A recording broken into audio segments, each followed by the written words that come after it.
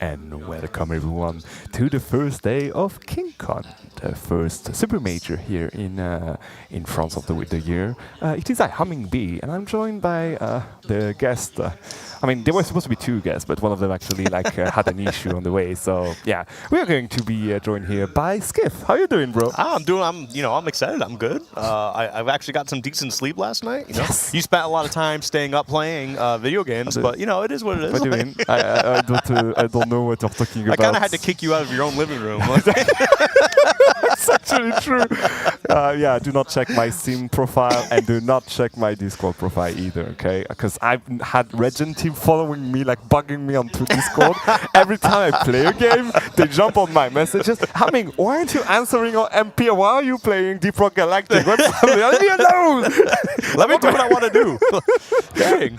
But yeah, alas, here we are, KingCon, as we said. It was revealed during UFA last year, and yes, it's going to be a pretty interesting major, because we have guests from all around the world, guests that were invited, guests that came by themselves, so it seems like little by little Europe is actually attracting more players. Yeah. You guys got a really dedicated scene, so I mean, it's good to see more people come over, and the fact that it's so much cheaper than I initially thought. Please. It is actually so much cheaper. So Skiff talks, guys. So I talk. Or what's the French word? Je parle. Yeah, I do that. I'll do that. I have the same thing. So, but anyway, because I remember when we were getting the plane tickets all together and stuff like that, we looked at it. I'm just like $600. It's just $600. I spend that much to go to across 5 states over. Yeah, but coming to Europe, it's that cheap. He's talking. It's legit. It's legit, and I mean Paris has been fantastic to walk through. Yeah. Thanks to who? I know I keep bringing up that the Eiffel Tower is not as big as I thought it was. Stop doing that. Bro, listen, it's still really big. Story time. We actually saw the Eiffel Tower from pretty far away. We walked for 30 minutes, and he kept on saying, "Yeah, it's smaller than expected. Yeah, it's smaller than expected." That's called perspective. Yeah, this is a concept of perspective. It didn't look big until I was standing right underneath it, and I was like, "Wow, this is actually pretty tall." Surprise Pikachu face. But anyway, so far everybody out here has been fantastic. Again, it's really not that expensive to come out. I mean, it's expensive in terms of a couple $100 is still a lot. Yeah. But no, it's actually cheap. I'm glad to see that we got a lot of people coming out here, because I know we've got Mars, we've got Spargo, we've got MK Leo. I know Leo's been out here a few times. Big Boss coming in Chunky with Leo now. Chunky Kong obviously becomes the theme of the tournament. Yeah, in case you don't see that, KingCon, guys, I mean, it's going to be kind of monkey. Yeah. We are going to be monkeying around here. Yeah, 100%. All monkey all the time. But the other side of it too is we also got Peanut out here, Base Mage, Apollo Kage. There's a lot to talent out here. It's going to be also, this is a classic average French production, guys. Okay, so what do you expect? Anyway, we want to have a lot about Peanut. So not a lot of what happened to him early on this week. God. I was talking about when we wanted to make a reveal of him coming in, and basically we wanted to do a quick jig with Cact and I, where basically I was going to go to Cact and tell him, okay, you know what? So the theme about the tournament is King Kong, so monkeys, right? Okay, and there is one specific monkey in the roster where we want a player of this character, right? Yes. And then, he's kind of a low-tier player, and we want a good representative of the character. Do you have any idea? And he would be like, yeah, I got a perfect idea. And Peanut reveal. And wait, that doesn't add up. What the? Anyway, we didn't do that because budget reasons. I just figured you wanted to Cact and said, hey, we would like a good Little Mac player to be here. Don't worry, I got you. But yeah. Actually, Cact's pretty good at this game. Dude, I know. I saw him. If you let him cook, he is good. Oh, yeah. Have you played with him a few times? I haven't played Ultimate with him, but I know he's been cooking a lot in Smash 64 lately. Yeah. Okay, so the thing about Cact is even when he's playing in friendlies, he doesn't speak to you at all. He's kicking your ass over and over again. Well, I mean, I don't feel like he likes talking anyway. He just kind of got stuck with his job, and he just doesn't have the gall to be I don't want to do it anymore. He does the job and I'm done. But he's always tired, man. Let him sleep. So the whole tournament is actually organized by the Sinj Crew. If you guys are in the venue and look at this badge here, it means that we are part of the production for this event. This is a institution we created a year or two ago, and we've been already working on a few things. you know about that Coin Box EU, obviously. Like, we were behind this thing. Terra, we are part of the crew too. So it was really cool to see Hungry Box like teach you guys how to run online tournaments. You did that joke already. I know, you did but I didn't do that joke on camera. Like, you want to do it again? I'll do the laugh and all. What a good joke, I've never heard this one before. First time ever. But yeah, planning-wise, we are going to be starting soon with doubles. Everyone is already like coming in the venue, and we're taking our time and all, obviously. So you're going to have doubles here. And starting 12, we are going to be having 12 European time. Sorry about that. We are going to have singles happening, wave A and then wave B, 2 hours each. Yep. So yeah, I hope. I hope I'm not going to try like choke myself now. Yeah, water's actually a good idea here, huh? Drink, guys. Yeah, okay? especially because you've been running around and just like talking. Like you've been talking to people. You've been running around. Yeah, you've been annoying. Excuse me. That sounded so well. That sounded like a praise. Why did it change so quickly? Well, because you have been running around and talking and doing all that stuff. So who we got coming up here? This is UB. UB. They don't know. All right, so I'm going to start things up here. So on the right, you got UB, a Piranha Plant player, all right? Like the one who was seated, okay? Okay. And her mate, I don't know her mate yet. I don't know which one it is, because she got a few mates that could help her there in doubles. On the other hand, though, it's already kind of a big guy, because we are going to have Yaka. Okay. Do you know this guy? Yaka is the top Isabel player from Switzerland. That's quite the title. That is quite the title, Isabel indeed. player from Switzerland. Yes, indeed. It's not going to be... see, he's already like having his tag in there. So, yeah, it's going to be a pretty hectic, I think, as a way to start things up here. Yeah, no, I'm definitely excited, though, because I love Piranha Plant. I've spent a lot of time playing this character. He's... competing with him is kind of right? He's fun, but like in friendlies, he's one of my favorite characters to play. Oh, I definitely. love playing. Like when they showed him, like when they initially showed like all the roster, right? They showed Incineroar. I'm like, I'm playing Incineroar. Then they showed Piranha Plant. I said, I'm playing Piranha Plant. And while I don't compete with Piranha Plant, I definitely compete with Incineroar. But Piranha Plant is just so fun. Oh, it is. I do agree. Again, the thing about him is that it's so obnoxious. You didn't expect him to be there, and you're just so happy to have him around. You're like, oh yeah, that's like I never would have asked for him, but like he's so good. And the thing is, that's really crazy. I didn't know I wanted him. Yeah, but the thing is that's crazy though is like. A lot of people view him as a low tier, and he most likely is. I kind of put him in a mid-tier area, mid-tier, but that's because like he's got a couple of like the best moves in the game. Yes. His up smash, his up smash is ridiculous. It's so good. It's fast. It kills super early. And then the other side, you got Patui, which is a crazy projectile. There's so many ways you can set up, especially like because one of the ways you can do it for edge guarding is you run off stage, right? You Patui, and then you shoot it at the stage, and kind of this weird bump and this drop. Yeah, I know. We do the same thing with the cannonball for. But like every time, it's like it's 20%. Yeah, it's 20% every time. This is bunkers. I do agree. But you know what's also funny? In doubles, basically, there are a few characters that have like kind of big animation on down throw, and usually when you do so, you have like the other, like your mate going in with the good F smash in the face, and then that kind of comes it out. Guess what? Down throw of Piranha Plant actually is kind of long enough for him to go there. So depending on her mate, we could actually get some pretty interesting combos in there. Oh yeah. No, it's like Piranha Plant's also one of those characters that like in singles can be okay, but like once you put them into doubles, they jump up. Like I am the biggest Incineroar down player of all time. Incineroar sucks. All right, let's just get that out of the way. Right? I love that cat. I love him, but he sucks. But you put him.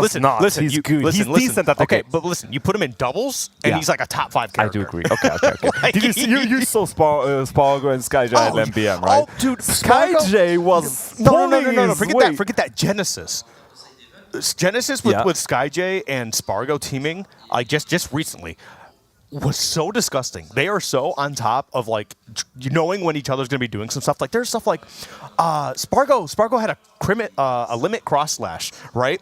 And SkyJ is already off stage, and he's prepping that down air, and they get spikes. They've been getting spikes back and forth and stuff like that. It's like there's another one. It was a lowland whip into cloud down air. Yeah, the lowland whip is a buster too. I do agree with that. So it's like these guys are so gross. A lowland whip I think it's a pretty solid move for the most part, but in doubles it's kind of like what you're mentioning with some of the throws, right? You have a lot of time to react to it. Yeah. Meanwhile, it seems like we are going to be sent straight to Animal Crossing, ladies and gentlemen, because Yaka is joined by Zeno, a villager.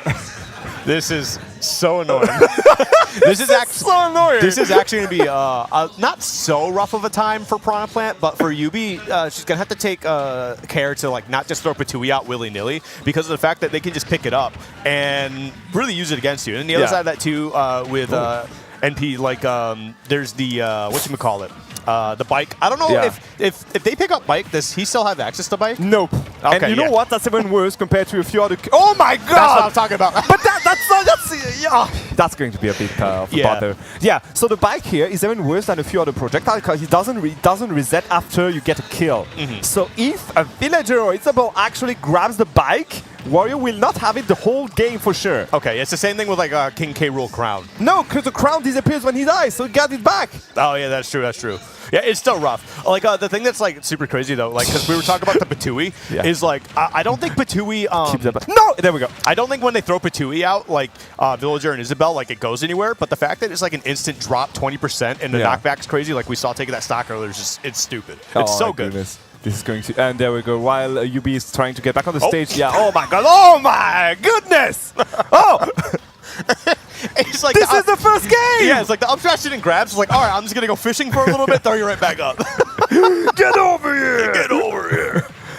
Warrior is going to get pummeled here. There you go, big old slap. Slack with you guys, please!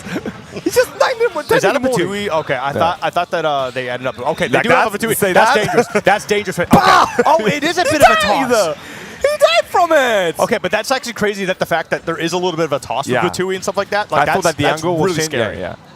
I'm a bit scared, I'll be honest here. There's another one. There's another one where Patui just goes ahead and hits. Like, it's such a good move, but with the fact that you're fighting against Villager and Isabel, they're going to be ready to grab that every time. Did you see that grab with the fishing hood? Yeah, that's what fishing pole does. Yeah, and then there's an up smash. Also a good up smash, not as strong as like Piranha Plants or anything like that, but it's very quick. Yeah, it is very quick. That does rip up. Oh my God. Yeah, okay, you know what? Sometimes that's not you Gluto. just need to get it out. That's not Gluto. That is more of an OG. You're talking about OG yesterday. Oh my. Oh! Hey! What is that? What do you hate? These guys This is like what, round one? Yes, this is round one! These guys are filled with bad intent. Oh, okay. So not even trying to hit, he's just trying to walk them into it. That's so messed up. These guys. This is why I love doubles, because like there's just so much silly stuff happening in doubles all the time. They are literally like fishing for it at this point. Yeah, the 100%, that's what they're looking for. And that's the thing is like Isabel's very goofy in doubles too, because there's just so much like very silly stuff you can do already. Yeah, now the bike's gone. Hey, you know what? Drop the bike. Oh. Raging. I know. If Raging takes one more stock, that's a dub for me. Yeah, I mean, right now. Okay, here we go. Oh, with the axe into it too. He's done with the jokes. I mean, the thing is like it's 118, so like almost. You toss the bike, you get it back. Like, Let him go. They can go off stage and just really kind of like because of all the balloons, how far they can recover. They can go way out there and just they can be so annoying. This is, like for real. Again, there's not a single good intent in these guys. Oh no, 100%. They are rude. They're so very rude. Oh, for real. This is game one. I hate this. All right, well. Already back? Oh, man. I love the good intent. Running back. Yeah. Well, honestly, like, I'd rather prefer running it back to small Battlefield than, like, how everybody loves to go PS2 for, like, a million games in a row. Yeah. Oh!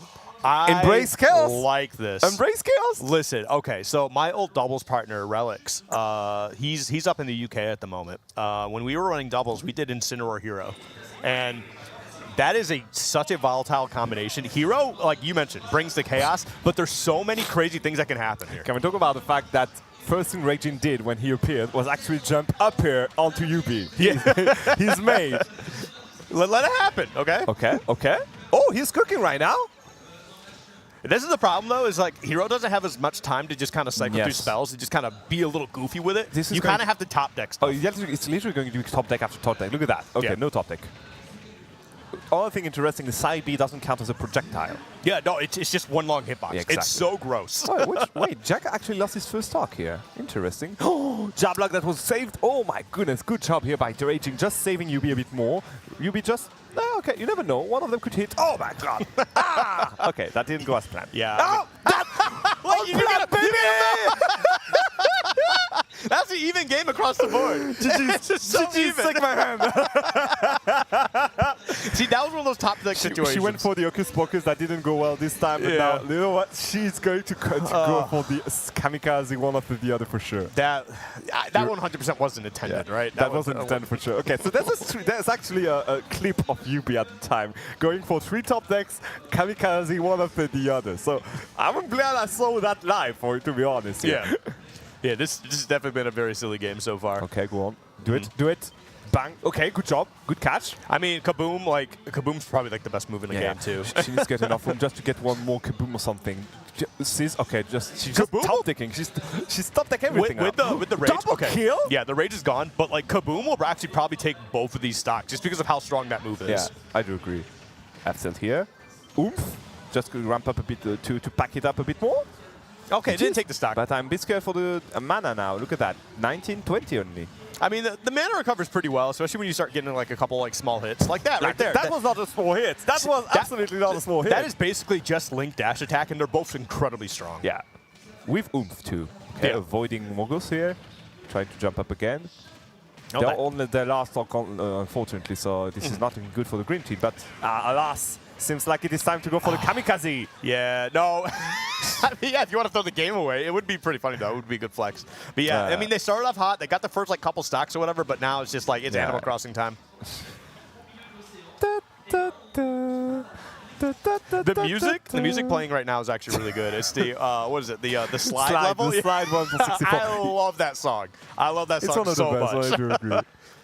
Okay, a kamikaze would be raw here. Headshots. Here's Villager. I think it's best of 5. I think it's Tio discussion. I need to check. We are reacting. We're reacting live. Ah! Best of 5, guys. Best of 5. All right, here we go. So we do get one more game. We get one more game with all the craziness, all the silly stuff. And they're happy You with are it. taking up so much room over here. What do you mean I'm taking so much room? You got the camera's right there. Yeah, you got I long left legs. you in my living room the whole night. You got long legs, and you're taking up my space right now. Okay, I am annoyed. Okay, time to go. You know what? At this point, why not? Yeah, why not? Oh, this is best of 3. Ash. Sur la tandem, je leur dis. All right, so. Ah bah du coup ils jouent pour le fun. Comment ça, il y a 1-1? Wait, did they? Il y a 2-0. It should be 2-0 then, right? All right, you know what, gentlemen, they gave the game for gentlemen reason. So it's supposed to be best of 3, okay, guys? But you know what? Just for the fun, we're going to have a last game here. I mean, with the way it's been going right now, I kind of don't see Jaka and Zeno dropping this. So I mean, it's definitely been a game. Look, I love this. Just forward smash, forward smash. That will work if they come back on the terrain, because right now they just need to land. They did manage to land. The KO punch is ready. Look at that. Oh. Yeah, they're not gonna hit that. They're not gonna hit that, man. You gotta be chasing these little tiny villagers around the entire time. Yeah, and there we go. There's that first stock out of the way. Oh no, that's the second stock. This is not looking too good. This is not looking too good, Humming. But you know what? Okay, avoiding the jab to go for his left smash. Not going to connect. Another one. No, jab. Okay. This is what you get when you fight the best Isabel player in Sweden. And one of the best villagers in Europe, considering there are like 3 of them. That's the thing, though, is like dedicated Isabel players are scary. Yeah, They're very scary, but there's only like 10 of them in the world. Yeah, so I agree. I do agree. UB needs to go the KO punch. And B, go for the KO punch! That was actually really scary because falling down off stage, when you fishing pull back, you can actually pull them off stage and stage spike them. Yeah. So that was definitely a little bit scary. A little close. A little too close for comfort. This guy is dead. Yep. Little Mac. So funny. Hey, Cact. So funny. You're watching? Cact, this is your tournament. Although it is crazy, though, because Little Mac's recovery is really not as bad as people initially thought. Yeah. There's so many obnoxious things with it. Like, if you go for an aerial, before you up B, you have bigger magnet hands. Yeah, But the other thing, too, not big is... enough, I guess, for UB. Another thing, too, is, like, if Little Mac actually got Gazelle Punch back after, like, every time they got hit off stage, his recovery would be so good. Yeah, it would. Guess what? It's not the case, unfortunately. Oh. Yeah, it's definitely not. Oh, look at that. I mean, he's got a better recovery than Grom. This is so bullying. toxic. This is bullying. I would do the same thing, but this is so toxic. This is a bullet hell. Hey, there we go. The double counter. Do it again. I hate these guys. I would do the same thing. No, you saved him. To kill him more. To kill him more. Oh, actually, because you got hit by him too on the way up, you actually stopped his recovery a little bit. So that was such a silly game. All right, so they won 3-0 in a best of 3. Yeah.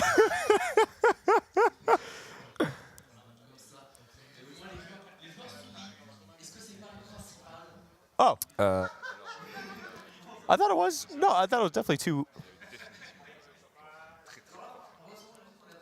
Yeah. It was a toss-up. But you know what? Gentleman agreement. We're just going to kill you more.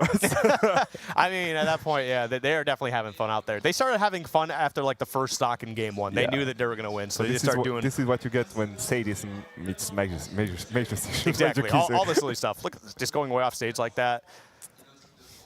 You got the tools to go out there and just bully Little Mac. Why not? I mean, that was a good clean kill. The jab into after here just to catch up. Oh yeah, after rapid the jab, chill. so clean, right? It's so good.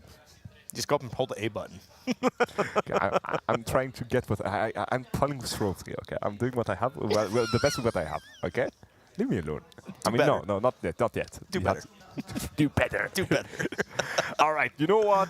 We will do better because this is again. It was confirmed by production. This is a best of 3 setup. So right now, this was the only best of 5 you will see in doubles right there. But what a best of 5 it was! What a best It of was 5 definitely a fun best of Even 5. production wasn't really sure about the situation. Is it like a 2-1? Is it 2-2? Is it 2-0? See, look how close to the center you are. I'm not. You are. I'm all the way. Yeah, see, now I have some nice breathing room. I don't feel like I'm being smothered by you. It's going to be a long week. Like, you made sure I was staying at your place, and you've been long. annoying me all weekend. It's going to be a long weekend. It's going to be a very, very long weekend. Yeah, what do you mean? I've been annoying you all day long weekend. I've been like housing you for the last 3 days. Let's talk about that later. Hey, who do we got coming up next year? Unfortunately, I do not know the whole names here, but Oh, I do my. know that the guy on the left here with the jersey is actually from Retropenbar, and I give a quick shout out to the whole association because these guys are wonderful. I don't know the tags, but I know these guys are good. So yeah, shout out to Retropenbar. Retropenbar, get it? It's retro and open bar. Oh, I thought it was like Retropenbar. some sort of like German word. Yeah, oh, Retropenbar. Yeah, right? Doesn't it sound like it? No, Retropenbar. Actually, when I think Yeah, about it's it. not too far. Retropenbar. Is he got a WWE title on him? Nice. Nice. I love that. All right, what do you think we're going By to the way, get this time? Elimination Chamber this weekend. Can we get it? Elimination Chamber this weekend in Sydney. Sydney, Australia. WWE wrestling. Oh yeah, fair Yeah. enough. I love it.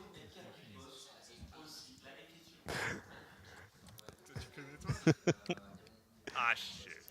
But We got. oh yeah, it is in Perth. Yeah, okay, yeah. You're right. All I know is Rhea Ripley's there, and that's all I care about. I love Rhea Ripley. She's great. He's not talking to his head. He's talking to production. He's actually like talking, headset guys. So don't worry. Skiff is perfectly I'm just fine. saying I love Rhea Ripley. What's so wrong with that? Nothing. Not for real. Nothing. I love her. Me and my wife both love Rhea Ripley. She's great. Guys, this is Skiff for you. Okay. It's good. Hey, Rhea. Hey.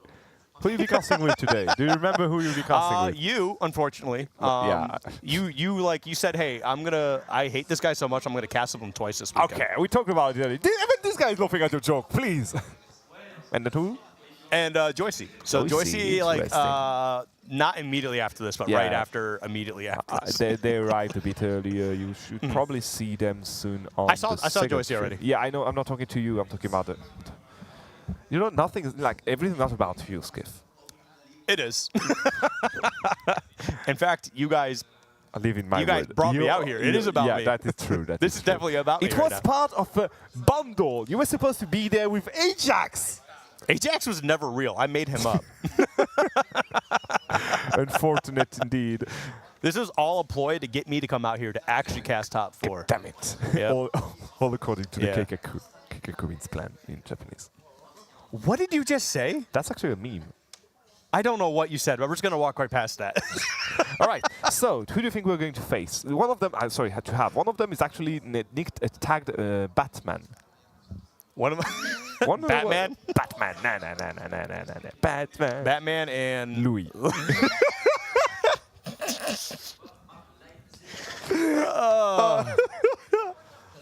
Best team. All right. My favorite comic book, Batman and Louie.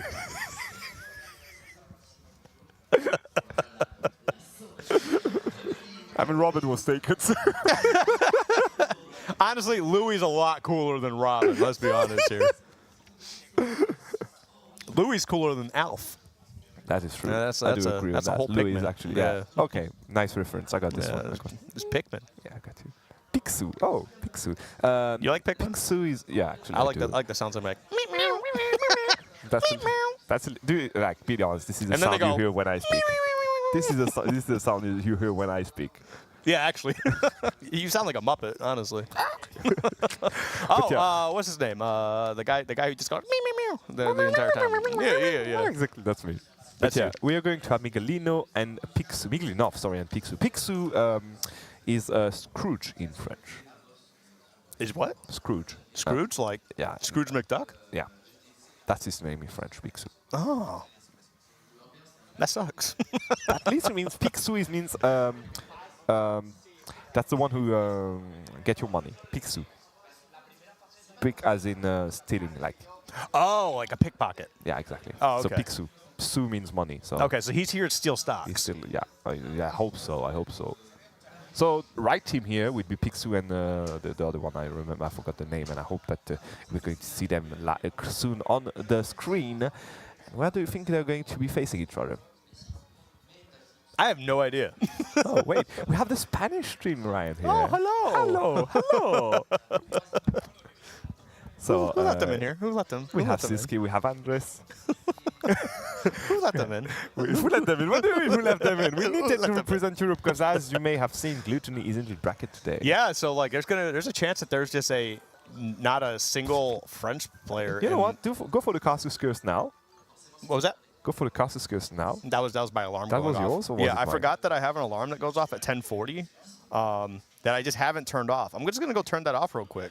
My phone is losing it right now. What is happening? All right, my phone's falling apart. But yeah, yeah. There's a chance that there's not a single French player in top 8. How do you feel about that? And I'm not even saying that. Richter. Okay, Richter. Like, dude, I'm not even saying that to be like mean or anything like that or like poke jokes. There's just an actual chance of that happening. Like, there's that many good players here right now, especially just coming from North America. We could have a whole North America top 8. That exists. There's a world that exists. And that's going to be a terrible time for you on top 4. Yeah, it's Because going to I am be- going to say I so little by much. little, I'm like, why did I actually? I don't know who the Batman guy is, but I love him. You was going to. Oh, dude, I love Incineroar. Incineroar's so sick, dude. I love that character. So you're going to be for the last team on the left. Yeah. And I think the guy who has like the backpack with like the Spider-Man stuff and all is probably the one that's. I do going to like be playing how we got Batman. Mario and Yoshi, though. I feel like we don't see any Mario Yoshi combos.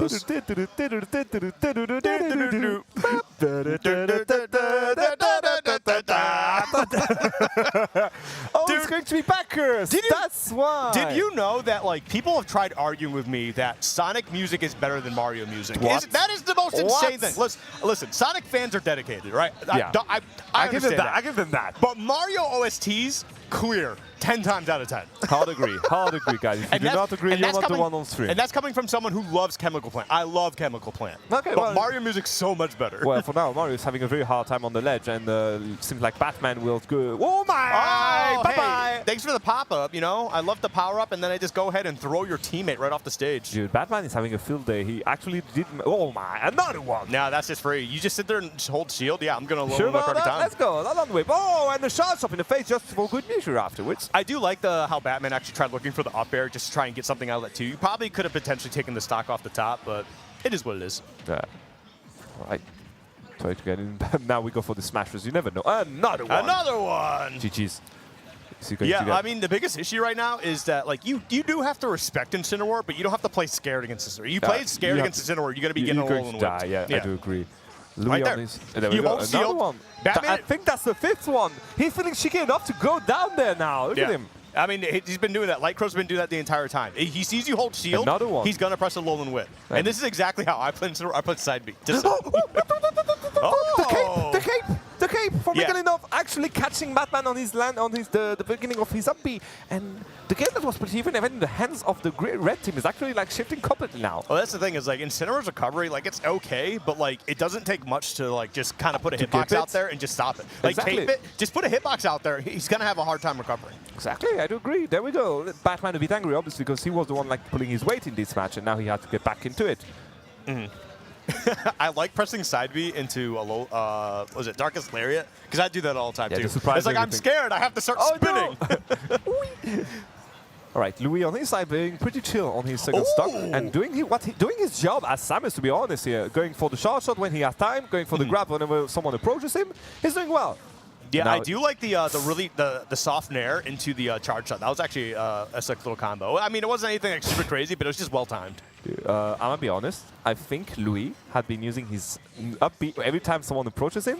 And then he just, I think he's just doing charge shot. Whenever he got up charge shot, that's all. On the other hand, wait, you have Batman. Batman is always going for his side B, and that's all. These guys have a game plan, and they're going to stick to it. They are pressing the B button. They love pressing it. Dude, look at him. Batman's just running around with his side B. Yep, here it comes again. Ready? As soon as the teammate gets out there we go. These guys really just are pressing the B. I love it. Oh no, watch the stock. No, I don't know what to took. Oh my god. Oh. This is tough. It's not undoable. Yeah, it is possible. We have to see now. Look at that. It just kind of really comes down to you know, Light Crow just kind of going, hey, you know what? I can do this. I just have to press more than one button now. Oh my god. Oh not. I mean, at this point, I don't know. Okay, trying to go for. They're trying to do for. Oh, is the mash good? The mash is good. We good. We good. She. Yeah, that was clean. No. Nice tech Yeah, though. you just gotta hold in. Do you it just again. Ooh. Oh. No. Okay. Okay. That was clean. Okay. I like that. And listen, it was a messy last stock, but the way you clutched it out was really good. Yeah, the clutch was good. Yeah, the clutch was very fine. good. Very good. It was all worth it for now. Yeah. Let's see if they can do it again for a second stock. Yeah, it was definitely a bit of a messy game, but that last stock was actually because like I saw the footstool. I'm like, what are you doing with this? And then I saw the forward smash. I was like, oh, right. Understandable. Have a nice day.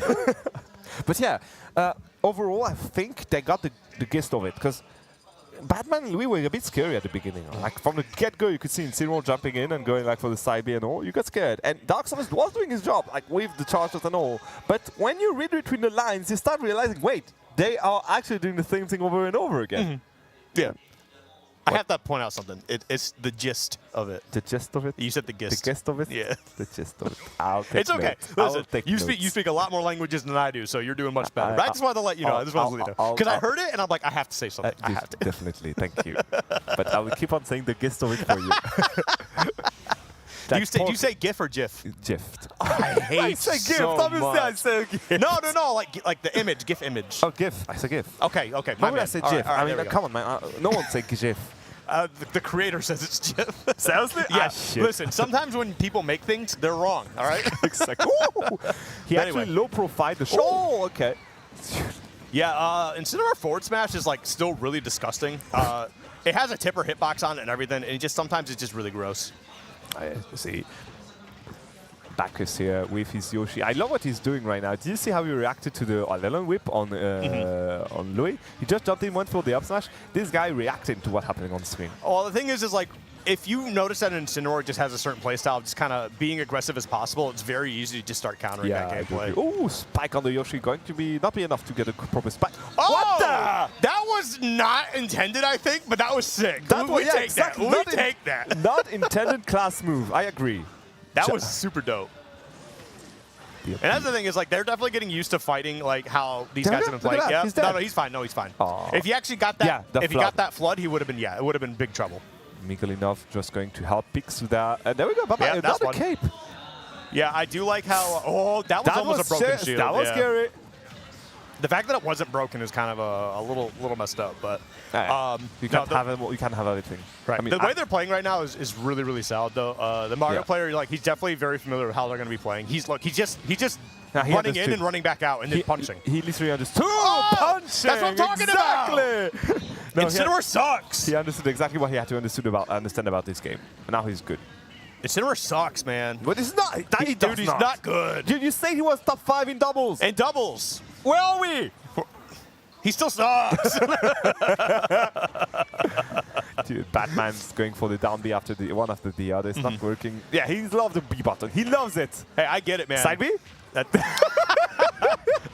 Hey, that works. And see, that's actually one of the things that I think is really crucial in like Incineroar for doubles is like when you get a lull and whip, because of how long it takes, it's very easy for the teammate to get caught up in that attack. And I've seen so many stocks be taken just because you walked into it. Yeah, especially when you go for like the revenge version, because obviously like the hit sunnies are going to be a bit larger too. Yeah, because the thing is, it's like it's one of those hit stun things where you're just kind of stuck in that moment for like a half a second. Yeah, half a second. You end up got time to read a new paper or something. Oh, up B, bye bye. And there we go. Yeah, they are just absolutely dismantling these guys this time. Time for the hill to do the... Oh, my God. Again. They're trying. He wasn't mashing. Yeah. Okay. Good job. Hey, he could actually pull this up. No, he's not going.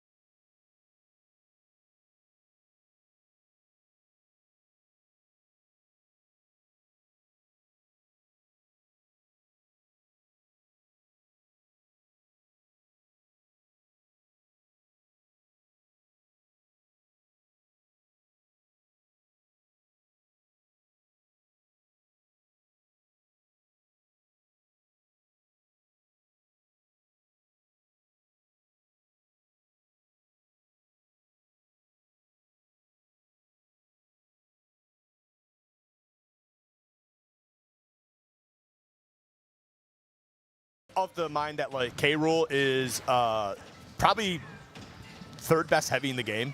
How many heavies on the game? Huh? How many heavies on the game? 5? Well, I would say like there's well no, actually he'd be fourth best heavy. But regardless, I don't think he's bad. I don't think Okay, we are back, ladies and gentlemen. Hey! I don't think he's bad though. Like King K. Rool's like he's really solid. He does really well in a lot of things. He's got a lot of stuff that like obviously is not great, like being big, but like some of his tools are just so disgusting. Like the back throw, for Back example. throw, his dash attack's disgusting. Dash is also, it's kind of a very big comet though, but yeah. Justice going to go for the nair. Not going to connect, unfortunately, with the crown armor. It's going to be quite helpful here. They buffed that crown armor. Yeah, they buffed it. He needed it. And obviously, Lucky is going to be the one dying first. Though that recovery was very... I get it. Like you were trying to deal with the Yoshi that was immediately the problem off stage. I get what you were trying to do, but it did set you up to lose the stock immediately. Yeah. Trying to go for the punch on the recovery, not going to happen. Oh, big down smash! Unfortunately, the shield is going to hold a bit more. Up smash here to punish the aggressiveness of Yoshi. Yep, but not enough yet. It seems like Blue Sky will survive it more. Justice is Blue Sky, just for people following. All right. Good dash attack. Finally getting a kill here. Yeah, they finally got their first stock. But like Justice just started going right at both of them. He said, "I'll fight both of you." I want to see Pikaki going for the blunderbuss. I want to see him suck and cock someone with that. He did it once. He tried. It's just that Yoshi's like, because of Yoshi's movement, it's really hard to kind of read, especially when you commit to something like that. Like, it's just easy for Yoshi to go, oh, you're doing that? I'm just going to go up. So, if it was against different characters, 100% yeah, probably, would work. yeah. I do. Okay. Let's see if he can do it now. Come on, they do use their shield a lot, so that could be interesting. Ooh. Okay, yeah, I was waiting for that back air to come out, yeah. He's been using that move a bit more. There we go. That's actually a good counter against K. Rool. You can go for... Oh, already?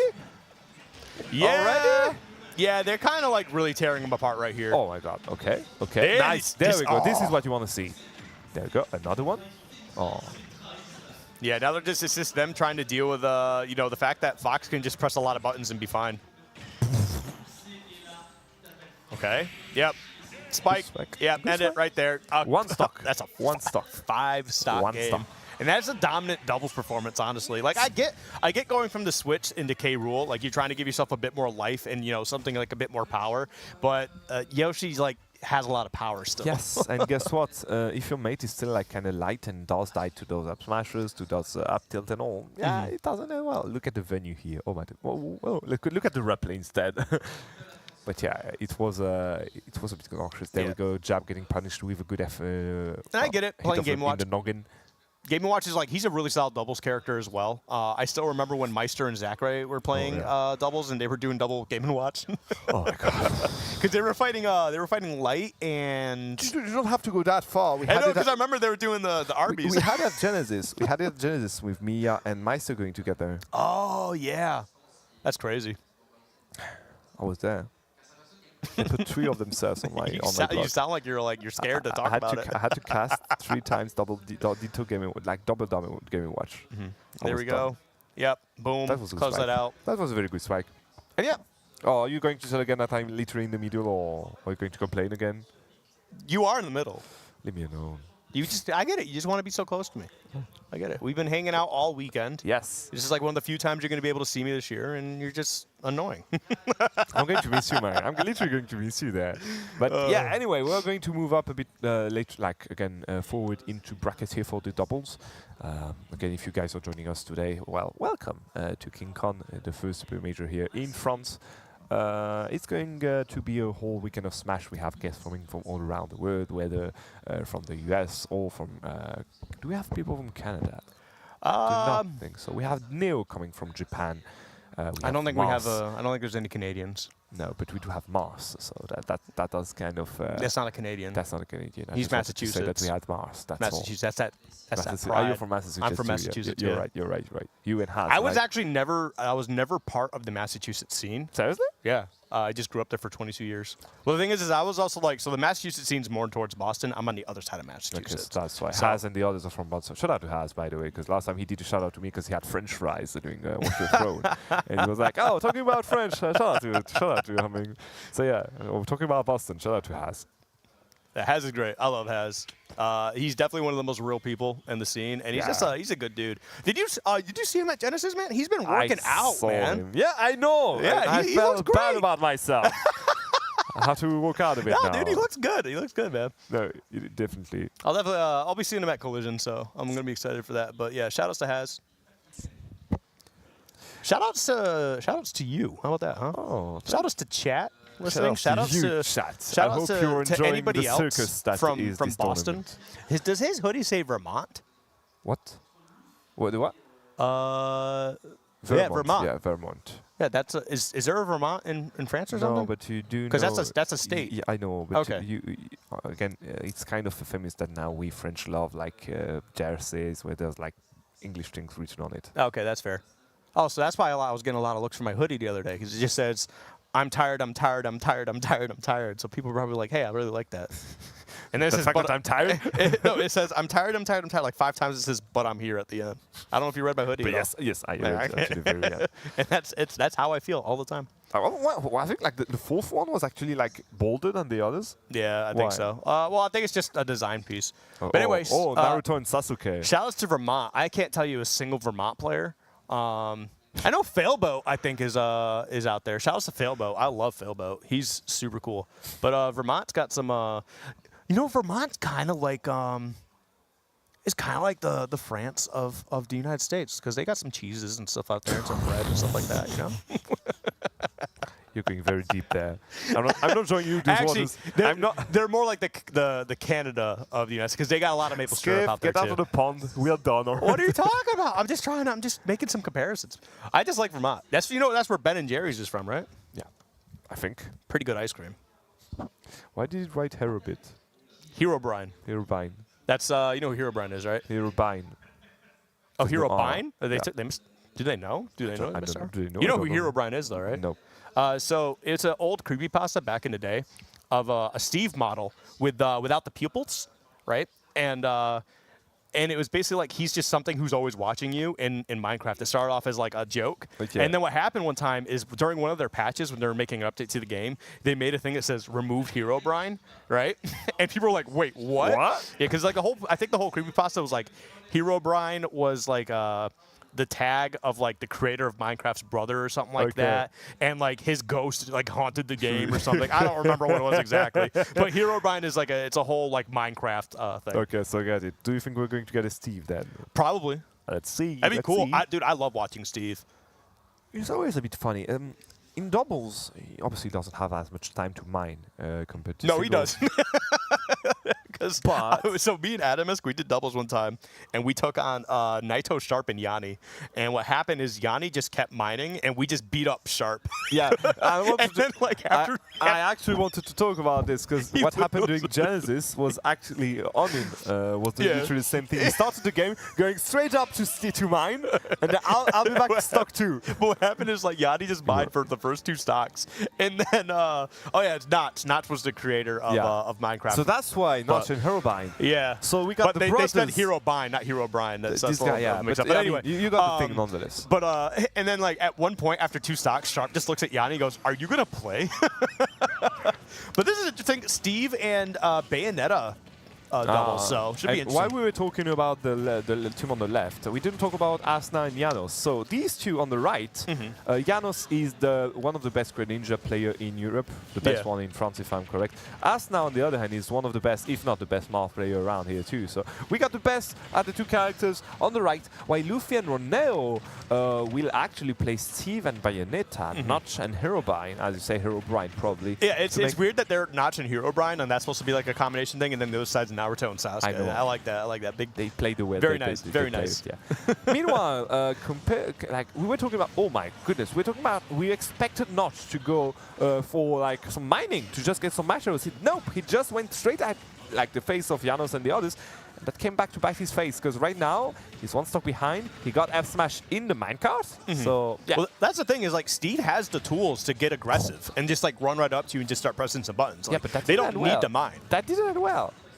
What? That didn't end well. Well, yeah, at that time, but he can do it. He can do it. It's very interesting watching Greninja though, because like I feel like we don't have a lot of Oh, like common Greninjas nowadays. You should definitely chuck Tarek a bit Oh more. no, I know, on your side Tarek. of- What I'm yeah. saying is, there's not a lot of Greninjas nowadays, definitely, though, because like, especially in like a doubles, I feel like you just don't see him a whole lot. Yeah, in doubles it's kind of very obnoxious because he's light. He does have kill power and all, but to find the time to go for his setups, that's Yeah. another story. Well, because I know like by himself, some of his setups can be a little rough, but I feel like in doubles, like there's a lot of opportunities to get some really strong combos in there. So hopefully we can see a lot of what Asna and Janos, Yes, Janos Janos. can kind of bring to the table. For now, they're doing quite well, even if the game is even stock-wise. Never mind. Thank you, Janos, proving that I was wrong again. Going to get a kill on. Who was it? I think it's Luffy. I think Luffy is going to be playing Steve. So let's call them Notch and Herobrine. One of them was playing that. You're 50% right. Yeah. Like you got a 50% At least. chance. You flip a coin. Ooh, that's the thing about Greninja too. That up smash, like especially on platforms, it's so lethal. Yes. It's so gross, If man. you do the mistake to have the first hit of it, yes. Otherwise, yeah, it doesn't connect in some situations. Actually, that's I've the not- only issue about the character. I've not played Greninja a lot on Hollow Bastion, but I feel like the down tilt would put them right on that platform, right into that up smash. 'Cause Low-key, yeah. that's like a huge combo for them anyway. But I feel like that sets them up perfectly. What is this? Notch decided to go full creative mode. Okay, you know what? Here's Well, your house. That's what Minecraft was initially. And it it was a worked. creative mode. Oh Right. man. Herobrine just going to go for a quick combo on Asna here. Take a 2-minute 40% because of the anvil just afterwards. The game is still even between the two of them. Even if I thought that Asna and Janos had the upper hand, seems like Notch and Herobrine did manage to pull out their weight. Yeah. I mean, it's kind of even across the board. However, like the damages kind of leans towards Asna and Janos' favor. No. But no, that's Bayonetta. That's Bayonetta. Yeah, fair enough. Bayonetta. You oh. what? Excuse me? Sorry? Okay. Sorry? So Sorry? listen. The other side of that is Bayonetta can recover from that, but Bayonetta is also prone to SD all the time. It's called the Bayonetta tax. Okay. It was paid. We don't have to see that anymore. I love when you're wrong. But that is true, though. There's a Bayonetta tax. That is true. You SD, you pay the Bayonetta tax, now you can play at full power. I do agree. Oh my goodness, avoiding the fair, but not avoiding the smash after Janos taking the lead here, going to go for a quick up throw. Herobrine does have a lot of work to do now. Yeah. 2 stock to take, even if they are like quite high in percents. This is doable. This Like, is doable, but you like again, you're kind of Oh! especially you could do especially in those situations. It's doable. If you Carve out can the circle. If you can get the Marth out of here, then yeah, it's 100% doable at that point. But the problem is you got to deal with these doubles combos. So if they For can just now, get yeah. down to the ground, they could be fine. Close out this Marth if you can. Oh wait, this is huge, big opening. Okay, but again, Asna here to just save his mate's Polchix. Going to be a rig grab. Nope, no issues at all. Bayonetta just has the tools to be able to. What? That was strange. Trey Jungle going very low to try to give the recovery. Not going to happen. Unfortunately, going for the another no. Perfect. You need to get back on the terrain, my friend.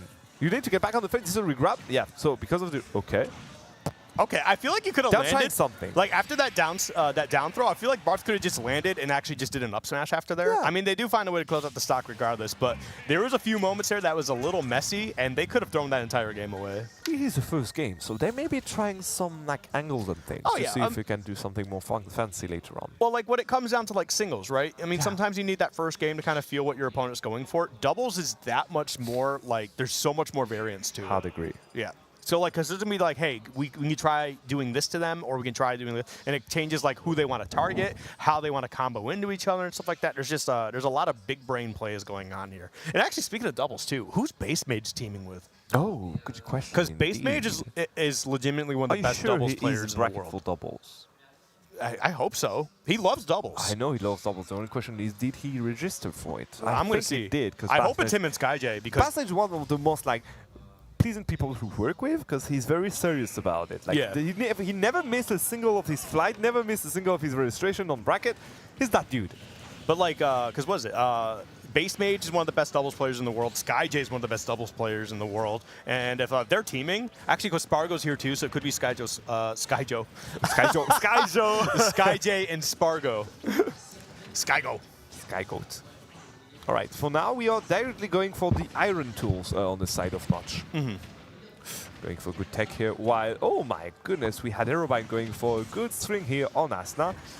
Oh, dude, this doubles tournament is actually going to be so fun to watch. Now, I've just, not to like take away from the, I'll talk about it after this game, but like we got some good teams here. This is going to be a super fun watch for top 8. No, Sasuke died here. You hate to see it. Asna died here, and there we go. Red team taking a lead for the first one, first time. Never mind. Getting there into third classic. Janos finding a good confirm here. It's not bad. It is a pretty even game for now. But Yeah. I do see some diamond in the hands of Notch. Yeah, that is actually a little bit scary there. The up smash, catch. not going to be able to take that stock. Crazy. Unfortunate. That was a good catch, though. Okay, throw out a minecart, and you got that forward tilt that just covers so much space. Oh, and that's deletes nice it. just to get a kill here. Just like that. Oh. And another back here. Good back here again by Rubine. Just even things up. You just say nice back there. Nice back here. I wanted to say You're it. such a good caster. Here, leave me alone. You are evil still. Yeah, you know, I try. I am regretting every second of your invention. I am actually going to be a villain at Collision. That's for the, true. For the that's heroes true. and villains. Did you think about your name? Dude, I don't know what the, We'll what to figure name it out. myself. But for now, we have to look at what's happening right now. Seems like Yeah. Asna is kind of in a roller coaster. Oh my goodness! That was Does definitely it work? Like the footstool into Anvil in the face? It usually does. Footstool Anvil is the Acme Corporation, by the way. That's true. It's literally the most Wile E. Coyote thing I've ever Talking seen. about Wile E. Coyote. Do you know about the Wile E. Coyote movie that got cancelled? Yeah, I hope they bring it out eventually. The last decision was supposed to be yesterday, so we need to check online what happened with that. But yeah, for now, the game is slightly in the hands of the red team, but both players have slightly more percent.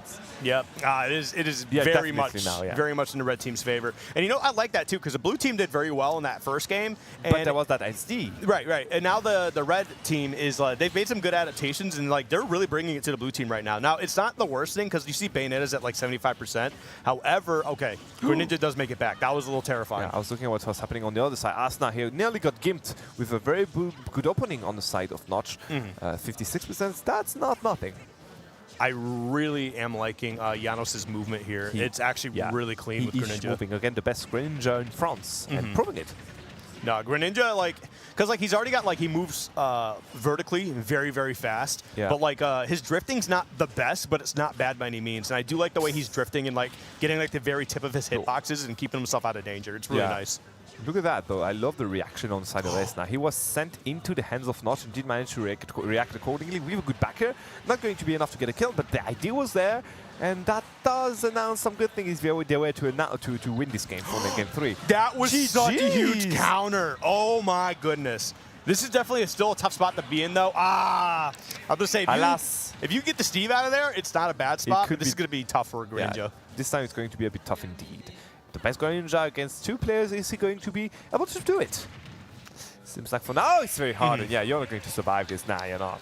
Just like with the way that like Bayonetta just kind of gets these combos that last for so long, it just allows Steve so much time to kind of set up and get a big hit like that. And granted, it wasn't like a huge setup, but like Steve was able to react fast enough. You put a block down, you get a back air, you're going to close out that stock. So honestly, well played from the red team. GG's. GG's 1-1. And the first game 3, official game 3 we have here today. Oh, okay, so dude, I'm looking at some of these teams right now. We have Andres FN versus with Siski, Mars and Tarek. Mars and Tiger is very funny too. Mars is really good in doubles Guys, as well. if you're interested, this is going to be happening on umad.gg later on, so please take a look. We got Base Mage Apollo Kage, Orion Leon, Big Boss and Leo. We got Spargo Skyjay, Raffalo Neros. So yeah. Let's see. There's some good teams. It is going to be pretty good team indeed. Jigglypuff and Snake is very funny.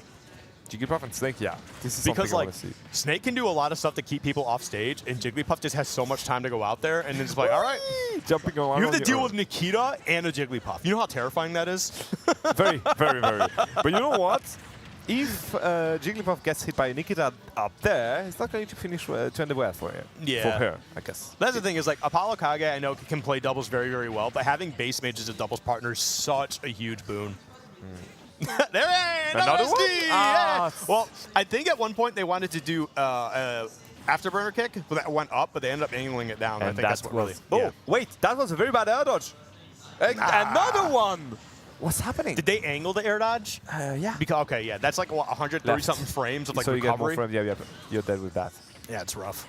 Good Anyway, juggle. Oh my yep, god. Notch. Notch having a the 2-for-1. Ah, close it out, please. I very want to good see. discount here on A3. Good. No tech, but last he will survive a bit more. I mean, I don't want people to lose stocks and stuff like that, but that would have been really sick. Clean. That was very clean. Oh, there he goes. And my goodness, what is happening? Just a lot of stocks disappearing. These guys are pressing buttons. I think there's just a little bit of spaghetti happening too, because of it's game 3. They both want to keep going. Yeah. I mean, I'd rather have them get that now instead of like a singles bracket later on today. Right. But yeah, still not looking good. The doubles is also just a good warm up for singles it bracket is, anyway. I do You get to agree. press some buttons in a little bit and stuff like that. So, but again, I want to see doubles treated more as a fair and real event. I will give you the contacts of Human later on. Don't worry. All right. You'll be able to discuss your love for doubles with him.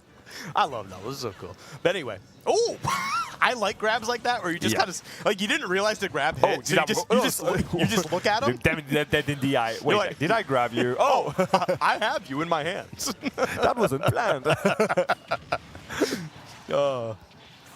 Okay. And last until by detail, it seems like the blue team is taking the lead. And you can see the percent ramping up already on the last stock here of Irvine. Yeah, trying to put some decent damage, try to keep them off stage. And that's actually been one of the things that like Asuna has kind of struggled with is when they've gone off stage a few times, is the first 2 games, they were losing a lot of stocks just due to edge guard. So Yeah. they're doing a lot better here. They're extending these stocks. They're not getting caught up in some weird stuff. And the fact that Janos is also kind of helping them recover too, giving them just like some breathing room, Just some breathing room, yeah, yes. covering some stuff for them. Putting the pressure down. Look at that. Janos is doing the work just alone here. Asna looking at him. Oh my goodness, I was scared for a second again that we'd have an SD here. Yeah, because I think he fast fell. Yeah, he did fast fell. Like Greninja's Hydro Pump can go quite a distance, but like, yeah, do not press it. right. Okay, good down here. Just before the Earth Smash, and he's the one going to dive from this. Herobrine waiting in the shadows to try to get him with a good back here. I'm a bit scared though. Look at the bar from Notch. It's empty. There's nothing there. Yeah, there's not a lot of materials, but like you do have moments like this where like you're just kind of on stage, you're allowing Herobrine to just fight on the side, and you're able to get some materials. But this is not looking too good. I'm surprised it didn't take the stock. That one will That take one it. take Yeah, it. I think blue team's got And this. there we go. They do. Janos and Asna will take the win against Rufri and Romeo here. It was... oh, did he pop off? Or did the chair just fall down? I think the chair fall down, but yeah. GG's. Greninja and Marth will take the lead against Bayonetta and Steve. Or Netherman. That was good. This game is sick. This game is sick. I love this game. Doubles is also good. I love doubles, man. So, yes. Are we in You know what? We got to get Greninja into Unite? if they do like Legends Unova. Legends? Oh, we talked about it. Because Yes. I know like Yeah. like Inteleon makes sense, but like Greninja would be so cool to get like do agree. some additional. So you got to get let's just take a look at the replays Yeah, here well, for we'll a talk- second. we'll Then talk about it upstream, later, upstream, but- upstream. No, just afterwards because it's a pretty interesting subject. I want to chat to. I want to have the point of view of the chat here for a sec. Okay, there was a few mistakes here there too. But, oh yeah, that was not the moment where you got grabbed. Like, oh wait, did I get grabbed? But Janos did cover a lot of the recovery option for both characters. He was there to punish the up smash, the air dodges with F smashes, with up smashes. He was there exactly at the perfect timing, at the perfect place. So GG's to him. Yeah, I do like a lot of the tilts that they were bringing out too. Like, because the tilts, because of how fast they are, and because minecart is always such a volatile option. The tipper will just destroy the cart entirely. Yeah. And Steve kind of just has to hold that for a little bit. Oh my god, that was good though. Well, that's what I was talking about. Just the Yeah. Bayonetta combos into Steve just closing it out. Hello, I am here with my pickaxe. Back here. That was clean. I wish he got was the- both. I wish he got both. That would have been a completely different story if he got both. Oh, yeah. Yep. That was crazy. I was actually super shocked that they didn't take the stock off Steve at the top there. Alas, sometimes the game takes, the game takes, and the game gives, and the game takes. The game definitely takes. That is for sure. I don't see this game give too often, but it certainly takes. I would love the game to give you more. But Oh, guys, so yeah, the discussion we had yesterday, if you can join us on this, because it's going to be a pretty interesting subject. Basically, we were discussing about if there were to be another Pokemon Legend. I think there's going to be at some point because I think Legends Arceus was received so well. And I think that the announcement is supposed to be today, isn't it? I think the Direct is today. I think it is. Yeah. I think it is. So we maybe take a look at it. But yeah, basically we were like, if there's a new Legends that's going to be announced, is it going to be Legends Unova or something happening in Unova? And if so, who would be the 3 starters who would get like variants, like different forms? And we started discussing about it because, well, it can't be a Pokemon from Generation 5, right? Because obviously, it could be from Generation 6, in which case I went for Chestnut. Yeah. And if you were to be Greninja, then you would miss your Inteleon, your Cowboy Inteleon. But, okay, so I don't. Cowboy really, Inteleon is a given. I really just do not care for Gen 8 starters. I like Gen 8, but the starters I just felt like were really lacking. But if you took Inteleon, made him water steel, right? Gave him a cowboy hat, that'd be so cool. It's so cool. Give me that. Just give him a cowboy hat, and there it is. You got it. He just put a cowboy hat on him. He gains his steel type. I'm like, cool. You know what? I'm with it. And he's just doing this. He's just doing finger guns the entire time. Bang!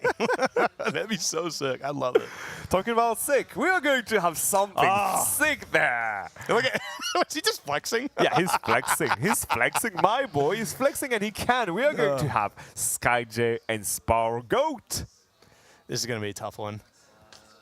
It's going to be a tough one, yeah. I feel like you can see... okay, wait.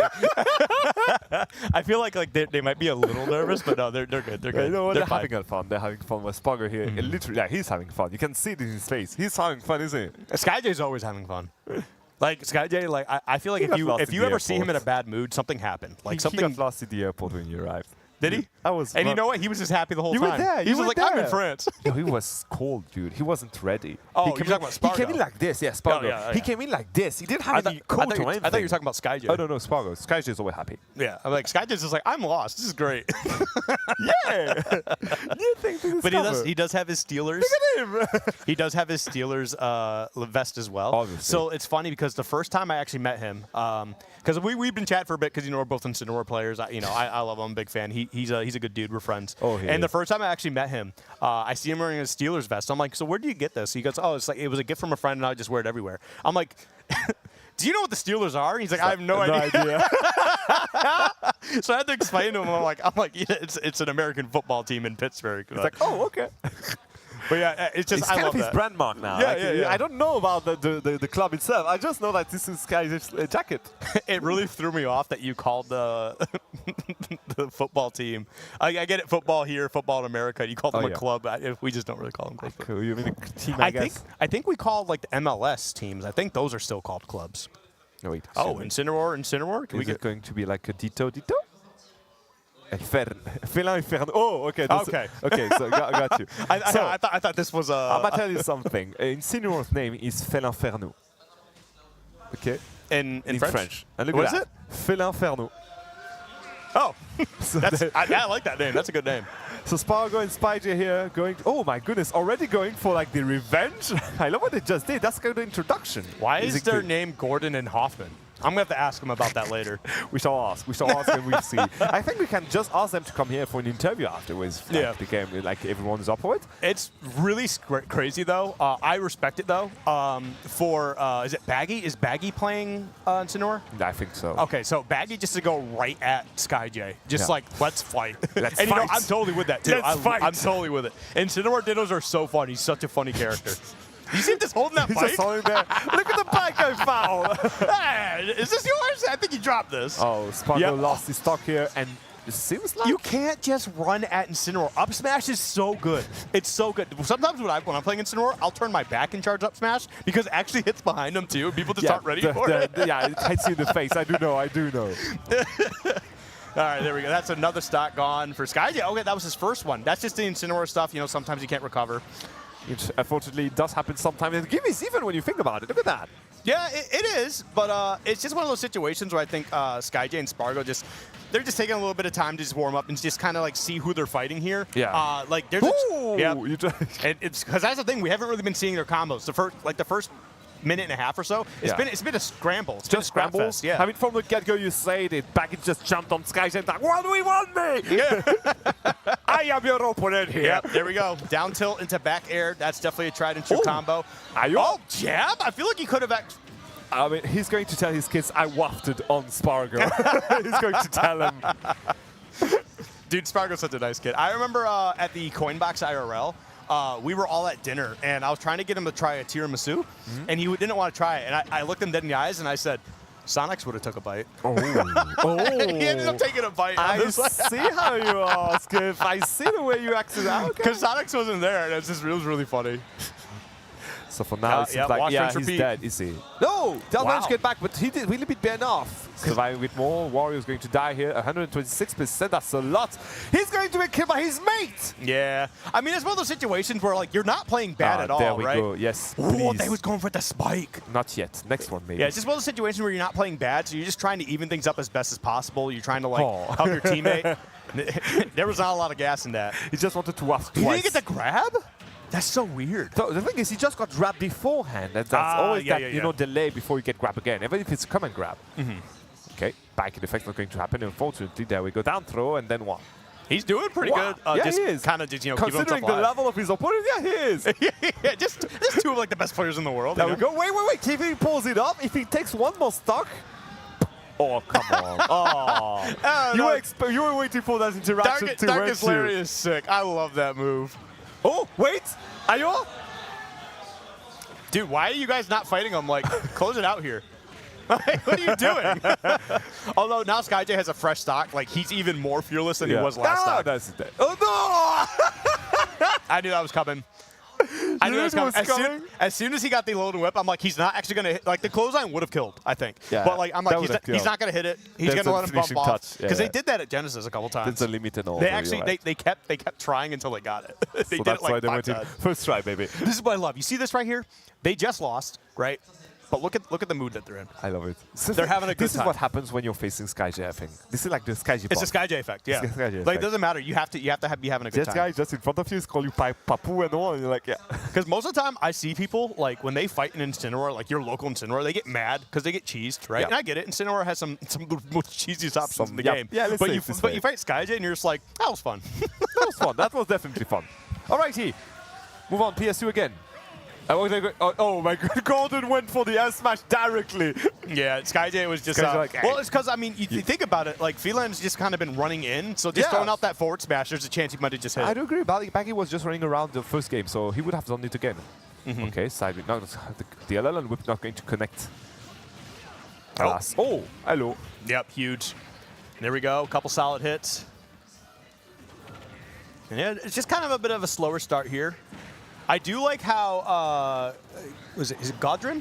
Godrin's been playing so I far. don't remember which one is which. So do you know what? Let's call him Felin Inferno, okay? Felin is going to be Incineroar and Inferno is going to be Warrior. Okay. You just want to call the other, you want to call SkyJ and Spargo we're going to Gordon be and Hoffman? No, SkyJ and Spargo, I'm fine with That's not fair. That's not fair. that. Oh, good counter. It's going to be, oh my goodness. Yeah, Yeah. you can't do that against the god himself, but that worked. I don't think... That wasn't worth. It was worth, but What do you mean that was worth? Oh, no, it wasn't worth. Never mind. I thought he had a stock lead on him.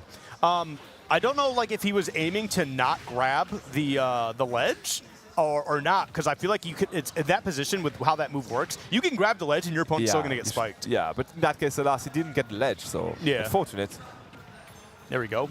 On the I other like that these two are just scrapping on the side. Yeah, both of them are scrapping on both sides. And honestly, I'm a bit amazed by the way Ferno is actually managing to survive against Spargo in 1v1. Yeah, he had him actually. Look at that! He had him at the ledge, yeah, and then it took SkyJ coming over to put a little bit of pressure on him. Yes, exactly. Ferno now going to give him give it a try. Yeah, they're actually doing a really good job taking this battle to him. Okay, avoiding his smash, not going to be able to punish afterwards. There we go. Okay, good catch here by That's Ferno. actually what SkyJ just tried to do. Yeah, that's the best thing to do when you know your character. You can just know exactly when to punish it. They're doing a really good job They actually are, taking this and to there's him. a waft ticking in. Mid wafts right now. No, this Oh, is a there full it waft. is, Exactly. This is an 8-minute timer. Jump, jump, jump, jump. Yep, there we go. Some decent damage right there.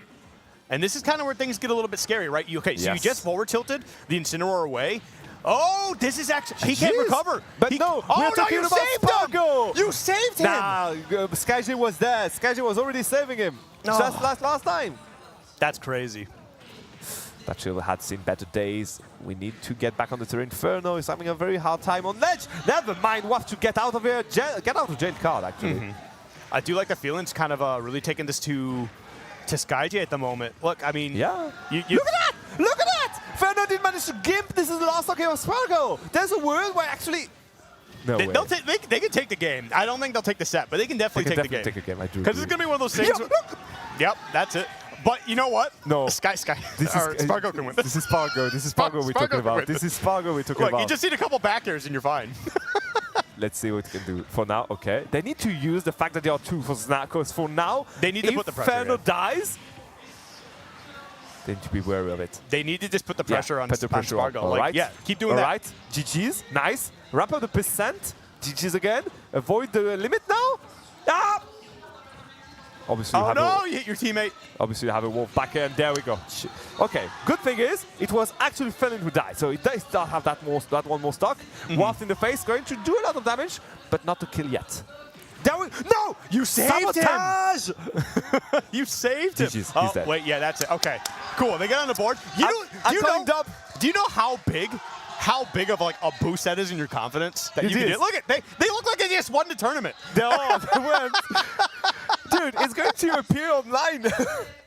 Oh man. Oh, now we got an angry SkyG. They'll,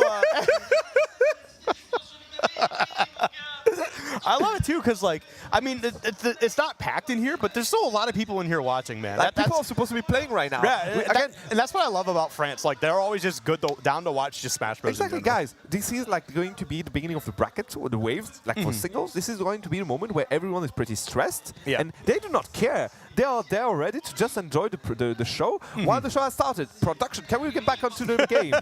We can take it. There we go. There we go. Very active here. All right, now we have an angry SkyJ. Is it going to be enough? That's the question. Yeah, it will be.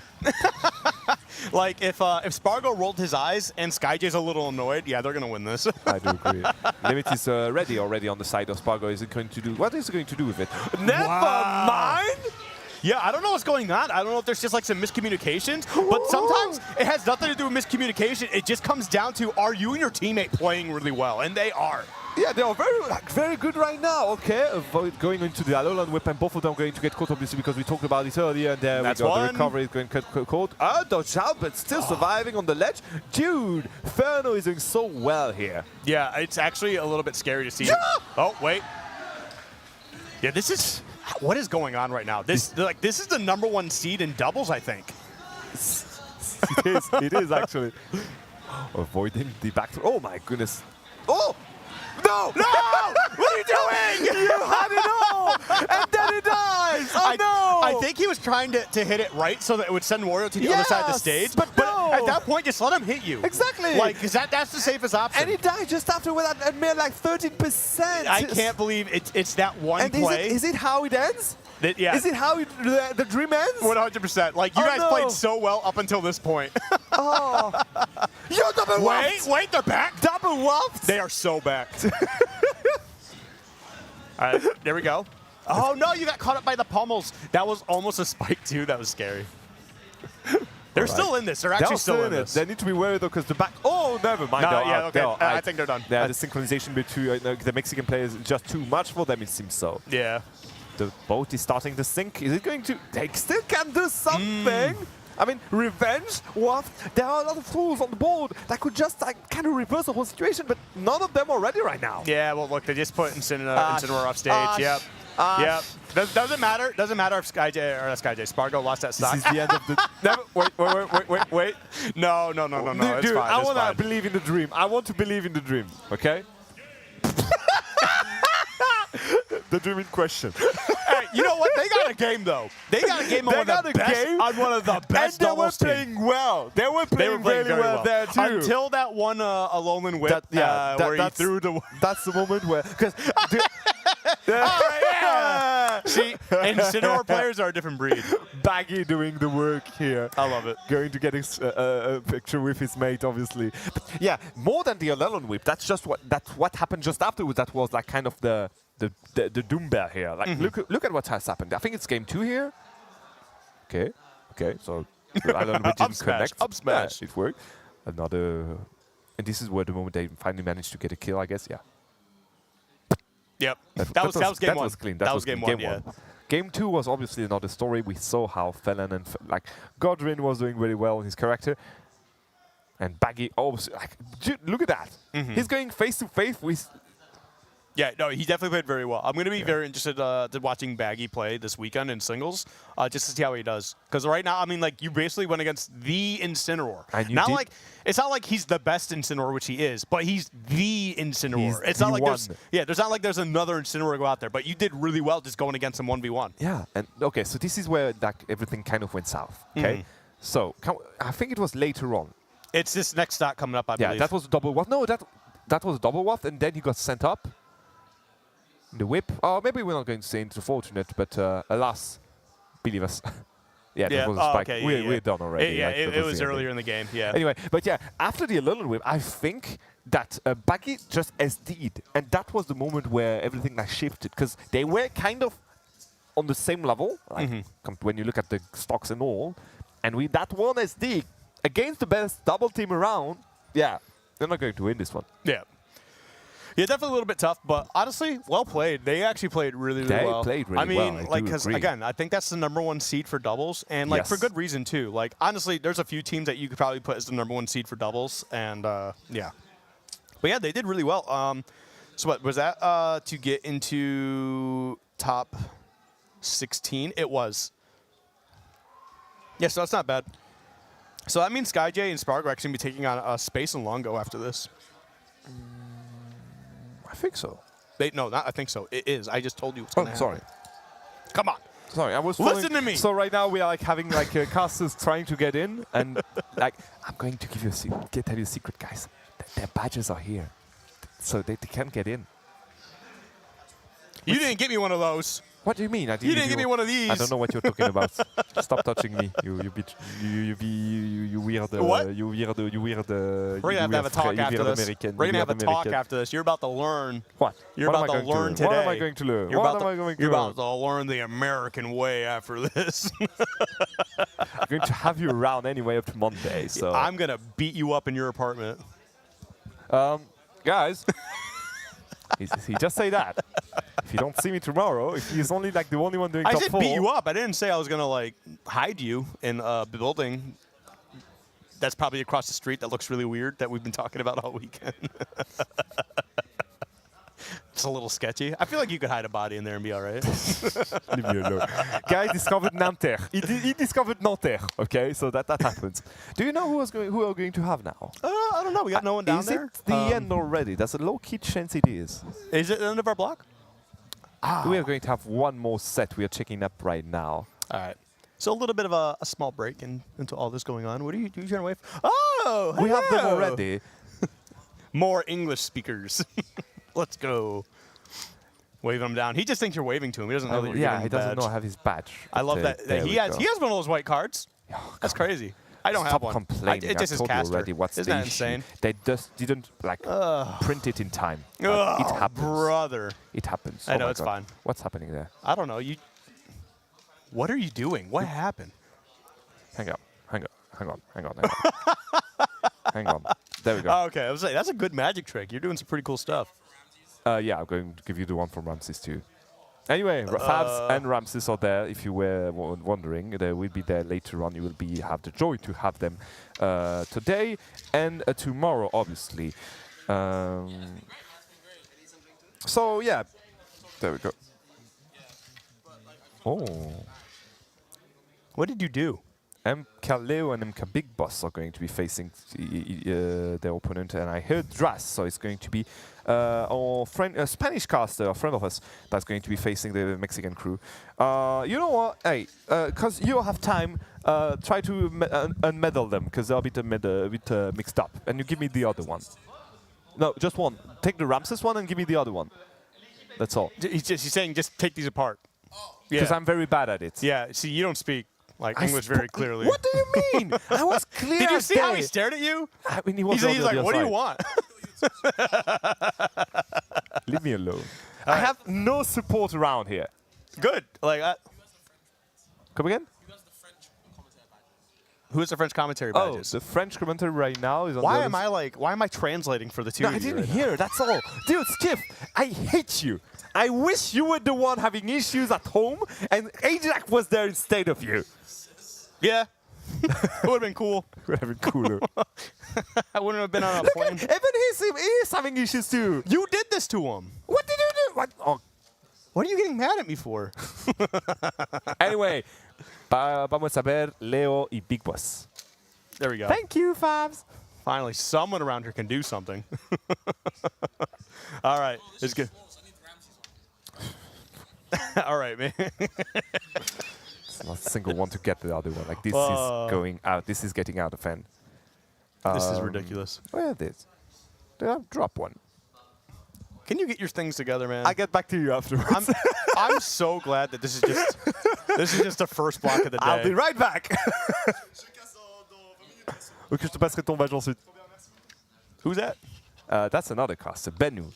Oh, okay. Switzerland, a castle from Switzerland. You guys were sick. You can only guess how I was talking about the game the entire time.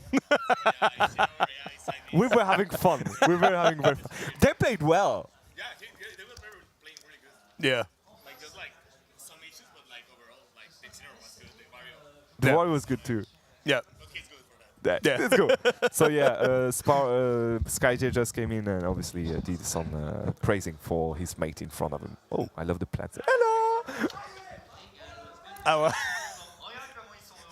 that's not just waving. That's like So he's excited. These guys are Spanish. Yeah. And they'll be going to be facing Mexicans. So obviously, like that kind of camaraderie.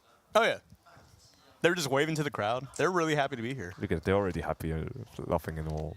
Yeah, they're talking to each other and all that. It's probably just Leo saying, "You guys know we're gonna win, right?" You? No, he's not like this. No, he's not like He's that. one of the best guys around here. He's not going to act like this.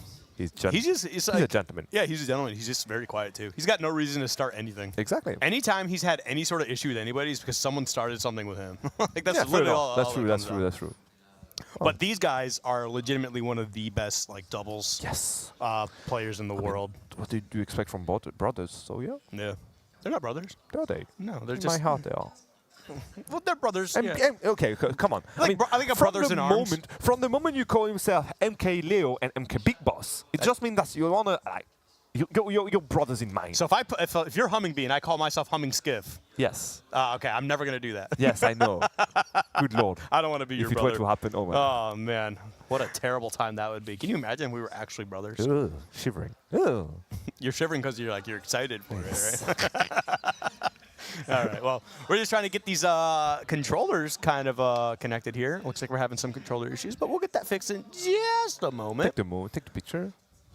What are you taking a picture of? I didn't realize Big Boss had a whole bunch of Oh, tattoos. he's taking a picture of the screen. Oh, yeah, Oh yeah, the King Kong. the King Kong. Do you like the I like the logo. The logo and all? Yeah, the logo's very Did you nice. see the trophy? Did you see the trophy? It's a trophy, just him on the Eiffel Tower. Dude, no. But the trophy is actually available. Like, if you look around, not now, but once you're done with your block, look around. And I'm going to give you this message to all the people in the venue right now. The trophy is somewhere there. You can see it. It's available. Like, if you look around, you can see it somewhere. It's actually in there, in that hole. What hall? This one here.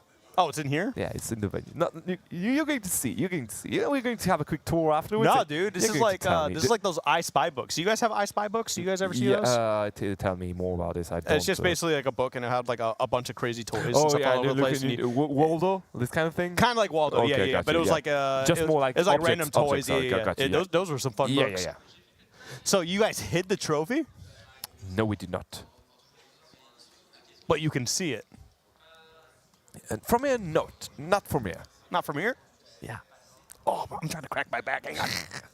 Oh, I didn't get all of it. All right. Drass is a Nest player. Just for you to know. I don't know his mate, unfortunately. Oh, Ness. What? What's your problem with Ness? I just don't like fighting them. A You lot don't of the like Nesses, fighting a lot of the kids, Nesses, and it's still a lot of honorable. the Nesses I know are super cool people. I usually get along with most of them. Shout outs to Sinj, shout outs to Atata, stuff like that. Another one? What? Another one? I'm so for this, man. I'm so for this. We've had 3 Incineroar sets in a row. In a row? This is beautiful. This is Big Smash Bros. I love France. This is Big Smash Bros. I love EU Smash. Alcachofat will be playing Incineroar here. Oh my god, and the first one, 50%. Good morning, buenos dias. Buenos dias, Pami. That was a super early stock. But honestly, that's kind of the Rob's fault because you just kind of got caught up in that. And that's like, so the thing is like a lot of people like to think that Rob has a good recovery. He has a recovery that can go far. Whether it's good is a different story because like you get caught up in a scenario like that, if you're just not ready, you're going to lose a stock. Yeah. But for now, against, okay, I mean, Kata could wait to start a set against 2 of the best Mexican players around here. Never mind. Never mind. And as you can see, Incineroar is terrible. Yeah, sure. This is an Incineroar problem, not a tech problem, obviously. No, it's not. And he's dead. He's dead. How do you get back on the stage? Oh. That's the thing. Oh my god, it's a regrab. Are you going to punish the regrab? Nope, you're going to let him leave. Out for love, it seems so, up to the very end. Did Leo stop using the Sealgi tag for a bit and bring it back? I think he brought it back. That's terrifying. You know how scary that is? Yeah, why? Because he was running that tag when he was like destroying everybody for like the longest time. We shall see if you want to destroy everyone today, because for now they are still pretty even, if I may say, with Big Boss being already on his last stock here. Oh, another counter. Oh my god! This guy didn't have any good intent in that F smash. I mean, it's one of those things like you got to know how to fight Rob because like he's just so prevalent everywhere. Not in Europe, unfortunately, and that's a fact. We do not have besides Longo, we don't have a lot of Europe. What is going on with these guys? They're literally just kind of letting them do whatever they want. That spike didn't happen. He didn't get the spike. He was at 0%, to be honest, or something like very low. So I do agree that it's a bit sad that the spike didn't happen, but a bit happy. I'm a bit happy at the same time. That was okay. So yeah. Did you see the counter of Yeah. He got all the of Leo here. Yeah, he got all the stuff for Arsene, and I thought he was gonna be able to use that. He ends up losing the stock immediately, and then after the respawn, but the idea was good. They both got fresh stocks here, so hopefully, like this is definitely a bit of a rough start, but I think Big Boss will be able to recover because like you look at the damage on them right now, and that's really scary for Dross and Alka. Alcachofat. Okay, I'm just gonna say Alka. Alka, let's call him Alka. I do agree, it's a bit scary, and the other thing, as we talked about it, the down throw of Rob is such a good tool in doubles because of the length of the hit.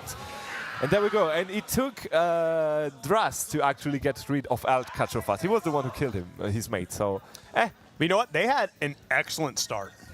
They had an excellent start, I do agree. They had a very, very good start, and they can honestly just work off that. Just like, hey, look, we started off really good here. Obviously, when you're playing against Leo and Big Boss, like they're going to be like, all right, you know, hey, we kind of need to stop being idiots. And they're good enough to just be like, maybe it's time to work with both hands on the controller now. I believe Leo could beat a lot of people with one hand. Yeah. Dude, I want to learn. I wanted to badmouth the other casters, French casters, by learning how to play with one hand at a time. Like, I'm this guy. Yeah, you're annoying. Yes, I know. Nothing new here. All right, let's see. Oh, there we go. So that's what you got. You can see Big Boss is like, all right, I can still got it, boss. I gotta stop being silly here. He's gonna do it again. Oh, okay. Going for the air smash. Don't worry, it's going to happen now. Look at that. Bam, probably. Bam, down tilt, jab, jab. Oh my god, good catch on the way by Leo here.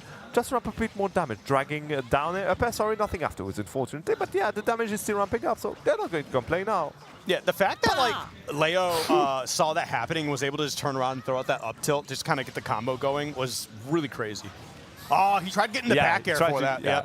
Back air or counter? Was it? I don't know which one was it. I think if it was a counter, I think it would have popped off in time. Okay. But the back air, I think, is what just he ended up getting hit by it anyway. Yeah, Dras is having a very bad time against Leo for sure. I mean, this is not someone you want to go 1v1 against. Okay. Not going to take that stock, though. I do like that. Using the Darkest Lariat just to create some space for yourself as well. And they finally get the first stock here. Actually, it's even for the most part. It is even, but I'm a bit scared, though. Look at that. Alpha Lord already at 127%. And I was a bit surprised. Dras is still on his first stock. Okay, Leo. Okay. I don't know if Leo like tried doing an air dodge or something and ended up pulling him into the blast zone or something, but it was, I feel like he could have lived. Yeah, honestly, I think he could have made this interaction for sure. Oh my god, that was so crazy because he actually pushed him off the stage, and that's how he got the grab. That was so sick. He's going to die from this back throw, though. Unfortunate. Oh man. You take those when you're in that situation when you're Akacho, you're like, okay, I'll get it. Like, look, a Alolan Whip, it's not a hard move to use. You just press side, and, like one side and press B. But the fact that it pushed them off the ledge and that's what allowed them to grab them, that was so sick. I love that. That was dope. I love this game, man. I love the simple things. Oh my goodness, now to catch a drifting Leo, let's say this way. Okay, Upslash is going to connect, and Fortune is going to... No! Dras is there to cover him! They have the lead. They have the lead. They have the lead. Ayo. This is a little bit scary. I mean, It I is. think that Leo and Big Wasp will be able to close this out, but these guys are playing so much better in this game, too. Yeah, can we talk about how Akacho is already like on his last breath? That was that's unfortunate yeah. because like he probably could have just gone for the ledge, but he tried like doing a mix-up, and like Leo was just ready for that. Like you got to keep in mind, Leo fights SkyJ every once in a while. Like and right now they decided to go with a very, very, very bad option. you did that to your teammate. I like what you're going for. Oh, it all falls apart. Oh. It went south so quickly. Everything was going good until it wasn't.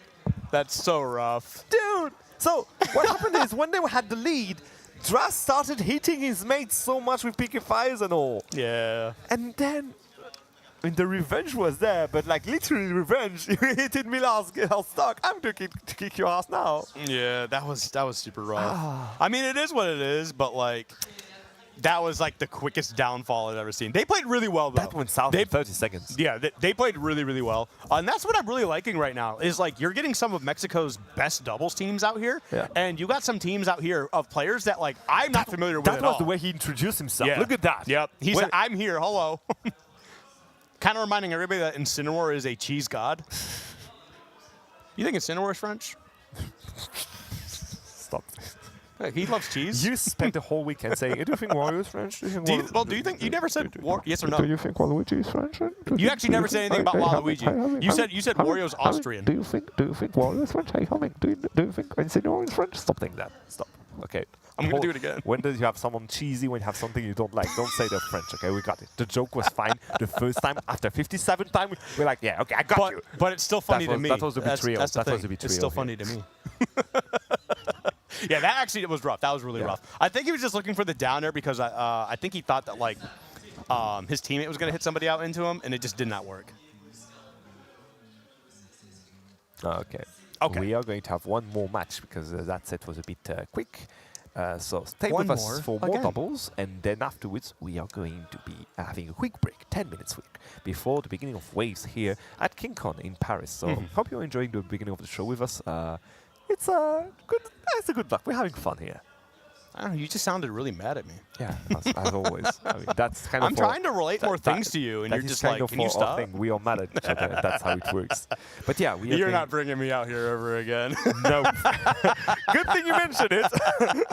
No, but yeah, again, guys, I hope you're having a good time. This tournament will be happening today and tomorrow. We have to thank a few of the sponsors for this event, specifically Cité Des Sciences, which is the venue we have around here. We are part of esport convention, so there are a few other things happening right now with Tekken tournaments, and Street Fighter tournaments. So take a look at what's happening at in Paris this weekend. This is a really cool venue too. I really like it. It looks nice. And this is before top 8. Like imagine when everyone would be around and all. You shall see by yourself. Was that just that like because there's like a few floors and stuff like that, but it just feels like I think that it just feels like very wide open. Like I don't feel like I'm suffocated like in some venues. But yeah, it's no, you are very suffocating me. That's another story. No, that is not. Don't even start that. You suffocate me. You bothered me so much at SmashCon. We had that discussion too. So yeah, basically at SmashCon I was like, I don't know anyone. Oh, here's someone who looks nice. Look at that. Out of around 2,000 people. And the thing is I was who I went for? I went for this guy. I was still mean to you at SmashCon. You were still mean to me. And you still were like, yes. Hi, Skiv. Well, we did do the top 10 reveal. We actually did that kind of a block together. Yeah, that was really cool. That was a lot of fun. That was definitely a lot of fun. What's in this? Stewart. Shout out to Stewart, by the way, if you're looking at us. Like, we're missing you. I mean, probably not. He's probably sleeping. Yeah, he's it's probably like, sleeping at the time. What? Yeah. Yeah, it's like 5 a.m. He's West Coast or East Coast? Yeah, it's 6 a.m. East Coast. Yeah, 6 a.m. So so it's probably waking up on normal day, but it's Saturday, so yeah, probably sleeping. Hey, Stewart, we're thinking about you. Hi, Stuart. Stewart's cool. I like He's him. cool. Especially cool when dude. he speaks about the Lumiere. Dude, that kid just has data for days, He has man. everything. He's so smart. He has all the different options. He does have all the alternative timelines. He knows everything about it. and like, you know, it's He's just Doctor Strange. He's like, you know, like, is there a timeline where Gluttony would be top 10 instead of Yoshidora? There's one. that's like what the Doctor Strange Yeah, thing. exactly. Oh man, Lumeric is was definitely a lot of cool, a lot of fun to actually kind of like debut that. That was really sick. We I have had fun doing we it. have a French version of it now, a European version of it now. Nah, so. that's unfortunate. Anyway, moving on. Are the players ready? I do not see them. Seems like yeah. they are going to get. The venue is quite big right now. Like this is like only the scene, obviously, and you may have guessed that. This is not where the bracket is running. The bracket is actually running on 3 floors to give you an idea. So yeah, it's kind of easy to get lost, easy to lose players too. So yeah, give us some time. We are going to get the players there. Meanwhile, it is I Humming Bee and Skiff Talks, obviously from the US, in case you didn't recognize this fella. If you couldn't tell from the accent. I mean, dude, can you tell from my accent that I'm French? You're French? What? What? You didn't tell me this. I would have never agreed to show up. All right, sacre bleu. You wanted to say it? There we You go. said Sacre it. bleu. You said it. Okay, to be fair though, you got destroyed like yesterday. So Okay, like, so, I want the You guy. tell- you tell no, it, you no, tell no, it, no, you okay. tell it. I want the guy, the French guy in the chat, to tell me: is the oh la la something we say on a daily basis? The answer is no. We do not say oh la la on a daily basis. Okay. But you did. Guess what? But you did. Yesterday, after 4 years of never hearing that goddamn sentence, I opened the windows. Big silence in the whole street. Okay. Nothing comes out of the street. No one's like talking or anything. We're just like in the middle of the living room doing our own thing. And I kid you not, someone in the middle of the street down there just started shouting, "Oh la la la la la la!" And I mean, Skiff directly turns to me. I'm like, "No, bro, I can't, for real. Don't think it's something we say on a daily basis." It was the most stereotypical French thing I've ever I was seen. like, god damn it. And I'm sitting here, I'm like, oh, the movies and stuff, everything I've seen is true. The allegations were knocking on my door. They're like, "Hello, Humming, we are going to have a dialogue." Oh, man. Now I just want someone to say sacre bleu, so this guy is happy about it. So I wasn't going to say anything about it. you're going to say it. I You're was, going to no, look- I was not going to bring it up at all. If it were to happen, if you're going to hear listen. that word somewhere in the venue, you're going to look at me from. I'm going to feel Listen, your sight listen, on I me. make my jokes off stream with you, right? You get mad, I laugh, and then we get on stream, and I try to act like and you try to be professional. professional. Yeah, professional. I'm trying. I'm Try- trying. try that. And you're just trying to bring me down. You're This is what trying. you brought me out here to do. Is just try to ruin my career. Exactly. Ruin your career. Oh, goodness me. You don't have to. You don't have don't to do need that. me for doing I will do it myself. You give me enough time, I will ruin my own career. Okay. I know how to do it. I'm just removing the brakes. I've seen enough people do it. I know how to do it. Oh yeah. Let me Shout give out you to a all the check. casters who aren't ruined getting, that. who aren't getting gigs. Anyway. Okay, Okay. so we are going to have the break now, ladies and gentlemen. This is, I think, the end of doubles here on this channel. If you want to see more doubles, go on human.gg channel on Twitch. This is where the fun will keep on for the top cuts. Right now, we are going straight into the single brackets. It's going to be pretty hefty because we are going to be moving from 800 players down to 128 in 4 hours. All right? So stay tuned. It was Humming Bee and Skiff. If you have any feedback about the comms, normally this is where you could find us. Production, do you have a view where you like Humming Bee? Perfect. I love you guys. So this is where you can find us if you want to have like a quick chat, if you want to give like feedback where I could improve, where these guys could improve. This is where you find us. Please give us some support. Or if you don't want to give him feedback and you actually just want to talk a lot of trash, you can message me about him and we'll talk about it. Sorry, what? Excuse me, what? Oh, yeah, anyway, you got it, guys. It's going to be a quick break for 10 minutes and we'll be back for more King Kong. Cheers!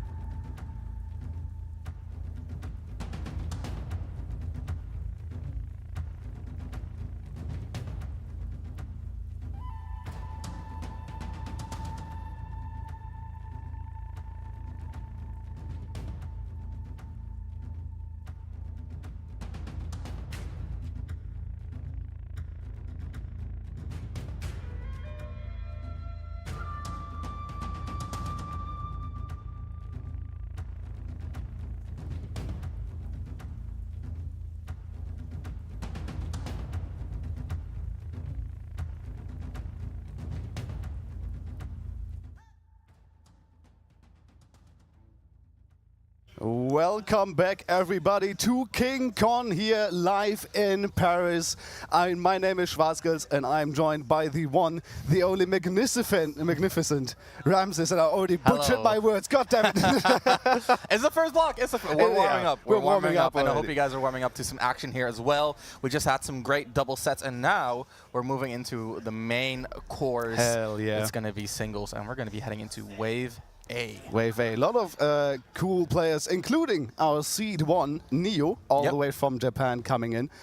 Exciting stuff, I have to say. I've heard a lot about this player, and to my great shame, I've missed all of their sets. Shut up, dude. So, come on. it's going to be an exciting time for me and for you guys as well. We're going to find out what this is all about. And, of course, the extra treat of doing pools, which means we're going to see a lot of players that you usually don't see on stream, which is going to be really exciting. This is always the exciting part for me when I'm doing pools, seeing those players that you get seldomly on stream and see how they do. Yeah, for sure. And that's the thing about pools. It might not be like the highest level of play, but it is exciting. Yeah. Because in pools, like legit anything can happen. That's the cool part. Yeah. People choke in the craziest ways. People clutch in the craziest ways. And I think in terms of like excitement, pools really is the place to be. We got some titans here at King Kong, of course. Like Schwarzskill said, we have Neo as our #1 seeds coming in after winning the qualification through Genesis. Being, I think he was 5th place. I'm pretty sure it was 5th, yeah. And so the first 4 seeds declined, and now Neo came all the way here. We're very happy to have him representing that corn coming from Japan. And of course, our second seed, some more representation from across the pond, is going to be Spargo, who actually was here for Terra. Terra was a great event for Spargo, but he came up just short at the end. And so coming back to see if he can claim that #1 spot. Of course, representing Mexico, representing that cloud, as well as a little bit more Aegis, a little bit more Corrin even lately. So we have two top seeds on Corrin. The Corrin stocks have been rising. Yep, they've been going straight up. So hard. Straight up. That is, like, this character has been making waves, as well as the Incineroar. We have SkyJ, of course, here as well, who's also in Pool A, by the way, which is going to be exciting. Okay. So a lot of Incineroar's been popping up, doing super well.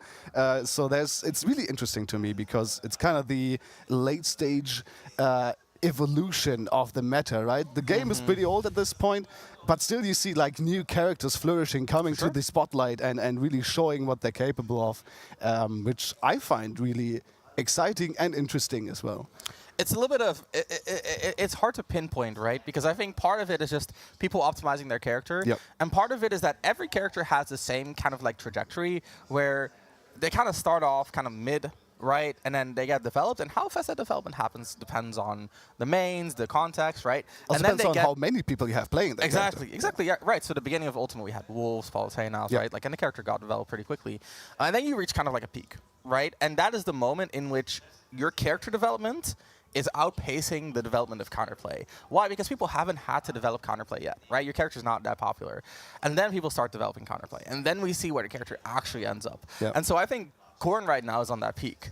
And where she's going to stabilize, we've yet to see. We've yet to see. But today is going to be another step towards that stabilization. Of course, talking about the bracket, one thing that we're really missing out on this weekend is Gluttony.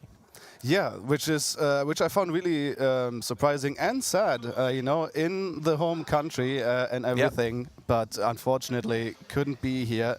I don't know the reason, actually. I actually do know. He's been in Japan for like a month. And then he went straight to Genesis.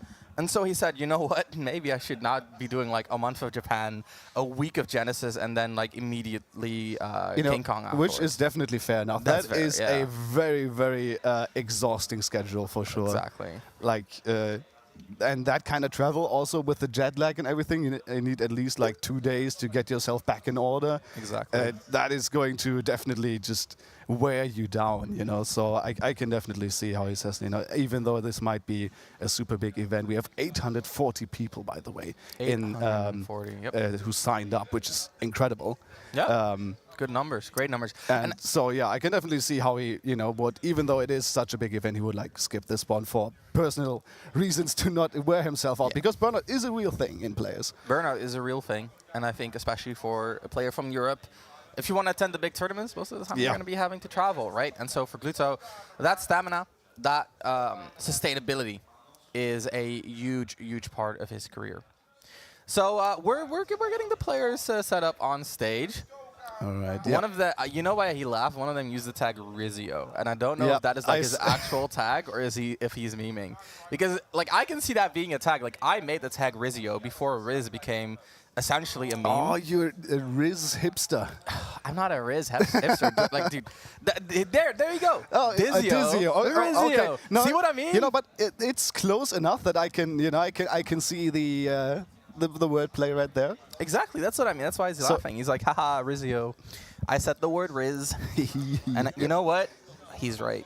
That is funny. For sure. I'm 100% on board with that. Actually, for you guys at home, I just want to jump in real quick. I'm sorry. I'm just going to jump in real quick. Something that you want to know as we head into Wave A is we got a gauntlet of a day today for singles. We're doing Wave A, and then we're playing all the way till top 32. This is the first match of singles for today. All right, it's going to be Dizio versus Epsilon. It's going to be Fox versus Bayo. All right, Fox versus Bayo.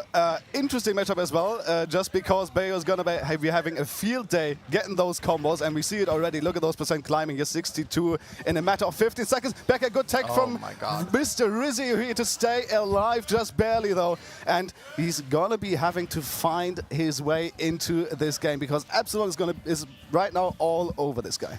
Running away with an early lead for sure, but Bayo's biggest problem is finding that final hit. That is for sure. Epsilon getting another follow-up, waiting for the air dodge, not catching it, but look at the conversions. That fair one, too. I like that. Okay, yeah, now I think Dizzy managed to slow down the game a little bit, play it a little bit more safe here, not getting caught by those combo styles from Epsilon, as now in the off stage as well. Usually Foxes do not really bother to go off stage as well, just focusing on those dashes, but jumping right into the jab right there, and that jab is one of the best jabs in the game at killing off towards the side, and Epsilon taking advantage of that. Now recovering just barely that time, buying enough time to get rid of that invincibility, and now Dizzy once again getting slapped around just a little bit. Epsilon trying to find these early combo starters, gets shined out of one of those, picks it back up. But these are way more. He's getting way more straight hits than combo starters right now. Yeah, I mean, it still works out though. I almost lapped Dizio right here, so doing a great job once again with the shine off stage. Okay, maybe a little bit too many games of melee. Yeah, a little bit too much cheese attempts here from Dizio right now, trying to get that stock off at any means. Oh, that was actually a good attempt right there, but Epsilon just barely dodging around it. Now once again, Dizio is looking for it. There's the F smash. Epsilon not quite getting away from this one. So getting the stock right now, but still down 90%, and now the combo is coming. Now there's more damage here, 132, but as you said, Bayonetta still having to find that final hit, and this is where this might fall apart here for Epsilon, but he's been doing an amazing job so far. Let's see, he has to find that final hit. Dizio looking for a combo starter, but again, Bayo's disadvantage, actually one of the best disadvantages in the game, right? Oh, yeah, Lots of options for that character. And the jab on the chase gets the roll, and just like that, Epsilon. Second jab kill. Yep, solidifying that lead with the jab. And that seems to be one of the best options here for Epsilon to close those kills out, because Fox, is so mobile. If you catch him on the ground, that's going to get it done. We have more combos coming through here, 75% here already on Dizio. Gets himself free with that down, but once again unsafe on that shield. That Uppy is going to get another one started for Epsilon. F smash super unsafe, and the fist coming in for the first game here of Pool A of singles. Epsilon is going to close that one out. And you saw, dude, Epsilon literally frame one just set up and gave him the run at back sign. Yeah. That's insane. He's just ready to go. And I mean, he's making it work. That was a very, very dominant game number one. I think Dizio fought back, like you mentioned, right? Like, got some momentum of his own, kind of fought his way back into the game. But a little bit too late to really make a foothold. Let's see if those adaptations from minute one can make a difference in this game number two. Yeah, but what like, if you were Dizzy here, like, what are you leveraging as Fox here against Epsilon's Bayo? I think what you really want is you want the true combos and your kill power, right? Like, that's the biggest advantage you have here, is finding an upside at 80. Bayo should be killing you way later, and I think the biggest thing Dizio really hasn't been playing around is those kill moves, right? Getting hit by the jab twice, the upside out of shield right, just way too committal on the forward smash. Definitely a huge room or a huge window for improvement right there, just in terms of just surviving for longer and finding early kills. And so far, he's holding his own pretty well, not getting hit by the big combo starters. His uppy, it's fine, but because of Fox's fall speed, falls out of the combo too. Yeah, especially with good SDI, you can get out really quick, but getting hit by the witch time right there, not quite the punish I was expecting there from Epsilon, just getting a jab in for some extra few percent. But there is one already, these attempts on those smash attacks, right? As you mentioned, you want to get those early kills here. Want to stop out but what a call out from Epsilon, just sees the Firefox and calls out that he doesn't go to the ledge and gets that big F smash right there. Epsilon, what a clean read right here, now securing the lead once again, and now Dizio in a similar position as last game, looking a little bit better, but the percent just climbs so quickly. Yep, the percentage climbing quickly, and that's what Bayo does, right? Again, I think a lot of this is unavoidable. You just got to eat the percentage. The thing is, how much does it matter, right? Percentage by itself, it doesn't win you games. It's the KOs that get you to the end screen. And just like that, the pickup on the side B2, and it's curtains. There's no way that's true, by the way. Well. Or is there? There could be. I think either way, it was a good setup, right? Because it is. Best you can do as Fox there is air dodge. Yeah. And so you're turning into essentially a bit of a 50-50. And so I really like the call out by Epsilon. Worst case scenario, he's going to air dodge through. Maybe he's going to punish you. Look at the state of the game though, right? He's almost 2 stocks ahead at this point. Yeah. I mean, Dizio gets the kill right there, but as you said, it's looking kind of bleak. The back air coming through as well. Good reflection there on the shine, but once again getting interrupted in the recovery. Epsilon doing his best. No tag here on Dizio, and that's going to be it. A JV3 for Epsilon to close out. Oh, right, it's best of 5, right? It is full best of 5 today, so we got a beautiful amount of matches coming for you today. Everyone has a chance to essentially prove their consistency here. Yes. Because it's not just about winning too, right? And so adaptation is the name of the game. So far, though, the adaptation not really doing enough for Dizio. We saw him do better. Yeah, but we especially didn't at the see- start, right? Exactly, but we didn't see him do well. Yeah. I feel like at the start we saw some attempts from Dizio there to get those early up smashes, to get those early kills, but it didn't work out. So it feels like he kind of defaulted back to his earlier playstyle. Yep. Now switching to the dark Samus, what do you think about that? Well, I like the idea. You got to get a change of pace in there. The Fox is clearly not working out. So just an entirely different character. I like it. The thing is, this is a historically bad matchup for Samus. This is not a great look. Yeah. We see the way Bloom does against Siski. We see the way Lima does against the Oh my the Samus goodness, too. that's And it. that's exactly why it's so easy to combo Samus. Yeah. Heavy character, slow faller, and that is going to spell doom here for the Samus, of course. You can try to camp up Bayonetta, but then there's Witch Time, and now you're looking, it's looking kind of bad here for Dizio already. Getting some good nairs in there, trying, oh, that timing was actually kind of decent there on the get up from Epsilon, getting around that. But once again, the combo's coming through, 66% here. Getting another setup, but Dizio interrupting it. I mean, at this point, you're just gonna have to find the kill here on the Bayonetta. You're just going to have to find a kill, and that's exactly what it is. And that's the thing, right? Oh, no. Epsilon's not going to give you free setups, and Nurse Jab is not going to be enough, I don't think. Yep. Close though. Heavy character in a bad spot here, has to air dodge, doesn't get punished, misses the jab, but it was a bit of a bait. Just keep mashing, and the forward tilt comes out. Yep. Beautiful. All right. Now the up throw here for the setup. Not even a down throw, interestingly enough. And there it is, though. Nice clean back air from Epsilon, landing that one down here on Dizio. And Oh, and there it is, the bats within. Another thing for Bayonetta, you know, just the DLC Frame one character escape. things. Yep. Frame one escape. And talking about escapes, Dizio getting out with his life, but Just barely, though. yeah, this is. He's not long for this world, let's put it that way. Yeah, I mean, there's still, of course, everything can happen still as long as it doesn't say game. There's still everything that can be done, but nope, not in this case. Epsilon is going to close it out. 3-0 clean stuff here for the French Bayo player. Not even the counter pick from Dizio is going to help you there. So good stuff for Epsilon. Moving on in the bracket. Yep, very well done, very well done. I liked, I just like what Epsilon showed there. Look at some of the replays here. We got this game one, of course, with the side B into the up smash. Or was that game two? I don't even remember. Either way, I think that was game two, but still. Really nice pickup there. Really, really nice pickup. Really the highlight of the set, honestly. Yeah. Just pulling the trigger there. And like we said, even if he air dodges there, hey, you're still sitting at a really, really solid level. Yeah, I was so surprised, like, to even think about that, because I don't think I've seen that setup before. No. I'm pretty sure trying we've to not seen think that back. before. I've seen a few Bayo sets, right? Because it's a pretty popular character in the Europe. UK and Europe in general, for sure.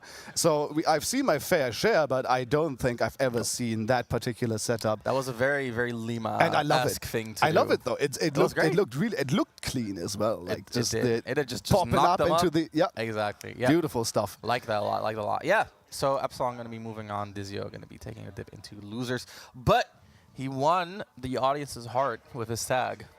Oh yeah, for sure. Everyone cheered for that. Rizio? Okay, okay. Yeah, I know. Rizio I see how it is. chuckling to himself as well, you know, as he Exactly, put that tag in. A and- little bit of chemistry there with the Yeah, crowd. for He- sure, he- for he sure. was on And it. Yeah. we have already some people sitting down here in this beautiful arena, by the way. Yeah. This one is incredible. You can see it a little bit behind us. You can see the big stage, the King Kong logo, everything, the lighting, switching it up in between as well. Beautiful colors. And there's so much space in here for, I don't know how many people. There's, Oh, yeah. like, I think at least... Not 800, though. Not 800, Not not 800, 800. but a lot of space We're for gonna be people to fitting in a enjoy lot of people later. here. And this one is going to be absolutely packed later on. So there's going to be some absolute vibes in here, I'm pretty sure. Oh yeah, European crowds, never disappointing. And Yep. yeah, we're here in beautiful Paris. Thank you guys for joining us. If you're tuning in from the US, good morning. Good morning. Good morning. I hope you slept well. We're cooking up some great matches here today in Wave A. Oh, look at that color change. Yeah, that's what I meant. Yeah, there They you go. switch Look it at up, that. you know? I like There that. we That's go. actually cool. Oh, they But we're switched sticking to blue. That's the King Kong blue. The King Kong blue. So the reason this is called King Kong, by the way, is because this is an event at a con, but we actually have our own space. I like that a lot. When I saw it was a con tournament, Con tournaments have a bit of a reputation. There is some issues sometimes, where you get just a very small space. It's kind of in the middle of a hall, Exactly, and you're just kind of stuck there. There's people walking past you constantly. But as you said, like in here, this is like a whole, like usually I think it's a science center. If I saw that it's correctly, it's a museum. a museum kind of thing. Exactly, yeah. But since there's like this convention here, they're kind of sectioned off all these different parts of this gaming convention. There's Tekken, there's Overwatch, there's loads of other games being played. It is all about esports today and tomorrow, which in and of itself is amazing. It's cool. It's really cool. But also like the space we have is so big. We have like I think 3 levels where we have setups. One for free play, one for the brackets, and one further down for the extra streams. Where, by the way, tune in into those too. There's loads of secondary streams in different languages for you guys to enjoy as well. But yeah, great stuff going on here, and I definitely enjoy like the venue. Like it's looking super clean. The venue is amazing. The venue is it really is a good venue. When I walked in, I was a little sus because the upper floor is a little claustrophobic. It's a little small, yeah. Yeah, the ceiling is a little bit, a little bit low, and the hallways are a little bit cramped. But then you go downstairs, and it's just a breath of fresh air. It just it's opens great. up, Yep, right? It just opens up beautifully. So yeah, great venue going on here today. I have a question for you, Schwartz. Yes. Who do you think is going to win? Oh man. Who do you got? Since I did not really see Neo, and he is seed 1, I can't really say anything to that. But Yeah, you cannot in good faith vote for Neo if you've never seen Neo. But dude. you know where my heart is? Where's your heart? My heart is at Tarek because because I'm German.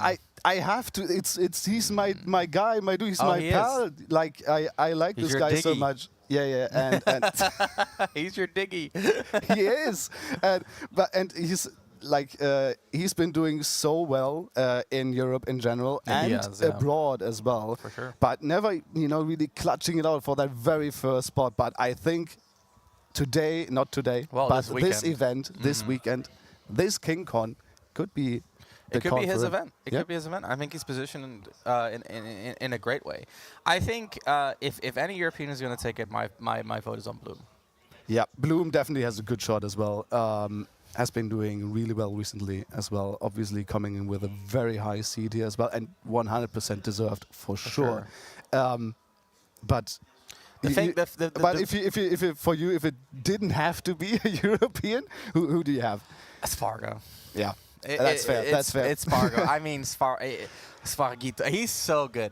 He is so good at this game. I think Spargo has been the trailblazer for the current meta in a lot of ways. Just the way he exploded onto the scene in the last couple of years.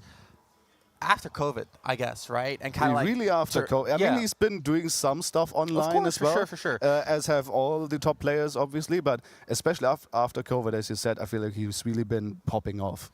Right, and before that, and even during COVID, we saw more like the Leo playstyle, like the slow, methodical, spacing, stage control, and then Spargo kind of coming in and uprooting all of that with just like the speed of his play, the decisiveness, the oppressiveness, and I think that's something that's really been defining the meta ever since, and only recently have we really seen changes in that. And so the way it has, like, first of all, just uprooting what Leo has established is really tough. That is like no kind one of has an done that in achievement like of its own. Like Exactly. to kind of, because Leo has been shaping the meta for so long, right?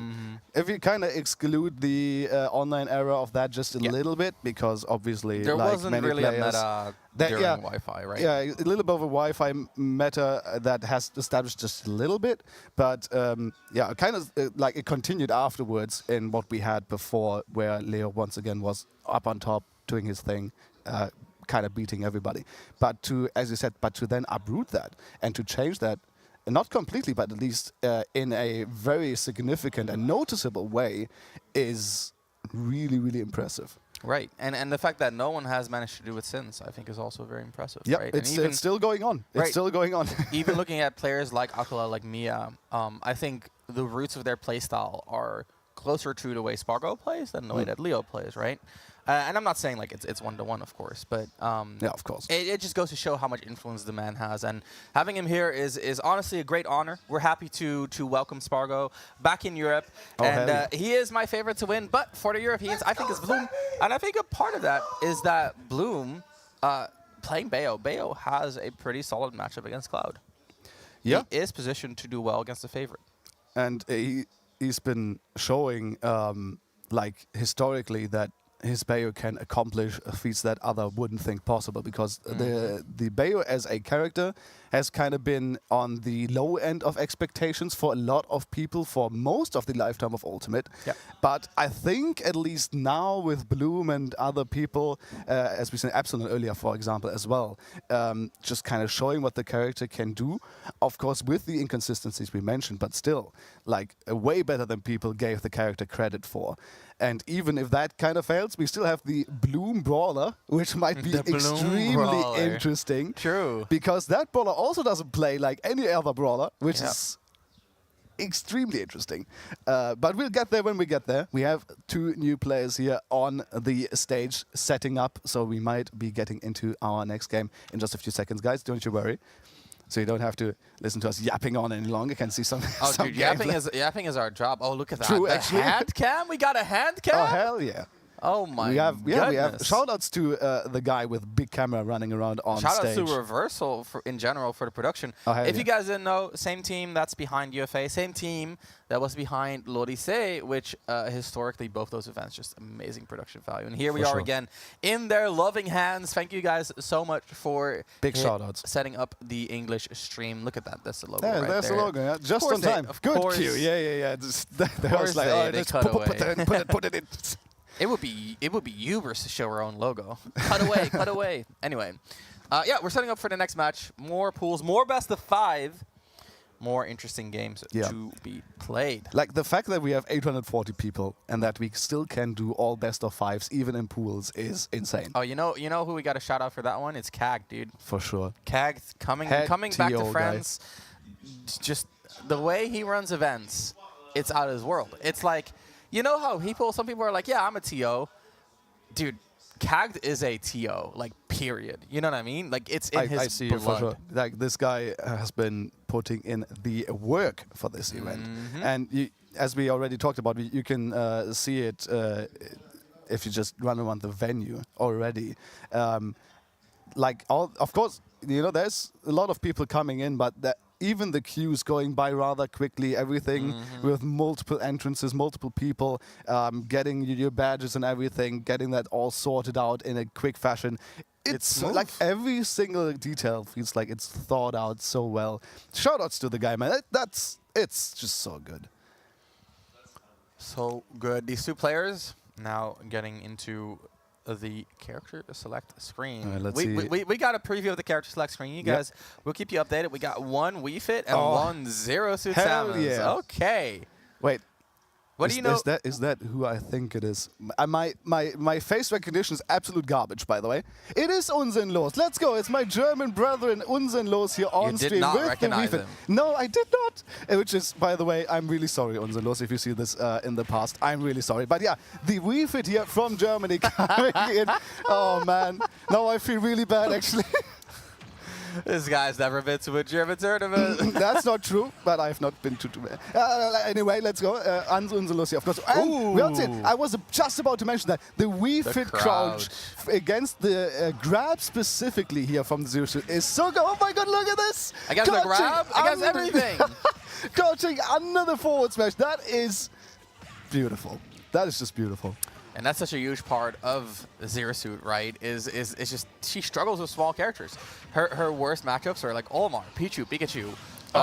These smaller characters. But here's Wii Fit, not small until she crouches. And just like that, early lead for Unsinnlos, getting some great mileage out of those crouches. Yeah, and once again, the Wii Fit damage coming through as well. Wii Fit is a character that can deal damage, but there's the burn into the up B. Not quite, though. The kill. Getting in the deep breathing now as well. Ready for some more damage here. Unsinnlos wants to get that lead going. Gets a little overcoach again as well. Another spike, but no follow-up there for Lakolov. possible here. And you can see the damage, the forward air coming in as well. Unzenlos interrupting that recovery. Beautiful stuff. Sweet spot there on the outstretched hand here from the forward air. Good stuff to Unzenlos, already getting that 2-stock lead started. That is what Huge. I like to see. Huge. And even the down B struggling to get around the crouch. And we see Lukulov relying on some more low-hitting moves, right? The side B to down air, the down B even. Yeah. But is it too low, too late? We're at 60% on your final stock. Unzenlos hasn't dropped a stock yet. All right, here we go. That's another one. Oh, no tech, and that means that the salute the sun. My goodness, the sun thing is going to have hit, and there it is. The forward tilt as well. A 3-stock for Unzenlos, just running all over Lukulov right there. That was incredible stuff. And you know, I feel like with the crouch and everything, Wii Fit players are so good at using it because Wii Fit has very limited tools, right? Right. The character. And you really learn how to use the limited tools that you have, and the crouch being one of the best in the entire game. Yep.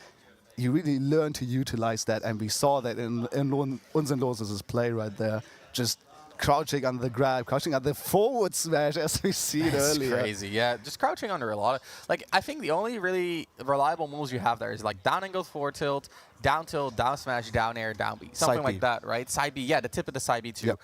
But if you're too close, it doesn't work anymore, Yeah, right? then it's all it's already. And actually, the tipper of the grabs down there as well. Oh, true, because it bends like downwards, right? Yeah. But only the tip. Let's see if Lukulov knows. Let's see if Unzenlos is going to continue abusing that part of Wii Fit's moveset. He definitely should, because this is what kind of won him a big part of the first game right here. And now we're finding ourselves on Battlefield here. Lukulov's counterpick on this one, but once again, just a crouch. Even the scoop hitbox there from the up smash, not hitting Unzenlos there because he was crouching so low. Once again, look at that. Yeah, as you said, the side B, only the tip of that one also hitting. But there's the combo coming through. There's the air dodge of Unzenlos getting around that one. So he is going to be living here even on Battlefield, which can be really dangerous, especially with those ladder combos from the Zero Suit. Oh, yeah. But talking about ladder combos, I think Wii Fit has some great ones as well. Unzenlos tries going for an up throw, up air, gets it, but it's just damage for now. Both these players heading into that final interaction for the first stock. And there it is, the jump over into the back air. And an early lead for our German favorite again. Sweet spot back air of Wii Fit is incredibly strong. And also surprisingly safe. Okay, gets the setup there with the neutral. Usually a good move to get some follow-ups from. But with the deep breathing, you can see how much damage this character deals. 94 in a matter of seconds. Really reliant on deep breathing in general. Lukulov getting hit by another back air. He's bleeding out his second stock right now. Unzenlos chilling off stage, getting the buffs out there. Neutral B charge, down B charge, gets the side B out there as well. Just all of the resources on deck. Uses it to get back to neutral. And look at that. Now the crouch just baiting out the down smash. It's just too slow. He just waits, yeah. He just waits and crouch because he knows they're going to be limited. But there's the bury into the heel kick right there, and that's going to get that stock sorted here for Lukulov. So at least no 3-stock this time around. Doing a little bit better, but still very far behind here in the second game. Okay, and here we have Lukulov finding some more success with the down Bs. Relying on it maybe a little bit too much, but Unzenlos not punishing it yet. Gets these small hits, but nothing that sticks. Tries to crouch, finally called out there. A little bit better spacing here from Lukulov, but he goes so far outwards, or gets the tether though to just barely make it back. Has the jump back and of course the flip kick as well, so makes it a little bit more tricky for Unzenlos to punish that recovery right here. But still, Unzenlos is holding all the cards. Nice launches there on the soccer ball as well. There's a lot of creativity that you can get started with that one. And Unzenlos showing us some of the setups that you can do. And the sour down air, surprisingly strong as well. It's kind of like Falcon down there, yeah, right? You get the sour one, it just sends you way into the blast zone. That's crazy. He's having a blast with a little character. His janky as Wii Fit, his crouching, spamming. It's just not getting punished, right? Like, why not? And we have Why not? quite a few people in the crowd cheering for Unzenlos as well, which is amazing. You saw this the smile on his face earlier as the crowd was cheering for him, which is, of course, always amazing. But yeah, I mean, you saw as well, he was trying to go for some of these, ball setups, which are super interesting. You can get really creative because Wii Fit has so many different hitboxes on the back of some moves, and then there's like the sour spot and everything of all that. So you can get some really crazy setups going. But we're going to go into Game 3 here on Pokemon Stadium 2. Lakulov getting away from that triplat, and Unzelo's missing a deep breathing for some reason. But sure. Yep. Missing the deep breathing, doesn't matter. Gets it anyway, picks it back up, and that ledge. Wii Fits love being on a ledge, dude. Yeah. Especially because that ledge roll, one of the best ledge rolls in the game. The crouches into the nair, double nair up air, huge damage with the deep breathing too. Talking about ladder combos, Wii Fit has some right here. That's punishable. No punish though. Unsinlows. Once again, the crouch. There. Yeah, he can really just kind of use the crouch as like his neutral position because Lakulov gets so limited in his options.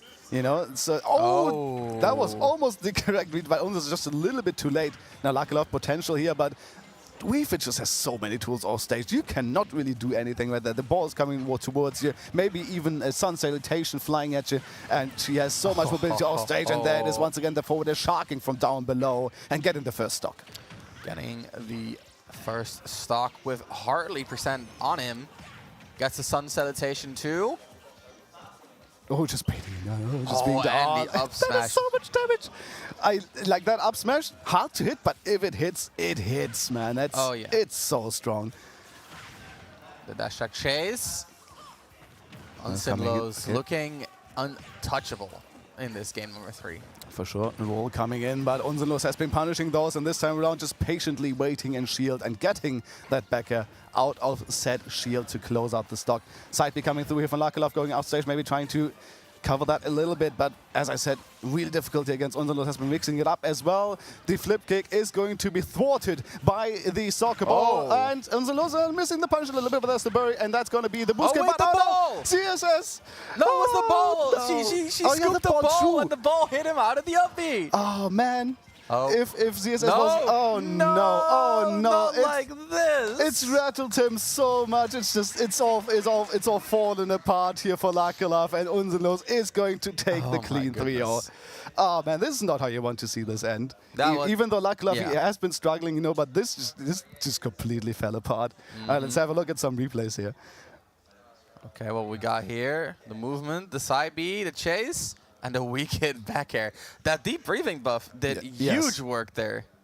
Right, getting a little bit spiked, but Unsinlows immediately interrupting that with an up air as well. And there it is, going just drop zone fair with that outstretched hand. It's so good coverage, and there once again with the forward tilt. One of the better kill options for Wii Fit as well.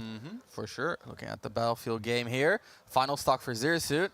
And we all remember this one, the weak hit or sour spot down there. It's not a weak hit.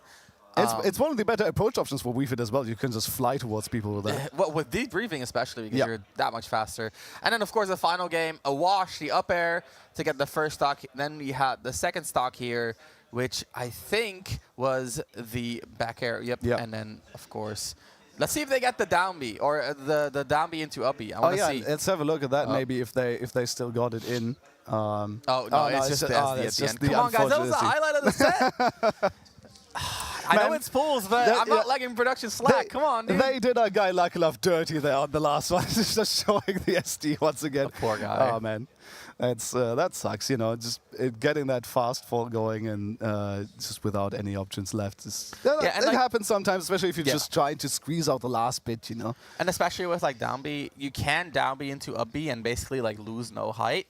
But if you're a frame too early with the B button, you get the kick, you're going down. And if you're a frame too late, you're losing height. And that kick has so much, and you just fall after that. It's just over. It literally is everybody has experienced that at some point if they try to play ZSS casually. Like, for example, I tried ZSS Cup because character looks cool, right? She is cool.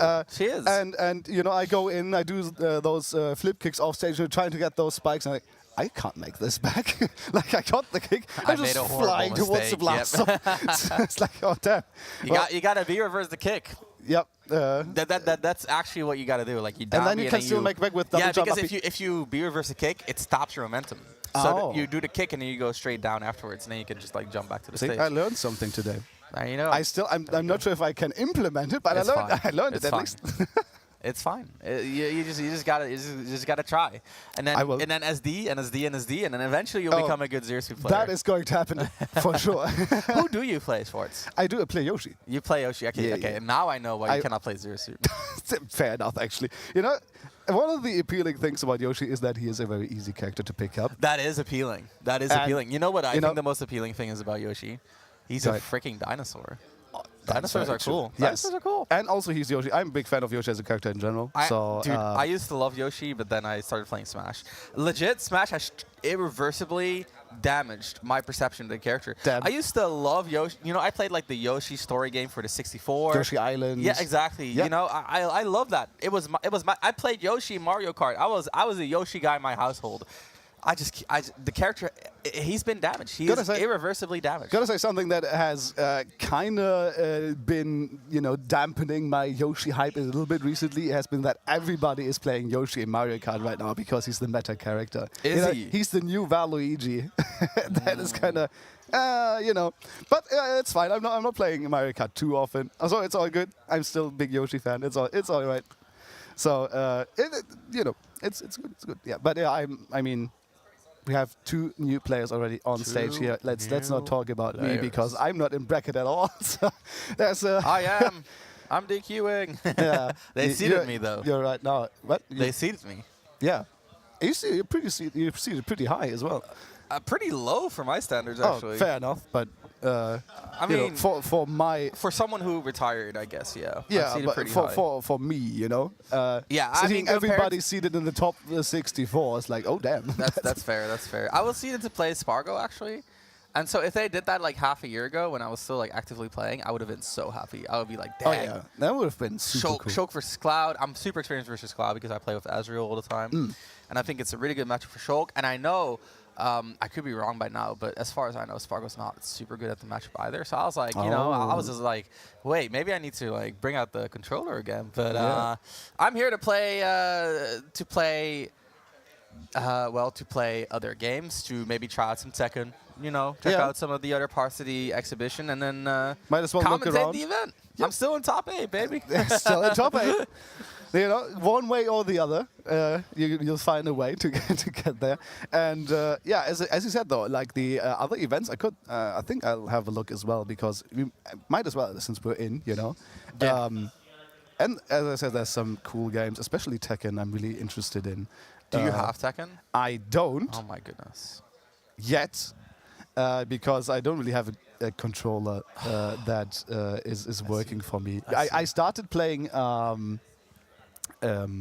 Started playing Street Fighter a little bit, but I used keyboard, and it. That's didn't- fine, yeah, but actually. it didn't feel good. for It me. does not? Okay. So Yeah. like for It's me like, personally, it's like when I pick up a GameCube controller in Smash. Like it doesn't feel right. you play Pro Controller? I do.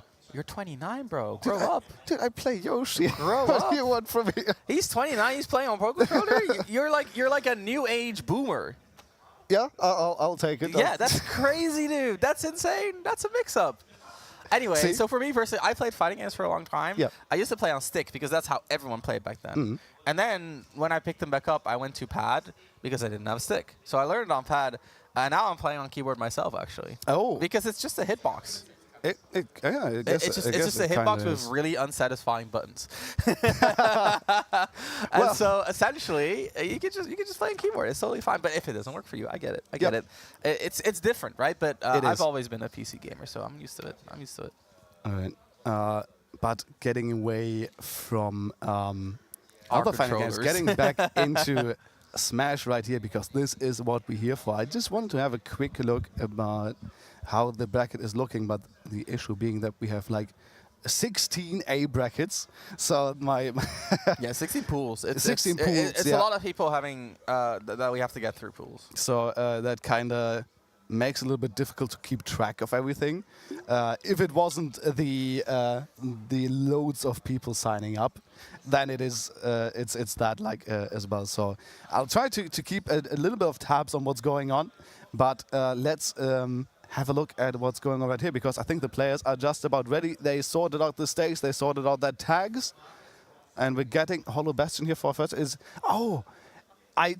All right, I'm gonna struggle to pronounce the name of the guy on the left. Rachior. And it's actually the Rachior, guy right? on the right. They got the names the wrong way around. So the guy on the right with the red scarf, that's Rachior. Alright. One of the best, if not the best Sora in the world right now.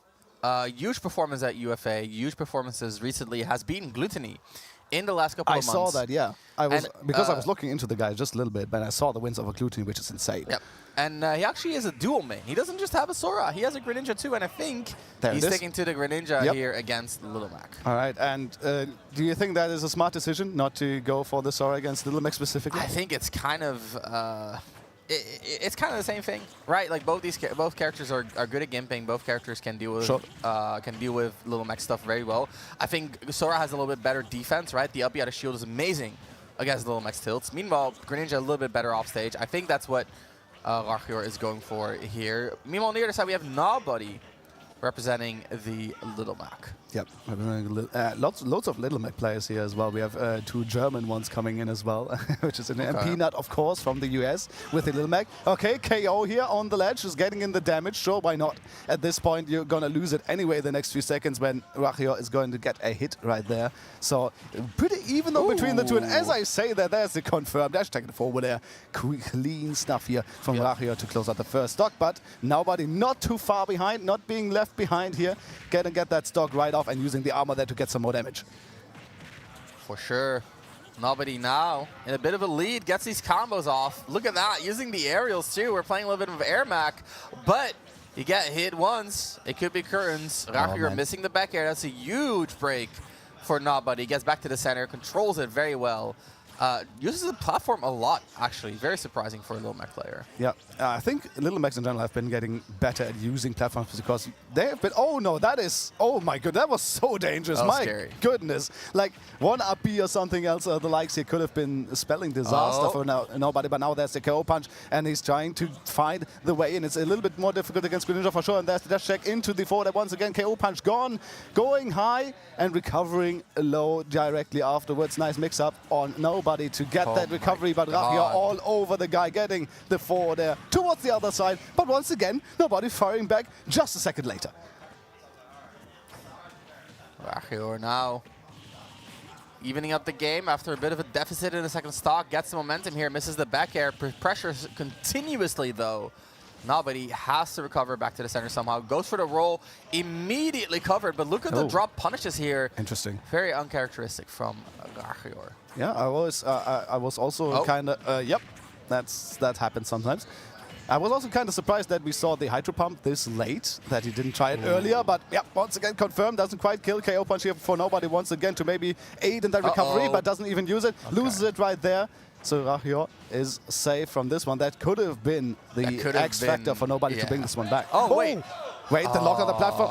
But misses the up B. That could have been so much damage. Not quite the kill, of course, but can maybe play around that. And Greninja sometimes also struggling to find those confirms, especially at the higher percents. But there it is, down throw into the back air. I think the DI in on that was a little bit ill-advised here for Nobody. It is a bit of a 50-50. Because the Greninja forward throw is...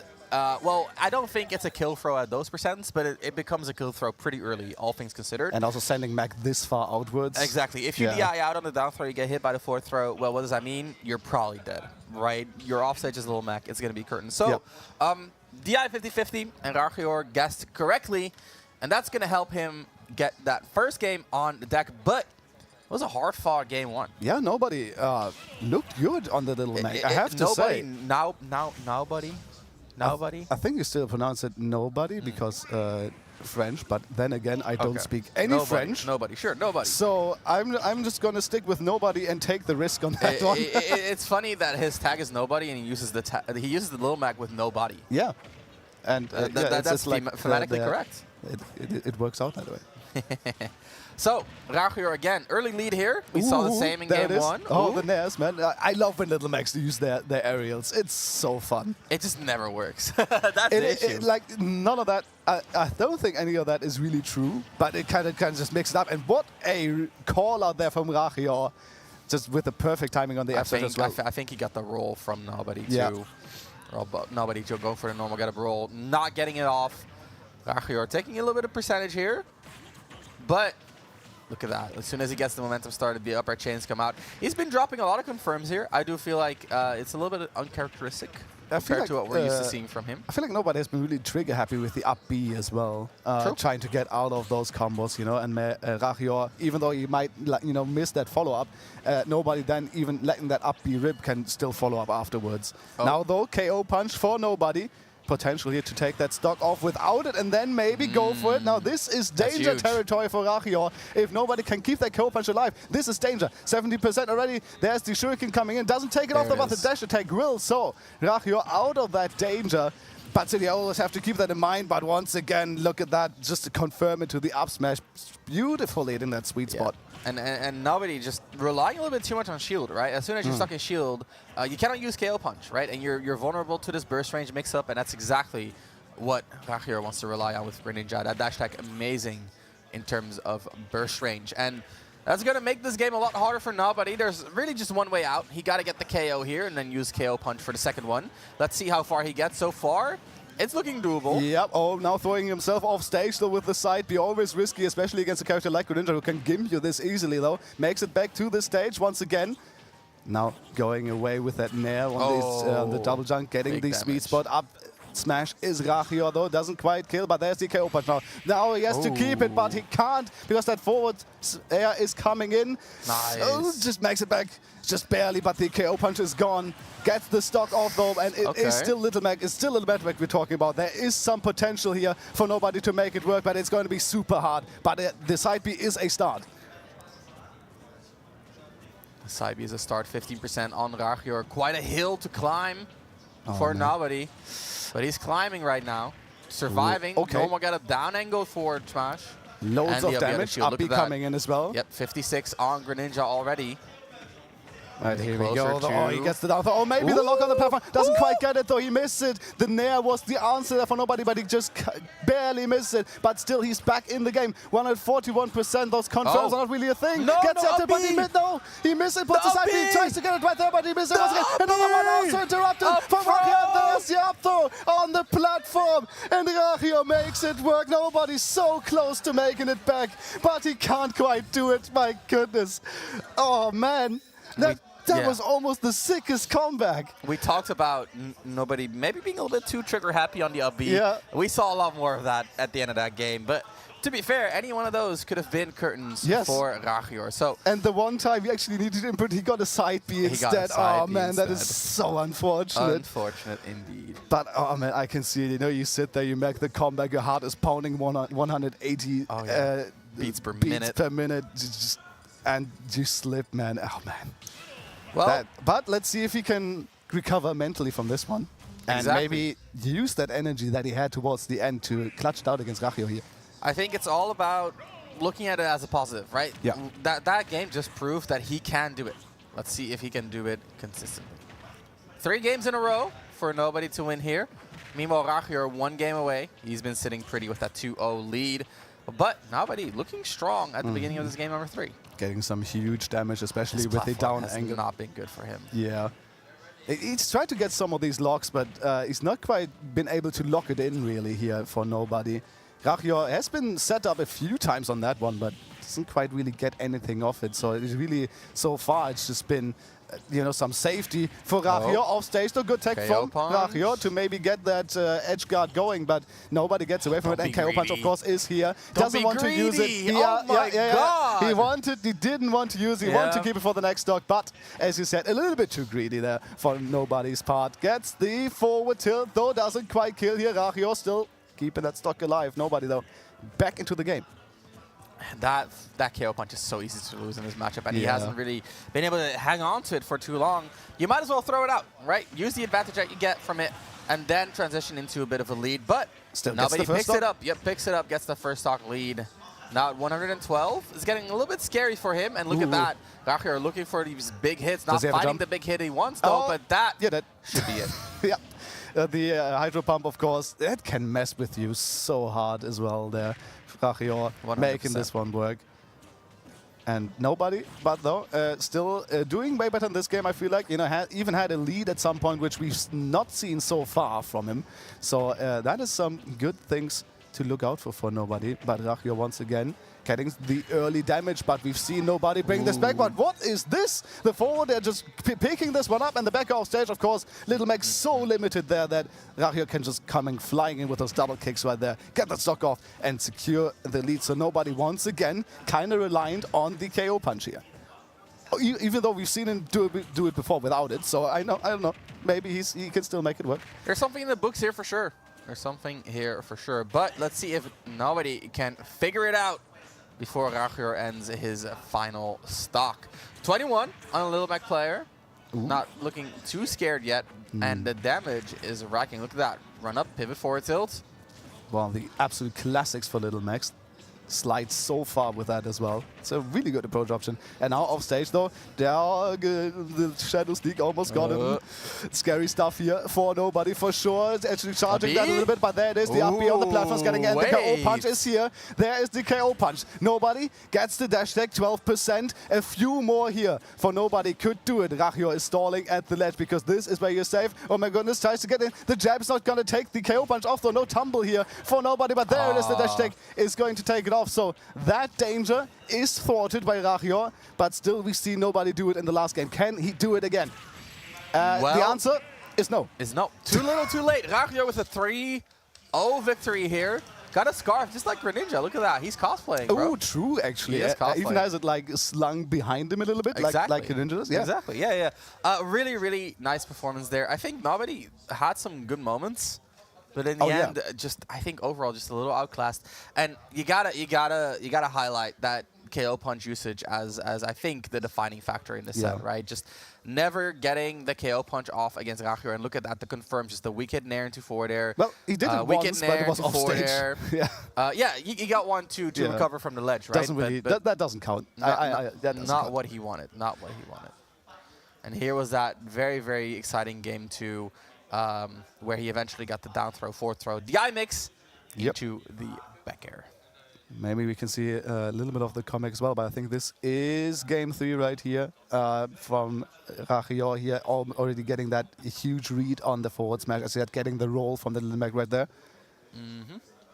And then he was just kind of stuck there. Once again, the KO punch, as you said, keeps it now after the stock. And of course, that is kind of valid, but that has been a theme throughout the set where he lost it then directly afterwards. Exactly. We hadn't seen it just then, but that's what happened. Even going for the counter instinct, I kind of missed that. But yeah, didn't really work out. Gets the stock, and here it is. That is the almost comeback, I think, from... This is game 2. Yeah, and then gets the grab on the platform, gets the up throw, finishing it off. But that was the scary part for Rachio for sure. It was. It was the scary part. Nobody has been putting in the work. Just around the platform time and time again. And they both fumbled, right? Yeah, they both did. They both did. But he There's eventually so much spaghetti on that one. And here was the up B, and that's gonna make you overshoot the ledge. And that was really like the best lead that Nabi had in that game 3 at the beginning. But again, like that nair forward air, just such a consistent confirm. And even when it doesn't kill, uses the shuriken to turn around and then goes for the double jump backer. Just very, very well done. Gets a stall on the shuriken as well. Just times it perfectly. Greninja already has so many options off stage, and against Little Mac that is just enhanced, you know. You can basically do what you want. You can just wait for Little Mac to do anything. But in that regard, I have to say that nobody has been really consistent at recovering, considering the matchup. He's been making it back way more often than I thought he would, especially since Rachio could have used the Hydro Pump, as we've seen in game 3, which has almost never come into play, aside from the last game. And he's not really gone for that either a lot, which surprised me a little bit because it is it feels like the first thought that you would have. It's like, oh, yeah, Hydro Pump off stage is Little Mac. Yeah, well, the thing about Hydro Pump is that it also sends you upwards. Yeah. And so you're giving him a little bit more room to drift. It sends you away as well, yeah. Well, yeah, that too. But I think the most important thing is it sends you upwards. And you don't want to send Little Mac upwards, right? That's going to make it easier for him to recover. Yeah, well, sometimes. Not the one time we've actually seen it, and I think that goes. Yeah, and that goes to what you said, where Rachio chose to use the tool in the correct circumstance. Exactly. Yeah. We're moving straight into the next pools game. We got our next 2 competitors walking up. Should be interesting. Should be interesting. Is that a Persona controller? It got kind of like the red and black vibes, like Persona. Yeah, Persona 5-esque. But man, I'm faces, man. it's I can't do it. Imagine one of these players being German. Like, Oh honestly. man, no. There's no way. No. No. Saivet? I There's no way. I Saivet? did I did that once. I will do my absolute best to not do it again. All right. At least for this pool. I'll give myself one free pass for my next block, but at least for this pool, I'll try to not do it again. You get 1 pass per block. Is that how it is? That's what I decided just then. Okay. I'm with it. I'll give you 1 pass per block. Yes, let's go. So yeah, next match again. We're running a full best of 5 here at King Khan. We're getting down till the top 32 Across this today. Yep. It's gonna be a grueling day. We're going to sort out the rest tomorrow. Of course, you saw some doubles action already. That one's going to be finished today, I believe. Yep. And then we have some squad strike tomorrow, I think. Ooh, okay. Unless they also do it today, which I don't think they will. I think there's doubles today and squad strike tomorrow. So that is, I'm not sure how much of squad strike is going to be on stream, but still super fun side event. Yep. I feel squad strike a little bit definitely undervalued. I think it's a really fun kind of side bracket. It's fun. I think the downside of squads is that people don't take it serious. Yeah, I think if people try hard at squads, it could legit be like a competitive event. Yeah. But people are so focused on like quote unquote normal singles that squads kind of becomes a side event, and then people don't really try hard because they want to save their stamina for the main event. Which is a shame because, like you said, it can be a very entertaining event. For the longest time, that has been the case with doubles as well. I feel like it's been relatively recent that people have been taking doubles a little bit more seriously. Really having that set team, the set teammate that you're working with. Actually training your communication, training your team play, training your combos, all that good stuff. And when you see it, when it works out that way, when you see like a really seasoned doubles team, or maybe even 2 on the same screen duking it out, it's a beautiful thing to watch. And dude, did I call or did I call? We're gonna be seeing some Joker action on screen as Joker versus Cloud. Let's get into game. Number 1 is gonna be Town and City. All right, so no German on screen. I'm saved. It is Zelos versus the Advent here, coming in all the way from America. Shout outs to all the Americans who made the long trip here to Paris in France here to attend our big event. It's always appreciated for all the people out of Europe to come here and take the long journey. For sure, Schwartz. Let's see game 1 so far. Slight lead for the Advent. He seems to be controlling the neutral quite well, but of course, this matchup kind of lives and dies by the presence of him. And there it is. Arsene. So already on the screen here for Zelos, getting that Arsene going, but the back air, really good space there from the Advent and going out with the limit cross slash. Beautiful stuff there, just challenging the Joker offstage, because especially with Arsene, the recovery is a little bit worse, quote unquote, at least a little bit more predictable, and Advent is using that to perfection right there. Okay, Zelos finding something here. Gets a second Arsene already. We're 1 minute in. But of course lost the stock for it, so I'm not sure if that's necessarily Well, he's got the Arsene now. He's got to make it work. Let's see how he gets mileage out of this Arsene. Goes for the down, goes as a mix-up. That's not quite what you want to look for. The finishing touch is going to miss, but the snap on the up B is going to keep the Advent safe. I appreciate the attempt, though. Not sure if that was intentional or not. Sometimes you get a little bit of a misinput with the finishing touch if you try to charge your up B, even though it is full. Down B, sorry. But still, Zelos here in a big disadvantage. Advent still doing super well. Now scooping your offstage is Zelos, though. That can be some of the avenues that Zelos has to make that stock work, to make the Joker work here against Advent, but just letting the up B out of shield rip, and it is a limit 1 as well. The climb hazard is going to finish the second stock of Zelos as well. Was a little bit too eager to get that Arsene to work, but Advent a little shy of the ledge right there, is going to lose the first stock, so there's a clean stock lead here for the American. Clean stock lead, but Zelos finally getting something going. Nice down air out of shield to punish the cross up on the up B landing. And now Advent, look at the pressure with the back air. Doesn't find anything that sticks though. Zelos kind of coming alive here. Already 77 on this Cloud, and it's wrecking. Look at the way he's using gun. Look at the way he's using these back airs too. Nice combination of movement and projectiles here. Zelos getting chipped away at, though. Has the Arsene no spike. Yeah, the nice. trump. I love the trump there, especially with Arsene getting that strong back air in to finish off the stock. And you know, Zelos has brought it all the way back to a almost even game here, especially since Arsene is still on the table for quite a while here for Zelos. So the damage can come through, but the cross slash taking almost the rest of it off, and Arsene is gone here for Zelos. So he's going to have to do a lot of work on normal Joker for a while to get some of those percents. Oh my god, what a call out there from Advent as well, calling out the approach from Zelos. Almost getting the stock on that one as well. 122% here on the Joker, and the limit cross slash is going to seal it. Good stuff from Advent, clean stuff from Advent here in the first game. Really Cannot be dropping your combos like that against Cloud. He's going to be throwing limit moves out, right? And there's a little bit of invincibility there too. Yeah, Zelos having some really great moments, right? Some moments of brilliance, but the overall gameplay was definitely in the Advent's favor. The way he was pressuring, just controlling the space with his back air, and especially base form Joker just doesn't really have a good answer for that back air. Yeah, a little bit lacking in range, and even though you have a lot of mobility, Cloud can just wall you off, right? So it is a hard thing to do for sure. But yeah, you can move around the back air, but you cannot actually like punish it. And that's the struggle right here. Let's see if Zelos adapts. Let's see if he continues playing the way that we saw him play at his best, or if the Advent is going to control the neutral as we've seen. He's back on the same stage here, though. So Zelos, I feel like, you know, maybe seeing some avenues here to improve what has been happening, and so far doing quite well. 61 on Cloud, and while that might not be a lot, when Arsene comes out, I promise you it is, right? Yep. It's one Arsene back here, and then it's basically 50-50 for stock when you're at these percentages. So this is really all the damage he had to rack. Now Arsene is going to be doing the rest. Run up jab, not quite it.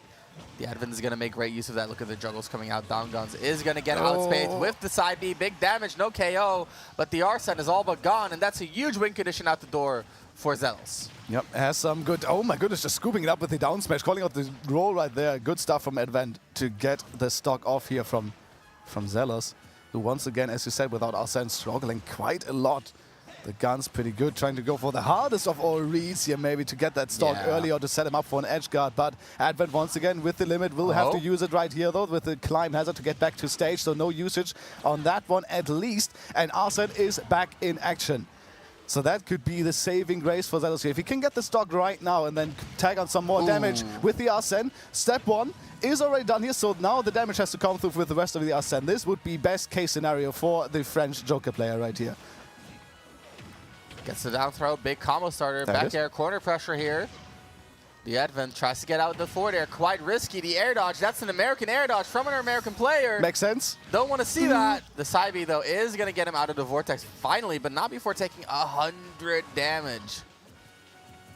Yeah, and as I said, you know, using the Arsene to actually get damage, and Zelos doing quite well so far, at least. But Advent now, especially that Arsene is gone, has been just, you know, controlling the pace of the game most of the time, at least. So now, once again, trying to get the stock up before Arsene is a thing. Limit is there, but the cross slash missing. Zelos moving around that shield, moving around those smash attacks here from the Advent. So far, staying alive quite well, bringing in those back airs, and Arsene is just a matter of seconds now here. Actually taking the neutral guns. I like that. The up guns, actually, not neutral it's the up guns. Sorry, the up guns, yeah. Up guns to get that little bit of a push, and that's all you need when it's something like Cloud, right? Really bad recovery right there. And Zelos now in the lead. More moments of brilliance, less than normal Zelos. I like it a lot. Look at that. Gets combo broken again. We've talked about this before. You cannot drop your combo versus Cloud. He will reversal you, and it will hurt. And another reversal right there with the limit blade beam. I like that. The Advent very, very happy to throw the limit out when he needs to. And that's a good quality to have. You don't want to be sitting on your strong resource all the time. We've seen what happens last game when you sit on it for too long. Yeah, that's actually the polar opposite of what nobody has done on the KO punches now. Advent using it right away, just using the resource as it is given. Now, once again, the climb has a lot of shields, just punishing those unsafe approaches from the Zealous. Has to use the limit right there to get back to stage once again, but rather use it than lose your stock, of course, especially this is the last stock. Oh my goodness, that was almost really good from Zealous, but just a little bit too late. Advent realizing it in time, and once again trying to get it. Zealous once again just shy, just a few milliseconds shy, and the Advent, of course, with the rightful punish on that up smash. There's no way, dude. He had it all. He had it twice. He had it twice. And the Advent, look at him smiling. Look at him cheesing. Yeah, He's happy he about knows. it. I would He be knows. happy too. I'll be happy too. And that's the thing I think that the Advent is bringing here. His punish game is, I think, a step above Zealous. Right? Just like the up smash is coming through, the way he places his limits, just all really well found, and they all lead to, well, combos or death. Yep. Alrighty. Well, game 3 is going to come in very... Oh, it is actually coming in right We're now. already in. Yep, we're get transitioning into it. into it, and you just missed a up throw up air. That's all you missed. And right now, So it's all good. that's huge damage right here. A fair 1-2. I like that from Zealous, but again, look at that. You cannot be dropping your combos. The way Advent is swinging out of this advantage is very hard for Zealous to deal with. Oh, limit on deck. All right, here we go. The limit, as you said, difficult, dangerous rather stuff here for Zealous, especially at the ledge now. Advent in the same position, uses the climb, has it offensively going past the ledge for that damage and getting a second bond for good measure as well, and bonded all the way back. Now off stage, Zealous without a jump should be fine, at least distance-wise, but Advent has been so good on those ledge traps as well. Just really getting a lot of damage, even though he has a send, but now off stage Wait, does he have a without the jump? double jump, I think, but he has the limit climb, has it. No jump. Had to use limit, and from there, just got corner pressured into Dev. Zealous out of Arsene, but up a stock now, trying to wreck some damage, tries to get the drag down, does not find it, gets the down throw, does not find the follow-up either. And this is what I meant, right? Just a little bit of a difference in punish game. Ooh. The fourth throw out of his jump, Counter there, out of his the jump, guns. but he knocks him back to the stage! Man, that almost was so good. Once again, you said it, like, the punishes, they're almost good, you know? Like, he got He's the got the drag right down. idea. And there it is, though. The limit blade beam in the air is going to catch Zealous. And as you said, the right idea, but he can't quite finish the job. And then this is what Zealous has to do. This is where he has to get clean here in this third game. So far, at least percent-wise, it's looking good. Now, once again, off stage, the limit climb is there for Advent. He always has it if he needs it, which is a skill in and of its own, for Good sure. resource management, for sure, from the Advent. But the Zealous right now coming alive. Okay, once again going past the ledge, he just interrupts Zealous on the 8 ledge trap, but just getting in Punish offensively, game. and that is so much damage. You said it, the punish game for just a step above, and Zealous, if you drop those combos, you're going to get so much damage done towards your second stock. Crouches under Beautiful. the Becker with a down smash and gets that back hit. I like that. A little confidence there. Doesn't get hit by the up B, but a little late on the punish again. Punish game a little bit too slow. And the Advent punishing dearly. Nice side B, nice jump here too. Nice dash back on the jump, just constantly pressuring Zealous, covering option after option now. Zealous on his final stock potentially for his winner's life. Once again, the ledge from something that is a little bit underutilized, I feel like, but he's making good use of it. Oh, that was so dangerous. My God, Zealous. You had a limit cloud sitting next to you, and you air dodge in. Even Advent wasn't ready for this one. Yeah, Didn't quite get the punish on that. He would never expect I would do the stupidest thing here, and the stupidest thing would work. You And know, that's sometimes it just works like that. Exactly. And the down air into the up smash. that almost Tana finished City. Actually, Tana City saving Cloud there, right? The little bit of extra ceiling right there. Oh, Zealous though with the down. Oh, the limit climbers on the side. Zealous once again. He misses his punish, and Advent is there for the counter punch. Just finishes off the stock with the limit climbers, who he once again had in the right situation. Right moment. Yep. Great resource management right there from our American Cloud player. The Advent advancing to winners semis of his pools. Meanwhile, Zealous dropping into loser side, and I think it was well deserved. I think that game, it was close, right? And Zealous definitely had a lot of moments in which he could have won, but the reason why he came up short was the same time and time again. Just a little bit off on the punish, a little bit off on the sharpness. And there were so many situations of that. Like, if he cleans all of those up, this looks way better. Exactly. And so I think it's deserved, because I think punish game is just such an important part of the game. Look at that, the up gun. The up Love that. Love that offstage pressure. And here we had that Arsene pressure getting stopped by the downer, and look at the punish here.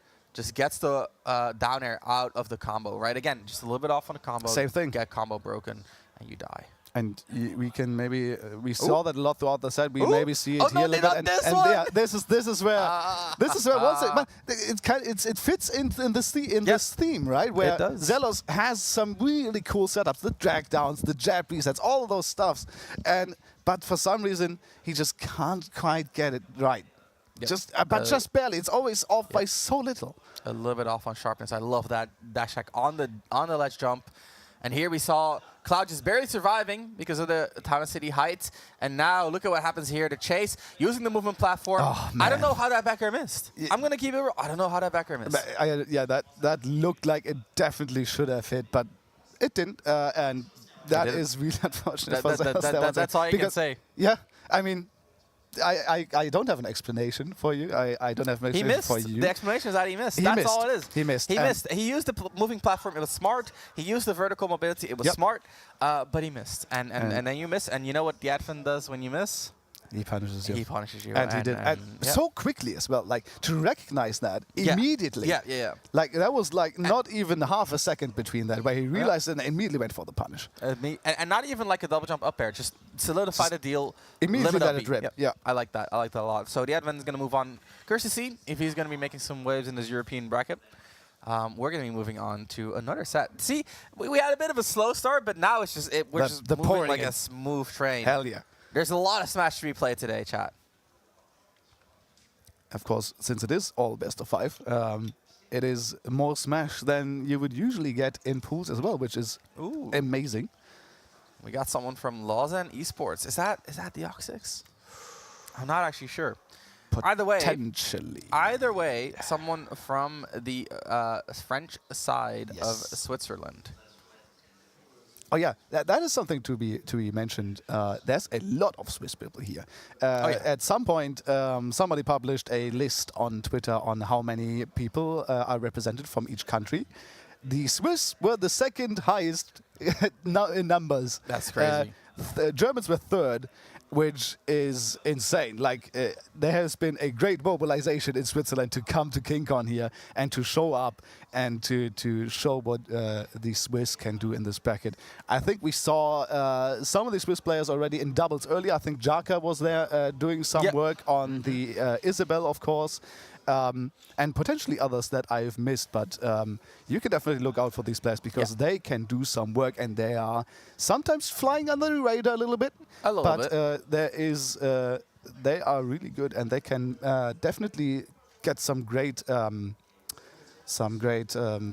Upsets. Thank you. My goodness, upsets. That's what in happens brackets. when a Swiss player wins, right? It's an upset. Haha. No. That's Not not what you meant. necessarily. That's not what Not you meant. necessarily. I'm bullying you. I'm bullying you. No, yeah, for sure. I think the Swiss scene, kind of riding on the coattails of the French scene, right? Because they do have a huge French-speaking area. Yeah, that's true, and they're very close to the French, of course. You know, sharing a board and all that stuff. So here we are. There he is. Yep, The Oxix. The Oxix and Zasio here on the, I believe it is Falco. Yep. So that is Falco, actually. Good job. That good is. job. Yep, my eyes Well, work. there is a saying that ain't Falco, but this is definitely This Falco. is Falco. The Oxix representing Switzerland, of course, with that Byleth. Some good wins in his pocket. I think he's even beaten Space before, which is not an easy feat. He is very hard to upset. The Oxix on the small list of people who have upset Space before. And look at the pressure here. You can see why the down forward air drag down, though. Double Zasio with some great conversions combo here. coming in from Zasio, as you said. Some huge damage here on the very heavy and also immobile Byleth, which sometimes can really play into those combos as we've seen. So Zasio managing to finish off. Zasio managing to finish off that stock quite early. But of course, Deoxys doesn't really let himself wait on that too long, getting the equalizer just then. And once again, though, it is Falco combos, but getting interrupted by the Nair quick enough. Interestingly enough, I don't think the Nair is that quick, but makes it work. Makes it work. Look at that pick up with the double jump Nair. The Oxix. Solid lead right now, but Zasio, we've seen how explosive he can be. The down tilt into the up B, no conversion, but the damage is racking. I like how Zasio just ran under Deoxys there. Really smart stuff to maybe get the grab out of it. Getting some more damage here, but he still has to work on that. But nice grab on the missed up tilt there. And now Deoxys has Zasio where he wants him, at the ledge in the corner. This is where Byleth shines, but doesn't actually quite get a hit in there. And Zasio managed to get out, but the up tilt not quite connecting. And this means that he's going to drop the combo. Gonna set up once again with the Phantasm, though, into the back air. Getting some good damage now off stage. Once again, trying to interrupt with those long-lasting hitboxes. But it is Deoxys with the roll getting out of that situation, getting the back air to finish the stop. Yeah, just turns it into quarter pressure. And like you said, that's where Byleth shines. Got some huge combo, or some huge damage here. Make sure that Zasio can knock it back to the neutral. The throw, down throw forward air at the ledge. Could have been a down throw back here, just saying. I actually know how that works. I just know it's very deadly. Down forward air, drag down, good as the eye. Either way, make sure that he doesn't get hit by the up tilt finisher, and Zasio just not finding anything that sticks. These sour spot back airs are so dangerous. Like they look like they set up for so much, but they doesn't really quite get it right there. Zasio just waiting, clanking on the grabs. Down tilt coming in. But he doesn't quite finish it. Once again, trying to interrupt the tether right there. But Zasio's not really been going for that one, even though he had the neutral, which can be really good in that situation. He's really been sticking at the ledge instead, maybe trying to get a back throw right there, the classic roll through back throw. But doesn't quite get it right there. The down tilt will finish the stock. But Dash down tilt. What an approach right there from Zasio. just get it done, you know. Sometimes you just have to let it rip. And that down tilt was one of those times. Finds the kill, and we know how much damage Falco can do in a short amount of time. Looks for the empty land into the grab, but gets picked up by the down tilt. Not quite a KO, but Deoxys, he's knocking. He's knocking on the door. Let's see what you got, Zasio. Gets a pickup here, huge. Picks it back up, gets 2 up airs there to get some more damage. There's another one. Getting the up tilt, doesn't quite get the down out to the platform. To the up throw, though. The back air is going to connect as well. And Zasio, he's almost there. The Deoxys has to be careful, but re-grabs the ledge, and Zasio reacts immediately with that down smash and gets the first game. Nice comeback from the French Falco right here. Nice comeback indeed. And wow, what a grab on the run off the platform. Just finding these pickups time and time again. Yeah. Because let's be fair, the combos were not that clean. We saw some like up tilt into miss down air. Kind of few. But at the same time, Deoxys was not ready for the drop, so he's not teching. Instead, he's just DIing, right? And then you miss the tech on the platform, and somehow Zasio just picks it back up, and essentially resets the combo. And because he gets the reset, he gets that much better of a starter going forward, and it's looking very, very strong for Zasio right there. And that's the thing, right? Like, you cannot give him an opening like that. If you're Deoxys, you gotta push through. You cannot give Falco an opening, because once he starts comboing you, how do you land? You're a Byleth. You don't have a down air. Your nair is good, but not for landing. You're a little bit floaty too. It's just not the right set of circumstances for you to kind of like thrive in. And most characters can get out of disadvantage to some degree. Byleth, especially when she's getting juggled, just has a really, really bad time. But look at that, the upper from the ledge into the conversion, doesn't get a big hit, but just gets off the ledge for free, and the pressure continues to 70% on Falco already, and we know how deadly Byleth can be. This is nearing kill percents already. Oh, and it's not nearing kill percent, it is kill percents here for Deoxys, getting that sweet spot back, which is incredibly strong, of course, especially as we alluded to earlier on those ledge traps. Has Zasio in the corner and gets it done. But once again, the Firefox, the Firebird, of course. We're not having the Fox, we're having a bird on screen right here. Looked a little bit scary, I have to say. You know, when those Falco, they go just below the ledge and then they somehow grab it. It looks so scary. It looks like an SD every single time. But it of course makes the recovery way safer here, because Deoxys, of course, with the down tilt specifically, can just pick him up if he doesn't space it correctly. And the snipe, my goodness, just the bow used for the first time and immediately hit and takes the stock. And that is a tragedy. That should not be happening. Zasio now just getting overwhelmed by this Byleth, on the verge of getting 3 stocks. You're getting double lapped at this point. Yep. Almost. But Zasio finally finding a break. No offstage pressure here. It's very hard to get that game bomb Byleth. Tries to get out of the corner, gets punished, dragged down into the regrab. I like it. Ooh. But doesn't actually, once again, he's dropped the combo a little bit too early, it feels like, here on Zasio's part. But trying to get aggressive with the Phantasm back to stage once again under the platform. But Deoxys covering that one quite beautifully into the dash attack. But gets the down air spike just through the stage. Zasio hanging out a little bit too long below that ledge. And that is going to be the second game. And I think, if I'm not mistaken, our first non-3-0. True. Actually, I think that's true. Interesting. I think that was quite a reversal of momentum. Yeah. We went from yes. Zasio just fighting tooth and nail to getting absolutely overwhelmed. Yeah, and I feel like, especially since Zasio has been doing such a good job of bringing it back in the last game, it feels like the momentum should be on his side, right? But instead what we've seen is that... goodness, names. Deoxys. Thank you. That Deoxys just kind of composed himself and said, you know, the comeback, sure, it was there, but I know what I have to do now. Exactly. I have the tools. I've shown them already. I just couldn't quite finish it, and then he just cleans it up, and that is how we got our second game. So third game coming in now. Important stuff here to secure yourself that 2-1. So you have the counter pick if you need it. Right. Game 3, we're on Battlefield of all stages. Deoxys leaving it open against Falco. Very surprising pick right there. Let's see if it works out. Deoxys so far looking strong. Once again, those ledge traps, man. So oppressive here on Zasio, trying to get out the corner. Uses the middle platform to get it there with the Phantasm to get out of that situation. Once again, the pressure there coming from down below. That Deoxys is very patient and she's just holding this one. Not going to wanting to get hit by any of those combo starters that Falco has a lot of. Yep. Drag down, single hit up tilt again.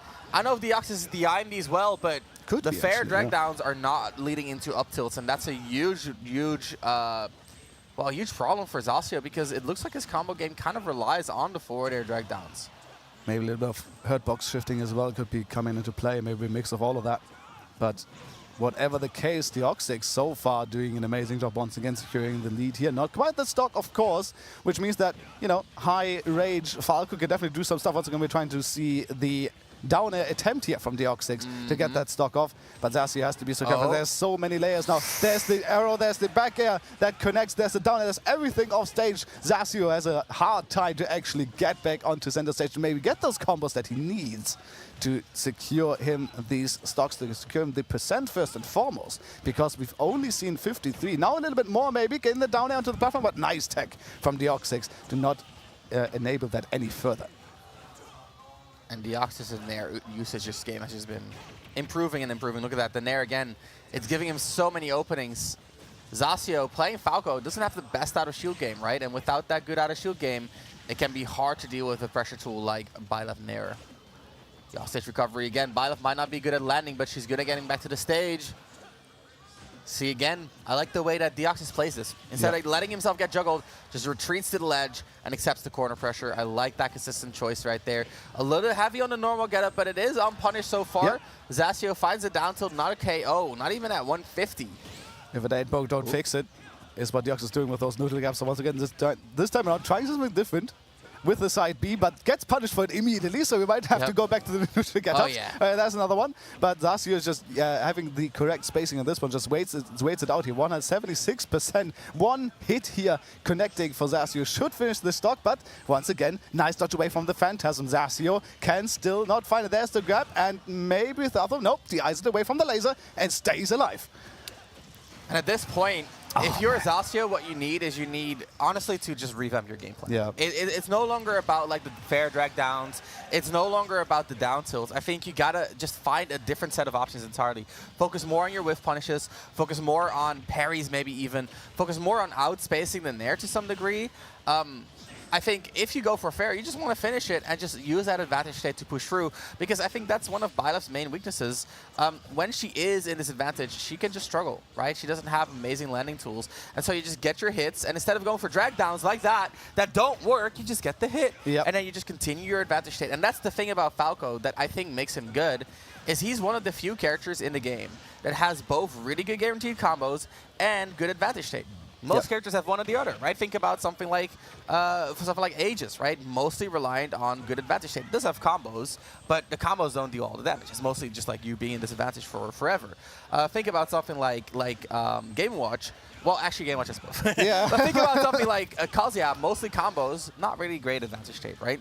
And so Falco having both gives you that flexibility of what you do after a hit. Yep. And so far, Zasio has not really demonstrated that flexibility. He's really been focusing just on the combos and not really focusing on the resets, you know, just keeping that advantage alive. Maybe trying to get too much out of these openings that he's seen so far, and it has led to the situation we're finding ourselves in now, where Zasio is behind, and you see that, you know, sure, he gets the damage, 150 once again here on Deoxys. He was at almost 200 before, but he can't finish the job here. 133 here on the bird itself, but nice pick up there with the Nair. Love that one, actually, to just scoop him up on the ledge. Yep. Deoxys maybe a little bit too unsafe there, maybe a little bit too comfortable in that situation. But once again, it is one hit that is needed. Now sent off stage. The arrow is going to miss. Zasio was ready for that anyway, so it might be better for Deoxys. Hey, and he finished the forward air. Hey, all right. All right, we're getting there. We're getting there. No follow-up, though. Oh, man, I like the angle, trying to delay and using the jump air dodge too. Very evasive maneuvers here from And there Zasio, it but is. just barely missing the up tilt. And that was a bit of a comeback. Just a bit though, yeah. Zasio, he got those 2 stocks off, which I didn't think would have been the case. It looked kind of doomed for quite a while for Zasio, yeah. But he's got it to last stock, and we've even seen what you mentioned, that he's finished the forward. He's not tried to go for the drag down, maybe trying to mix it up a little bit. So this is now the last chance for Zasio to turn his game plan around a little bit and get that one going. Is that a hover that is a thing? Because right now you guys don't see it, but he's kind of hovering over Zero Suit, which I'm not sure is real. We're just taking to Falco. It's not real. Alrighty. So Falco, once again, as we said, can Zasio adapt his game plan to what Deoxys is doing to him right now? That is the question to solve here in this third game, once again going back to Battlefield. And that kind of lends yourself to those resets, to those combos. It does. So it might be a good pick for Zasio here. I think it is, and I'm still surprised that Deoxys let it through even when he's winning here. Yep. Look at that double nair. Tries to get the laser, tries to get some more, but the upper from ledge, that's been a classic for Deoxys. Working out really well for him this set. Forward air walling against the corner pressure here is huge, and I like just the consistency at which Deoxys gets grabs is really, really great. Using his mid-range tools to kind of like control the area, demand respect, and capitalizing on the respect with the grab. Really like what he's showing so far. But Zasio already looking a lot more solid in this game number 4. Yeah, and this is exactly what we're looking at. Oh my goodness, the turnaround on that down, that was insane reactions from Deoxys to get that confirmed into the kill. That was so clean, my goodness. Surprised that even KO'd right there, but maybe a little Deoxys will take it for sure. That's an early lead right there. Yeah, it might not have been the best DI, but does it matter really if you're out here with this much of a lead, not just in terms of this game, but also the set. These sweet spot backers just look so brutal, man. And they deal so much damage. Well, now Zasio here has Deoxys at the ledge. Could be a good thing. Gets the down there, but not quite to confirm. Good DI outwards from Deoxys. Yeah, to thought any of those follow-ups. But oh my god, just drop stock. What the? That is insane. Yep, How early that stock is gone. Getting the nairs time and time again and converting them in such a huge way. And that's the thing about these close quarter characters. Nair usually isn't that great against range characters, right? Like if you're playing against another sortie, you don't want to be relying on Byleth Nair. But against something like Falco, it outranges enough to be valuable. And that's exactly what we're seeing right here. The value of Byleth Nair. Zasio finally getting the overshoot. And again, down 2 stocks. But if he gets this stock here, there's still a little bit of room for magic to happen. Tries to use these walks. I like the footsies there a little bit from Zasio, trying to get the spacing just correct. Phantasm into back, yeah? Yep. And I like this. I like how he used the Phantasm not just as a recovery tool, but also sometimes to approach, because this can be a mix-up that Zasio hasn't really been using a lot. It has been punished a few times. He's done it because he's done it against shields. Right. So I guess, you know, fair enough. But this time around, working out quite well. Playing a little bit more back and forth. But again, the forward air drag downs, they're just not working out. And this is such a huge part of Falco's neutral. It's like getting the most out of your openings, because Falco's neutral is kind of dependent on the few openings you get, right? He doesn't have a dominant neutral.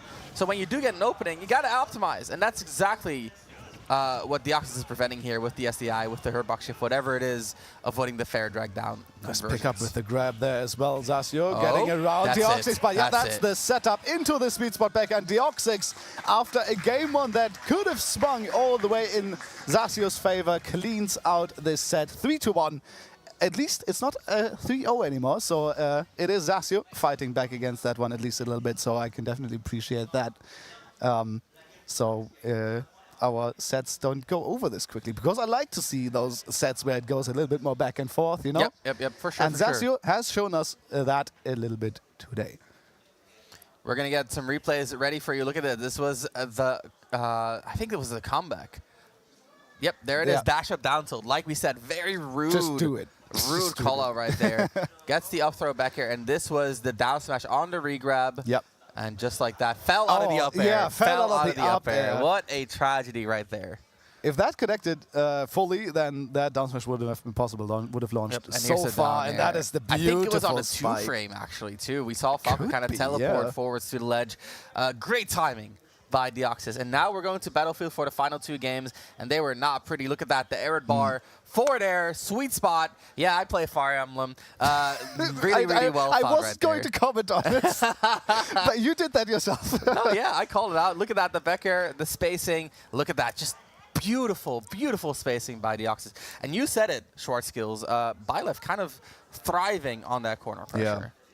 And he's shown that time and time again, and we've seen it in those replays as well. Oh, that forward tilt sending so far out. And this, I like this pickup with the Sneaky, neutral air. That is, you know, once again coming just through the ledge right there. And this is what you called out earlier as well with the Firebird into the angle. stage to delay a little bit that recovery. But in the end, it didn't even matter, because that up tilt were coming through on the punish on that missed up tilt.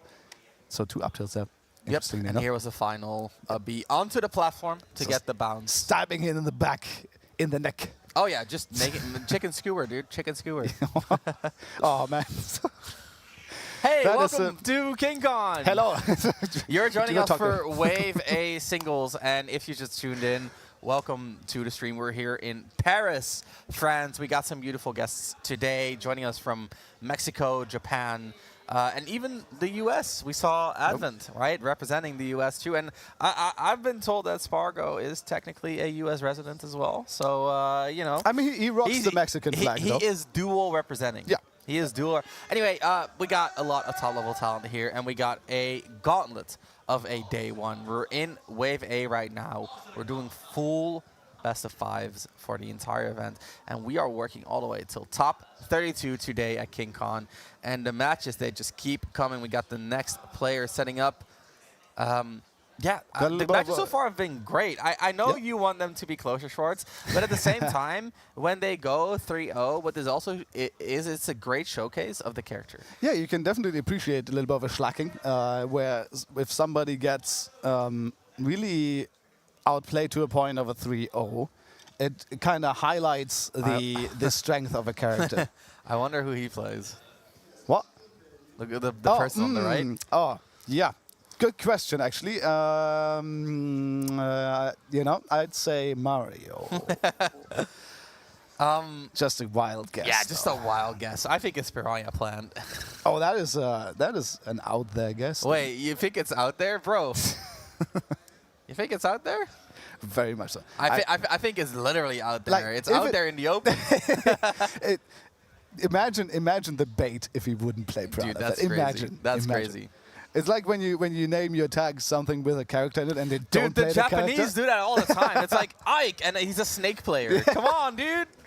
Joker, the cloud player. Yeah. You know what I mean? Like, Yeah, come yeah, on, bro. That's- Give us some slack. It's never gonna not be funny. It to is. It is funny. I do like it a lot. I think it's great. I used to have a tournament plushie that I brought with me, because it became. Let me guess, tradition. it wasn't Shulk.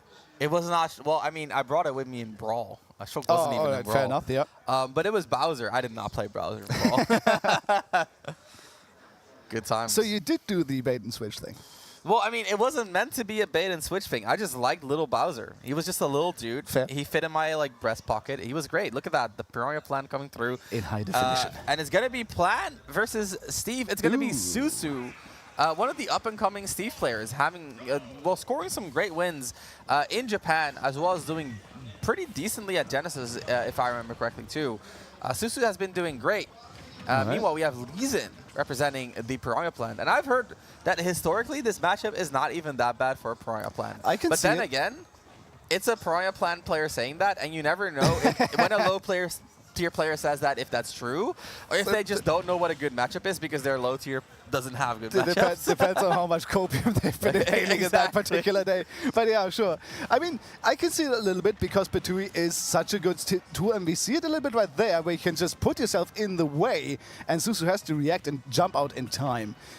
So, no, we'll see. Ooh. Getting a little bit of a setup into the up smash there on the block. Of course, this is one of the things that makes Steve such an appealing character. Such a free flow with those platforms that you can make for yourself, those blocks. You can do things that other characters cannot. Right, and I think especially for Susu, it's less so about the block setups, and it's more so just his conversions. Yeah. We saw him get a hit earlier, just convert up till nil up smash. Yeah. And the way he's converting his hits, I think, at the moment, top 3 Steve combo game. And that's really the X factor for Susu. Ooh. So far, though, Leeson fighting back, and the fight is strong. Look at that, gets an early lead here, and teabags as well, just letting Steve mine, question mark. No. Oh, you Susu. cannot be doing us like this. Man. All right, it's okay. He's made it work. It's okay. Wait, it slants? It's oh, nice. Susu, why? Susu, why did you do that, bro? We just talked positively about you. And then you do this. Well, yeah, it's gone anyway, and he's got the stock as well, so he's kind of redeeming himself at the very moment. Has the diamond tools now on deck as well, and that is danger territory for Leeson right now. That damage out of the combo heavy Steve, as you said, is going to be absolutely massive. But Leeson is there. Where's the down B? Huh? My goodness, what a pickup on this one. Gets the Petui and then calls out the minecart of Susu. Beautiful stuff, and the diamonds are gone as well. But now offstage as well, dangerous stuff there with the minecart. Gets but launches towards the stage. I think I think there was a chance that the Piranha Plant didn't make it, and then Susu saved him. Yeah. Either way, Susu mounting a comeback has to make a comeback because Leeson was 5 steps ahead in that play. Tries to set it up again, but come on, I mean, you got one. The cards are out, okay, Leeson. The cards are out. Still tries to actually get into the way of that minecart, challenge it. And does so at least with a trade. And every trade, of course, now for Leeson is a positive one because he is up that one stock. There's the Petui once again. Susu's just crashing into this one. Getting the dash tag there, just maybe settle something on the block, but the gentleman's coming through with Leeson. That doesn't quite get the connection, though. So Susu out of that situation. And Leeson now dropping that stock, and you're ahead a lot, but again, Susu, combo game, on deck. He's got the diamond in the back too. Hasn't used it though. It's still gold tools. Actually, yeah, it's still gold tools here. So the damage, not the biggest, but still, of course, 53. Ooh, the Tommy just in the air. Uses the armor to get through all that combos. And Susu now cannot get hit by almost anything, but 91% of course on Leeson as well. Susu has been putting on so much damage. There's the diamond coming in as well. Off stage now, one more hit, one at 120. Petui coming through the down B is going to be dodged away from by Susu. The anvil is going to be placed in that spot to maybe make that awkward a little bit more for the get up here for Leeson. Sets up the smoke screen, but no, that Petui ill-advised, and Susu, keeping the calm head, just gets the neutral get up, looks at Petui and says, nah, and gets the forward smash, gets the stock, and gets the comeback. Leeson was looking so good, but as he said, he couldn't quite close it out. Leeson, dude, calm head. That's an understatement. He's looking like he's not even playing. He's just, he is literally both spectating. of these players actually just chilling. They're chilling. Great showing in game 1 by Leeson, but even with that amazing play he got on the minecart, he could not close it out, and that could bode to be problems for Leeson. Well, let's see if he can clean that up a little bit. Oh, the jabs across the stage. That's a classic from the very first days of Steve. Everybody has been raving about that. But of course, Susu keeps it going with those blocks. You said it. That combo game of this guy is insane. And he's shown it once again, 84% now on the plant right here. And finishing it off with the Ember. Not quite, though, as Susu is staying alive. That is a very heavy pot on that plant. There's a lot of soil in there, you know? A lot of soil in there. And he's got a big hat, too. True. it's a little bit lopsided. But you know the lopsidedness right now, keeping Lee Sin alive here on that plant. And now Susu is just looking for that stray hit, or maybe a little bit of a confirm here, but it's mostly been back airs for now. Dangerous stuff off stage now. Throw, that angle is very nasty. Goes for an anvil, and Lee Sin, nice wide recovery. Challenges the minecart one time too often, and Susu with a very, very solid advantage right now. He's been consistently getting those trades on the minecart, but of course, if you're down percents, that trade is not what you're looking for. Exactly. Patsui gets rolled out. And now Susu just swinging. With the axe, of course, as you should. That up tilt is absolutely insane. And now gets a shield out in time. Lee Sin getting out of that jab combo, quote unquote. I feel like that should have hit. Because, I don't know, he's just kind of poking his head through the stage, you know, but actually the Patui not quite doing that.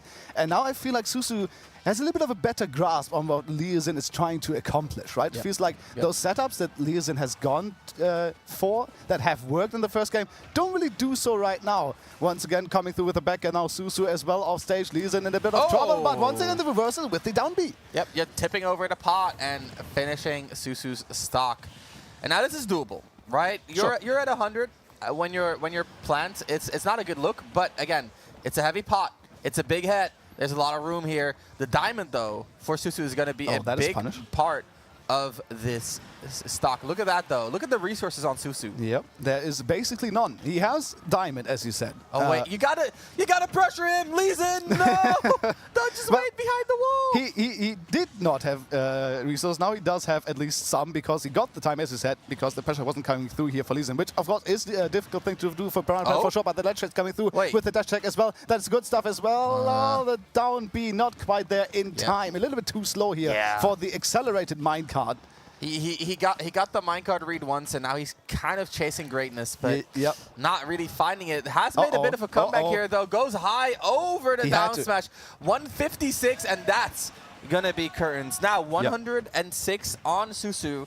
This is very overcomable. Found himself a little bit in disadvantage, a little bit too long right there, especially with the regame. Had to go high, and after that, it was just Lee Sin's job to, Susu's job to close that one out. Now getting caught in the minecart here is the plant, and that is the combos. Potentially Putsu coming through as well. Actually sets it up into the down tilt, but Lee Sin smart, going low there, not jumping into any of Susu's setups with those blocks. Susu with a very tricky up B there. Not going for ledge. The dash that comes through, but 160. It's going to be the Patui to finish it out. Lee Sin again, making the game close. All right, and Lee Sin getting some support from the crowd now as well.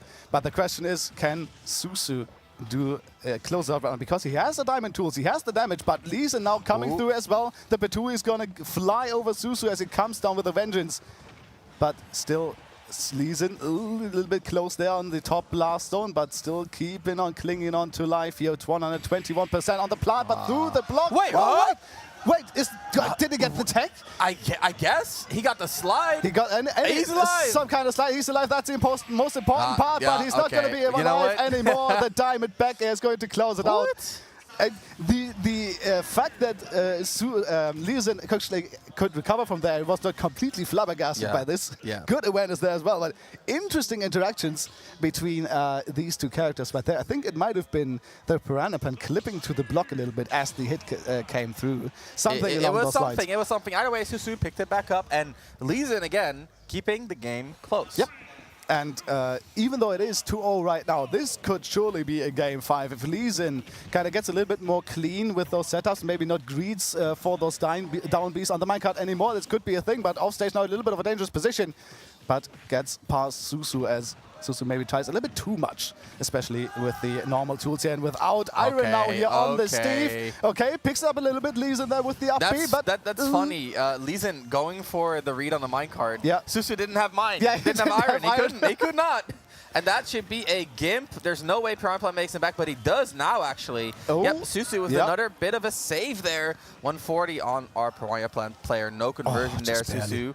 Tries again, fails again. A little bit more drop heavy in this set than we're used to seeing from Susu. But so far, he's still winning. It's still working out well. Look at that, the pressure. The Patui denying a lot of that vertical space. I like that actually now, of course, ledge trapping one of Piranha Plant's strong suit, but sets up the anvil, and Lee Sin dashing right into it, getting bonked on head once again. Here's the early combos. Okay, big damage, 65. 65, baby. That's what we do here on Steve. Especially if your name is Susu, being so clean with it. Huh? Actually, letting Susu mash out of this one, interesting. Especially, I think the up throw should have finished that stock at this point. But Lee Sin not going for it, meaning that Susu has another lease on life on that first stock and getting some good damage here on 105 now. A little bit of a cheeky reversal on that minecart as well on the block, but there is the down B. Getting the angle that you can only get in the air by going a little bit further down. Exactly. Yep. Letting it rock. And using the Patui to ignore a bit of the heavy damage. Wait, that was metal against metal right there. Patui against Anvil.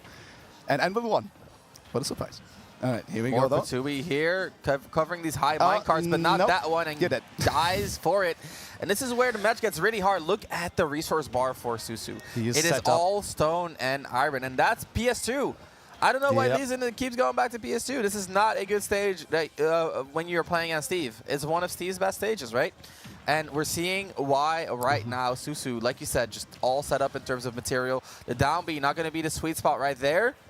Susu just avoiding death time and time again. Yep. As well as Lee Sin, though, especially with some of these setups that can be very dangerous. Look at that already coming through.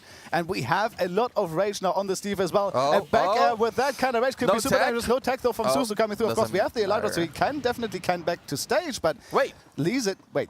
The back throw went through the block. Yep, doesn't matter though. Doesn't matter. Usually the idea is to have the block there to get a tech situation where if Lee Sin doesn't tech, he just gets spiked towards the ground. And if you do tech, it doesn't work. And there it is. Well, he didn't get down smash, he got down beat. Instead, the Anvil coming through and closing out the sorry, down air. That's true. Yep.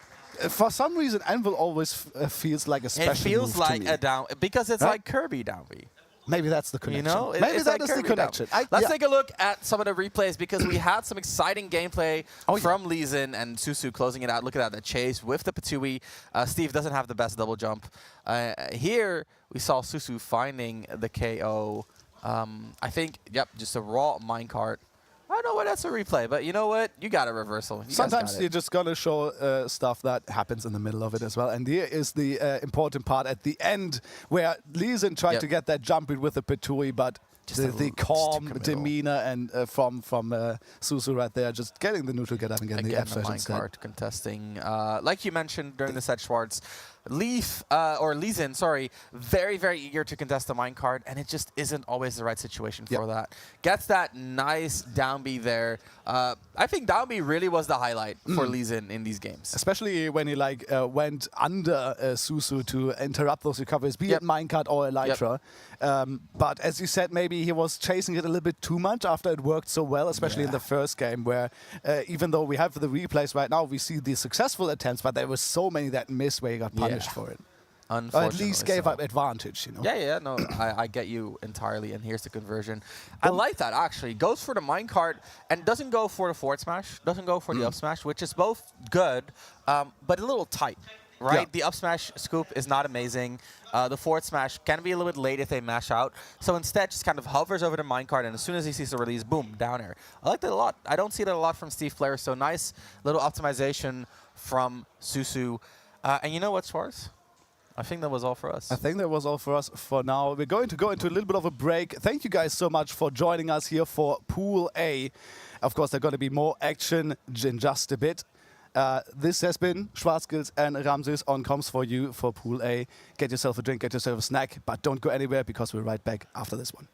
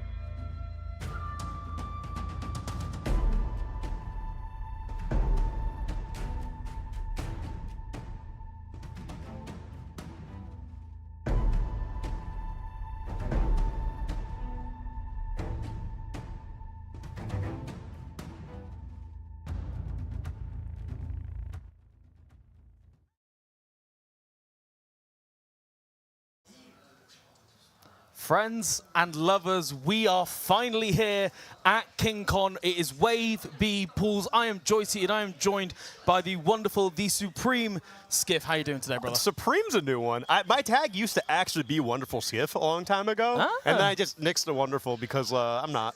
But I appreciate the introduction. Supreme's good. I like Supreme Skiff. I there like you that go. one. Bit of alliteration in there. You're having a great time. Yeah, absolutely. But yeah, no, I'm very excited.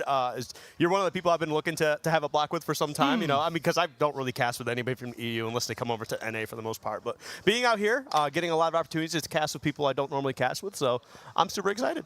Yeah, it's going to be a great old time. And, of course, we've got not only a lot of international commentators, but a lot of international competitors as well. We've already seen some not crazy upsets, but there's still, you know, there's, like, it's bubbling up. I can feel it bubbling up. No, there are a lot of close shaves. It's going to happen. Yeah, and I feel like maybe Wave B is the time for it, or it's going to be 128 where the bloodbath starts. But certainly, at the moment, it has been just thrills and chills all the way throughout the wave so far, and I'm more than guaranteed to say it's going to be the same here. Well, that's the thing is there's usually that one Twitter that's like, oh, upset thread for blah, blah, blah, only covering top 192 seeds. And immediately there's already one. It was some, it was France over France, but it was like 401 seed over like 180 seed or something like that. And I was like, wow, that's quite a big leap.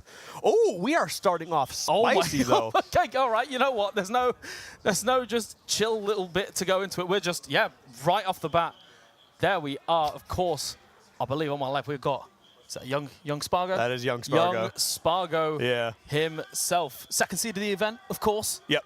Because first seed is Neo. Neo, yeah, which is interesting, but yeah, there is no, and in the same way, there's no time to chill, no time to build anything up. We are getting right into it. Cloud against Diddy Kong. Matchup that I feel like we've been seeing a lot recently, particularly on that, on that worldwide stage. Yeah, I mean, it'll definitely be interesting to see how these two play out. I've actually, during doubles earlier, I was just really impressed with a lot of the players that actually were coming out and playing. They were giving teams like Spargo and SkyJ like a run for their money. I was just like, wow, these are people who I've never really heard of before. So, but yeah, France definitely has always been a lot of high-level talent. So you can't just come in here and think you're just going to go 3-2 like normal or something like that. You're going to be playing against the people. And as you can see right here, Sesko starting off basically untouched for 100%. I was going to say, and that's definitely not the start that we would expect, particularly as, of course, Spargo having Tweak, you played him an awful lot. You got a lot of that matchup experience, but when you come over to France, it is a different breed, it is a different generation, and Sesko is proving why he is at the same point as Spargo and looking to take it even further. That was like a crazy dominant first stock. Mostly when you're sitting across from someone like Spargo, I feel like most people are going to be like, oh, this is going to be really tough. I'm not going to win this. Sesko came out of the gate like, I'm winning it. Do you see what I'm doing here? I mean, at the end of the day, the character is the character, right? You can have all of these players, and at the end of the day, it's just another opponent. It's the next person right next to you, and that's the thing. When you want to compete right at this top level, you've got to have that mentality. Otherwise, your nerves will just spell the end, really. All right, well, here we go. We got Spargo landing back onto the ground here. Now has got some good stage control. We do see the monkey flip into center stage. Oh, whoa! Ooh. Dude, who is this Sesko guy? He is playing super well. I was going to say, I wasn't even expecting, after the first banana toss, I was like, oh, you've not gone for the punish. Okay, maybe you got something else. But Sesko was just saying, you know what, I was saving it for a little bit later. Get that guaranteed damage, get that confirm down to a T. You're dotting the I's, you're crossing the T's, and you're 3 stocks to 1 up at the moment. That is, you're not just up 3 stocks to 1. You're up 3 stocks to 1 on the number 2 player in the world. Could be argued for number 1 depending on who you talk to, whatever. But Spargo's no slouch. Everybody in this game knows Spargo, and you're giving him the business. Listen, I like Spargo. I want Spargo to win as much as possible, but I would love to see an upset right here. The wild part is as well is that you tend to see it in these game ones of sets where you feel as if the opponent against that top player, they almost bring out every single ace they've got up their sleeve. And they have that close game 1, win it, and then games 2, 3, and 4 are a wash because you've got no surprise factor. Yeah. But the thing is, Sesko hasn't been doing anything particularly surprising. There's nothing, all the aces are still up the sleeve. It's just been solid conversions, solid neutral game, and just going at it against Spargo. And I love the Z catch of the peanut, just because that could have spelled the end. But, Spargo, again, just being that next level. But we are seeing Spargo at the moment beginning to warm up, a little bit here, maybe getting used to the rhythm that Sesko is playing at. And it feels like Spargo has been in the driver's seat, but Skiff, is it too little too late? I definitely think so. I mean, Spargo could definitely turn this around, right? Like, I've seen him do it against, like, no offense to Sesko, but, like, you know, top 10 PGR players. But, like, Sesko just has not let off, like, the gas pedal at all. And now you got 2 stocks taken away from you in a row from Spargo. However, that's 134. In the way that Sesko's been getting his conversions and getting his stocks closed out, he should be able to close this one without dropping the game. But who knows? But he can't get his banana back. Yeah, I know, it's devastating as well. You get just a solid 30%. This could be the end of rolling out of the up smash as well. And this is not the momentum that you want to give Spargo at the moment. He has got limit and he is hunting it down. And Spargo is not afraid to go for these ridiculous hard reads when he's at the bottom of the ninth. Just about managing 88% on Sesko. The back air just sending him back off stage. And Sesko, is the dash attack going to do it? And there it goes. After all that. After all that. Momentum, I've never heard of it. I've never heard of it a day in my life. Spargo take game 1. What on earth was that comeback? Oh, that is like, it's one of the best feelings, and it goes immediately to like one of the worst feelings, Joycey. Like, you're like, I am taking it to one of the best players in the world, and then the best player in the world reverse 3 stocks you. That's the thing, you don't even get the point on the board. That's the worst part of it, right? Is that you would think to yourself, oh, well, you know, maybe I got slapped games 2, 3, and 4. Well, that game 1, though, that was great. But you don't even have that now. Yeah, I mean, like, the other thing is, too, is just, like, no matter what, I think Nesko should be able to just walk away from this and be like, you know, I played really well. And he is. He's playing very, very well. And you kind of called it, too, is just, you know, Spargo was starting to warm up there. And there's also some instances where I'm just like, you know, Spargo would normally warm up. I thought after first stock, I'm like, okay, Spargo's fine. And then Nesko took another stock and then got him up to, like, 130 and something like that. And then, obviously, Spargo decided to play, but, you know.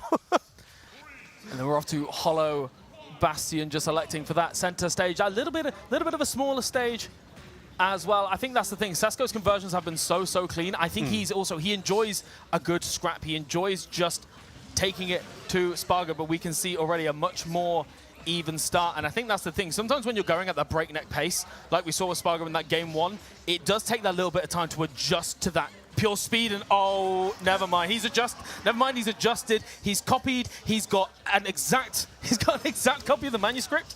Yeah, I feel like when you see a Cloud start forward smashing and like they're landing them, that's just like the sign of, okay, I've got you figured out at that point. Because Cloud forward smash, like, it's not that you can't hit it, it's just that it's very committal. So if you throw it out and like you're not going to hit it, you're getting a huge punish.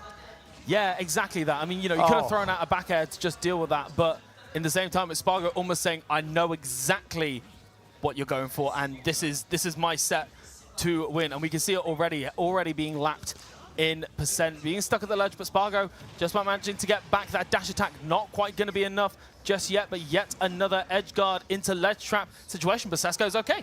Yes, he's doing well. You know, Sesko's still in this, but like, yeah, this is definitely a much different game than game 1. Because like, you know, Sesko in game 1 was starting to get your combos, you know, you're getting your openings, and this one hasn't really done too much. I'm like, yeah, you got 100%, but like, it's all been like onesies, twosies, where Spargo's just kind of been dominating the entire pace. So scary, and again, Spargo just managing to keep that center stage all the way through, trying to go for the 3 down tilts into the up smash, not quite getting it, and Spargo getting as good of a punish. And now, never mind the reverse 3 stock, we've got yet another 3 stock looking more and more likely. Sesko's got to really dig deep and find something. Even if it ends up going to that game 3 and Sesko looking at the reverse 3-0, you've got to just start finding something. The back air is a start. I like Sesko's defensive patience there too, because I feel like 99% of the players against Spargo, when they're at the edge of the stage and Spargo's just kind of like, you know, putting some pressure on, they would have folded immediately. But, you know, he took his time, held shield when he needed to, advanced when he needed to, and got out of that position, ends up taking the stock. So I definitely got to give a lot of props to Sesko for that. Yeah, it's so there's almost that like flick of the switch when you're at 125%, when you're at those like really high percents where you're not necessarily playing to hit the opponent, you're just playing to not get hit. And it's so good. And we're going to see, no, nothing quite there. I thought Sesko was going to get a nice little 50% piece there. However, the up tilt just destroying that in a moment, and that's the thing, Spargo just electing. I like the fact that he threw him to the left-hand side of the stage, purely because it meant that Banana was just not in play at all, and oh, the limit coming in, but not quite being there just yet, and Spargo, come on. Yo, Sesko's movement is like really clean. Like, I really am actually a big fan of the way that they've been playing. I'm actually mad I've never heard of this player before. Like, yeah, they're really solid. Yeah, and that's the thing, but you're against one of the best to ever touch the sticks at the end of the day. And Spargo going up 2-0 so far. We are seeing those adjustments, right? We are seeing the slower pace when need be. Maybe it's a pace that he could continue with, but again, with a player like, you know, when your opponent is adjusting as fast as they are, it can be difficult to just think, right, okay, if I slow down the pace, easy peasy, life is good. You've got to almost be thinking that third step ahead. What are their adjustments going to be? And that's what makes it extremely difficult, particularly when you've got to do it for 3 games straight and do it better than Spargo. Yeah. Yeah, I mean, I really got to hand it to him, though. Like, but Spargo, obviously, you know, that first game was definitely a little bit of a slow start, you know, a little bit of that Regigigas going on. Yes.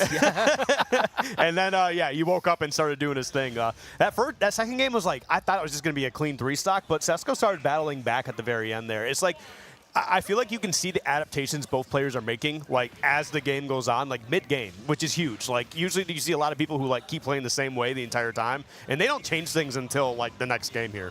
Ooh, love that little conversion there. Again, just these little 3-4 pieces from Sesko that just get that guaranteed damage, and a lot of it as well. We saw it a lot in the game 1, but like you mentioned in that game 2, it wasn't something that we typically saw, I feel like, until right at the end. But you know, Sesko, again, making those adjustments, but you might have to make them not on the left-hand side of the blast zone as you come back down. It is, again, Spargo with a fairly early stock, all things considered. Yeah, it's it's been, you know, a Spargo game for sure, but, like, Sesko's still playing very fantastic. It's just, like, it's one of those things you just got to watch. Like, I feel like he's being a little bit too aggressive. I mean, right now I'm going to be like, his gameplay style in general is just raw. Like, I'm just going to do things, and if it works, great. I'm going to keep working off of it. But, you know, still battling back, but Spargo, again, yeah, you know, you got the limit on deck here. Probably about to lose a second stock. Oh, it's gone. I think he pressed a button. Yeah, I feel like he might. Because it wasn't like 30 seconds, no, right? I was going to say, that was an extremely quick limit. But again, Spargo just keeping Taylor's out of time on the side of the stage. I love that banana toss just to try and get Spargo off. And again, stunning DI 2 or 3 times in a row, but unfortunately being that touch too low. Spargo did manage to cover that, but it didn't overly matter in the end. And a 3-stock-to-1 lead here for Spargo. Again, Sesko having some really, really nice moments, but now it almost feels like Spargo is getting these extended periods of time in disadvantage. And look at all that damage as well. 60% on the board at the end of a sentence. Yeah, that was from cross slash into limit blade beam. Yeah. that was what that combo was. Oh, my goodness. All right, well, here we go into potential final stock here for Sesko. We're going to see if they could try to make anything happen. All right, try to get some pressure while, you know, sharking them from underneath. But now you got the climb hazard. That's definitely going to be a way to get started here. But yeah, stage control immediately just given right back to Sesko. And I love the fact that, again, we're noticing this slower pace when Sesko is at a deficit. It was that up air, and then you could have gone for it a bit more. However, it's not going to matter with that ledge jump there. Spargo, after a pretty shaky game 1, manages to, as you mentioned, Regigigas woke up, and we can see the devastating effects. Yeah, that is definitely a 3-0, but it was close, though. Yeah. Like, I'm bragging about that. Yeah, like, if I had a set like that against Spargo, I'm bragging. I'm like, yeah, I took him the last stock. I lost, but I took him the last stock.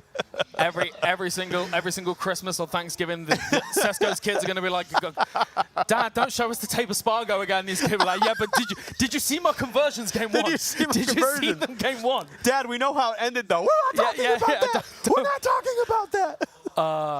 And yeah, we can see some of the replays. Again, just looking at that replay alone, it looked like a completely different set. And we can see, yeah, just again, lots of patience on that. You know, Spargo, he likes a little up smash every now and again. He likes to sprinkle in a little up smash. A little? Just I don't think he's every now and again. sprinkling that. Are you kidding me? That's dumping the whole barbecue sauce bottle onto the plate. Yeah. Yeah, that's the sauce featuring meat meal, never mind. But no, and then, yeah, of course, again, those adjustments made as well. But we're seeing there, you know, 188% you're living all the way up to. And that was the kind of pace that I think certainly I was hoping to see a bit more from Sesko. That aggression is great, but when it's predictable aggression, it can really, really spell disastrous things, as we saw. Right. Yeah. No. The right out the gate was super hot. Definitely played very fantastic the whole way through. So, yeah, Sesko. I mean, yeah, feel good. I mean, I know it's a 3-0, but it was nice. You know, I'll definitely take a good set against a top player anytime. Like even if I lose, like even if it's 3-0, whatever. If I played well, like I'm feeling good. That's just what it comes down to. But I also don't practice the game. So. Yeah. There you go. And that's the thing as well, is that if that was losers, it would almost feel a little bit bittersweet because it's like, okay, well, I've lost and that's it. Like, I've taken that experience, but I've got to almost sit on it for a while and think over and let it fester. Whereas you've got that confidence boost from taking like a top player to the very limit and doing extremely well. And whoever the poor person that Sesko is against and loses, they've got to deal with the brunt of that. So, you know, it's a real just... Yeah, like you said, I'm taking out my frustration for sure in the losers bracket, especially just after the first game in general. Like he had that, man. Like it's crazy because he literally had Spargo at like 130 for like the longest time, and like for the first like half of his last couple stocks, he couldn't get banana because Spargo was holding on to it. Yeah. So like that like eliminated so much for him. He just couldn't get anything going. So a little bit rough, but still solid stuff. Who are we getting up next here? I must admit, I am not too familiar with either of the players, but I think from what my knowledge was, I think it was sort of unless Wave B went in the quickest time, I think that match was maybe the end of like a Wave A qualifier. Controller drift. Oh. Controller drift. Uh-oh. All right, we're fixed. Oh, we got is that Flutter main plush? I'm a fan. It was one of those, what is that? It's got a little Flutter main plush just over there. It's Flutter main? Is that Flutter main or is that It looks quite big. You know what I mean? No, because Flutter main has the huge wings in the front. So I think that's just, what was it, Miss Magius? I think it's just Mischievous. Mischievous, that's what I meant to say. Pokemon Masters, by the way. Miss Magius is Evolution, yeah, right? yeah. That's what I'm thinking of. Yeah, I think it's just Mischievous. Yeah, that is. Yeah. But Fluttermane's cool. I do like Fluttermane. Yeah, I was going to say, we got to... No, believe me, I like the plush game when it comes to majors. You got to have a decent plush to be able to do it. But we've got Yamis against La Reine du Garage. What is that mean? I'm not 100% sure, but certainly they're going to be trying to drive themselves to a victory. And we've got Bayonetta against yet another Cloud again. You know, Cloud being one of those really popular characters. He's really good. He's good. I feel like it's not like super hard to figure out like a strong game plan move. Like if you have good fundamentals, like you're just a strong player, I feel like you're gonna be able to play Cloud. And we're doing that thing where we're getting to the end of the meta, so you stop messing around with some characters, you start getting right to the source. Oh, and we just had a little cheeky little SD there, but then the 2 heel slides in a row, 101%, and here we go. Then we're going to try this true. Well, that's the Bayonetta tax. I was actually talking about that earlier. So every Bayonetta, like if you want to play at full power, you have to SD at least once. And you can't do it on purpose. It has to be like an accidental SD, or like you don't get the full buff. Well, like Lucario and doubles kind of thing. Like you've just got to pay the Bayo tax. You got to get rid of one, and then it's like, right, okay, now you can play it like crazy. It's wild as well how that's like applicable to every single Bayonetta. There is not a single Bayonetta that I've ever seen that doesn't SD at some point. Well, they have so many resources off stage, but like there are some instances where like if you do mess up, like you completely lose out. Like was it on the triple jump or something like that? So like I get it, but it's just really funny how often it happens. But big back air right there to close out that second stock, and yeah, Garage is playing pretty solid. I was going to say, yeah, seemed to wake up a little bit from that first stock as well. Without that SD, it would have been a very much even game. However, being a little bit antsy there on the limit crush slash, and Yamis is going to be taking that all the way to the bank. I love that little bait out of the up B. Are you going to get much from it? No. Whether it's good SDI or whether you just fell out, the outcome's still the same. Yep. All right, well, here we go, trying to find that up tilt in order to get into that back air, just trying to put him off stage. Doesn't end up getting the back air in general. Okay, 1, 2, 3. I feel like he could have dragged that out just a little bit to put him a little farther off stage. But you do get them to spend the limit, so that's huge. Yeah, I was going to say she just managed to get there, and it's going to be down to... This is the thing with Bayonetta sometimes, is that unless you've got those conversions on deck, I can see already there was a little attempt there of the witch time. That's the one thing, is that up tilt back air, and it's that witch time that you really need to be looking out for when you're at that kill percent. And that's the thing, Cloud, one of the safest characters in the business. So many options you just have to respect. And if you get a little bit antsy trying to get that kill, Cloud is going to eat that for breakfast, lunch, and so much more. I thought that Cloud wasn't going to be able to make that back because you got hit from the bullets at first, because it kind of stops your momentum. And I just thought they weren't going to make it. But she ends up finding a way back. Now you just got to close this one out. I like the attempt on the limit cross slash, trying to catch the recovery. Maybe she goes a little, Bayonetta goes a little too high. But 166, you might lose a stock here. It just really comes to that back air, and Yam's going to be throwing that out. For sure, the Jabs finally going to make their mark and take that second stock. However, one spicy witch time could certainly even it up, and Cloud, of course, being that poor exploitable boy that he is. And we are seeing it already. Let's hope your SDI is on point and just electing to end it with the net. I really like that. Instead of going maybe for that second up B to try and get the KO, just getting that guaranteed damage, and it also guarantees that you're going to land at the same time. It means you do get that reset to neutral. Ooh, just that forward air. Gonna send Bayonetta all the way to the top right. Blast zone with the limit blade beam. That's the scary part about Bayo, is that actually when you've got a big old projectile like that, you can be challenged off stage. The problem is I've seen a lot of Bayos do that, and for some characters it makes sense, right? Because like you kind of like, she can spend that much time off stage and just kind of like wait to see if she can bait on an option to get safe. But like Cloud's literally just sitting on stage with limit blade beam. Yeah, it's just one of those scenarios where Bayonetta players are being Bayonetta players, and the Cloud just said, all right. Yeah, it's like you're trying to play like 4D chess in your head, but the other player's still trying to get the pieces out of the box. But at the end of the day, it works, right? And that's the thing. You can't give your opponent too much respect if they almost haven't earned it yet. But that was a really excellent blade beam. And again, if you're so used to getting back to stage for free, particularly against a character like Cloud, where realistically, unless you're really, really proficient with your resources, it's very hard to edge guard with Cloud. Because honestly, like, Yamis just had to be like just a little bit lower, and then you would have been fine. That blade beam would have just gone right over you. But because of how high, it's just one of those small mistakes that you just like you think about. You're like, I probably should have done this differently. But it is what it is. We see if you can take that into the next game here. And right now, I mean, so far Garage is starting off hot, and it has a bit of a lead. Yeah, we can see that just. This is the more live feed, by the way. Yeah, appreciate it. Thank you. There we go. Oh, I love that. Just going for the 2 hits of cross slash just to say, you know what, stop this edge guard, get back to stage, I'll meet you there, and then we can carry on the fight. Yes? Yeah. No shenanigans going on. And I love, again, Cloud players knowing how many resources that they've got, and then just being able to say, I can still get back from this, even if it looks a bit risky on paper. I mean, it just depends on, like, you know, if limit, like, Climb Hazard, it's just, if limit's available, like, you can recover from just about anywhere, you're fine. Like, you're golden. This is a bit of a rough spot, though. Yeah, it's so unfortunate. Having to use that cross slash to stall the recovery to get away from the guns, but then because you stall all your recovery, hang on. Well, Bayonetta players doing Bayonetta thing. Okay, I was going to say, if you end up SDing, I've seen that plenty of times before, right? Because Bayonetta, you know, has a wall cling, and a lot of people tend to forget that. But I was really expecting to see Yams just SD. And speaking of SDing, there we go. Better late than never, I suppose, going back to full power as Yams just manages to meet our expectations, and that's what I like. Keep the commentators happy. See, that's this is like the one thing like I really appreciate Bayonetta for in this game, is that Bayonetta's consistent. Maybe not consistent in the way that you want, where like the combos all work and you get your KOs when you need to, but you know, when you SD. Dearie me. But even with that SD and both of them having a little bit of a break there, Yams just deciding to just stick on that left-hand platform, really not engaging with the Cloud at all, trying to get something maybe a little bit flashier, and there we go, the limit blade beam finally being spent, and now we may see a little bit more of an aggressive game and go for that second cross slash as well, getting that little bit of damage. But both these players very much happy with the slower pace.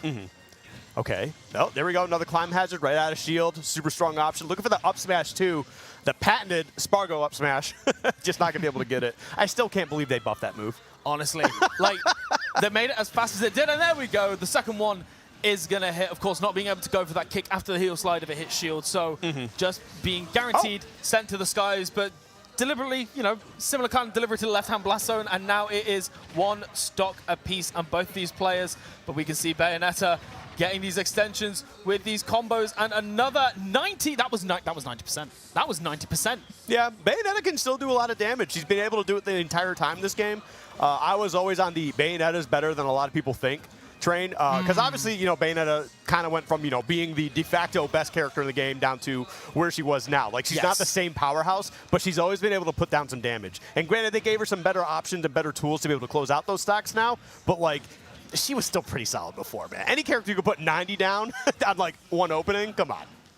Oh, hang on though. We've got whilst we've been talking about what Bayonetta can do, Garage has been showing what she is able to do, making this comeback all the way here, and has got that limit, keeping that center stage, just throwing out a lot of these back airs, again, just trying to keep it safe, but that's the scary part against Bayonetta. She is eating when you decide, no, just got a bit too low. Yeah. Well, the limit also ran out at like the very end there. Worse. Yeah. So it was definitely just a very unfortunate timing position. At one of those scenarios, like if you can react to it, you just kind of go, okay, I ran out of limit. I'm going to try and climb hazard my opponent, and then maybe you get that spike hitbox, and that allows you to win. But that was just one of those like unfortunate, like you're committed to one thing, and then like you just end up dropping. So there we go, the jacket coming off too. So you know they mean business now. Yeah, she's just she is ready to play. She is ready. It's going to be an interesting. Again, both these players have been so back and forth. Both games have been extremely close in that regard, and just going straight back to stadium as well. Both of them, they're just like, look, I know what I need to do. I'm going straight back in, straight back into this game. But I feel like Yamis could like, we got to keep in mind, Yamis has SD'd both games. Yeah, that's a scary thought. So that's right? like 2 stocks that are just completely gone compared to Garage's 6. Yeah, and we can just see at the moment that limit coming online, just anticipating a little bit of a lazy drift in towards stage. That's the thing with Bayonetta. You can avoid just that threat range of Cloud when getting back to stage because of how hard he has to commit. And don't get me wrong, Reine de Garage, she has been willing to go off stage and willing to challenge, but in the same vein, it is an incredibly risky option and not one that you want to get a little bit predictable with. Right. Oh, okay. I do like that forward smash call out. Sometimes that really lands. I think it was just a little too early, but it would have been a huge first stock. You still get the first stock regardless, so Yamis is feeling pretty good. Definitely kind of keeping up that momentum from last game, but losing the stock immediately. Yeah, this has definitely been a very, very close set. I was going to say, that's the thing, right? It feels as if one of them just gets like a little bit of a hold of the momentum, and then the other one is like, put that down, that's not for you.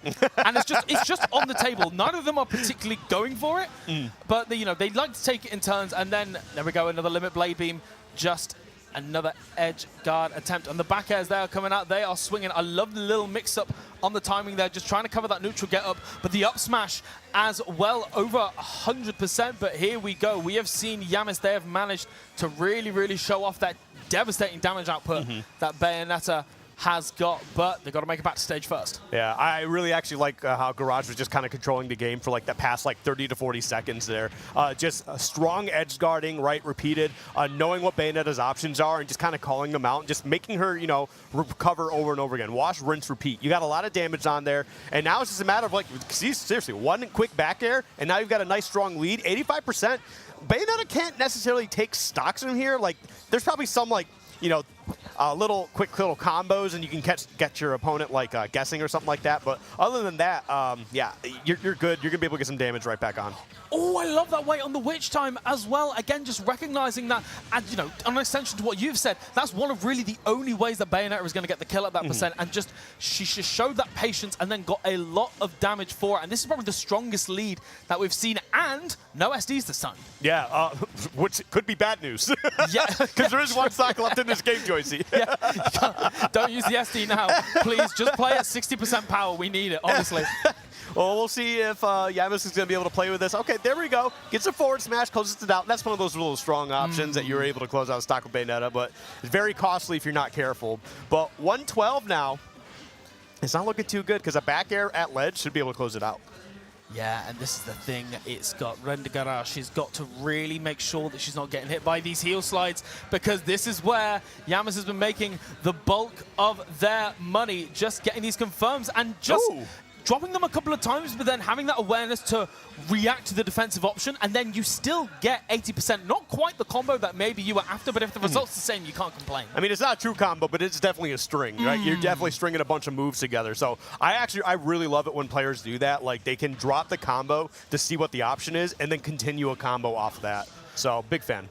Yeah, and just getting hit by the witch time. It did finally work out. You throw it out and you throw it out, and eventually it does just hit sometimes. And it's one of those which, even though Garashi had been managing to sort of wait it out or hitting Yamis before they managed to throw it out, it's still something that you've got to keep an eye on time and time again, because it's not too risky for Bayonetta to do in the grand scheme of things. Yeah.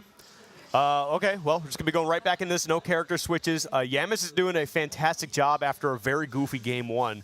And you know what? Sometimes it's just how Bayonetta players rock. They just need to get into the vibe a little bit, and then like you can see their gameplay kind of become more expressive as the set goes on. So we'll see if Garage is able to respond, because game one was definitely fantastic for her.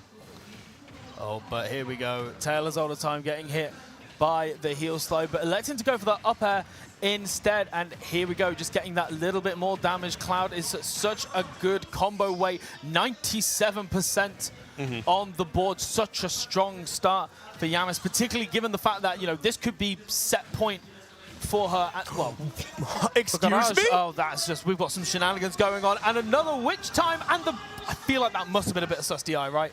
That must have been a little bit suspect to die like that. Maybe because like you were probably already holding up because you're doing your climb hazard, so it's probably just one of those scenarios. But I'm still trying to recover from the limit cross slash and just ABKing right through it. This game is a wonderful, wonderful game, but there are some interactions, and I wish you dead. I need you to get to the upper plateau. And again, just being like the one of these will hit, and it's been the You know, I get that. Like sometimes you just see your opponent pressing something, and you're like, I'm not gonna hit by this. This is so telegraphed, and then you just watch it happen. Oh, what a tech! That was beautiful. Just again, that awareness to just know that, you know, you're. I mean, it's option select at this point, but just again, just that awareness and where are you going? No, listen, I don't count that. I technically, yes, it's an SD, but that was an SD for a purpose because you're willing to throw away a stock to take a stock. Like that would have been a huge trade. Would have been a 2-to-1 scenario. Now, granted, you have to work a little bit harder, but it made sense. I get why they did it. Oh, and here we go, the up tilt all the way to the top, and there you go. It is off the top of the blast zone. You didn't need the stock. Didn't need the stock. And the thing is, when you're at 140 as well, going for that kind of down air, you're going to die to a straight hit. You're going to die to a back air anyway, so you might as well just try and get as much bang for your buck as possible. It's definitely something I've seen Garage do quite often, is like when she's in disadvantage, I'll see her like throw out a down air as she like just glides back to the stage. And it's, I mean, it was just a matter of time till there was a punish for it. Oh. Hold down. Ooh, just about falling out of that. That could have spelled the end of the set. And again, just another preemptive up B, managing to hit this time, and the blade beam trying to make a repeat of game one. And this is the thing as well. I love that timing on the dash attack. Still not quite enough though. It's just been so interesting to see him falling out of the down air as well. These multi-hit moves they're fickle, Skiff. They're fickle. And there was a scenario there. We saw her press down air again as she was drifting back down the stage, and if she didn't do that and just fast fell, she would have been able to get a punish to take that stock out of here, which has been very pesky. But there we go, gets back to the stage. Again, just dropping off it to do the witch time, seeing if you can get bats within, doing bats within things. Yeah, that's what we meant a little bit earlier on about how witch time isn't necessarily the riskiest option in the world, because if you mistime that punish, she's still going to get that bat within and then still get away pretty much scot-free. And both of these opponents just at ridiculously high percents, just going for that forward throw to get off stage. And, hit the wrong way, and Garashi manages to live one last time, but at 157%. Oh, I love that holding of the shield, but there's so many weak hits, Skiff. Can somebody land a killing blow? I mean, even if you're able to take the stock here, you're at 166, now 172. You have to go through an entire stock to just win this game and stay in the set. So it's going to be a tough one. That's going to clean it up here. Rapid jab. That got a buff too, by the way. Why do they give people killing jabs? Why do they give people killing jabs? I think it's not a decent, or not like a terrible thing. But also Cloud was like 180. To be fair. But like, I like Breeze is going to be killing Cloud at that point. But like, if it's like a killing jab, it's usually like at a higher percentage. Like, granted, they're easier to like. It's just like a free combo. You just hold the A button. But I don't hate them. Bayonetta, again, she could have used a couple of buffs anyway, so that kind of just worked for her. Yeah. Because who else has it? Like Bowser Jr. I think has the strongest one. Yeah, I think Junior has it. Who else? Captain Falcon can. Yes, yeah, there are definitely a few where it's like at 200% it will kill. Yeah. But like, yeah, beyond that, it's mainly just Bayo and Junior. But yeah, we're going to see a few of these replays. Again, for the most part, very much a slow set. Again, just some great awareness there. And again, it got so down to the wire so many times. And yeah, like you mentioned earlier on, right, the limit just running out. And that's so hard, particularly with Cloud, because you've got to commit. Normally with that game, with the recovery, you've got to commit that little bit early. You've got to decide, right, am I going to go high? Am I going to air dodge to the ledge? Am I going to go low? And if you've got the idea that, okay, I've got limit in mind, and I'm going to go really low and recover, if it runs out, sometimes it's just too late to, you know, put the brakes on, as it were. Yeah. I do like a lot of Garage's recovery attempts, though, because there's a few times she would, like, mix it up. And, you know, Cloud, I mean, I'm not saying Cloud's limited on recovery, but, like, it's not as many options as other characters. So to be able to kind of mix up your recovery, you know, keep Yamis guessing, definitely solid, definitely solid. A bit of a rough set after, you know, that game 1, but, you know, she did her thing. Yama's going to be moving on 3-1, though, with that Bayonetta. After 2 SDs. After 2 SDs, full power. That's the thing. You got full power. When you're playing a full power, stocks don't really matter, you know? Yeah, exactly. I mean, it definitely showed too. Like after like the first game, you know, in that SD or whatever, I think Yama's kind of like reeled it in, and then like once they kind of got into the groove, they're like, okay, I know where I can press my button. Because you actually saw a few times where like, it took 1 stock and they just kept turning around like really quick. I'm like, oh yeah, there's the Bayonetta player sass coming out. You know, it's just one of those things. Yeah, and it's so tempting to run in and press a button, but that's exactly what they're trying to get you to do. So, of course, Yama's going to be continuing on in the winner's side. Garage going to be dropping down a little bit to losers. But I thought I saw a particular player before, but I don't recognize them. No, I was going to say it's going to be interesting to see who we have got stepping up next and trying to catch the back of that jersey. Oh, no, we're seeing the front of the jersey instead, which, you know, it's a nice jersey. It's a nice jersey. Yeah. I mean, I feel like it's kind of hard to go wrong with like a black and a red.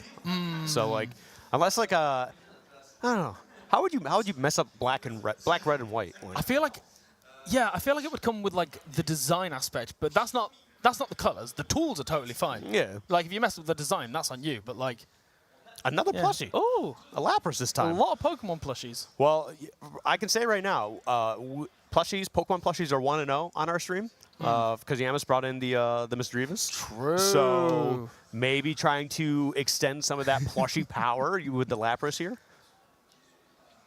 I want to see some like top players, like very serious top players. I want to see Sonics whip out like the whole like Sonic the Hedgehog cast of plushies.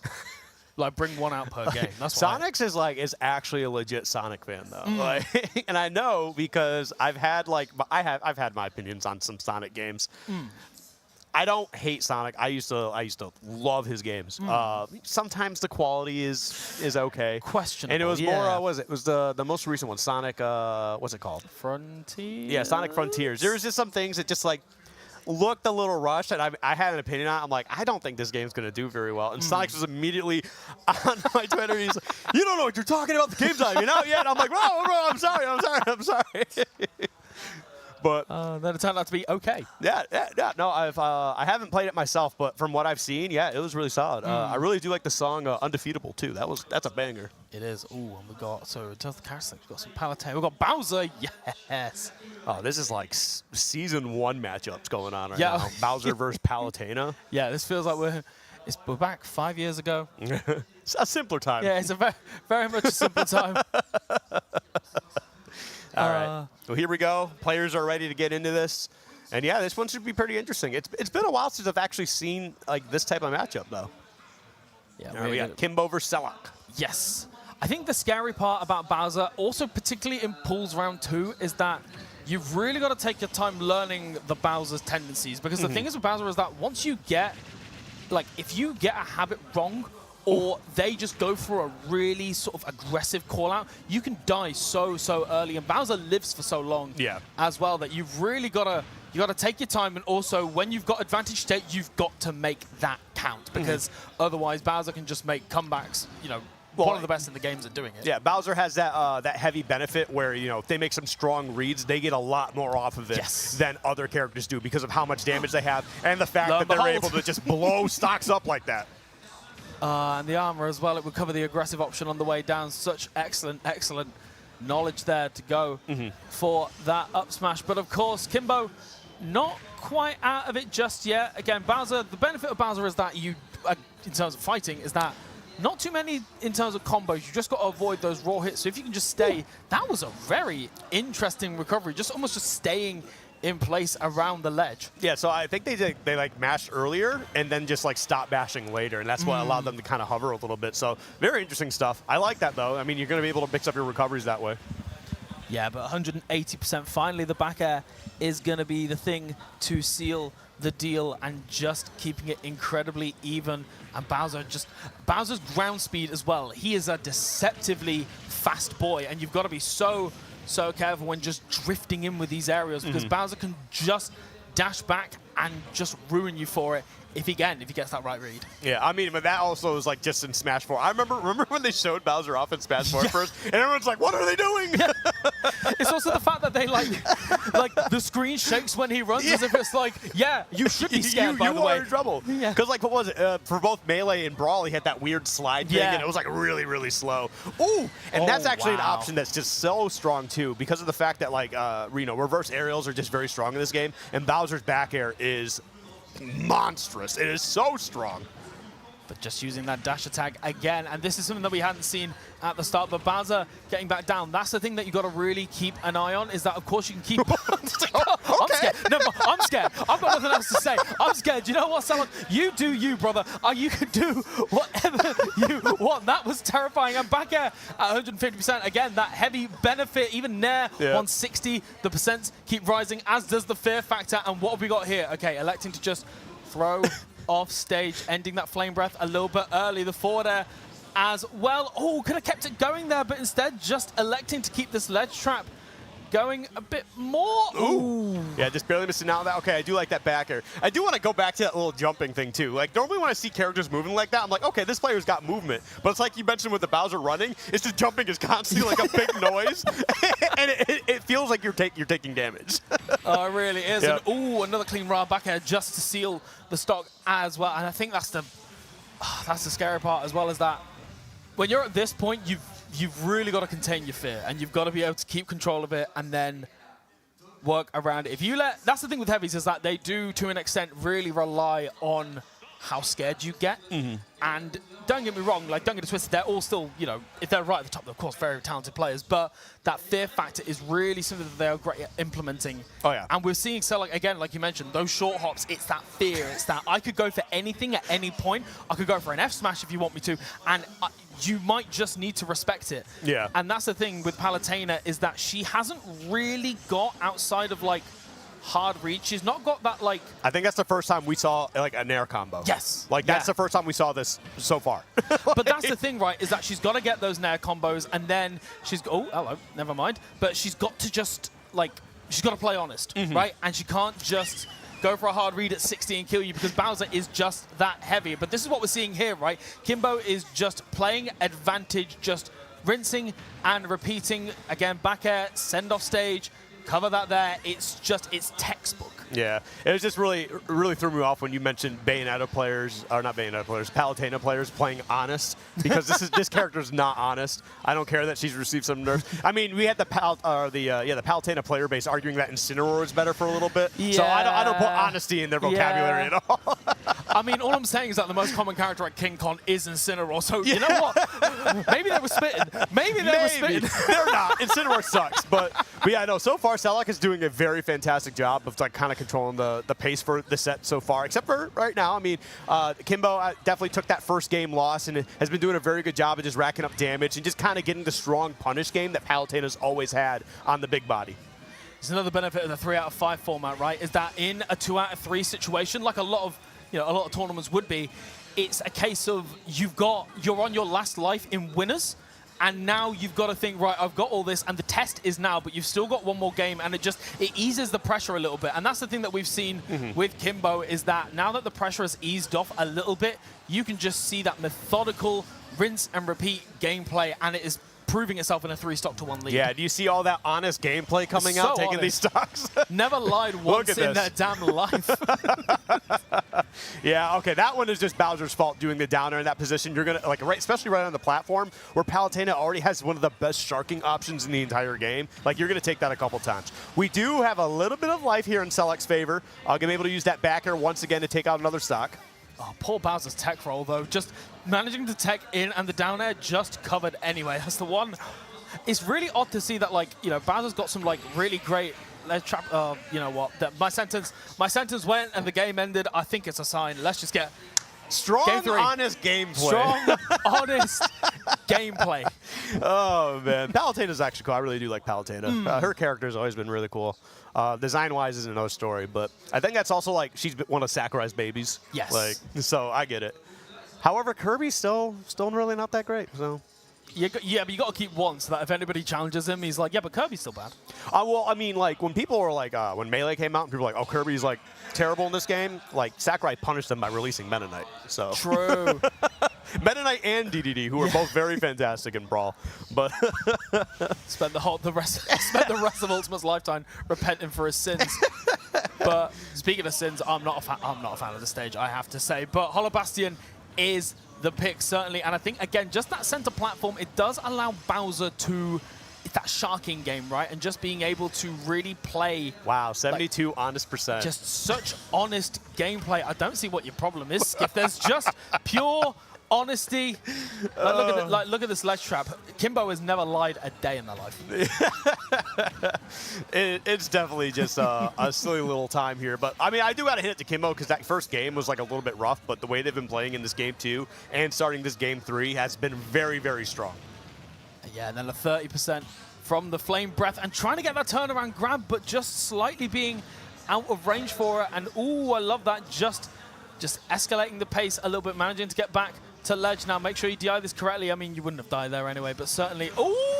A little off on the mark. They were actually looking to cancel it into grabbing the ledge, but like the hit coming down with the way that Palutena recovers sometimes, like especially if she's teleporting, she is vulnerable at that ledge for a little bit. So it actually would end up being a spike, I'm pretty sure.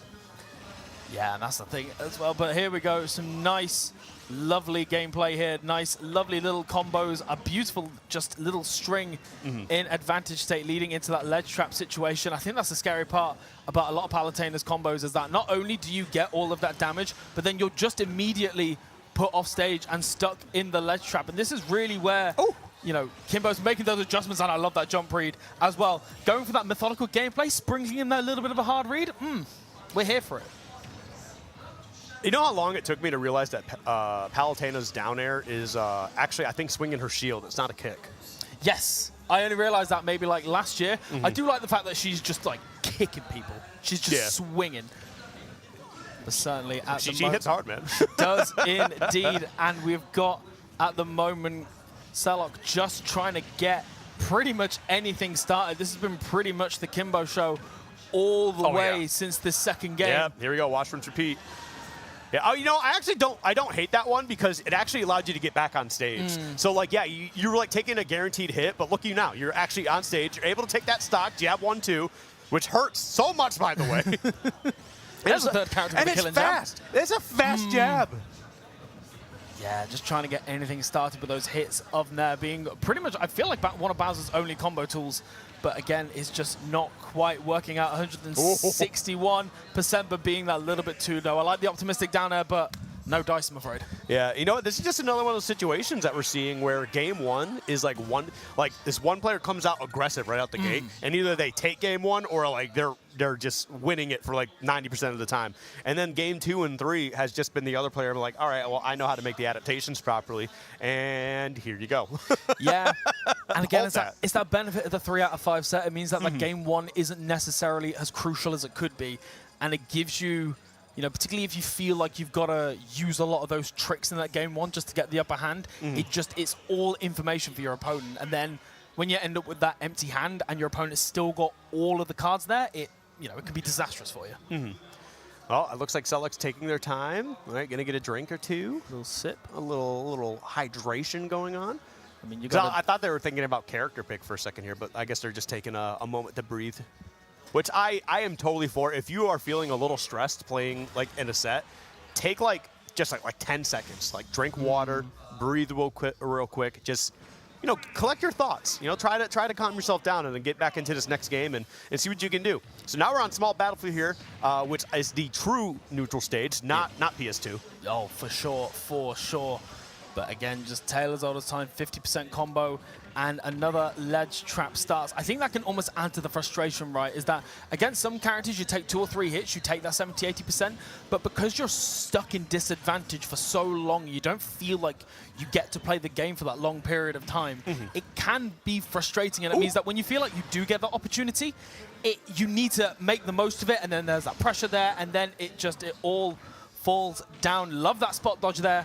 Anticipating the grab, and very much even percents. Oh, gone too much the other way this time.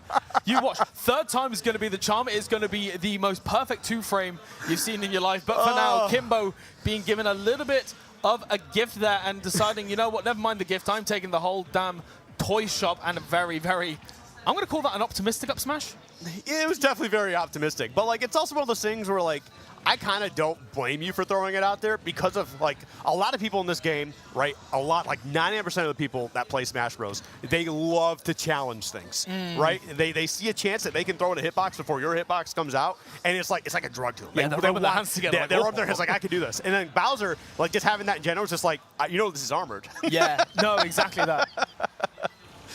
But no, we can see once again Selok just stuck at the ledge against Kimbo, and even just managing to get back up and just slowly but surely crawling his way back into center stage. They're doing such a good job. And oh, love that up B. Is it going to kill? Not quite, but it's getting to that point though, and that's scary. When the up B out of shield starts killing, I feel like you've done well with the stock. But yeah, that's blink of an eye and the stock's gone. That's me whenever I play Bowser. I just hold shield, press up B when they hit it, and I just go best punish game. You've never seen a punish game like this. Leon who? Never heard of him. Hero who? I've never heard of him. There's nobody up B's like me. Nobody punishes like I do on Bowser. But speaking of punish there, that's just one of those situations where Bowser's caught off stage being a big body, and Palutena just has so many answers to deal with that. And a 2-stock to 1, this isn't the worst scenario because, again, Bowser still hurts. He still hits very, very hard. So Selok could definitely still turn this around, but you kind of have to not get caught in that. But that's also the heavy tax. Just going with that down tilt and continuing this ledge trap situation, and it's so hard to challenge any of Palutena's aerials. The get-up attack finally giving Selok a little bit of room to breathe, DIing in on that down throw and just being sent off stage for their troubles. Another side B as well. I feel like Kimbo at this point could potentially, if they get side B, just go off the stage. I feel like Selok just also hasn't really done a lot of forward airs as they press it right there, but because I feel like Bowser forward air is just, it's so good. Yeah. It reaches so far back this way and reaches so far back this way as well. So, but we do see, them clean it up there. 3 stocks to 1, and just also a set count with 3-1 too. So yeah, poetry. Basically poetry at this point. But yeah, it's just one of those things again in that game 1 where you're getting these hard reads, you're getting these aggressive options. Again, Bowser has to rely a lot on hard reads. Even other heavies, like I think about sort of like Donkey Kong as an example, where Donkey Kong does have that combo game. Bowser does not have that, and also hasn't got that almost like terrifying element of Incineroar, where if you get like a stacked revenge and you side B him at 30. So you've almost got to be just constantly on the go and looking out for it. And I feel like it just took Kimbo just a game just to be like, okay, I'm keeping out for these options, I'm keeping out for these options, and just had that game plan. Get Bowser off stage, keep him to the side, rinse, repeat until the dish is clean. Yeah, I mean, it's just played really well. It's exactly what you need to do, especially with a character like Palutena, who can still get it done, by the way. She's not bad. She's not bad. She can still play this game. But yeah, no, that was just really strong. And you were hitting it right on the head, too. Like, Bowser, like, he's unlike other heavies where, like, he doesn't have that X factor that immediately he can burst on something, and he doesn't really have that combo game. He's a character built on onesies, twosies, but, like, it hurts, and it does add up after a while. And then, you get those situations where he does have a command grab that will eliminate your stock, especially when there's platforms involved. But, obviously stellar adjustments from Kimbo, just thinking about what needed to be done, formulating that really, really strong game plan, and then just sticking to it all the way. Throughout, going to be carrying on in the winner's side. I believe in 2. I don't think it's quite a qualifier yet, but I think it's the round before, so... yeah, maybe. I'm not entirely sure. I don't know where we're at in bracket. I thought we were just, we were starting in pools, but we also had the, qualifying match, I think, to get out. It was the pools finals, and that's with Spargo. So that might have been left over from the first wave. I'm not entirely sure. We'll see. But we are going to see who we have got next on the list. Again, a lot of these players, it's the scary part about 5 years into the game is that you don't, and I feel like there was an adjustment from this coming into Ultimate in general, but it doesn't feel like anybody's bad at the game anymore. I don't know this guy, but he tried paying for my drink earlier because my card wasn't working on the machine, and then we found out the machine's just being weird. So I want him to win. I was going to say, so we're not biased here at all. Yeah, because we thought it might have just been my card, and I get it sometimes, like he traveled to a different country and stuff like that. And he tried paying for it, and it just didn't work. So I was like, hey, you know what? That's my homie. I like that guy.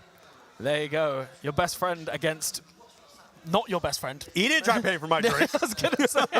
Maybe ask him later on. You never know. Hey, will you pay for my drink? And he just looks at me. I'm like, oh, yeah, I'm in a different country. No idea who you are, but, It is worth a shot. But yeah, of course, we are getting to the later sections of pools. At this point, we're going to start seeing those winners qualifiers, of course. But yeah, it's even the gameplay that we've seen so far, nobody's bad at the game anymore. And it's like, even your round 2s, your round 3s are still really scary. Yeah, no, everybody's just getting better. I mean, that's kind of like the whole situation with Leo. Like I'm not saying like the reason Leo was dominant was because no one else is good, but like Leo was that good. Yes. And what happened is a lot of people started catching up. Like, it's not that Leo's bad anymore. It's not that he can't do it. He clearly. Also, I think he's not as passionate about the game too, so there's a little bit of factor there. But like, he just like everybody, like you said, everybody's gotten better. Yeah, and we are going to see at the moment winners quarters finals of the pool. So again, this may be a qualifier, this may be just the round before, but we have got Wii Fit Trainer against Ness, and we are seeing already an incredibly strong start at the moment from Lutra, from Curacao. Is it Lutra? That's how you pronounce it? It's what their tag is, I believe. Oh, just going for the F smash. I love that. It's so tempting. Oh, when no, Ness it's Curacao. Curacao, yeah. Curacao's the homie. There you go.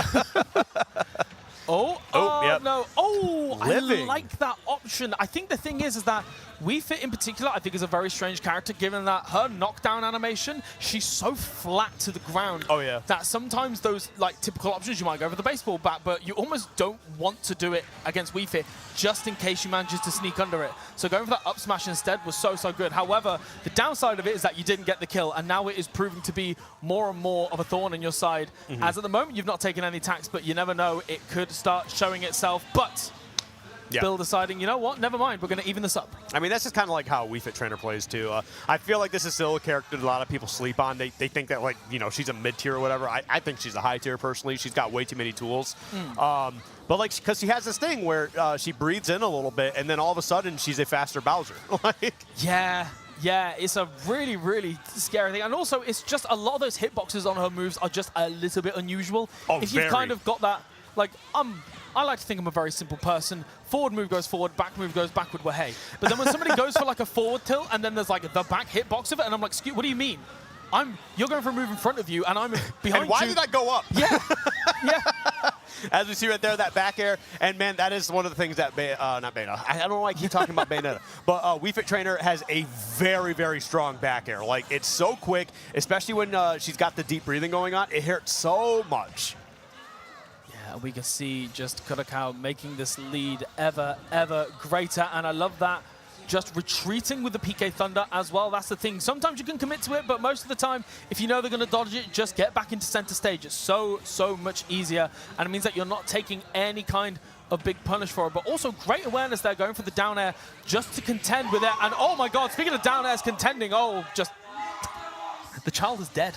The child's gone. Thanks to the power of yoga. Thanks to the power of yoga. Yeah, but Wii Fit Trainer, like, she's got a lot of good moves. Like, I don't see a character have this many good moves and is also like the best planker in the game. Yeah. And be told that they're mid tier. I don't buy it. I don't buy it. She's a good character. You put her in the right hands too, and she's viable. Like, she's very, very strong. I think that's the thing. I feel like, in the like traditional sense of the phrase mid-tier, I feel like Ultimate barely has any. I think like so many characters are good in their own right, and it's just in comparison to the rest of them, which makes it really scary because you think, oh, I've got a Wii Fit Trainer, excellent news, mid-tier, ba-ba-boom. But no, it's just like you've still got to give them the respect that they need. And oh, I love that, just trying to catch the landing on the way down, zip zooming all the way across the stage. However, it is still going to be Curacao trying to get rid of that deficit. There you go. Goes for the forward throw, just get them off stage. But Ness has a lot of tools to kind of mess around off stage a little bit, like especially like when they're on ledge, they can let go of ledge and up B immediately, and it kind of covers that small little area. So it's a really unique factor for Ness. Like, I don't think a lot of other characters can do something like that and get away with it. Just seeing definite slow Oh. element Nom, of nom, the nom, game. nom, nom, nom. Yeah, there you go. That's the scary part as well. Delicious. One of your bigger neutral tools is just off the table as long as the Ness is not pressing any kind of button. And at that distance as well, you can just react to it and get in the back air as well. It feels like Bill has done a real good job at just getting that little bit more comfortable. Oh, I like the attempt on it. But again, even if you don't get punished there, it's still a little bit of data, right?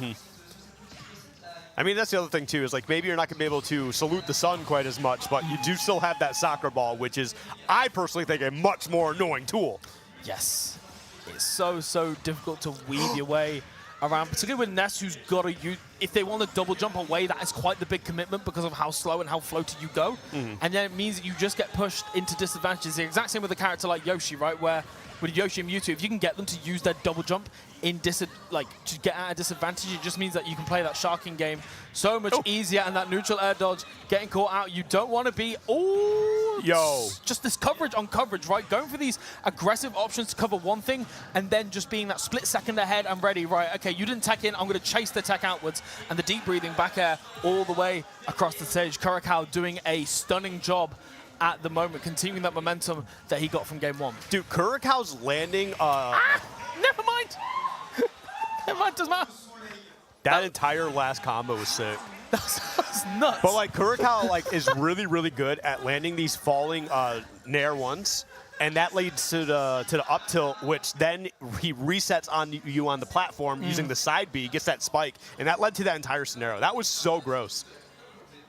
I feel like I just blinked. I kind of looked at you for a second, and I looked back, and suddenly the sun salutation was in the corner, and I was like, wait, how do we get that was so damn good. No, yeah, that was really solid. And that's just like one of the things that like a lot of Wii Fit trainers, you know, they're just able to incorporate. They have a lot of different ways to deal with scenarios. She has a combo game, right? It's a little obscure, and you probably have to put a little bit of work into it, but it hurts in a situation like that. So mid-tier, by the way. mid-tier. But of course, electing to go over to small battlefield. Curacao currently 2-0 up in the set. And the thing is, we have seen some signs of life from Bill, right? There have been some really lovely moments where you're getting those jab locks in, you're getting those little kill confirms here and there. A couple of times we've even seen the lead go in their favor at first, but of course, Curacao, with that explosiveness from Wii Fit Trainer, just manages to bring it back each and every single time. Yep. Actually, that's something we haven't seen a whole lot of either, is the a lot of up airs. Like, she's got a very, very strong up air. It's fast, it reaches far. Was that a back? I think that was a back air, right? yeah. And that's just one of those scenarios, man. You got to notice it. They got deep breathing. Like, when you see deep breathing, you have to treat not Bayonetta. Why do I keep saying Bayonetta? So you got on the brain. You have to treat Wii Fit Trainer as like a heavy at that point with the way that they hit. I think that's the scary part. And then, yeah, it's situations like this, right, where even though you've got the stock, you've now got to play with fear in your heart, because at the end of the day, she's going to hit like an absolute truck. But at the same time, Bill has just been very much pressing the advantage state, going for these quite aggressive approaches, even when deep breathing is there. And that's the thing, right, is that it can work out, don't get me wrong, but you've almost got to give the suggestion that I'm going to back away before you start being aggressive, because the punishes that Curacao has been getting have been absolutely devastating. Yeah. Okay, and there we go. We got some of that typical Ness movement, you know, using the magnet, like reverse magnet to kind of, you know, flex a little bit. But you can't do it too much because, like, you know, Wii Fit Trainer has a physical projectile. So you kind of, you know, can't do that, you know, for movement and try to expect, you know, Wii Fit Trainer's not going to have an answer for it. Just both these players playing very delicately. I love the up smash at a shield, but the back air on the way down just seals the deal, and that's the thing. And another back air on the way down, not quite sealing the deal. So that stock, like, I don't know if they would have died definitely, but the DI was terrible as well. Like, they were holding in because they were drifting in, and that back air just came out a little too fast, and okay. That was really slick, just using the side reversal to just get away from the hula hoop range, and then just the back air on the way up. That could lead to a really dangerous situation as well. If you mistime that and you get clipped by that hoop, you're then stuck below the ledge without a jump against Wii Fit Trainer, and that is the last place that you want to be. But again, both these players just very much back and forth. Love that.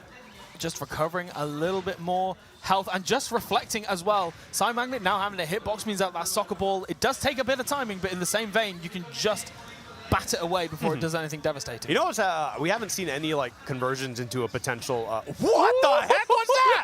What was that? Get the protractor out. What do you mean? I want to know what angle that was. What do you mean she could do that? She knows what she wants. She's just. Well, I know like the Wii Fit Discord has an entire channel dedicated to like the weird random hitboxes she has with soccer ball. I've seen the chart. That was what the? How does that hit backwards? She like hit it between your legs. She nutmegged herself. I mean, fair play to Bill for just knowing that that was even a thing and just being able to get out of there. But yeah, the roll in into the forward tilt. Again, deep breathing, spelling the end of Bill, and a 3-0 to Curacao. Some strange, strange happenings with this character. I feel like I always see something new when I watch Wii Fit. Dude, really? I feel like really though. I really hope I don't even need the stock to come out of that clip. I just want to see her hit that ball backwards again. There you go. I want to see the combo on the second stop. Right, here we go. Oh yeah, this is the final one. Yeah, Yep. yeah, Right 'cause there, we- Nair 1. Boop, boop. Reset. Oh my, just. It's the fact that the percent was at 105 as well. That was just like, I've just done like all this damage in like 4 seconds flat. Well, I think a lot of that was also just some bad DI at the end there too. Still, another situation where they were holding in to drift and ends up just DIing terribly in the process. Boop. Yeah, just trying to catch. I think just trying to catch the jump there and just. I think that's it. Sometimes it's so tempting to like just keep that aggression going, whereas sometimes you just need to back off. And again, deep breathing is the perfect time to just say, you know what, peace for the time being. Stop glowing, then we can talk. Yeah, you just you really got to learn to just disengage with Wii Fit Train or something. Like, listen, I will sit on the other side of the stage and let you throw projectiles. I have a shield. Yeah. Like I will Yeah. wait. I will wait till that disappears. You can come approach me and I'll find my punishes, but like I am not going to fight No, you not when at you're all. glowing red. Because you know what another character that glows red sometimes when they have a buff? Hero. And you know what that does? Break shields and take stocks. Yeah. So like, It's like, no, any character that starts glowing for any reason, I'm not having anything to do with it. if you look like a Christmas tree, don't come near me. Yeah, That's what it really Christmas comes is down. over. Yeah, Christmas been over. Yeah, it's been gone. Speak to me again in December, maybe, but for now, get away from me. Speaking of tree, you know how her tree stances are up smash? You know that she has invincibility frames on that? Yeah. Did you know that in the trailer, like the single player, the what's it called? World of Light? Yeah, World of Light. At the very beginning, when Galeem is shooting out that beam that takes them all, like she actually does the tree stance right before it hits her because of the Trying to invisibility get those frames. iframes going. It's a really like neat little touch on that entire cutscene. So I love those attentions to detail. But we have got another representative of RB sitting on down. I want him The to best win friend because of your, I'll say the best friend of your best friend. Yeah, listen, if they're cool with Curacao tried paying for my drink, so I want them to win. So There you go. although It'll be probably coming out of that player, fund, to be honest. player 2 could turn this around depending on who they play. If you play in Cinewar, And depending on what drink they buy you, apparently. So, listen, if someone tries like helping me out, right, I'm gonna remember that. You know, Yeah. It's just- I root for you. It is very, very easy for me to do that. Oh, yeah, did they they- realized did they they put miss- in a did they D. misspell? Yeah. How do you Ooh. misspell your sponsor? that's coming up in the annual meeting. That's coming up in the annual meeting. That's coming out of their allowance. Oh, who else you representing? Oh, I'll tax that. Thank you very much. But yeah, certainly it'll be interesting to see who. And again, this is also, I believe this is part of the crew that are helping. I know Human is part of this squad, and he's helping run the show as well. So just people of many, many, many talents. Yeah. Just going all the way through, just being like, right, I'm going to run the stream, and now I'm going to be on stream, and I'm going to compete and go all the way through. Like, I didn't realize Human had it like that. Because in my head, I'm always like, I have the whole thing where, unless I obviously know them personally, in my head, like, either you're like fully focused on competing, or like you're doing other bits and pieces, and that's all well and good. There are exceptions. So when it was like, okay, I was like, okay, you know, Human's helping run the stream. Excellent news. And then I saw like he's like 4th seed of a pool, and I'm like, hang on. I was like, hang on. What are you doing behind the setup? You need to be over. Like, There are some players who they are very good at the game and they want to contribute back to the scene for some reason. it's just nuts. And like, I'm like, you are spending too much time playing this game. Either run the tournament or be good. Like, Yeah. pick one. You're making the rest of us who like to do all this other stuff. You're making us look bad. yeah, honestly. The fact that like I felt stressed being, I entered single. I felt like stressed being in bracket when I've got like blocks to do. So never mind like, and all I've got to do is sit up and talk your ear off for a couple of hours. But like with everybody else, it's like, okay, you got to make sure this is running correctly. You got to make sure everybody's okay. You want to like the head organizers. Oh yeah, and I hope you prepped for bracket as well. In between all of this prep that you've done for this wonderful event. It's so crazy far. because like there are just some TOs and like they run because like they just love the community, right? They want to run tournaments, and then those TOs are also really, really good. And it's just like, where do you have the time to practice? Yeah, like you're like- you're running brackets, and then like you're just not doing anything, but you're also just raw as hell. Like, what is that about? I was gonna say, just get you somebody who can just do all of it. It's like, what are we even doing here? You know Yeah. what? Let's give them the headset. I mean, You know, seriously. let's just say. Cat could he could cast if he wanted to because he's good at the game. He's a hell of a TO, and Yeah. he could cast. I know he can. Same with Humming. Yeah. I've heard Humming's K. Rool has done some damage. Oh, I've heard some things. I've heard some things. I've heard some things. He has a habit of money matching UK commentators, and I'm pretty sure he's undefeated at the moment. Yeah, actually, I think he mentioned that to me. Oh, hey, speaking of Bayonetta, your favorites. Oh, hey, look at that. Oh, I knew it was coming around. There we go. So we've got Master against Ronio. Cloud versus Bayonetta, a matchup that we have already seen on this stage. We are in winners quarterfinals, though, so it's going to be maybe a little bit of the tightening of the screws here, but this was like our second set, right? Yeah, this was our second set of the day. Again, very, very common characters across both games that they've been in, certainly. And I think particularly, obviously, Spargo has been really pushing forward the Cloud meta, you know, really sort of taking that character all the way to the top. But I feel as if Bayonetta in particular, through, you know, mainly the efforts of, I forget the name of the Japanese one, but also Lima and Bloom, of course, really been pushed back up to the top of the meta, and we're seeing the character more and more often. Okay. Oh, there we go. Just getting a couple of small hits here just to try and get started. Oh, I like that attempt. And it's crazy because, like, they have to go higher, too, because if they don't, like, they're just not going to grab that ledge. Ooh, that's some really solid damage here coming out from Ronio, though. And I love the fact that that high up B as well, it outspaces the guns as well. It means that Bayonetta has got to go that little bit further into stage to do it, which then, if Cloud elects not to go for that high up B, it means that you've got a little bit more room to work with. But this is the thing, it has been the Bayonetta show all the way through this, as Ronio just very much giving out all this percent, but limit cross slash and a little bit of rage is nearly there, but not enough. Okay.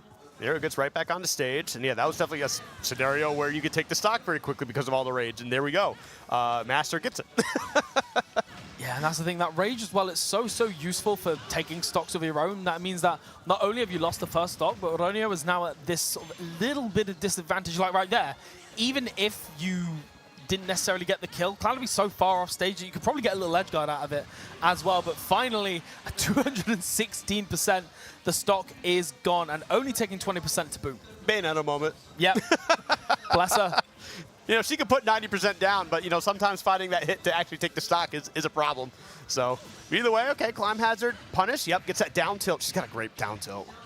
Yeah, and ooh, I feel as if Ronio had the right idea in terms of catching that air dodge away, but was just a little bit too early on the down tilt, allowing Master to just get back into center stage for free, just shielding both hits. We're going to see what kind of punish can we get. Just tagging the platform instead. No big punish so far. And I do like that. I mean, a lot of Bayonetta players sometimes she has the kit to play patient and just kind of wait to see what the opponent's going to do. And like right there, you saw them just stalling on the wall for a little bit, just seeing what they could do. And the double parry. Look at all those bullets. Yeah, they're not making it back. Yeah, that's the thing as well. It's so, you know, it's just so difficult against Bayonetta when she's got so many versatile tools to get rid of Cloud. You almost have to play, you have to decide just that little bit early. And if you decide wrong, like right there, those guns can just spell the end, and then you can still take so much damage, 60%. And that's not even the longest string from Bayonetta that we've seen on this stream today, not even in our block. For some reason, I just felt like there was going to be a, okay. I thought we were going to see a down air earlier, and I was just expecting it, and it just never happened. They lost limit. They did. They were pressing. They might have been pressing climb hazard, but they were pressing something, and the guns I heard the little sound. Yeah, just. I don't think I heard the sound. I just saw the blue disappear. Again, it's so difficult for Cloud as well, because again, do you be a little bit early anticipating the guns to go away? Because if you leave it a little bit, then Bayo can go down with Nair, and it's so.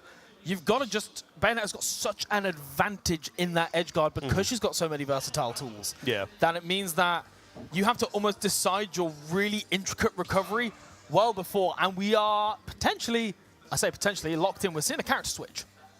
Yeah, I don't hate this. Samus is definitely a character that's been seeing quite the resurgence lately. Probably has the best ledge trapping game Yes. in Smash. Like it's actually kind of messed up. So there's a lot of situations here where if, you know, Bayonetta finds themselves off stage, they could be dealing with a lot of down Bs and just a lot of other things that can just be like a real menace, like that right there. Yeah, and it's going to be a real adjustment as well. And also just having that slightly less risky get-off-me option in the up B. Of course, we'd seen that Ronio had been doing a really good job of dealing with Cloud up B, which, again, one of the strongest ones that we've got. But then this is where things can get a little bit scary. Samus being a taller and floatier character as well means that those combos can be extended a little bit more. I know that Siski does not like this matchup and has played Bloom countless times, and Bloom has pretty much had his number the entire time. So it's definitely a brave choice if you're looking at it purely on paper, but I think with the way that it's going so far, I feel like Master's made a good call here. Yeah, definitely for the most part. And like, and sometimes it just comes down to like certain play styles too. But like the other thing is that Samus also is dead, but also she's like one of the heaviest characters in the game too. So yes. And she's got a great recovery. So like, you think Bowser's extending his lifespan? No, Samus is getting it. No, for sure. And of course, you don't have to approach if you've got a lead. So we are just seeing a very much slowing down of the gameplay, because at the end of the day, you rushing in recklessly is exactly what Samus is after. And ooh, perfect timing there on the up tilt, just about managing to get that stock, and just, again, dying at 90% is still fairly early in the grand scheme of things. I know Samus is a character who also got like a few small buffs, but like I remember people at the beginning of this game were just like, Samus is just really not that good. And it's like, no, we just haven't messed around enough, because there's been some really, really great Samus players who have come out of the woodwork the past couple of years and like have been getting some amazing results. Siski's one of them. Yeah. Icy Mist is like incredible as Yeah, well. we've got Quick as well in Europe. I think that's the thing. thing. I feel like the US took like had like another year of Samus denial, because we were out here, we were in the trenches against you guys knew. Siski Yeah, and you Quick. guys knew. We were like, this character's ridiculous. You have to see this. And then Siski traveled abroad, and it was like, oh wait, we get it. I think it was actually one of the Let's Make Big Moves where like top 16 had Icy Mist, Siski, and Quick. Like all in top 16, and people were like, what is Samus doing here? And then a long time, then like Yara started playing as well, Oh, and started traveling. So it was just suddenly the world was like, we need to invade America, and like they need to know about Samus. The US must know, and they all just came at once. And we can just see at the moment Master going down into a little bit of a deficit here from that quite strong start. Ronio managing to make those adjustments quite nicely and has got a fragile lead at the moment. But again, particularly on a stage like Battlefield where you've got those platforms to extend, but you're gonna have to extend that final stock as you lose your second. And here we go, a little bit more percent on the board. Good SDI there just to get down, but you still took around 50% from that. And that's kind of the thing, right? Is like I kind of mentioned how Samus is a bit, she's a heavier character, but she's a big body and she's very floaty. So like it's like a lot of bad news for combos if you catch her in the wrong spot. But yeah, that was some great SDI getting out of the the washing machine. Yes. That is witch twists and whatnot. We can just see at the moment. I love that bomb placement there. Really interesting to see, because the afterburner kick was just about to get back to center stage to try and extend, but then it kept Bayonetta at the ledge. And this is the thing as well, is that Bayo is one of those characters that can just somewhat disrupt that ledge trap game, but the back air as well, just trying to catch Samus again, a character with very shaky disadvantage at times. Yeah. Like we mentioned, she's big-bodied, she's floaty, she just sort of hangs around, and that is something that a lot of characters, particularly when you're trying to find that straight killing blow, it's such a benefit. It's weird because like she can have a shaky disadvantage, but when she's off stage, it's like one of the most safest places that she could be, because she could spend so much time out there. Yeah. Like, so you got to keep her like on stage but above you, and you're having a great time. But then the problem is they can drift off, and it's like, right, okay. Yeah. Fine, I got my 20%. I just keep pressing down B until I'm off stage. Yeah, yeah. Yeah, she's definitely a unique character for the most part. Yeah, let's see what difference. I mean, that was definitely a much better game than the first one. However, you are down 2-0 and you're losing a stock. Oh, wow, you fell out. That was very dangerous.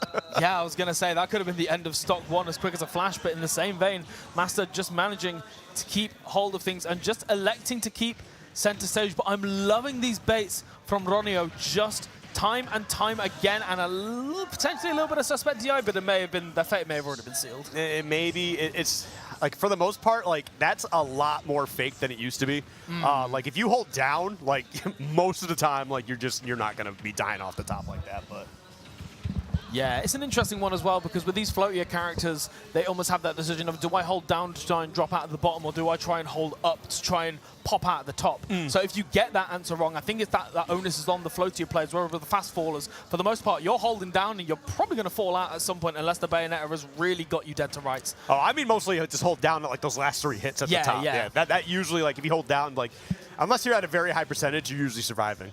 But I mean, it's still Bayonetta at the end of the day.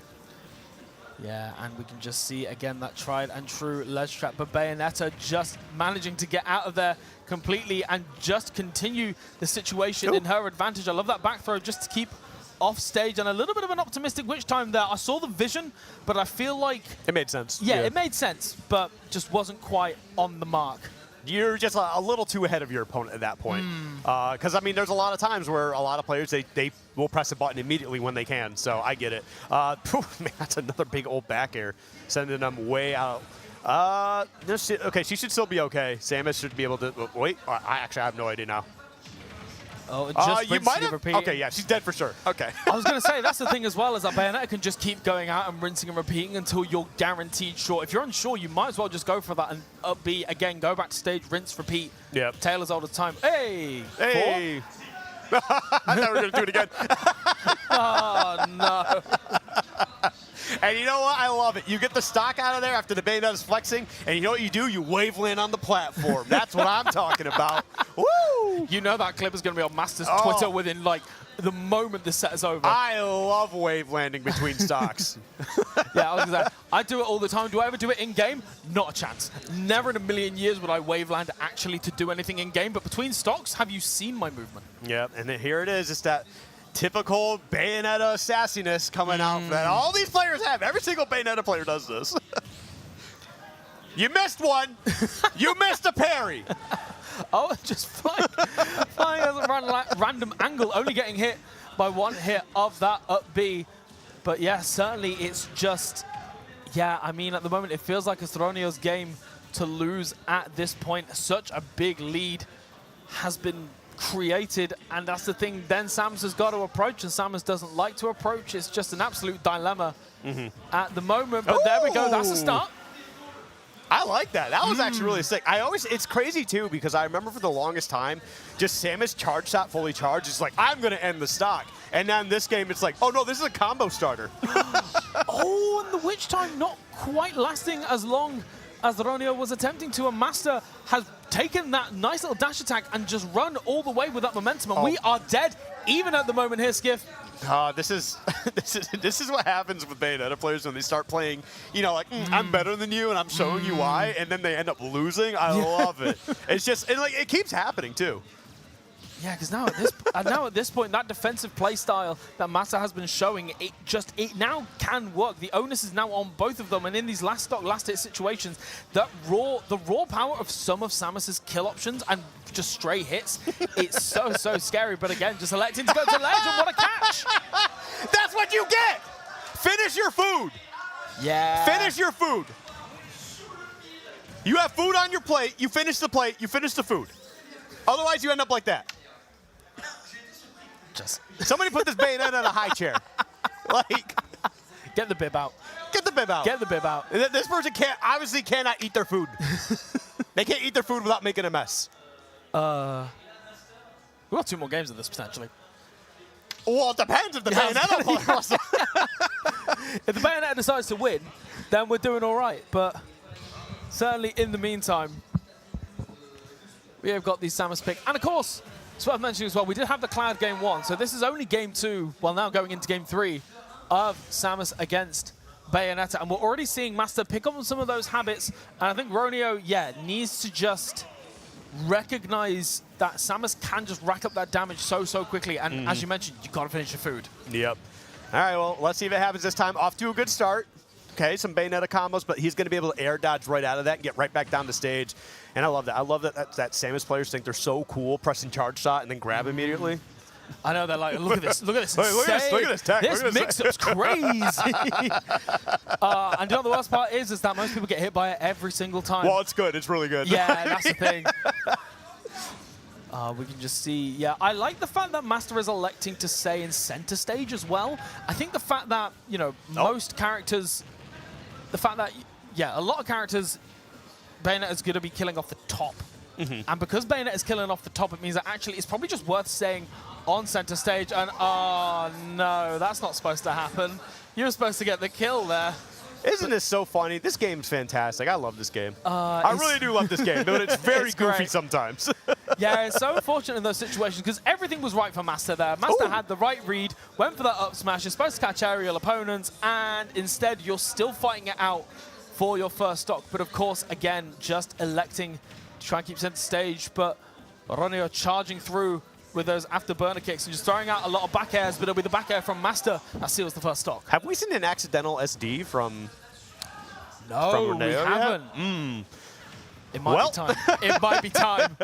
Oh! The tax has not been paid, Joycey. Yeah, great DI there, living up to 162%, trying to catch that with the forward air on the platform, the down throw, forward air, Taylor's oldest time, nice little cheeky bit of damage, and oh, that leg's going all over the place. That stanky leg That's the stankiest leg. Stanky leg. Why is it hitting behind her? Yeah, and I feel like the almost goofier gameplay from the end of that third game is now really, really showing its teeth here because we've got 162% on Samus. Bayonetta going to be getting closer and closer, finally going to get that stock with the neutral air. But again, it's just, if you're living at 180% and you're getting hit by stray hits like that, you manage to land the stray hits, excuse me, like, it's going to be going to a game 5. Yeah, this is definitely a rough start. And this is one of those situations where, like, look, I'm all for players, you know, showcasing a little bit of swagger, you know, showing some personality off. But, like, you can't do it to a point where you drop a game and you give your opponent so much momentum. Because Master, like, literally took that game. That's the first game they've won. And now they're looking at a potential game 5 here. They're playing really good. They're confident. And they're also probably playing a little angry that you decided to, like, do some of that little show-off stuff. So, like, they're probably like, they really want to win. That's the thing as well. Again, just these straight hits. And even then, just you've got to get the damage that you can get. And just 65% in the blink of an eye. This is the scary part, right? Is that you had that little moment where you want to style a bit for stream. And now suddenly you're an entire stock down. You're not getting these kills until 170, 180%. And now you're resorting to these smash attacks that aren't going to hit. And you've got another game to deal with after this. That, too, that's the other thing that Samus players love doing. They love jabbing your shield and then dashing away and turning around. And yeah. Every single time. Every single Bayonetta player, every single Samus player does that. All right, here we go. Up throw. Actually, just a little bit more percentage, and that probably should have taken the stock. Yeah, but in the same vein, you can stay underneath that platform. You can just stay at Bayonetta, start range, and there it goes. Game 5. We shouldn't be here, Skiff. We shouldn't be here. We took a wrong turn. We shouldn't be here. This is like Area 51 for us. We should not be here. Yeah, I don't know where we are. My phone is dead. I have no signal. GPS, I've never heard of it. This is uncharted territory. We shouldn't. This shouldn't be happening. What do we do, Joycey? We got to see where the Uber driver's taking us. How did we order the Uber? The phone's dead. I have no. I just started clanking a lot of rocks. Anyway, let's just hope for both these players that it's not taking either of them to the losers bracket. Again, locking in the Samus, locking in the Bayonetta. Yeah, just going straight back in. I do hope that this quick start to the Game 5 isn't coming from a place of frustration, because particularly against a character like Samus who demands that slower gameplay sometimes, demands that little bit more methodical nature when it comes to approaching. You can't just rush in. It's how you're going to take all of this damage. And here we go. Ronio only getting 30%, but just a little bit of scrappiness going on here. Very much sort of desperate. Just, I feel like they're just, what is happening? There's so much like, it feels like this is desperate, right? I feel like both of them know that they shouldn't be here. Yeah, well, I feel like Master's like, no, I should be here. Like, they have fought to be in this position. He's playing fantastic. But Roneo, like, you should not be here. Like, you should have closed out that game, and instead you decided to be a little flashy with it, and now, like, this is potentially the longest taunt to get bodied of all time. It really is, and just getting hit from that charge shot, and that's an interesting one because it's something that we hadn't seen Master go for much, right? Master was very much happy to just go for these ledge traps, get those bombs going, and just instead just shot the charge shot out there just when you think you're a little bit safe. And again, Bayonetta's got all of that time to think that sometimes you've got to force her to think that little bit earlier. This is just not looking good. This is looking so rough. Because not only that, like, you've already taken so much damage on the second stock. The extra credit's huge. The dash attack almost taking it. Yeah, this is just really, really scary. And Master has just got all the momentum, and that's the thing. You can just the B reverse charge shot as well. And again, rinse and repeat. Tried with that ledge trap. Place another bomb down. Treat yourself. Oh, I think that was meant to be a dash attack there. No, I think they thought they were a little bit closer because that forward tilt, I think, still would have taken the stock. I mean, it probably could have been a dash attack. Like, I think both of them were taking the stock regardless, Honestly. but 3 stocks to 1. 3 stocks to 1 for Master. And what an absolute turn this has been from being last stock, an entire stock down, to just this. And okay, first stock is off the board. it's doable. I've seen Bayonetta do this plenty of times, but like this is one of those scenarios like again, like you were kind of being flashy, right? And now you're starting to feel the pressure and you might crack underneath it. Because now you're down 2 stocks to 1 here. And oh, that's a Oh, wow, and just nearly, catching the DIO's way as well. Blair, I can't even get my words out with how quick this set is going at 91% already. There's got to be a fundamental change, but you're going to have to find it in the loser's bracket as Master completes the reverse 3-0. We have reached our final destination, brother, and unfortunately there's only one competitor left in the car as the other one is sent down to losers. We shouldn't be here, Skiff. We shouldn't be here. Finish your food! Finish your food! Look at what just happened. We should have been a 3-0. Should have been a 3-0 here. Yeah, so even then, just we're going to see some replays. We're going to see some replays. That cloud feels like such a long time ago, Skiff. Dude, it really does. I feel like this was like 2 sets ago. It feels like last week. Honestly. The cloud's writing a postcard. Honestly. They're saying, hey, did we win? Yeah. What year is it? Like, yeah, we just see, again, moments of brilliance. It really felt like the Bayonetta had such a good game plan going into the Samus set as well. And even though it was quite close, just, you know, had those things to do with the projectiles, had those ledge traps available, and just the combo game as well. It was all looking so good, and then it felt like the pressure just got to him. And then it just slowly but surely crumbled, and that was the end of that. I mean, look at this. Like, look, it was 3 stocks to 1. It was a 3 stock to 1 game. Beautiful edge guarding, beautiful maneuverability, all of this, and then suddenly just, look at these parries. That was the style. Yep. That was the beginning of the end. They want to do that, and you got the first stock. Like, all right, Yeah. cool. You got your stock. I'm still in the lead. Yep, look at me. Just so unfortunate to just not only just kind of throw away that first game, or that second game rather, but to then just... Honestly, I'm glad. Yeah. You deserve that. You deserve that big fat L, and I hope it haunts you until the next time you get to play this person and redeem yourself. A more optimistic approach would be, I hope that you can, you know, tweak it up in losers, learn from this lesson, Yeah. maybe take a little bit of anger out on your opponent in losers. That's what we all like to do from time to time. But like you could have just been going farther in bracket here on the winner side. It's just like look, I love flashiness. I love it when people get the flex a little bit, right? You know, do the whole I'm better than you, but like you can't let this happen. Yeah, and the thing is as well is that it wasn't even as if it was like 3 close games afterwards. These games, like 4 and 5, were decisive. Yeah, they were very decisive. Oh. Like even here, just being stuck, just shielding these projectiles. And you did it on like a national platform, on stream. Everybody's watching. You probably told your parents to tune in. Honestly, yeah, that's the thing as well. It's like, how you gonna explain that when you get home? How you gonna explain that? How you gonna explain that to your boss? If my child comes home after throwing a set like that, I'm saying, go to your room. Like, do not look at me. You gotta look your other TOs in the eye and explain what the heck happened there. But we have got 2 more players stepping up to it. The Pokemon theme's continuing. I'm loving the Pokemon love here. Who's your favorite Pokemon? Paragon 2, sorry. Paragon 2? That's a Yeah. good choice. Oh, just got a couple dabs out of here. All right. Ooh, All right. How about is you? that a Pokemon plush there too? Oh no, that's just some monkey plush. It's a very flat plush. I'm a Wooper guy. Oh, Wooper's I a love classic. Wooper. Wooper is a classic. It's Wooper and Quagsire, right? But it's just like because Quagsire was my favorite for the longest time, but Wooper just has like a little bit of better. Yeah, I like design. the fact you've got the dedication to the whole line there. Oh, It's yeah. not just I've got my plushies at home. Oh, you got to do it. And then Clodsire is actually really great too. I love Clodsire. He just looks like a big, like, pastry, Yeah, and I there's just want to hug him. There's not a single brain cell in there. No. But where the brain is filled with love instead, so it's fine. I love that Pokemon, man. That's like the best thing that came out of Gen 9. I weirdly enjoyed Gen 9. I have to say, I weirdly enjoyed it. I enjoyed it. There's a lot of good designs, but like, man, Please stop dabbing. I just wish that like No, the game just ran a little bit better. But I did have fun with the game. I did have fun with the game. But I don't want to harp on that too much. This person is, okay, you know how we were just talking about flexing too much during the game?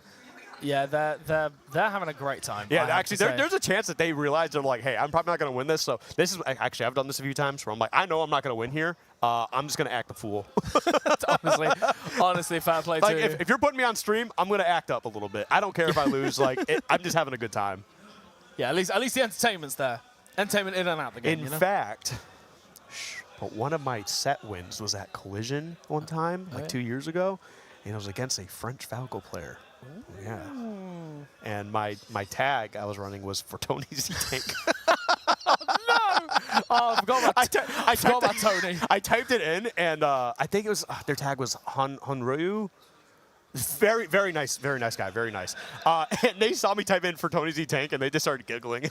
We had a great set. It was a lot of fun. I had a lot of fun time playing with them, and I made sure to pull Cat over too. And I was like, Cat, can you just tell him like I'm going to like play like an idiot? Like I'm just gonna be act up, being silly. And they were like, yeah, I got you. And they were all for it too. I love them. I've not had a bad experience with any French players, so. Here we go. Robin, we fit. Just very, very. We're getting some very wacky characters on this stream, I do have to say. I like the fact that. Hey, what's that guy's name? Cheerio. Kimarito. Yeah. Hip hip. Cheerio. Cheerio. You should come to Britain sometime. You fit right in. Oh my God, we're scrapping. This is the thing. We've started it. We are 20 seconds into this game. They're on the right-hand side of the stage. They don't give a damn. They are scrapping away. And it is the Robin. This is the thing with both of these characters. We've already spoken a little bit about We Fit. But Robin certainly is one of those characters where I feel like they are a dedicated group of people. Oh, yeah, no, they're 100%. And, like, they lab constantly. They're constantly talking to each other. And, like Robin's, like, really cool. I think Robin's really cool. I love some Robins, when you fight them, like, they're really lame. But, like, good Robins are really, really cool. Yeah, honestly. Such a unique design as well, just having that.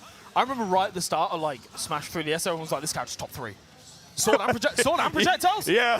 Yeah, it was rough. It was definitely rough for a little bit. And then, like, people started playing, you're like, they're all right. Like, they've got some good moves. You know, they had, like, the checkmate and stuff like that. But for the most part, like, they're solid. It's a character, like you mentioned. Like, it's a dedicated group of players. You don't want to run into one in bracket because how often do you practice against, like, a good Robin? And it's just, like, they're terrifying because they know their combos, they know their setups. Wow. I'm surprised they lived. Yeah, I mean, Kalos sort of showing why you would pick the stage in the first place. Remember, this is game 1 as well. These two agreed to be here. So, I like that. I like that idea. Maybe I like the idea that.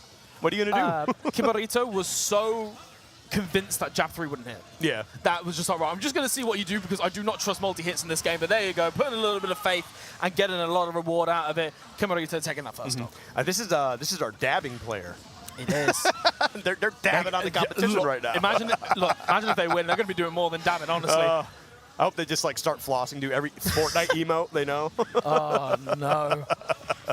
We can't be doing that. Of course, Cheerio going to be doing his best to make sure that doesn't happen. And again, both these characters pretty good at ledge trapping. Of course, Robin more so. We Fit being very comfortable at the ledge, of course, but Robin very much happy to keep you at the ledge. So you know what? Everybody's happy right now. Yeah. Okay, there we go. Arcfire just kind of put some pressure out there. And that's another one of those things, too. Arcfire like, will combo into itself, and then you can get like an up air out of that immediately, and that's just a lot of damage right off the bat.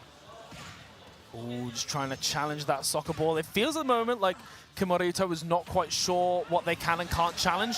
And you definitely can't challenge that back air. He's sailing off the side, and even with the bigger blast zones of Kalos, you're still dying at, you're getting hit at sub 100 by back air, and you are just flying off the side of the stage. And I think that's the thing. There's going to be this element of both players almost getting used to each other's characters because, as we have both mentioned so far, these are two pretty unorthodox characters, particularly this late in the meta. Yeah, for the most part.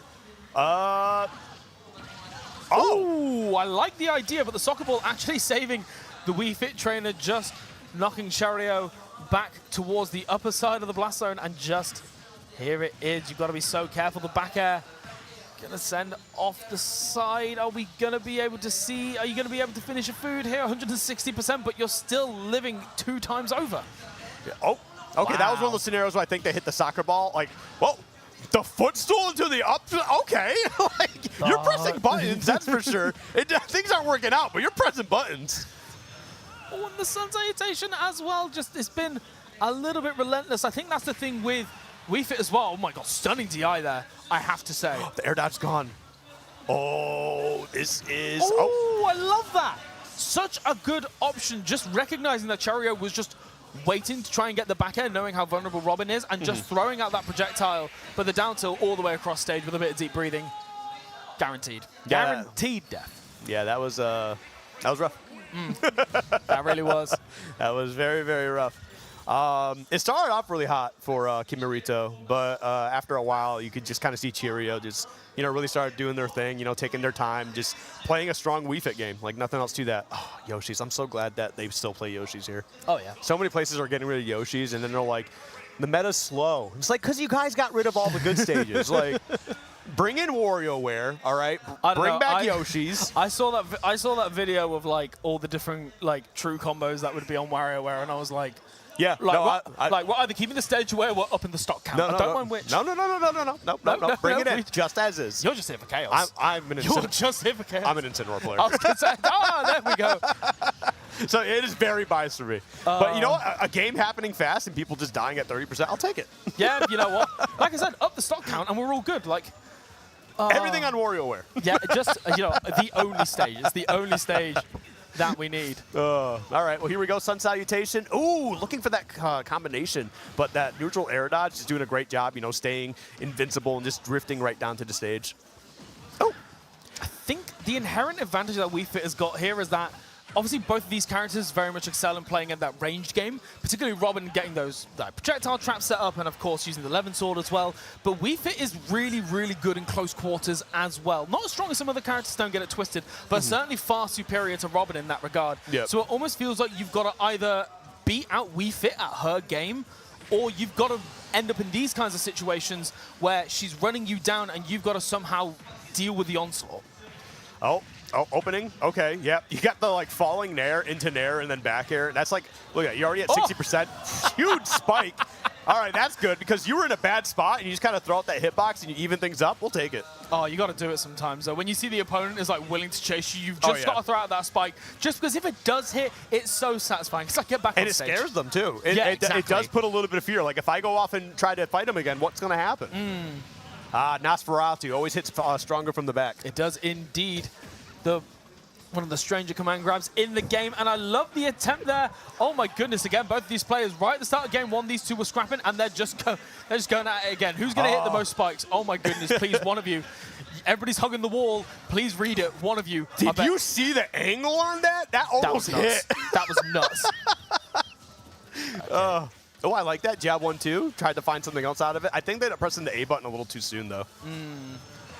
Just walking into the sun salutation and now being stuck at the ledge against Wii Fit trainer. Chario electing to just run all the way to the other side, giving up that center stage for a moment there as both these players returning into neutral. But I swear, you two need to stay in the center stage. That is the good part. You got walling capabilities. You need to just utilize it. And they're both very much happy to stay at the ledge. Again, it is a game plan that they can go for, but sometimes it's a bit, you just give up just so much control. Ooh, yeah, okay. You actually had to let go of that ledge because despite the fact that she's got a great planking because of the way it's angled, I'm pretty sure it would have hit her as she was coming back up, so. All right, yeah, there we go. I like the attempt. I like the attempt of the run-off, but just almost letting the up smash go a little bit too early, and then the Wii Fit can go down. But this is where it gets really, really scary. I do know that Wii Fits do have to adjust their combos a little bit because of the higher platform size, nearly dying to the gentleman jab, but not quite. Ooh! That's another spike. That's what they were looking for on Kalos. They just couldn't hit it anytime. But yeah, that was definitely very nice. Because people forget that the up special for Robin, it was Elwin. Oh my God. Why does the header have a knee hitbox that spikes? That's not how headers work. For you. I am not her. I am not her. Oh my goodness, just being sent all the way down. It's such a strong spike. Just get a big head. Like yeah, true. 5 head. I clearly missed knee day. Like, oh, that's a ridiculousness. Yeah, that was very silly, and that's why I like watching Wii Fit Trainer. I don't like really fighting Wii Fit Trainer, but watching Wii Fit Trainer. I think that's the thing as well, is that it's just, again, both of these characters have those elements of silliness to them, and header is probably just one of those things that Kimarito just wasn't quite ready for. And particularly when I've noticed with both these players, as we've seen, they like to scrap off stage, they like to get those reversals going, and it's almost that little warning of, right, stop going, similar to the spike from Robin himself in that second game, where both of them are willing to just throw out a spike hitbox in an attempt to reversal, and it's going to make the edge guarding a lot scarier for both players. Okay. Yeah, these two are really just like slapping each other's projectiles out of the way, like using their own projectiles. This is a very goofy game right now. This is like a war of attrition. Like they are on the battlefield, throwing out everything they can. I love that directional air dodge there from Cherio, just weaving around the up smash from Robin and then managing to get a punish from it. And I feel like the slants on Yoshi's are really, really getting in the way of these Arcfire edge guards. It seems that those, like the projectile is just floating down alongside the slant, and then it's just like that whole process is just gone. But again, both these players, there we go, just go a little bit further back. He managed to get it going. Oh, falling out the jabs. He had the book in hand too, so that was actually where they all started. But all right, just about getting back to stage. Looks for the down air, not going to find a way to get that spike. And only like a 35% difference. Honestly, either character can blow up the stock coming out here. And I always forget, Levin's sword, like Nair, is so good. It really is so good. Like Levin's sword, just about any aerial is really good, but like Nair, it's like, it covers so much space and it's so fast. Oh, there we go. Another bit of trigonometry and just going all the way down for that down air and not quite working out, though. That's the scary part, is when you go, you know, as some would say, a little bit too lost in the sauce, but staying cool-headed, managing to retrieve it back with the back hit of that forward tilt. But no lessons have been learned, Skiff. There are no lessons to be learned. There are down airs are flying at the moment. Good. That's how this game should be played. If you don't have a spike, then you're not a real character. True. That's all I'm going to say. True. Meta Knight mains take note. Pick somebody else. Spikes are so satisfying. Oh, hang on. Oh, we can see that Kimarito just elected to... Oh! I like that. Hot little right angle there. Just horizontal. Beautiful. Yep. A whole 90 degrees. Man, that sucked. All right, here we go. Okay, we got the soccer ball into back air. Oh, I like that, too. That's like one of the things I like about walled stages. Or actually, really, it's any stage, because like they can do it anywhere. It's just like using the stage itself as like an extra way to get like a crazy angle and stuff like that. It's always really neat. And it always goes to show, like, again, with both these characters very dedicated, it goes to show how much time they've put in on, like, those specific stages where, okay, on those walled stages, I can go for some crazier soccer ball setups. But speaking of soccer ball setups, oh, just get back down to the stage. And that's so much healing as well. Although with the deep breathing, you might die pretty damn early. But the Levin sword not quite being there when Kimarito needed it. But... Almost. They almost got it there. And there we go. Levin sword coming out that time. Yeah, definitely going to clean that up. And we're finally on the board here for Kimarito, which is good because, like, Cheerio, like, it's been a pretty competitive, like, set for the most part, but Cheerio's always kind of just, you know, been edging it out. So, yeah, solid stuff. Can we get another dab? the mid-set dab? Mid-set dab? Mid-set dab? Come on. Throw one out there. My friend who Let plays... me see you dab, Joycey. I haven't dabbed for a very long time. You used to dab then? You were a dabber? Everybody's dabbed once in their life. I've done it ironically. I'm a social dabber. I've done it ironically because I think it's funny. In your room by yourself? No, just like right now. No, I was going to say, I have a friend who, speaking of doing strange things during the set, one of my close friends mains Robin, and every time that he hits Nosferatu on me, he like wiggles his fingers like this. like as it's going on, just sort of like wiggling the fingers up and down as if to be like, you fool, look what you've done. It's so funny. I love things every like time. that. Oh, man. That's really funny. That's like extra like damage that's actually happening because now it's like you're getting your opponent all like, what are they doing? My favorite part as well is that like he doesn't enter tournaments very often, and when he does it but very subtly. Like he'll do it like up front of my face there, but I guess the opponent is just like, oh, actually, maybe, you know what, I'll just do it to myself. Nah, just get it. Oh, God, okay. what a start. Yeah, Kimarito decided to say, hey, I'm going to play now. All right. Heard us talking about dabbing on stage, and they're like, that's a great idea. I should be able to do that. They throw out Nosferatu a lot, and they actually have a pretty good connection rate with it. Oh, you know, that's the first time we saw an up smash from a Wii Fit trainer all day today, so like I'm finally glad we just got it. But like, what a crucial time to get it too, because you lost the stock really early, and now it's like a completely even game.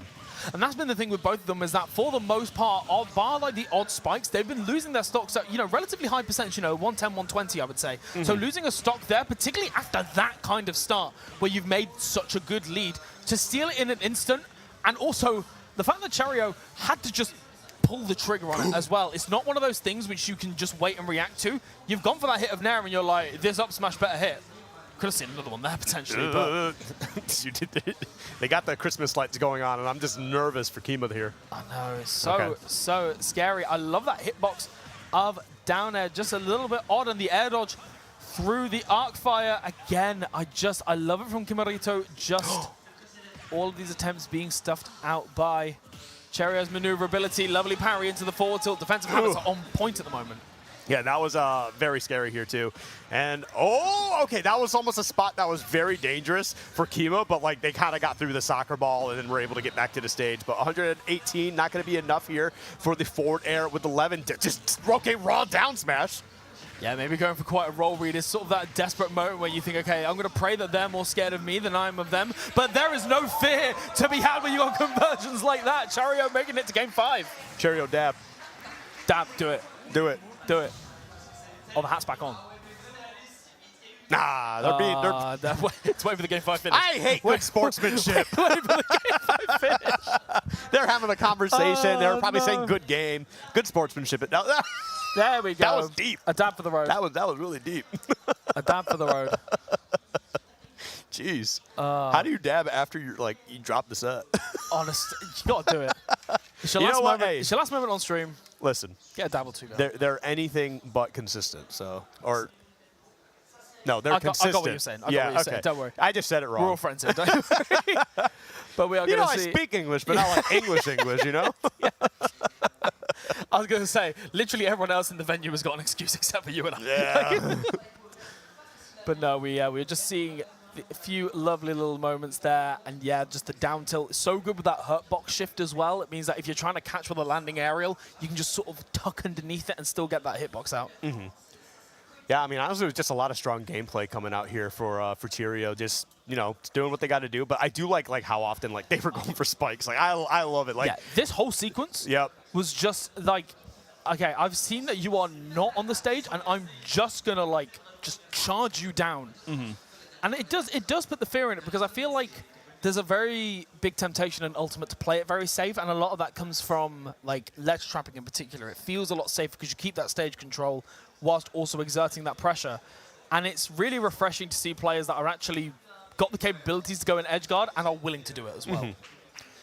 That was that one. Well, the thing is, too, is they actually had their sword in hand, and they threw it down afterwards to try it. So, that would have been really cool. Wait, is this going to be our last set, I think? Was that our last set? Okay, Okay, we got one more. set. Okay. All right, we do have one more, and then we'll get into a break after that. But yeah, this was pretty fun. Having 2 Wii Fit trainers is kind of weird, though. We had 2 Wii Fit trainers, 2 Bayonettas. Kind of 2 clouds? Kind of 2 clouds. Kind of? 1.5? 2 Game 1 clouds, at least. True. Yeah, it's been an interesting selection. I think that tends to happen a lot when you get to European tournaments. Is that I feel like there was a large portion of the European community who have found their one character and just stuck it out with them. So it's really interesting to see, particularly in these earlier stages, to just see these more unique characters get to flourish, because you don't typically. It is beginning to get to that point. Oh, we got the selfie. As there is a player that obviously needs no introduction, MK Leo, one of, if not the greatest players to touch the sticks in Ultimate. The GOAT. The GOAT. At Rise and Grind, I actually I was doing this series called Skiff in the Streets, and I was one of the things I wanted to do is I wanted to go around and just ask people questions like, who's the coolest character, who's the coolest player, who's the GOAT. And also, my favorite one is that I was asking all these questions, and I go, who's overrated? Who's the most overrated? That's comedy. And I caught so many people just kind of went, Can you turn the camera off for a second? But I asked Leo, and I was like, who's the GOAT? He's like, either me or Spargo. I was like, fair all play. right, yeah, all right. Still humble as well. I think that's the beauty of MK Leo in general, is that he, regardless of how dominant he has been, and of course, he's as you mentioned a little bit earlier on. He's not taking the game as seriously anymore. I think he is intending to get back on the grind a bit, but of course we've had a lot of people that have caught up to him. I think he definitely just kind of got like a little tired of the grind for a little bit. That happens. I get it. Yeah, it's hard, but also he's just remained so humble throughout the entire thing. Yeah. Like he's always my GOAT. Yeah, I was going to say, be. always number 1 in my heart. And hopefully he'll be number 1 in this tournament. Of course, we've got a lot of competition here. You know, we've obviously got the aforementioned Spargo. We've got Neo as well. I don't know why I've just blanked on literally every player that has shown up here. SkyJ, Meister's here. Meister's not here. I swear Meister's here. No, Meister's not here. Oh. It's Big Boss. Big Boss. We got Big Boss, SkyJ, Leo, Spargo. I think that's it for the Mexican players. Yeah. At least for like the real notable ones. Yeah. No offense. We've got some and we've got, you know, a couple of European Titans. Of course, we haven't got Gluto is just electing to take a bit of a break. He's been traveling a lot, being in Japan, rocked up at Genesis. So it's taking a break. But we're seeing the Byleth. Correct me if I'm wrong. Leo stopped using the Seulgi tag for a hot minute, right? I think he did, yeah. So he's bringing that tag back, and he's playing Byleth again. High key, this is my favorite of Leo's characters. Like, I love his bar. I remember that first Frostbite where he just brought it out for like fun and games against Meister, and then just basically revolutionized the meta with it. And I think this is... Well, the problem is now, it's just like, this is what, like, when Leo was like, prime Leo, I'm not losing anything, right? Like, well, I mean, like, there was like, happened twice. But like when we came back from pandemic, this is what Leo was running essentially. Yes. And it's kind of scary that we're seeing that come back. So maybe we are at a return to form here. Honestly. Joycey. I mean, this is the thing as well, is that there comes that point where people do figure out the matchup, and it feels like Leo has been really taking, you know, he's just found out he's going through this character crisis, and it was really prevalent, and I feel like he's still trying to work things out. But of course, in these early stages, he's got so many characters under his belt. And of course, if there's one player that is going to know the Joker matchup, it is going to be Leo, who, again, a very, very strong representative of the character. In the meantime, Inami, of course, so this is winner semifinals of the pool. So this is to get out top 128 winners side, guaranteed 129th. Yep. Yeah, this is kind of scary. Like, I see this Leo, and I'm just like, my fight or flight's like, just activated. Yeah. Like, as a player, I'm just like, oh no, like this, because like, can you imagine how crazy it would be, like, after like a couple of years of like not, like, what is it, Leo fell out of the top 10 for like the first time, and like this year goes by, he brings back the Byleth, he brings back the Seulgi tag, and then he just gets #1 again. Can you imagine how crazy that would be? That would be nuts. And I mean, he's showing that even after having a bit of time off from the Byleth, it is still here and still ready to go. 3 stocks to 1 currently from MK Leo, and just keeping this juggle game going. 70% already. I love the little bait there to sort of tease the down air, but then be ready for the roll on as well. And oh, I like the attempt there, but good stuff from Inami to just hold his nerve and not quite sort of falter. Yeah, I'm really nervous here for a lot of people at this tournament right now, because if like Leo just starts really bringing this back, and actually it's crazy too, because when Leo was at like his peak, right, not losing anything, one of the few players who was able to stop him was at Genesis, and that was Mars. And Mars is here, so this could actually end up being like a really, really interesting like tournament in general. Finally loses a stock there. Hey, you know what? You just took a stock over the GOAT. So I mean, yeah, on the Byleth as well. It can't even be like, oh, I got 3 stock with a Rob. It's like, no, the Byleth is here to play. Oh, but you got to be really careful as well if you are Leo, because Big Arsene has arrived, and we've seen Leo has shown us many, many, many times what that dastardly persona can do if you are not careful. But of course, Leo, isn't Arsene like not really that good in the game? Oh my, yeah, Arsene's the starting one, and it's useless. Like, it is awful. But again, just this is a wild part about Leo, is that I feel like historically he's not actually been that respectful of Arsene, just sort of relying on a more aggressive approach, and we have seen what it can do. A down air at 70% leading into an up smash. Oh! I knew you were letting go of down B. I knew it. He said, I'm going to look the other way, because like he did that earlier too, where he aimed it, turned it the other way, and then came back and canceled it. So he probably thought that was going to happen again. And yeah, it's just the wrong time to let go. And that's just how a player is dominant. Oh, did they plug their headphones in? Ah, there we go. Right, we got sound back now. Beautiful. All right, there we go. Sensational. Yeah, that's just one of those scenarios. Sometimes players will plug the headphones like directly into the switch, Yes. and that just like takes away the sound from everybody else. But we fixed it. We're good. We're back.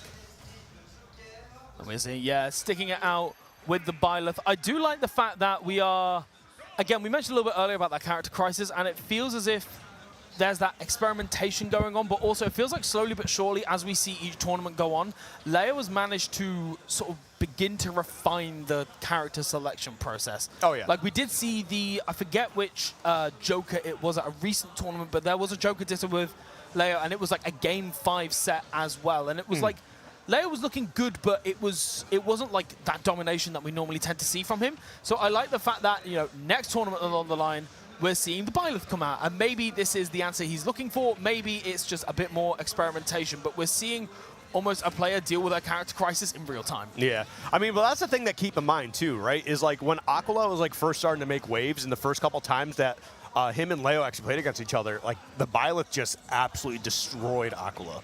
Right now, since then, I'm not sure how often they've played, but I think Aquila has like the winning record on him or something like that. But yeah, no, this Byleth is just different because like it still has a thing like, you know, he's got all these big disjoints, and while Byleth's not the fastest, like these moves hurt. Ooh, my goodness. Strong combo there. Oh, so good. Just using the gun to get that conversion going, and then just leading him onto that platform, getting that up smash as well. And you know what, Inami, even though you're against the GOAT of the game, against probably the player that inspired you to pick up the character, it's still keeping their cool, and he's done such a good job at just not letting it get to him. Oh, 1, 2. Okay, we're not going to see another up air, but yeah, doing a good job. Yeah, that's not going to close it out. Oh, it's kind of a tricky scenario.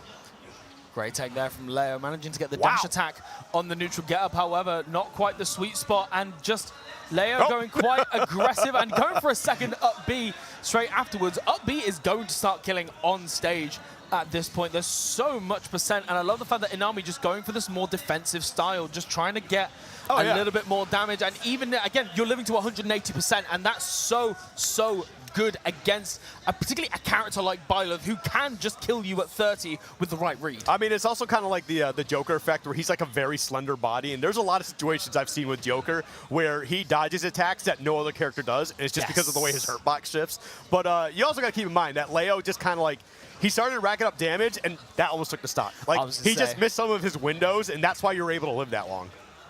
Yeah, and I'm liking this rinse and repeat ledge trap here from Leo. Not only do you get the benefit of that additional damage, but of course you let that Arsene meter, that Rebel's Gauge, just go further and further down. But Inami doing an excellent job just getting around that scary ledge trap and making sure that Arsene is getting as much value as possible, but it doesn't matter when Leo's got conversions like that. Yeah, I mean, that's the thing, is you got to keep in mind, Leo was at the top of the world with this character for so long, right? Like, yes, he kind of took a big break from it. He was playing all their sorties for a minute, but like, once he gets his back to form and like he remembers everything that he can get away with, like, you were in a lot of trouble. That was great DI out, by the way. That was huge. And granted, I think he DI'd out to also just avoid the back air, but some people will DI in, and that's why Leo was looking for the down air in there.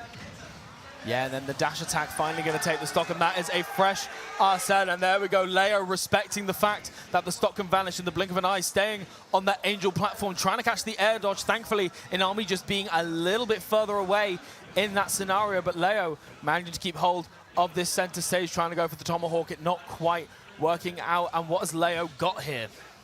Oh, right now, a great ledge trap game, or at least trying to keep them into one side. Oh, if that back air was just thrown out a little bit sooner, that could have potentially just been a stock. Like, that back air, like the sweet spot, is it's so terrifying. But the rapid jab will put him off stage, and now chasing him down. All right, gets back onto the stage here. The forward tilt. Dude, Byleth's tilts are so good, man. They really are. They really are. Just trying to get that down tilt is going to combo into the up air. But yeah, a very optimistic down tilt from Inami, getting punished by the up smash at shield. Doesn't matter how low to the ground you are. That little scoop and hitbox is guaranteed to get you every single time. Yeah, and that's like one of the things too, is like Byleth's up smash, like even if you have a low profile move like that, like Byleth's up smash reaches that low. It really does. Yeah. He brings you up like this. Yeah, it's like, right, the hitbox is here. Let me just guide you up there. Right. But yeah, of course, Leo just very happy sticking with the... Yeah, I was going to say, you got to do it sometimes. Keep yourself hydrated. Oh, hello. The Ditto we got the Ditto coming out, maybe a little bit of showboating for the fans after winning the first two games. He's like, yeah, this is what I want. Yeah, I was gonna say, if you want to have a Ditto with anyone.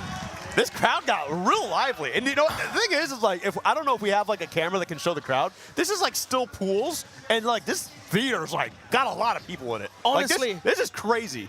I think that's the thing in particular with Leo, right, is that Leo wouldn't, like, the phrase people's champ gets thrown around a lot, but he is just one of those players which everybody tends to root for. Nobody overly likes seeing Leo lose unless they're against another one. And particularly, this is the character that a lot of us grew with. When the meta game was beginning to develop, before Fighters Pass 2 sort of showed itself, this was the character that was right at the top of the meta, and it was MK Leo leading the charge. So seeing the character come back again, honestly, has been so, so nice to witness. Well, you can see like how Inami was starting off really hot, but like as this game has gone on, the internet. Oh no. But I don't know what that says. I mean, it should be fine. Both these players not letting it distract them at all and giving Inami a taste of his own medicine from game 2, getting that down air into the up smash. And there is still a little bit of Rebels guard left. Are we going to see this edge guard from Inami? The gun just about does it. That was huge, because like like Joker's like tether is really good, right? It's the better recovery, honestly, between that and Arsene. But the fact that you were able to get that gun just one shot and that put him down low enough where he couldn't actually recover back to the stage, that's huge. And we are just going to see here. Dude, Inami's raw. I was going to say, not even waiting for the tech option and just feed me. Give me that gauge. I want all of it. MK Leo just saying, you are going to swing. You are being very aggressive right now, and I am going to take advantage of it. That turnaround was crazy. That turnaround grab was so crazy. Oh, my God. And it's so unfortunate that it didn't quite work out, because it did mean that Inami has now got a pretty, now half full Rebels guard, but now you've got no big red man to help you out. So we're going to see that little bit more defensive play. I love that empty grab, but just playing around with those toy guns and not quite focusing on the match at hand. And I love it so much. You've got to sometimes preemptively try and tech, but when you get hit by that fair one, sometimes you just sail to your death instead. Well, I mean, how often do you get hit by a fair one off stage? Right? Like that's, like I don't blame him for like air dodging there. That's just a weird scenario. Like that's just very strange. So just being able, like if they were able to react to that, I mean, you're godlike. But I mean, it is what it is. And you're not even behind by that much either. Like 135, you can find. I mean, if you can land, you can take away the stock, and then you'll be good. Yeah, this is a crucial moment for Leo here. He could potentially close out the set right here and now, but both of these players got Arsene, I should say, on deck and available. And I love that! The air dodge dragged down to the platform into the up smash. This is why he is the GOAT. That was so clean. And the crowd erupting as well. I mean, what a way to end our block. That was so clean, Joyce. What a way to end our block as well. And hey, let me tell you folks at home, if you like that kind of sick gameplay, Leo's here for the whole damn weekend. Get yourself on Reversal GG. Get yourself on Team Regen GG. We are here. It's King Kong. Hey, you said it. I said it.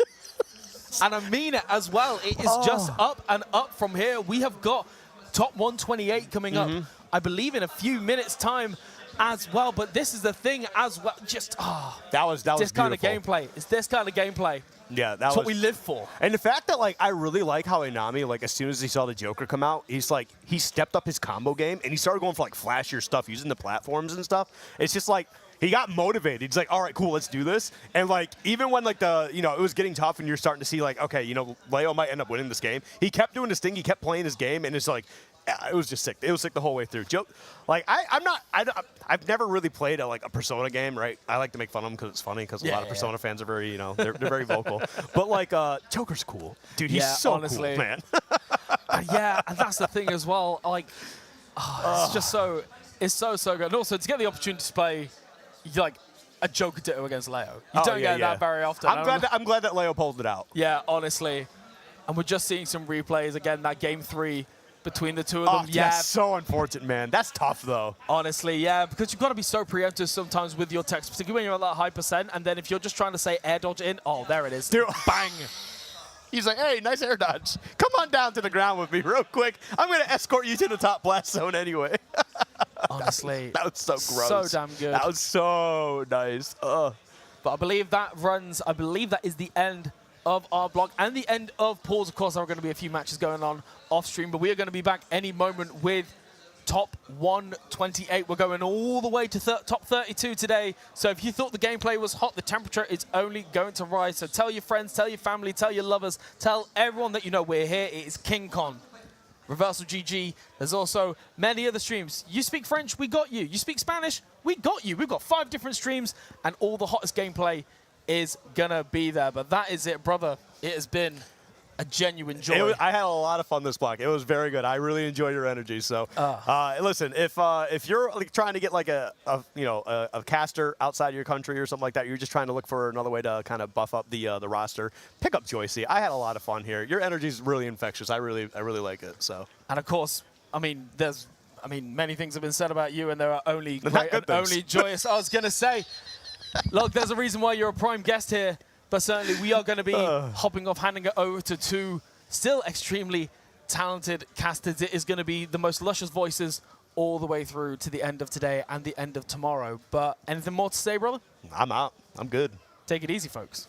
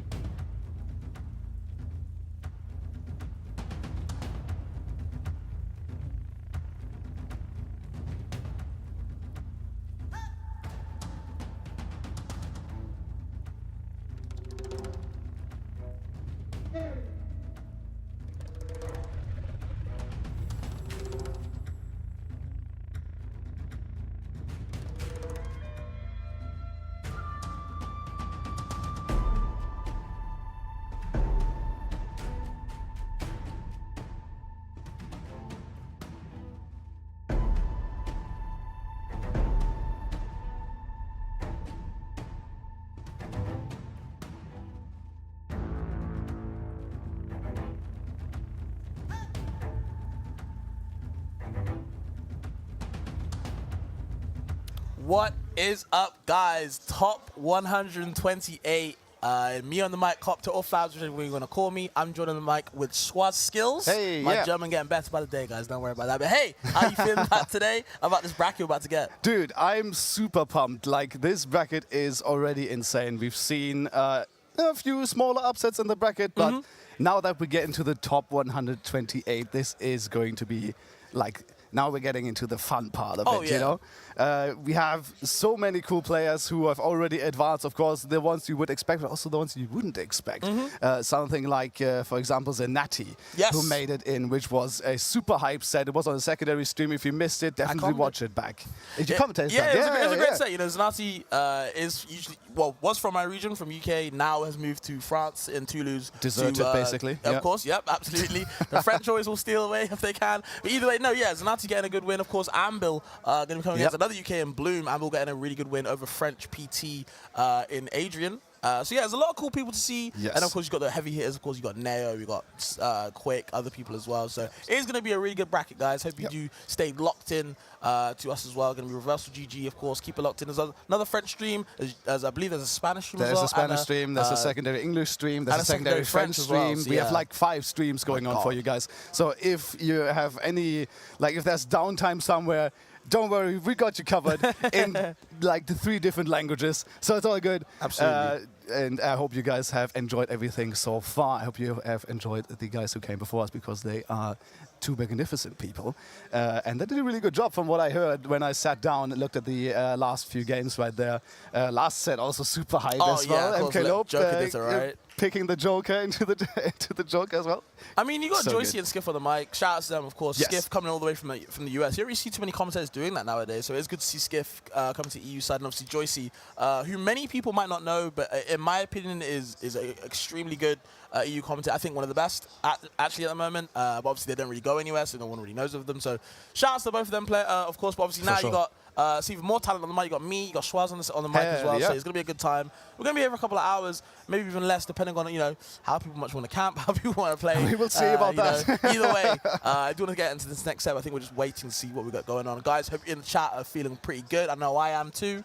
And yeah, man, King Kong has been a blast so far. This venue, guys, is insane. It's like 3 floors. It's huge. It's all part of like some esports festival. Got Tekken up on like the other side as well. So there's a lot of stuff to do, guys. Usually this is like a science center, I believe. So there's already some cool stuff. There's like an aquarium at the very lowest floor, which is like super cool, and all the science exhibitions and stuff. But this weekend they made it all about esports, like so many different games, which is amazing. I like love to see more representation of esports, like in general. Absolutely. Like if that, let's call it an industry, quote unquote, right? If that gets promoted more, that always makes me happy. Yeah, for real, man. And obviously, being in France, I think for EU-wise, this is kind of the place to be. Yeah. Even in some places in America as well, I kind of feel like this is the place to be, not just because of the skill level of France and of EU, but also because of like, I'd say the production. The production in France is better than some US events. You know what I mean? Like it's godlike. It is something to take inspo off of. Shout outs to the guys behind the scenes. Absolutely. They're doing an amazing job. Absolutely. Shout outs to production as always. But yeah, talking about skill level though, is that people have been asking, does Spargo win this for free? Now that Neo's here, some Japanese rep, are they going to do some work? We've got SkyJ, AK's here. You know what I mean? Apollo Kage's out here out of nowhere. How are they going to do? True. For me though, I feel like no one's really talking about Mars. You know what I mean? I feel like Mars. He's kind of been under the radar. Do you know what I mean? Like he's come back to locals now. He's starting to grind more. He's back into like that competitive, notion, right? And I want to see if Mars can progress, or if he's gonna bust her out. Either way, it'd be cool to see what he does. But I think we're gonna get ready for our first set, bro. Made it. Just a quick note on Mars. He made it pretty far in doubles with Tarek as well. I think. I wouldn't be surprised. Top. Yeah, that's not a surprise. Not necessarily. That's a banger team. I think they made top 3. Okay. I might be wrong. But yeah, they're far anyway. Fair enough. They're pretty going far in the bracket either way. Yeah, but I mean, I haven't looked who we're getting right now. But from what I heard, people are setting up. But just a quick ad as well, like in addition, because there they are. AK and Echo. Okay. Yeah, let's go. All right. in terms of the arena, I've sat here earlier in my first block with Ramses, and the lighting was already amazing, but now they like stepped it up a notch. Now every time a stock is gone, they flash the lights, and every time a game is gone, like the whole thing is just going haywire. It's so cool. Like my God. what they are doing with the lights here in this arena, it's so sick. Okay, so we're going to be getting Apollo, Kage, and Echo. So if you guys aren't familiar with Echo, Echo is a very good French Palu, who is also actually a coach. I believe he's coached MKLeo, big coach to Flow as well, and other Palus. But I think he's actually coached MKLeo before us, or given some sort of advice from what people have told me. So Echo is no slouch in this game. Very good man in his craft as well. So he knows what the game's doing, and he plays a very kind of like fundamental based character like Palu as well. If you're able to give MKLeo advice, you know, you're in a good spot. Gotta be decent at the game. Yeah. You know, and of course, you know, on the other side you got no introduction, of course, AK, Apollo Kage, you know, Luffy, as he likes to call himself, with the straw hat as well. This snake has been going places, bro. And, no slouch, of course, to the man. You know, just come back from Japan, come back from Genesis as well recently. So, yeah, he's been doing a lot of work. I think this set will be interesting. He's been all over the place. Like the traveling he's done recently, that's insane. I had a quick talk with him earlier in the staff room, and he said like he's just trying to, you know, get rid of the jet lag a little bit, and you know, try to calm down between all the traveling and all that stuff. But I mean, I think he's doing well, and he's in top 28 winners, so I think he's doing well still. Decent, so, and with all of that, you know, traveling still to play this well, that's quite an accomplishment for sure. And I mean, if you just look at the guy, I can see, no, he's a chill dude. Yeah, I think cool, man. Probably, coming from you know, from Genesis last week, you know, I came from there as well. Yeah. You know, the 9-hour difference. Shoutouts to you and Humming making it there. Like that is so cool. Like shoutouts to you. You're absolutely you rocking it right now. I mean, EU's doing it big right now. Of course, we'll see if Echo can do it as well, and that kind of echo the case of what, you know, EU wants to kind of rep to, you know, to the public, man. I feel like EU is definitely on the rise. You know what I mean? There's a lot of things to show. So it is cool to see. You know, the EU is not free anymore. You know, it might be sometimes, but at the moment, I think Echo can do something about this. You know, I mean, there's some decent French snakes as well. I don't know if Echo's played them, but I do know of some decent ones that, you know, believe there's Phoenix.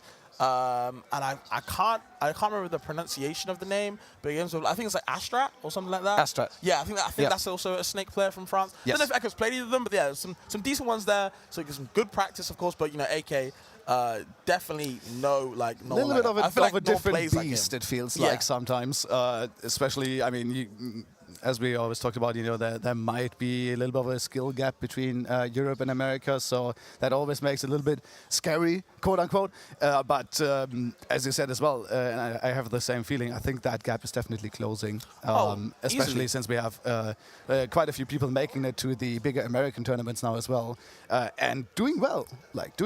Absolutely. I don't even know if you've heard yet, or if the Twitch chat knows, but Base Mage is actually already in losers now, losing to a French Olimar called Elfo. So shout out to Elfo. And I just think it's kind of funny, right, that we are such a big meme because we get dominated by anyone's Olimar. So the irony of an American coming over to the EU and losing to an Olimar is just funny to me. But either way, we're not talking about that set, guys. We're going to get locked in to this AK versus Echo set. I do want to see how first game goes. I think AK, one thing that's good about him is that not only is he a very positive guy, right? He's super, not exactly super good, but just has really good adaptation skills. So, like, understands, like, maybe the first game might not go so well, but as the sets go on later on, I get godlike. And I feel that's why Best of 5 is so good for him. And Echo being such a good coach, right, can obviously, you know... probably has the same good insight. It comes down to execution. Exactly, right? It comes down to execution. So I want to see if Echo can kind of handle the storm of the first game and maybe kind of set into his own pace as it goes along, whereas AK is going to run him over. So, but I feel like, in general, like, having a Palu with good adaptation skills is obviously...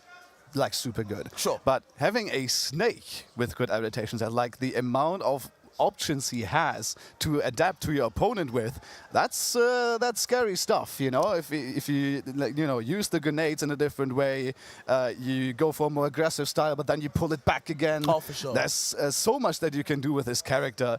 Only kind of held back by a kind of slow frame data and being like a heavy, but that's about it. The rest of it, it's like if you can adapt to your opponent super quickly, that's a very hard thing to beat. Yeah, I mean, a lot of the time, with Snake, a lot of people like to say, like, people argue, is this disadvantage really good or is it really bad because of frame on grenade? Right? Yeah. Obviously, the answer is obviously hitting, that kind of specific area where he's holding the grenade, or that's what you want to avoid. You want to hit around it. But of course, some people can do it easier than others with certain characters. With Palu, her up air hits all around the world. You know what I mean? So there's going to be some times where it might trade, or even she might actually win the interaction. But obviously with invincible back air, invincible dash attack, a lot of the times AK with that slow ass Snake is going to get caught in the air. Yeah. So you're right. Actually, the invincibility on that might be super useful, especially if you want to trade those grenades. I was thinking about, because generally her hitbox is like pretty large, right? If you think up air, if you think nair, even her grounded tilts to a point are like super huge. So the like that you're gonna hit a grenade is pretty likely.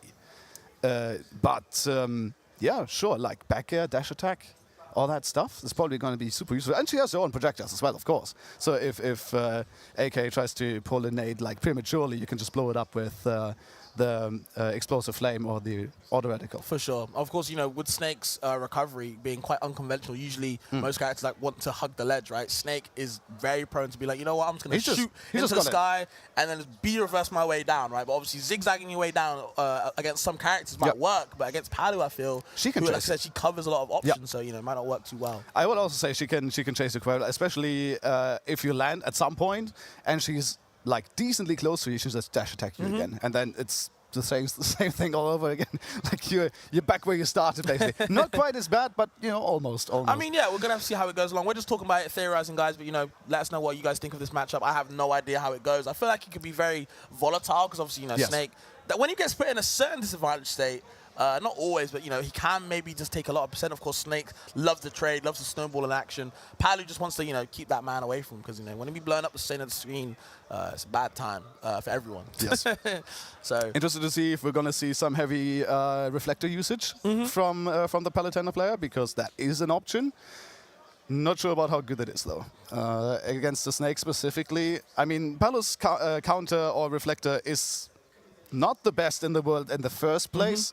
So, and against the Snake, who has like so many different projectiles and can set them up in so many different ways, might be a little bit difficult to actually use it. But we're gonna see if they're gonna use it or not. But that's always something to keep in mind. Could be like a surprise reflection coming out at some point. I think they're just talking about what stage they want to pick, or discussing stage bans and stuff like that, and then we're probably gonna get the set started. It's taking a long time, but of course, gives us more time to talk about the matchup. Yeah, I mean, I'll keep yapping along, guys. I know you guys always want to hear what we have to say, even if it's not important either way, though. But yeah, I want to get into the set. Got a lot more, like we said, about. We didn't even talk about AK and Echo before this side. We had all these notes. Well, you had all these notes. Let me not take credit. Well, you had all these notes about all these sets going on. I have a few. It's not. We didn't even put AK or Echo. So. Yeah, that's true. All right. Seems like they're doing something that you guys can't see, but we can. So it seems like things are proceeding down there, which is good. Yeah, but otherwise, guys, we already talked about what is going to wait for you guys. Maybe on the other streams, I don't know, but there's some really banger sets going on. But let's not talk about other sets. We're talking about this one because we're starting in one top 128 Echo versus Apollo Karga. Let's get into it. Oh yeah, first game gonna happen right about now, and okay, here we see straight away dash tag into the grenade. You see AK doing a really smart thing, having the grenade, plucking it with the B reverse, so he faces away from him, so you have to approach around him. So that big dash tag gonna come in, you're just gonna trade with the grenades every day. All right, interesting. I thought, once again, yeah, there's the armor. We've already seen the on the back end, just armoring through the nade. This is what we were talking about earlier, that it can be a very good tool for Palutena to make that work in that regard.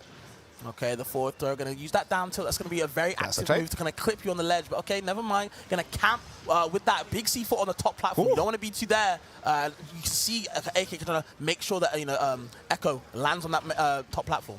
Echo already bringing out the teleport cancels as well. All right, so already schmoovin here in this set. We're not even a minute in. I like it. Get some of that tech started as well. And, those teleport cancels, they can be pretty useful to, as you said, get around the Snake if you just hold the grenade. Maybe make you approach from a different angle, but it can also cause you to just teleport into an explosion like that. Yep, takes the sock, sets up with the grenades. Yeah, you're going to be reverse. Yeah, you have to watch out where you're going to be. Good back air from Echo. Another one, second one, going to take that second stock to keep it back to even. All right. Now that was a quick, bringing it back to even there from Echo. Good stuff. Keeping it close between the two right now, not letting the Snake run away, because that can happen pretty quickly, because Snake just lives for absolutely ever. So if you let him live too long and you just take the trace all the time with the nades, you can see your stock going quicker than you might have thought, even though you're doing decently. Okay, gets out the grenade. The up tilt swinging as well. There's the down tilt into the backer as well. Good chasing from AK. But Echo's done a really good job dancing around all these grenade explosions with these backers like we talked about before. There's the up air to keep the juggle going. One more. No, actually, there's the B reverse as you talked about, zigzagging back down to stage. And that means that Apollo Kage lands his landing quite perfectly right now. It is Echo in disadvantage with the nades on the ledge, actually two-framing the teleport, I believe. Gets it right there, off stage once again you go, and here's Nikita. That's the very scary part, and places it just below the ledge, so it catches the teleport. Good stuff. Holds the stock lead now once again at 103. This is like normal-ish Snake percent, like this is where you live. Yeah, this is what Snake wants you to be at, because now, like I said before, you can get that snowball effect going. It's looking kind of cold right now, have to watch out. There's a tippy toes with the down there as well, and yep, the forward tilt going to send you off the stage. Plucking the grenade as well, where are you going to be? You can't roll away. You can see AK's waiting that with loving arms. Nice, and jumping over the dash tag as well. Echo maybe a little bit too greedy on that one. And now at 103, Apollo Kage has lapped Echo fully here. And now it's coming down. A nice spike though, calling him out on the end leg on the Nikita. Gets it down. And now both players on the last stock, but 123% to 16. And this is going to climb because Apollo Kage is going to come in with those grenades and get the damage on. Yeah, we're seeing a lot of empty hop up tilts. You can see AK really wants to expose that shield, and not more up tilts coming out more and more. Strexing that up tilt, the big kick, but just can't find that initial hit. And you can see Echo just finding a way to kind of get back down stage and kind of get a safe hit, but there's that big up tilt swing, and Echo just can't find a way to land safely. Yeah, and that's about it. Even if Echo would have lived a little bit longer, at some point you're going to approach the 160 mark, and then you're going to get grabbed and get your stock taken anyway. So for sure. It is a difficult life here for Echo in this first game against Apollo Kage, and kind of shows you how quickly the Snake just ranks up the damage.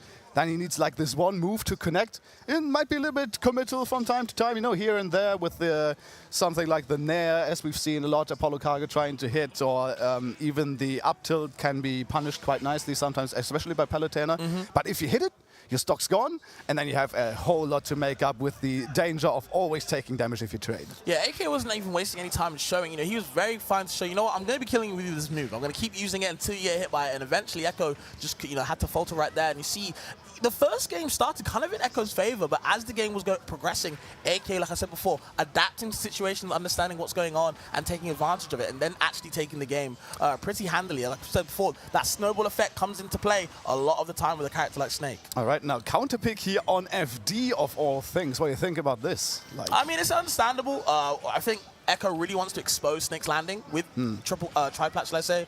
He can BRS his way down onto multiple different platform ledges to kind of, keep Echo guessing. Now, you're a flat stage only. The only problem is you're fighting Snake with like 4 different explosions going on with no platforms escape to hide. Yeah, no escape basically here from all the explosions. So it's a very two-edged sword for sure. Yeah, but there's the first stock coming in with the back air from Apollo Kage. Nice catch on that one. And now once again in a similar position like we've seen the end of the first game, where he is at like 100 and a bit and is in a very comfortable position. Now though, it's going to place Apollo Kage above Echo right here. Is the up air coming through? Yes, it is. Apollo Kage just reversing into it and actually losing his stock for that. Yeah, and the stage pick coming into play for that. Like I said before, you can't land safely now. You're on the one platform only. Yep, there's only one.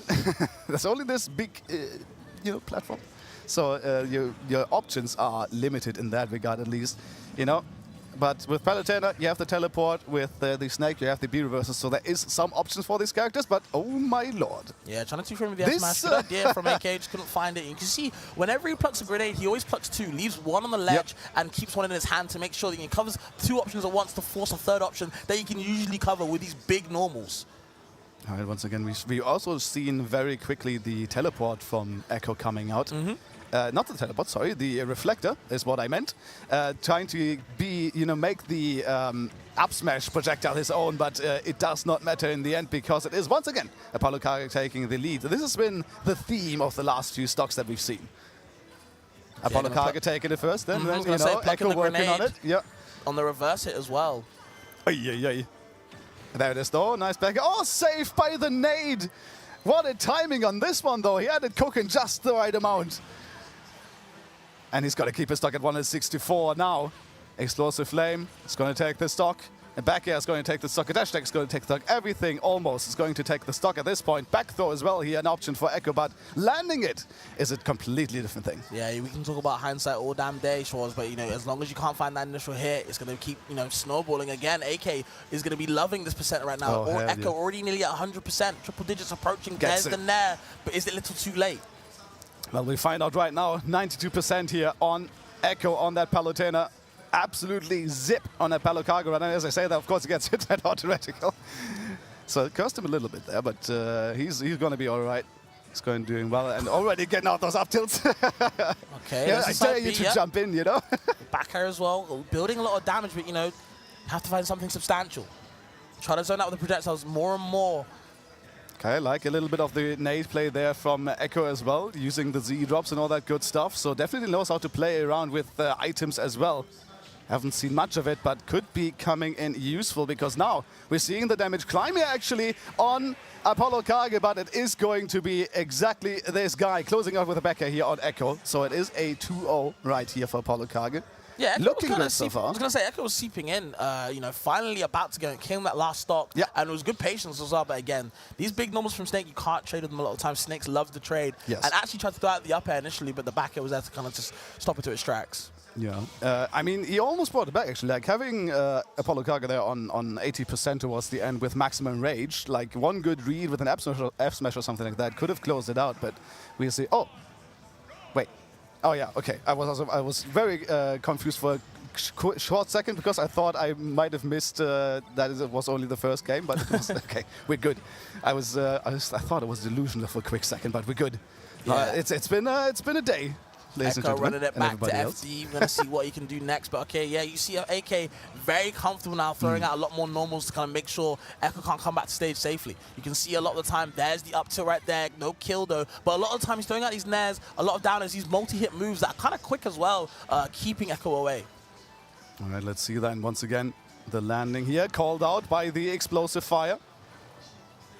And now we are just trying to trap this snake right here because you need to be on the ground to actually make it work. But there's the up tilt, going to close this one out.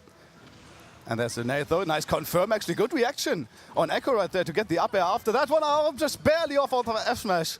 That could have been absolutely huge. Maybe an up smash on that point. But hindsight, as you said, we can all talk all about it. But it is the moment that counts. And actually Echo having some good reactions in those moments. So I can't fault the guy for sure. Doing well so far. Nice weight on this one. Gets the back air. Kind of more or less calling out the air dodge in. It is an American air dodge after all. I mean, yeah, AK's starting to feed Echo more and more. And I think Echo's kind of getting used to it now, showing the adaptation of his own with these air dodge reads. A lot of patience, but of course you can't always be patient. Sometimes you have to take the initial hit, and you can see AK just really wants that F smash. Just can't find it right now. I think if that hit, that probably would have killed, even at 82. Like, that F-smash is ridiculously strong. Big bazooka, why not? Big RPG going to be in that building, but you can see AK trying to rack sense. it up. Yeah. No down smash, though, trying to two-frame as well. Late hit off that back air. Now Apollo Kage in a good position, has the two nades there, but doesn't actually react on that one nade. It doesn't get the up air. Usually Snake plays over the shimmy on Echo right there, but doesn't really get anything off it, but it looked cool. Yeah, he was starting to try and, you know, dance a little bit in Paris at the moment. Echo was not giving it to him. There's the back throw right there. Setting up C4 on the ledge, so you can't be approaching in the air, maybe. And tries to avoid the grenades as well. Absolute bullet hell that Echo has to kind of go through, but no air dodge left on AK. But Echo just couldn't find him right there. Okay, nice little mix-up there with the recovery from Apollo Kage as well, using the C4 to get a little bit more height, because a Snake recovering low is very dangerous for the Snake player. It's a very two-frameable recovery, especially. There it is, actually getting the two-frame with the up smash, but launched against the stage means that Apollo Kage is still alive. Yep. But Echo's doing such a good job right now. They're still living, actually, at 160. The late hit of the back air doesn't quite close it out. But there it is, the forward throw of all things is going to take this one. About 133%. Now the up air is coming through, and that's the equalizer. Echo brought it all the way back to an even game here in Game 3. Yeah, he was at a really big deficit, and now finally some time to kind of come back into the game. Usually that's kind of Snake's job, and it's still a really good start from AK, but Echo starting to creep back in. If you can get a couple hits in right now, but you can see AK very happy to keep spamming that air dodge button. It gets the nairs in there as well, trying so hard to get that nair train going, because this is where you get your damage armoring through the up air. Once again, the nair coming through, but Apollo Kage still chilling here at 73 is nothing to be scared of yet. But Echo, on the other hand, has to be scared a little bit, but there's the reflection. And look at how far that launches. That is so strong. Next one might actually kill at this point. But you have to watch out for the C4 again. Like you said before, there's no platforms to kind of hide your landing on. Oh, throws at the down smash. A little bit too committal. Just barely dodges away from the C4 there as well. Noticed where it was and still knew that that might come in. Called out the timing on that as well. And now trying to land, has a reflection going, but dodges away from it. But there's the forward tilt. Is that doing it? Yes, it is. The Palutena too light. And that's a clean 3-0 from the American Select player, from Apollo Kage. Good stuff. I mean, yeah, it was getting closer towards like these later halves of each game, all 3 games, but it just couldn't close it out. And if you can't close it out with a snake, what are you really gonna do? Yeah, that's the issue, right? He made it actually to get it to the last stock, make it even, and that was pretty good actually. But then in the end, couldn't quite make it. Well, let's look at some replays here as well. The back air coming through, and then a nice little edge guard with that invincibility on the back air, using that actually to get away from those nades as well. Yeah, I'm liking the grenade coverage that AK likes to do. He likes to pluck one and then let the other one cook for a little bit, throw the second one away straight away, and the first one that gets cooked is a completely, immediate explosion. And it always keeps people guessing on where they're supposed to shield, where they can hit, where they can actually put a hitbox down. Meanwhile, AK is going to keep track of it and put it on so much damage. Oh, speaking of which, maybe we can see. Oh yeah, that's the trade that you were talking about, where you thought the up air would come through, but it is the back actually, and that's a shimmy. I love to see that, like a little bit of cheekiness, from Apollo Kage right there.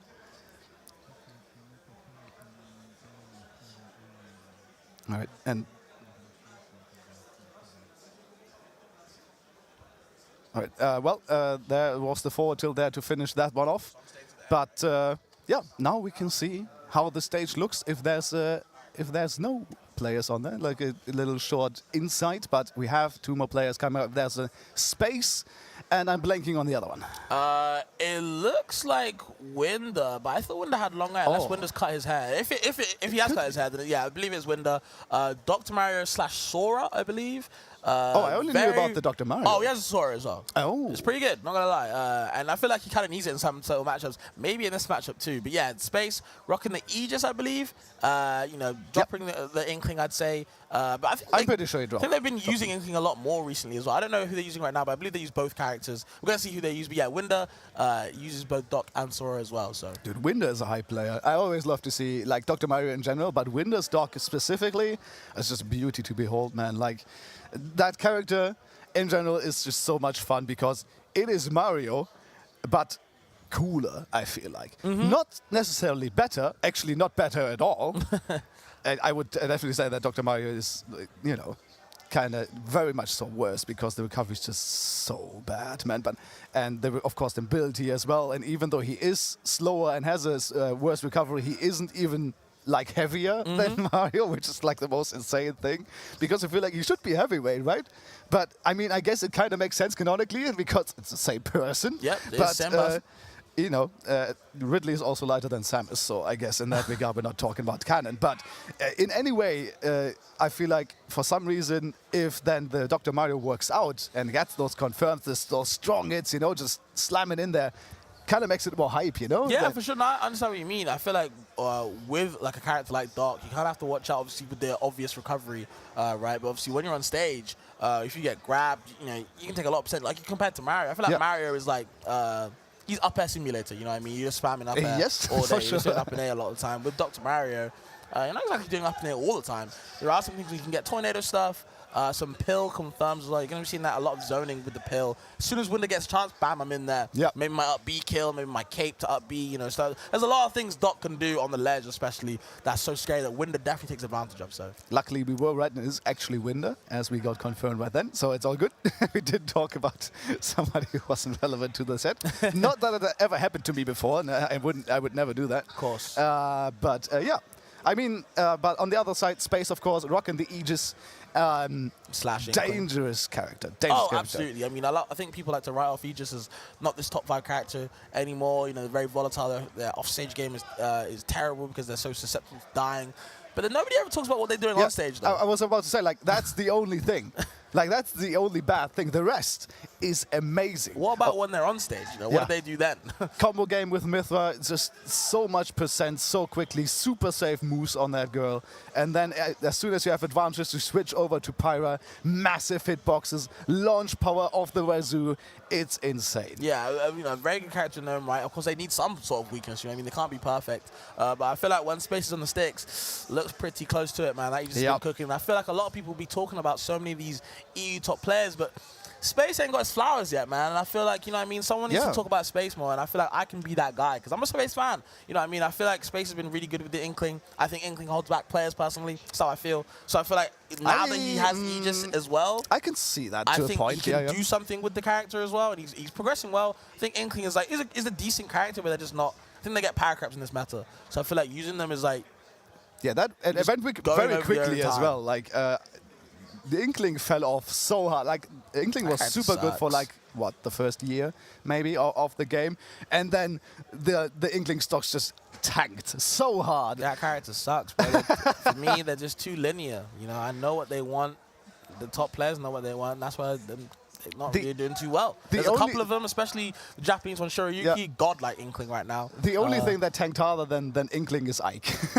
Yeah, I mean, once the Nanavs hit, then it was tough. That's about it, you know. And then the Echo Firms got nerfed out as well. And even before the nerfs, Ike wasn't already really played anymore, but then he got nerfed as well. He's like off the grid. But yeah, either way, we're going to see if Space opts for the Inkling or the Aegis. Either way, it would be a very powerful duo to kind of have in your pocket. And I want to see who Winder uses first game. I think the Doc would be best to use first game, especially if he's predicting the Inkling, but, you know, we'll see. Just to maybe feel out Space a little bit as well, you know, just pick the Dr. Mario, because then I guess you kind of allow Space to maybe be more confident and get a little bit more of a read on him. But, of course, Space would be ill-advised to be overconfident against Winder, and I think he is very aware of that as well, I'm pretty sure. Does Winder not have a badge? Why is he looking at Space as well? So just confirming that it's actually a competitor right there. Like, are you actually? Let me have a quick look. Oh, yeah. Not sure what that was about, but, you know, maybe they were comparing badges. I think they were looking for stage. Stage bands. Yeah, stage bands, but I don't think Winder has. I was wondering, Winder doesn't have a badge on him, so I was wondering what he was looking at. Maybe, yeah. Maybe, yeah, it's true. They couldn't compare badges without two badges. That makes sense, actually. So, yeah. Space is rocking the Aegis. We're going to see if Winder does. Well, he's hovering over them right now. Yeah. Oh, well, he's locked it in. Yeah, once again, some behind of the scenes stuff. You guys can't see it, but we can. And we get the Dr. Mario. That's what I like to see. The Doctor's in. But, oh man, that matchup sounds horrendous, by the way. Aegis Dr. Mario. I mean, most matchups with Dr. Mario sound horrendous, but I feel like you just have to make sure that, you know, as long as you get your confirms in, and as long as you can recover, as long as you keep your jump, you're doing decently. True. All right, let's get into our second match, second set here, and top 128. My goodness, at one day I'll say it right, but we'll get there at some point. Space against Winder here on PS2. Where else would we start? Of course, man. You know, people like to tell me this is a neutral stage. I'm telling you guys, you're being gaslit. This stage is not neutral at all. It's big, the ledges are wonky, and it's nasty for certain characters. Maybe Winder can show me why. Well, let's see if that's the case, because right now Space is doing all the damage against Winder right here. Of course, that is to be expected to a point, but now there's the combos, and you see just how much damage Doc deals when he gets in. Like, when he gets that opening, that is insane, but that DI was horrendous. My goodness, Winder. Well, yeah, that's going to be the first Doc. Yeah, check on that stat. Okay, trying to get something started, but, you know, Space doing a good job interrupting that nair from Mithra. Such a good tool at, you know, being very deceptive on all the hitboxes. Yeah, and even though, of course, the sweet spot of Dr. Mario's nair is in the later part of the move, you still have a frame 3 nair. Yeah. It's still frame 3, so you can still combo break with it if you're close enough. It doesn't just deal that much damage. That is the issue. Well, anyway, Winder once again getting sent off stage by the disgusting angle of that down smash, and now it's kind of screwed because that is not going to be enough. Good edge guarding here from Space once again, doing an amazing job against Winder so far. Yeah, this first game is an absolute blitz right now. We might see the Sora game too, man, because the Doc is not working at all. You see Space doing a good job making sure that Doc does not do anything on stage, and that's what you kind of have to do. But okay, getting rid of one stock, interrupting that recovery. Of course, both these characters cannot recover for free. Like, he scooped him out of the side B. That was cool. That was cool with the down tilt. I like that. A little bit cheeky, a little bit cheesy, but sure, that's what you have to do if you play Dr. Mario, you know? Sure. And now setting up, though. with the neutral B there from the Myth, and now almost getting sent off stage, but just holding so much control on stage. Actually, Winner managing to get by, but getting juggled once again. Of course, the disjoints on those swords are an absolute bane to the existence of Dr. Mario, who's very stubby, of course, with those limbs. Oh. And now off stage, getting hit by that neutral B here once again. Flame Nova coming in for the Pyra, getting thrown off stage by the big yeet. And now that is possibility for Winder here, and gets them, and that should be the stock. Good stuff without a double jump. There is no coming back for Space. And at 114, there might just be a window for Winder to bring this one back. You Well, see, that back air is going to shut you the hell up right there. it was Schwarz, a but very small window. It was a very small window. Winders couldn't find the way into it, and Space taking that first game. But hey, man, little bit of a scare. Yeah, I mean, you know, if Winder gets that open, if he gets that combo, you know, those up airs, they combo and they do like, what, 16? Something along, like they're ridiculously strong. So there could have been some universe where Winder brought this one back, but, you know, Space coming in with a big, big down air. And you have to wonder, does he opt for his secondary Sora or not? Just go straight back to Doctor. Not yet, says it there seems is a way in. Just got to find it. It's got to keep digging. And obviously there is some things he could do. Of course, you can definitely exploit that recovery, but is Space going to give you as many chances as you need? That is the question. I mean, we've seen it a few times in the last game, and now on the triplats here, this is where Dr. Mario likes to be. You know, getting those combos, getting those extensions on those platforms. Kind of similar to Mario, actually. Not the same, but similar for sure, especially with those up airs. But, you know, once again, the problem kind of stays the same. Getting those openings in the first place, this is what is the difficult part here for Winder. Okay, just clipping that last part of the nair. Now you can ladder for a little bit, take a lot of percent. Winder cannot land for free. No, like at the moment, or just until Justin, he couldn't land at all. Forward smash, dangerous stuff here for sure, but now that's an opening that Winder is going to use and get a quick 50% off that. Good stuff here. That's the downer coming through though for Space with that very strong Pyra, connecting another aerial just then and sending Winder off stage 130%. And there's the Flame Nova falling out of it though and living, but there's the Gentleman sending him off stage once again. Now he has to do the perfect recovery here on the Dr. Mario. Space not even bothering to go off stage, meaning that Winder is making his way back up. Once again has to air dodge. Another attempt at the recovery. Down air is going to miss, and Winder is still alive 170, but that down air is going to close it out. So that's going to be the first stock in the second game. Yeah, a lot of these big normals you kind of have to watch out for. And you can see Space is very happy to kind of just sit in center stage with Pyra, swing a few normals. If you get hit, you get hit. If you don't, I'm going to swing another one. It's up to you to kind of avoid it. You know, and again, Space asking that question. Winder doesn't have no answer right now. Big head swing with the up smash, keeping it back to even. Winder back into it. Just lets it rip there, the up smash out of shield. I mean, it's a very good tool for Dr. Mario, or all Mario characters at that point, you know, but still just calling that jump out right there. Good stuff from Winder to get that stock back and giving another chance. Oh, I like the reflection there on the side B, but doesn't really do anything because the Space just falls out of it immediately.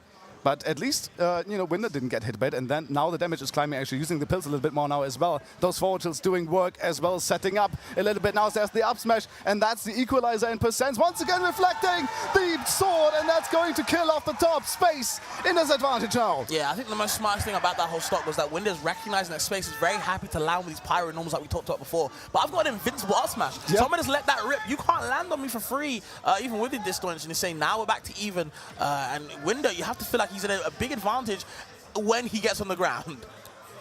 Right, and once again, I feel like Space should maybe be a little bit more careful using that blazing end as well. That has been reflected twice now in a row. So I feel like he's going to stick with the Mithra for quite a while here, just to tag on those safe percents until he can go back onto the finish. Now there's the Pyra now, just threatening here with those down airs, trying to get those confirmed through the up smash. Didn't quite get it though. Oh, no F-tilt swing either. Can't find that hit. Then there, a little bit unsafe from Winder. Space is going to get an easy grab. No neutral B right there. And good dash attack from Winder to kind of pick him up with the slide. All right, now stuck on the platform a little bit. Winder getting the grab. That is really important. Sending him now off stage. Oh, that was down B! Almost got it, but didn't. Goes for the up air set, and now he gets prominence revolted, but doesn't quite get killed yet. Still keeping that stock alive, but there it is, the back end. That's going to close it out. Second game goes to Space. It turned out way closer than Space would have liked, for sure. I don't know for sure, but I thought that he could get up down B from that pill confirm. I don't know if he was ready for it, if he wasn't expecting it either way. Maybe. That could have been scary. That could have been the stock, but... I feel like even if the up air connected, that still would have taken the stock, but of course the hitbox on that tornado is just way wider. So maybe it would have been the better option, but in the heat of the moment, you know, we just just sat here on the desk, you know, not doing anything, you know, not playing, just watching. And that is a very different situation to what these players are going through. Yeah, the score of the set does not tell the story, man. No. It doesn't look like a 2-0. Especially the second game. But yeah, man, it's just Winder's there. He's absolutely there, but just can't find that, again, that initial hit, that final hit to kind of close it out. He's not a closer at the moment, and he needs to find something because, you know, these openings are good, but it's going to stick with we the gotta end Dr. the Mario. story. It's going to stick with the Dr. I get why. And I see it, dude. Like, he was very, very close to taking this one in the last game, of course. In the first game, after the first game was set, maybe switch, but now that he's been so close, he definitely should stick with the dog. All right, now some unusual footsies, of course. Both players looking for their combo starters, and it's Space who finds it. Few more percents here on the Mytho, but those F-tilts have been getting more frequent here from Winder, and I like it. It's a nice little get-off-me tool, for sure. Swings the Doc Martens, but he can't be safe near me. Okay, that Nair, again, very deceptive on so many hitboxes. You don't know when to kind of let go of your shield, when to punish it. Okay, big up B, gonna interrupt it, but there's the Mytho F smash. Luckily it wasn't Pyra. You can survive. Oh, and once again, being late on that down air, Space hasn't really got any of the recoveries from Winder. He's been kind of recovering for free most of the time, but that's going to be a setup with the down tilt into the up air, and that's going to take the first stock to Winder once again in disadvantage, but hasn't been looking bad so far, especially with that up B. Nice one. Just calls out the landing neutral air right there from the Mythra, getting some good damage.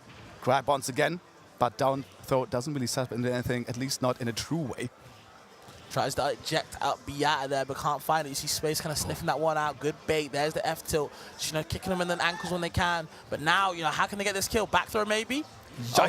Oh, my goodness. Okay, doesn't quite kill though. Even at 140, like those blast zones on Battlefield are quite big. And Space is going to thank them for it.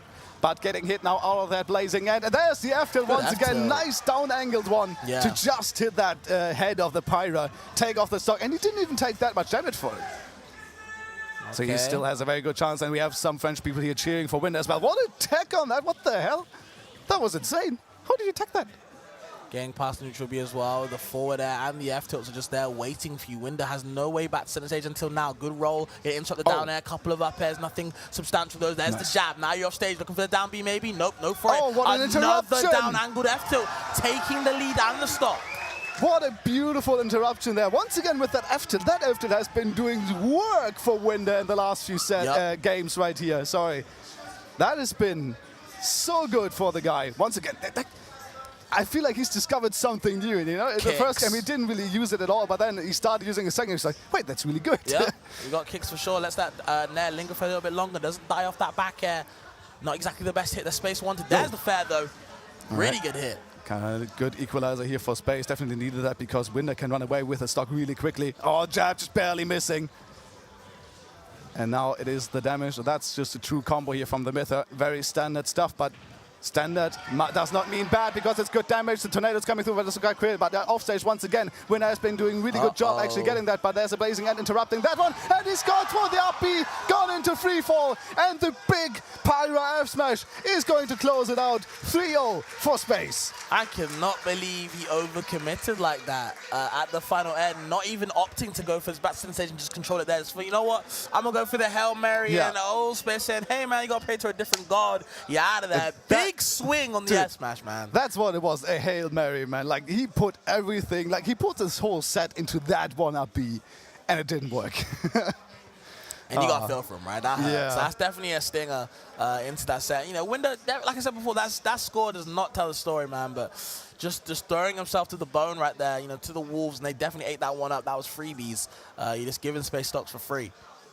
My TBC, I actually used the F-tilt in game one as well, but we didn't really focus on it that much because he used it at least to interrupt the recoveries from the Aegis right there at least twice. So that has been a really good tool in general for Winder in this set, but wasn't really quite enough to close this one out. There's another one coming in, of course, with the Prominence Revolt. Doesn't quite kill, but then the back air is going to do it for sure. So that was a very quick 2-0, and now this is where we end up last game, where Winder was looking really good for a time, especially after this one. Yeah, this was it. I feel like, you know, you go back center stage, you control it, but now that overcommit right there. And then this one as well. He got the pill. He wanted the confirm, but he just wasn't in range. The dog just a little bit too slow, and that is going to cost Winder the game. Yeah, tough one. That's a tough one. Well, sometimes that happens to you. You know, you can be the best player in the world, but sometimes you're just off by a pixel, by a millimeter, by a degree. It doesn't matter, and then it costs you everything. That is just how it goes. It happens to everybody. And Winder on the losing end of this one this time around. But we'll see. We're getting some people. And who do we see? Who do we see, Fabs? So we got another NA person coming over. We got Big Boss rocking the red hair this time. You know, great Mexican Rob. And then one of my favorite players to watch, the French Ridley in med school. In my opinion, the best Ridley at the moment. I think he's... I would agree. I think he's over Smub. I think he's over Nair from Mexico. I think he's over some other good Ridleys as well. I think for me personally, maybe it's EU bias guys, but med school is my guy. This guy is godlike. Yes. You know, he's a really good player, really methodical as well. The characters like Ridley, you kind of have to be kind of precise and with these like big angles, kind of putting the move, the tipper, F-tilts and stuff like that, but he makes it work. And the edge guarding is insane. So like the call-outs that he has sometimes as well with those backdash forward smashes, like those are insane. Yeah. Like Ridley, I feel like a perfect fit for Mascot, just how he plays in general. And the guy has been around for long, has kind of been getting into notoriety by spamming online tournaments when the pandemic hit. And just being all over the place in like every weekly he could find. After that, when offline hit, I thought maybe, you know, he might be, you know, like the mid-level player doing some stuff, you know, on the Ridley, but not really high profile. But he profiled himself all right. Like, this guy, one of the best players in France for sure. Like, he's been tearing it apart. Yeah, it's really good to see my school here, obviously, you know, in the home country now, repping, coming up against Big Boss, who's actually traveling a lot now. I believe Big Boss is going to be actually coming into UK next week for a tournament in Manchester called Grand Conquest. Shout outs to them. But, you know, in here now, of course, now in France this week at King Kong, just coming off a weekend, like I said before, with AK at Genesis. You know, now he's here to see what he can do in EU. And you know, Big Boss was in France before. He was at UFA. He was at, I believe, Sunrise. He's been here before. He's faced the French locals before. But man, it's Mescal, man. Like, you know, you can't find another guy like him. This is going to be very interesting because we have two big bodies now, like Rob and Ridley. Both of them heavy, but not like super heavy. Both of them having very wide-ranging tools. And both of them having, well, I was about to say both of them having projectiles, but Rob's projectiles are way better than Ridley's fireballs. They do have a usage, but Rob definitely has like more options. Usually considered the better character, of course, as well. But it feels it's got to be just got to be a slugfest, you know, because two big bodies just slapping, dude. Yeah, that's a crazy sentence. But yeah, the way that you know, the way that Ridley plays, I feel like with Mescal, like I talked before, with the edge guarding, right, is that you're going to be burning a lot of the time Rob's fuel. And what Big Boss likes to do, especially as most Robs do, is that just go high. Yeah. You know, I don't want to get edge guard anymore. I mean, you know, I can opt to just go high. And people have discovered recently that if I up B first and then attack out of my moves, they're safer. So, you know, when... like in general? Yes. When Rob up Bs and then, I believe, aerials out of the up B, the moves are safer on shield. How? That was just discovered recently. I don't know if it's a bug or not. Someone explained it to me and I was like, damn. I can't believe that's crazy. Well, that's insane. So when you do tech like burner boosting, which Big Boss is a very big fan of, when he gets these nairs, even if you parry, they can be safe on parry just because you're burner boost because you're using the up B first. Wait, how recent was that? Because I didn't. When I say like this year, like January. Okay. I'm pretty sure people found out about it then. All right, that explains why I didn't hear of it, because that is completely news to me. But that's insane, actually. Like, yes. Like if it's not like Rob needed anything. I don't know the full logistic reason why, but I just know that if you up B and then aerial, for some sort of reason in the coding, it's safer. Yeah, as if Rob wasn't like strong as enough. As if he needed that, right? Yeah, exactly. Well, we're gonna get into it, guys. Big Boss versus Mascol here. Ridley versus Rob. This is going to be a good one. This is going to be a banger. And I talked about Mexican Ridley, really good one called Nair. I don't know how much Big Boss has played him before, so I don't know if that's going to be match between either way. We're going to see how it goes so far. At the moment, looking kind of evenish. Yeah, well, we'll start off with a few seconds, just a few hits here and there. Nothing too big. Of course, this is what you would expect, especially between these two. Sometimes you have to be scared, especially as Mascol, I believe, if Rob has a gyro in his hand with all those combos. But so far, he's been, you know, going around these quite well. Not getting hit by anything, but now off stage it's going to be a little bit dangerous. Getting the side B and actually just killing Big Boss off it. No tech, no reaction from Big Boss on that one. Maybe a little bit unprepared for this But now here, once again, setting up with the up tilt and on the platform. That is surely going to kill. No DI is going to save from this one. And so it just equals it out once again. Back to even now. Big Nair into the F tilt, of course, and chasing with the plasma ball. I like that to put up just the singular one on the platform, mess up the timing on where Big Boss wants to shield. And again, like we talked before, Big Boss going high, and there's the Nair. Safer on shield as well. Doesn't get too much advantage off it, but still has the option. Well, let's see then. I'm still kind of flabbergasted by the whole being safer on shield thing. You'll see a lot of the time that Big Boss actually do up B then a lot of aerials now. I'm gonna think about it the whole set. But anyway, it's gonna be a setup once again in the up air, of course. Nice confirms Ridley's gonna die so easily, but that back air is so strong, and even Ridley's not gonna live this one. Now up air confirms though for Mescol as well. Offstage difficult here for Big Boss, especially below the ledge, because this is where Ridley kind of shines a little bit, especially on the ledge. Tries to go for the up smash, a little bit too committal maybe as a read, because Big Boss just goes around it and gets back onto the stage for safety. Side B, the space pirate rush not quite killing. And now Big Boss once again just, trying to get the zombie right there. A little bit of a classic at this point. Oh, the side B getting scouted out. Big Boss doing a good job scooping him with the down tilts. There's the upper as well. Rob is a boxer for sure, loves to scrap. Oh, yeah. Okay, just getting around the rotor arms right there. Getting in there, though. That is dangerous. Oh, you can't even make it back. No jump left on Mescol. And that's a quick two-stock here for Big Boss. Yeah, the game kind of just ran out of Mescal's hands, right? It's kind of looking even. It seems to be the same way of all these sets. So it's like he's looking kind of even in the first game, and these better players, like, you know what?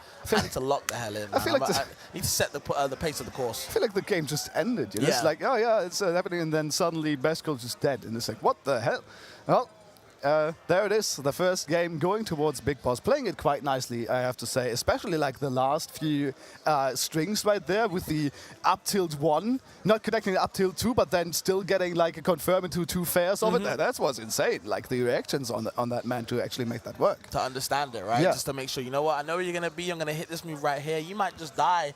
You better work on your DI to save yourself. But yeah, a couple of mishaps on there. It's these back airs from Rob so far. Big Boss doing a good job of making sure when I'm in a disadvantage, I can reversal you. Now it's my turn, and Rob on the ledge is a scary-ass character, Scores. And there is a lot of support for Mesco here in this arena. Of course, we are in France, and there is the majority of players here is French, but there's the combo, of course, with the gyro. Started a little bit towards the left, so Mesco is still recovering high here once again, but that's 70% on that Ridley. And so he has to do a lot of work to back this one back, but getting set up there in the center stage, now buried, up tilt, not quite connecting, goes for a second one, gets the up air, but good DI for Mesco, keeping him alive. Okay, you're gonna have to avoid the gyro on ledge. You can see lingering, these long-lasting aerials like back air, gonna make sure, even if you get past the gyro, I'm right here as well. There's the up tilt and the up air, raising the roof on him. No party yet, can't celebrate, still living. Okay, the down tilt as well, getting past the laser. Mesco in a world of hurt. That should surely kill now. Oh no, good match actually for Mesco to get around that up smash. Even Big Boss didn't really think that Mesco would be fast enough on this one. Getting hit by another nail laser coming through as well, 180% now on that big space pirate, but still living. Getting a freeing hit now off the ledge as well with that forward air, and makes it back to center. Makes it back to maybe even take the stock before Big Boss came in off stage. That is the chance that you're looking for, but getting interrupted by that up air instead through the stage. Maybe a little bit too greedy on that up B towards the ledge right there, trying to get that spike, but gets interrupted. From the up air. It was a great idea, just couldn't find the up B timing, and now Big Boss is definitely going to try and make you pay. Maybe another triple toss. Oh, looking for the Nair conversion. Can't find it. Gyro on the ledge. Where do we go? Yep, Big Boss is waiting right there. You're going to have to pick a different option on the ledge. Just getting clipped by that gyro all over again. Oh, that could have been dangerous. A little bit of stuck between a rock and a hard place, but still living right here. Now Mescol off stage. Space Pirate Rush not connecting, but at least the recovery is safe, and the back air is going to take the first look of Big Boss. 88% now the differential, but still definitely doable here for Mescol. Okay, gyro back in his hand, just gets rid of it straight away, and big ass smash, why not? Let that one rip, smell the breath of the Ridley, it's not going to taste too nice. There's the up air, no kill, good DI from Mescol, even if he wasn't going to die, but still making sure he kind of survives, gets back down to center stage so he can fight again, but there's the bad DI finally. Sometimes you will mess it up. Big Boss is already ahead quite a lot. He was really good with that DI up until this point, like he got every single up air DI'd correctly. So that is the first real mishap here for Mescol in that regard. But now, of course, has Big Boss here in disadvantage. Has some good damage on him as well. Clean F-tilt actually on the tipper there as well, getting some extra damage on that one. And just keeping Big Boss where he wants him to have in disadvantage. Back coming through is now the gyro in hands of Mescol. That could be a big thing. Gyro coming through, but Big Boss maneuvering around it. The up smash, of course, there a little bit too hard of a call out. Big Boss just going to look at that and go, nah. I'm not going to fall into that. Very committal side B, but of course now we're back into the game. Going to see what we do next on this ledge. All right, there it is, the gyro once again, but caught by a Z-catch from Big Boss, just clean like that. And there's the bury, up tilt come in, up air just barely dodged away from by Mescal, still staying alive here on that last stock, but there's another bury, surely going to be an up, actually an up air directly out of it. Laser is going to miss just barely. And now Mescal stuck at the ledge once again. Gyro is going to get shielded, second one as well. Good patience on Mescal to get out that corner. Ooh. Okay, sneaks the Nair in as well. Tries to get side B, and again, another committal option. Big Boss doesn't even kill him right now until then gets to confirm off the grab. And okay, 2-0 to Big Boss, and the set kind of running away from Medical right now. Yeah, that looked a little bit grim towards the end. Once again, looking quite even in like the first stock. But then it just kind of runs away from Mescal, it feels like. Like Big Boss always kind of adapting just a little bit better. I It think feels he's, like to what these guys are doing. committing too hard to the bit, you know what I mean? Like, he's Yeah. like, you know what, I'm going to do the side B right now. I'm going to get the grab right now. And when it doesn't connect, you get like triple toss by Big Boss's gyro confirms, and it doesn't feel too nice. Yeah. I mean, we especially saw that with the one up smash, of course, for example, that Mescal charged at the ledge right there, trying to call out a roll. But then when the roll didn't happen, still charged it, expecting kind of Big Boss to fall into it. Of course, that didn't happen. So, yeah, a little bit difficulty here for Mescal. But if anybody can bring this back, it is Mescal for sure with that big explosive playstyle that he has. If he lands his stuff, those stocks can go flying like it's nobody's business. I'm going to see what he can do in this game 3. It's do or die right now, winner's side for Medical. Big Boss seems to be cruising at the moment, though. For sure, like he's on cruise control. He's just getting those confirms. He's getting these grabs. A lot of grabs actually. A lot of buries here from Big Boss as well. Oh, couldn't find the right spacing with the F smash, but you know, decent idea to kind of call out the read. Gets past the gyro, but again, then you got Rob's last longing aerials to make sure that he covers so many air dodges, so many reads. All right, Dang, big dash attack. Nice, good dash attack as well. Very strong option now off stage. Actually, Big Boss doesn't have to tech at all and does not air dodge actually. So good recognition by Big Boss to not go for that tech there. And now stuck between the gyro and the Rob, taking a lot of damage. And so the lead that Mescal has worked for kind of evaporating at the moment, but the up B is going to hit Big Boss as he's trying to contest off stage. Nair hitting as well, but not quite killing. 156 now on the robot. Oh no, the up air, the down air, what is this? Mescal. I don't know what he was going for. I think he wanted to trade. Like, Either way, but getting back to even if he got that, like he's you mean the trade like he got out of his own? Yeah, I see it. All right, but that's like super risky. What the heck? That's what he does, bro. Like you said, explosive playstyle. There's one fair, tries to get the second one, but good interruption from Big Boss. Rob is a scrapper, like we said before. Got good frame data sometimes. You know, his starter frames anyway of these areas are good. Yeah, especially like forward air, down tilt, like all these stuff. Like this guy can box for some reason. He's like supposed to be like a zoner and stuff. And for some reason they gave it like super quick moves, which makes it all the more annoying for Mescal to deal with right now. And we see it right now as well. Of course, the Nair coming through, kind of interrupting what Big Boss is trying to do, but Mescal now in a good position, using the Fire Breath, I think, for the first time, but they're once again getting reset. Actually, in the gyro as well, getting a spike. Big Boss just sets him up for it. What a beautiful confirm, but that's the up smash from Mescal. He's going to bring it all the way back, so it's even once again. And there is once again where the hard call actually works out this time for Mescal. Yeah. And that is important right now. Right back into the set. There you go, looking for the confirms from the double toss from the Nair. You see Big Boss fishing for it. Medical not giving it to him, though. Okay, Side B, so committal. Yeah, and interrupted just while the side B was going on as well. Usually that's like a super big hitbox on that one. But, of course, the Nair is bigger here from Big Boss. So he is going to hold on to this one. That is a scary position. Now waits out the gyro, but there's another one coming. There's no cooldown on the thing. So Mescal is just kind of stuck, and that's the confirm into the rotor arms, and that does it. 3-0 for Big Boss. Clean stuff here from the Mexican representative against the hometown hero. That is going to close this one out. Bro, I feel so bad for France. We've had like 4 sets now where they've all had like a French player versus a really good player, and the really good player is bombing the French. I'm so sorry, guys, but Yeah. you know, they just serving you guys up on baguettes and just getting spread out the whole way. That's It's what you tough. get when you invite people. Yep. Well, I guess it kind of pains me a little bit as well because, you know, the French you know, I like, especially as Germans, we like to joke a little about it. There's like a friendly rivalry going on, but they're our brothers, you know, and so it's a little bit sad that we see so many of them fall at least to the losers bracket. Of course, they're not out yet, but it kind of makes me, it's just a little bit sad. Yeah, for sure. Well, we're gonna see some replays here. They have been going on for a bit. This is what I was like super surprised. Like Mesko, of course, he's been committal before with those up smashes and stuff, but that was something else. Of course, there's the late hit of the up smash is the word I'm looking for. Still super strong for some reason. But yeah, that's going to be the finisher, of course. Classic confirm, late nair into the side B. Gonna roll to him all the way out of there. And that is the game, the stock, and the set. Yeah, man, I think Big Boss played super confident there. Like, there was obviously some opportunities for Metzger to kind of bring himself back into the game. But Big Boss was like, you know what? No. I'm going to put a stop to that momentum, put a stop to the gameplay. It's my turn right now. You got to watch me.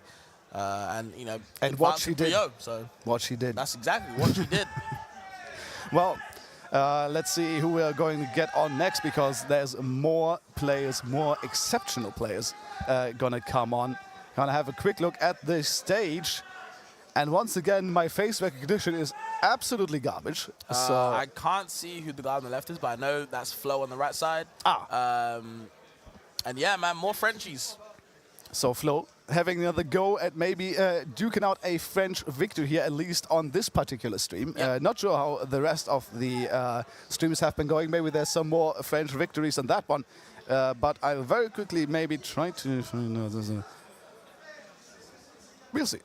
We'll see in just a bit who we are joined by on stage. But so far, even though there have been some clean victories, these sets have actually been really interesting.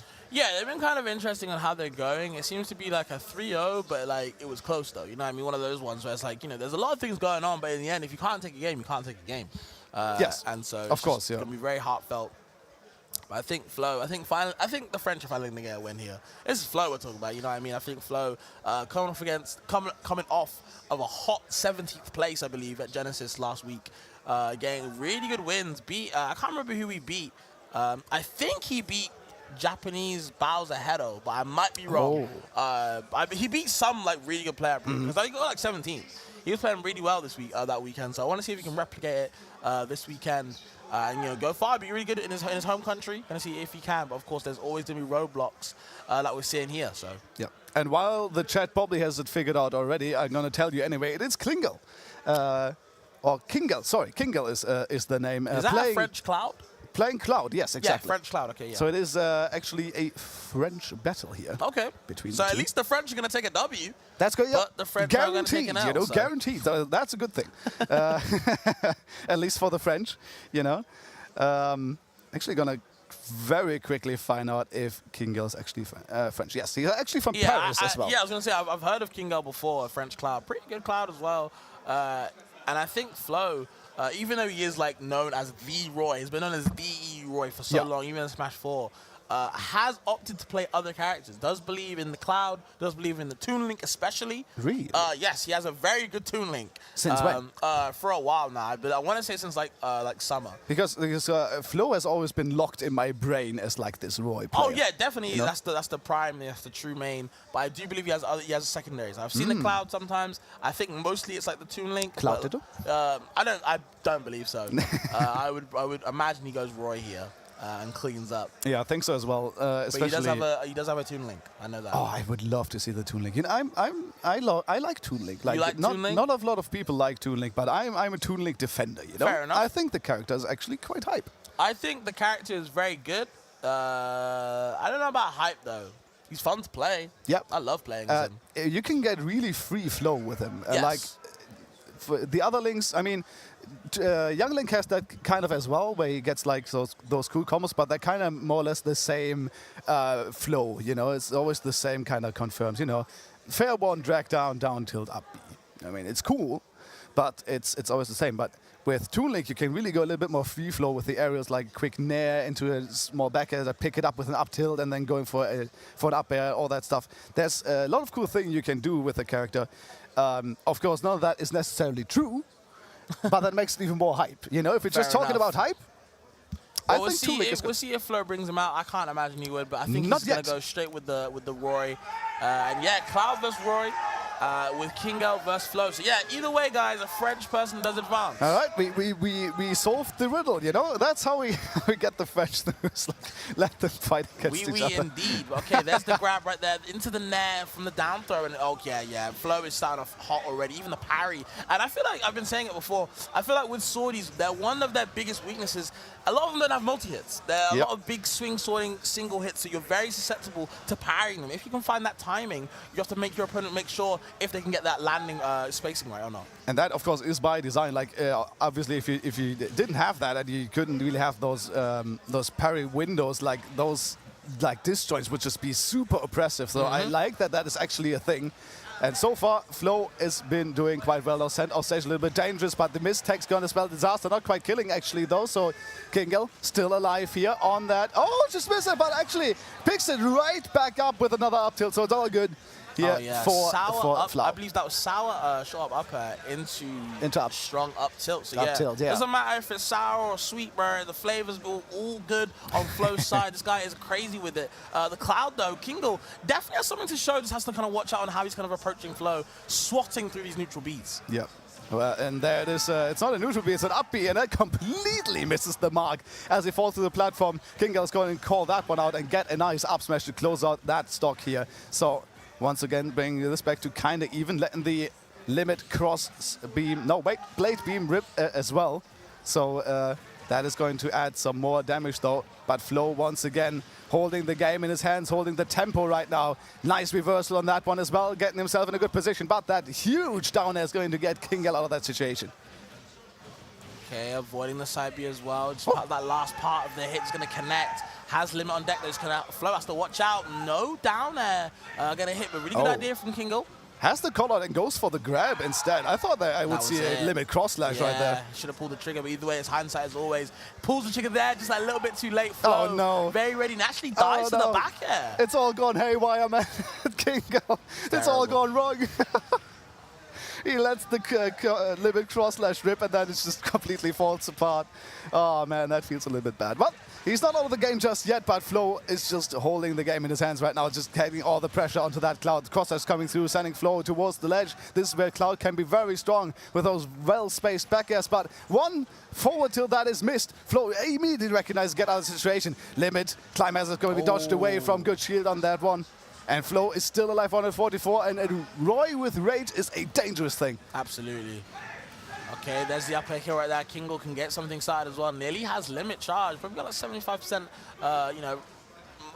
needed on the bar right now. There's the big forward air swing. The down tilt to kind of cover the option where he wants to be. Nearly has limit as well, but Flo has to get the kill now. He just rolled through 3 things, like from left to right to left. That's so good. Well, Flo once again with that upbeat, just taking that damage, but now of course limit is there, as you said, coming in. Could be dangerous, but has to use it for recovery right now. Limit Climber coming through, back to the ledge, no 2-frame possible there. Flo getting the side B, the blade dance, and that is not going to take it actually. 150%, and the Cloud is still alive. So Kingle, a potential comeback here if he can send Flo off stage. And that's what you have to do, but that's the confirm once again. Sour into sweet. The mix is what makes the dough, and he takes the game. Yeah, big swig of the drink right there, kind of calm the nerves. And yeah, really good, strong showing from Flo right now. Kingle definitely was like showing some signs of life, but just couldn't close the sets out. And Flo was just taking advantage of it. These confirms have been absolutely insane. Yeah. And like, especially like for Roy players, I feel like the recognition when you get a sour hit, you immediately combo it into a strong hit. That is like, once again, like my brain is not big enough for this. Point 1, point 2, it looks super cool. For sure. All right, second game now. Kingle against Flo. PS2 once again. So we're just running it back here between these two. Let's see if Kingle can make changes to his game plan to work out here what he has to do against Flo. I think it is all about spacing here for Kingle. Yeah, big forward, that spike as well. Okay, nothing from it there. Tries to get a nair, anything to confirm it. There's the parry on that second part of the nair.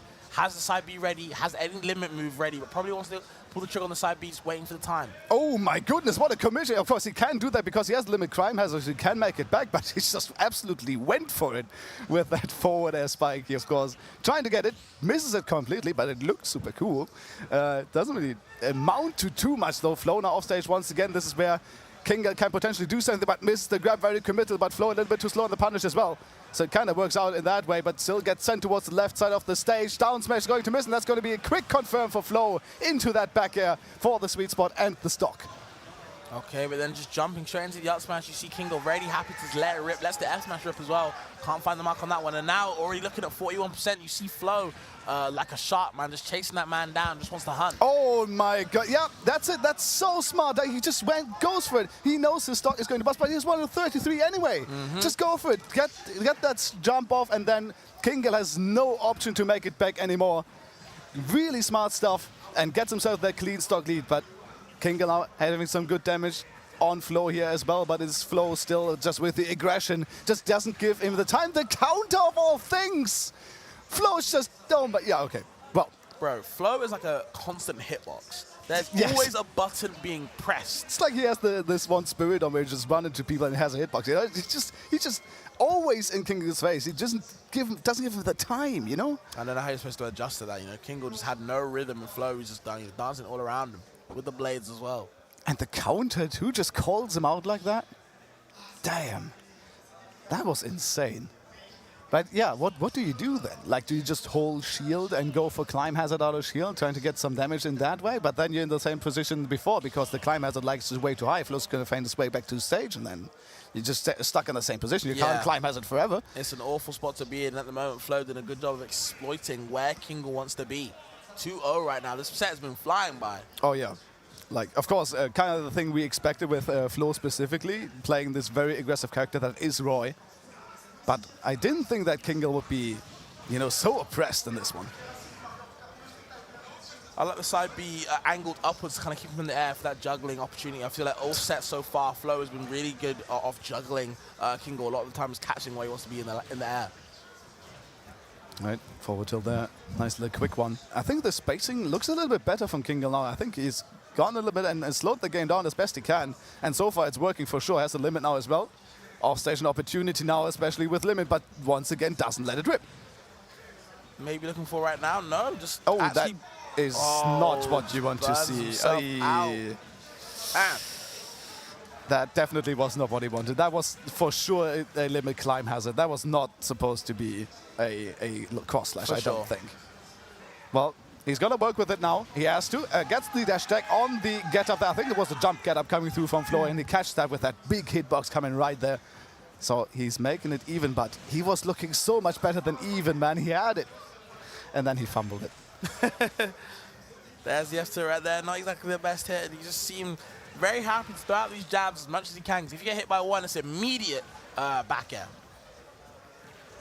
And that is just so much damage now as well. Now Kingle working on that landing, getting it there with the down air to Flo. Okay, nice. Little bit of a reversal call with the sour spot. Doesn't really do too much, but at least gets him off to make it back to center. And there it is, the back air coming through with a sweet spot now as well. Doesn't even need to set up this time, just lets it rip. Why not? Okay, gonna see. Tries to throw out that down tip. It's gonna get swatted away. You see Flo loves a couple of hits and then just waits to see what Kingle does, basing him a lot of the time. And Kingle kind of just falling for it. Okay, a little bit threatening there off stage, but Flo is not going to fall for it. It's going to stall his recovery as long as he can. And now Kingle just has to hold Flo in the corner, but that down tilt's so good, catching the landing there from Kingle. Cross-slash going to come through, but not quite killing. Get 150% now on that Roy. And we've talked about it earlier. Dangerous stuff to let Roy live for this long. Limit Climbers is going to absolutely lead that stock, though. Yeah, that move is absolutely crazy strong, especially like, you know, the inner hitbox of it, right? You know, it takes your stock away. Oh, that parry. We talked about it at the very start of the set. If you parry one of these moves, one of these single hit moves, that's going to net you so much advantage, and Flo is going to close out with that one. Nice confirm to the back air once again. And a clean 3-0 here for the French Roy player. Just absolutely demolishing Kingle right there and moving on to winners. Yeah, that set wasn't close as well. Nah, it wasn't. Like, Flo was kind of just dancing all on him, bro. Murder on the dance floor for real. You know, absolutely great time for Flo to kind of understand, you know, if I get my sour and sweet combos, not a lot of my opponents can really do. You know what I mean? A lot of time, like I said before, constant hitboxes that I just will put in Kingo's face. He had no idea what to do. Yeah. And like, it doesn't even really matter for Flo what hitbox he hits. Like, if he gets a sweet spot, yeah, cool, all right. You know, damage, knockback, all that good stuff. If he doesn't get it, if he gets like a sour spot, he can just react on it and then get a sweet spot after it anyway, or get a combo going or something along those lines. So just super good from Flo, just well played all around. Kingo, of course, as we see right there with the unfortunate mistakes here. I think we see another one where he tries to go down and tries to go for the climb as it gets the cross slash, instead is just way too low and loses the stock for it. Man, like, I feel like, you know, it's already been like a hard matchup, and then like this happens to you twice over the set. That just kind of seals it for you, man. It's not a good time at all. Let me see, I think the finish of this one, yeah, very classic jab into back air. Classic stuff from Flo to close this one out. So that was the set. And as you said, not really close. I'm not sure what the usual relationship between these two is, how the set count is between those two, but this one wasn't close. Yeah, it wasn't looking too off Kingo. But of course, now you got to pick it back up with losers, see what you can do. Losers look scary already, bro. I see base mages in there after being upset by French Olimar. I'm seeing a lot of people in there, man. It's not a good time. Dude, as it tends to be like in these huge events, the losers bracket almost scarier than the winners bracket, yeah, you know? Absolutely. Of course, you have the heavy hitters in the winners bracket still duking it out, but you lose your one chance to stay alive and you go into the loser side, and then there's still like super good players, but you don't have a chance anymore, so you have to just kind of slog it out, man. That's scary stuff, but we are joined by another guest here in Europe. It is Mars on the stage. And of course, he's not the one getting the cheers, it's the other guy on the other side. I'm not sure who it is, though, which is my issue right now, so I'm finding that out. Well, I'm going to guess he's French. Yeah, I'm pretty sure he is, but once again, the faces and stuff. But luckily for me, we do have the internet, so I will give it my very best to find out for you guys as quickly as I can who this is. Luckily, we're not on the French-speaking stream right now, because otherwise I would probably get blasted. I mean, it looks like Kid, and I think production just confirmed that as well. Yep. Okay, yeah, I didn't want to be wrong and say out, so I'm glad production confirmed it. But yeah, it is Kid. If you guys don't know, I think this is the #1 in Toulouse, south of France right now. Rocking the Me Brawler. The Kid is literally a kid, by the way. Got a win over MK Leo a couple of weeks ago, and I believe he beat Chunky Kong last night at the pre-local. Okay. The Kid is not to be slept on. Don't mess with the Kid, guys. And now he's come up against Mars, who, like I said earlier before, right? Mars is only just getting back into this competitive drive, and he's still winning locals, beating Light. So he's still back into the game, but have you fought a Me Brawler at this level? Who, in my opinion, I know it's hard to say because he hasn't left Europe, but he looks like the best Me Brawler right now, bro. Yeah, that's good. Like, has he maybe fought like Bloom's Me Brawler? But even if he did, like, that's a completely different Me Brawler to what I presume Kid is bringing to the table. So we'll see about that, how he can, you know, deal with that Me Brawler, because I feel like ZSS and Me Brawler generally have like the same kind of idea how they want to approach the game and the combo game, and, you know, just try to get in, get your combo started, and then go all the way out in your advantage. I think both these characters want to do that. The question is, who can execute better? Who's not only the better character, but the better player in this regard? Well, I mean, I don't think he's arguable. I do think Mars is the better player, but at the same time, ZSS, bro, the moves don't work sometimes. Sometimes they don't. I don't see people fall out of Me Brawler stuff. You know what I mean? If we go PS2 and I up tilt and I up air you and I up B you, your stock's gone. If I go to PS2 with Mars and ZSS, sometimes when he up airs me, I might fall out of his forward. I might fall out of certain things. Yeah, I'm trying to think if there's like any Me Brawler moves that you're prone to fall out of, but I can't remember any. So I guess that kind of speaks for the character. It's consistent, bro. I think Me Brawler is a scary ass character, guys. Yes, I for think sure. Sometimes when he connects certain moves, you just kablamo, you explode, you know. So yeah, the Kid is good. He's got some decent wins, some pretty good scares. I remember after he beat MK, I think he had a Game 5 set with Crep Soleil, who I think Crep Soleil just won in the end. So, you know, the Kid's good. But of course, you know, now it begs the question, shall I say, Can he get a win over Mars? That is the question. And while that has been going on, I was kind of looking at how he's, put together his Mii right Yes. then. And he's made the normal one, the shot put, I believe, and then he made a second one with the flashing Mach Punch. Okay. On the neutral B, which is like this really super many punches that kind of just kill you off the top really, really early with no range whatsoever. So you basically have to have your enemy just But in it front kills of you. super early, right? It kills so Okay, early. yeah, I It's know that so move. incredibly strong. What? And he's playing this one as well. It's a 2-3-3-2 layout. So it is the flashing Mach Punch, which is really interesting. Maybe that might be like a Zero Suit specific thing, but this is the beauty of the Mii characters as well, right? Being customizable. Beauty. It's how you look at it, right? Since I am at a spectator point right now, for me, it is cool and a beauty, quote unquote. Hey man, your but opinion. If you're playing against a character, I can definitely imagine or see how that is a little bit annoying, especially since you play against a character for the first game and like, oh yeah, I'm just gonna get a completely different me to adapt to the circumstances. Like, is he allowed to do that? I've actually never known, ever since the Mii's were a thing in Smash 4, I've actually never known the rules behind, like, if I lose a, say, 2-3-3-2, Yeah. am I allowed to switch to then 2-3-3-1? Am I allowed to switch? As far as I know, yes. Okay. As far as I know, Because they get it treated counts as like another a character, different right? character. Okay, Yeah. cool, yeah. That's how I think it works. Well, we're gonna get into it. The fist bump is coming in. Mars versus the Kid, out of France, of course, and Mars hailing all the way from the US. Let's get into this one.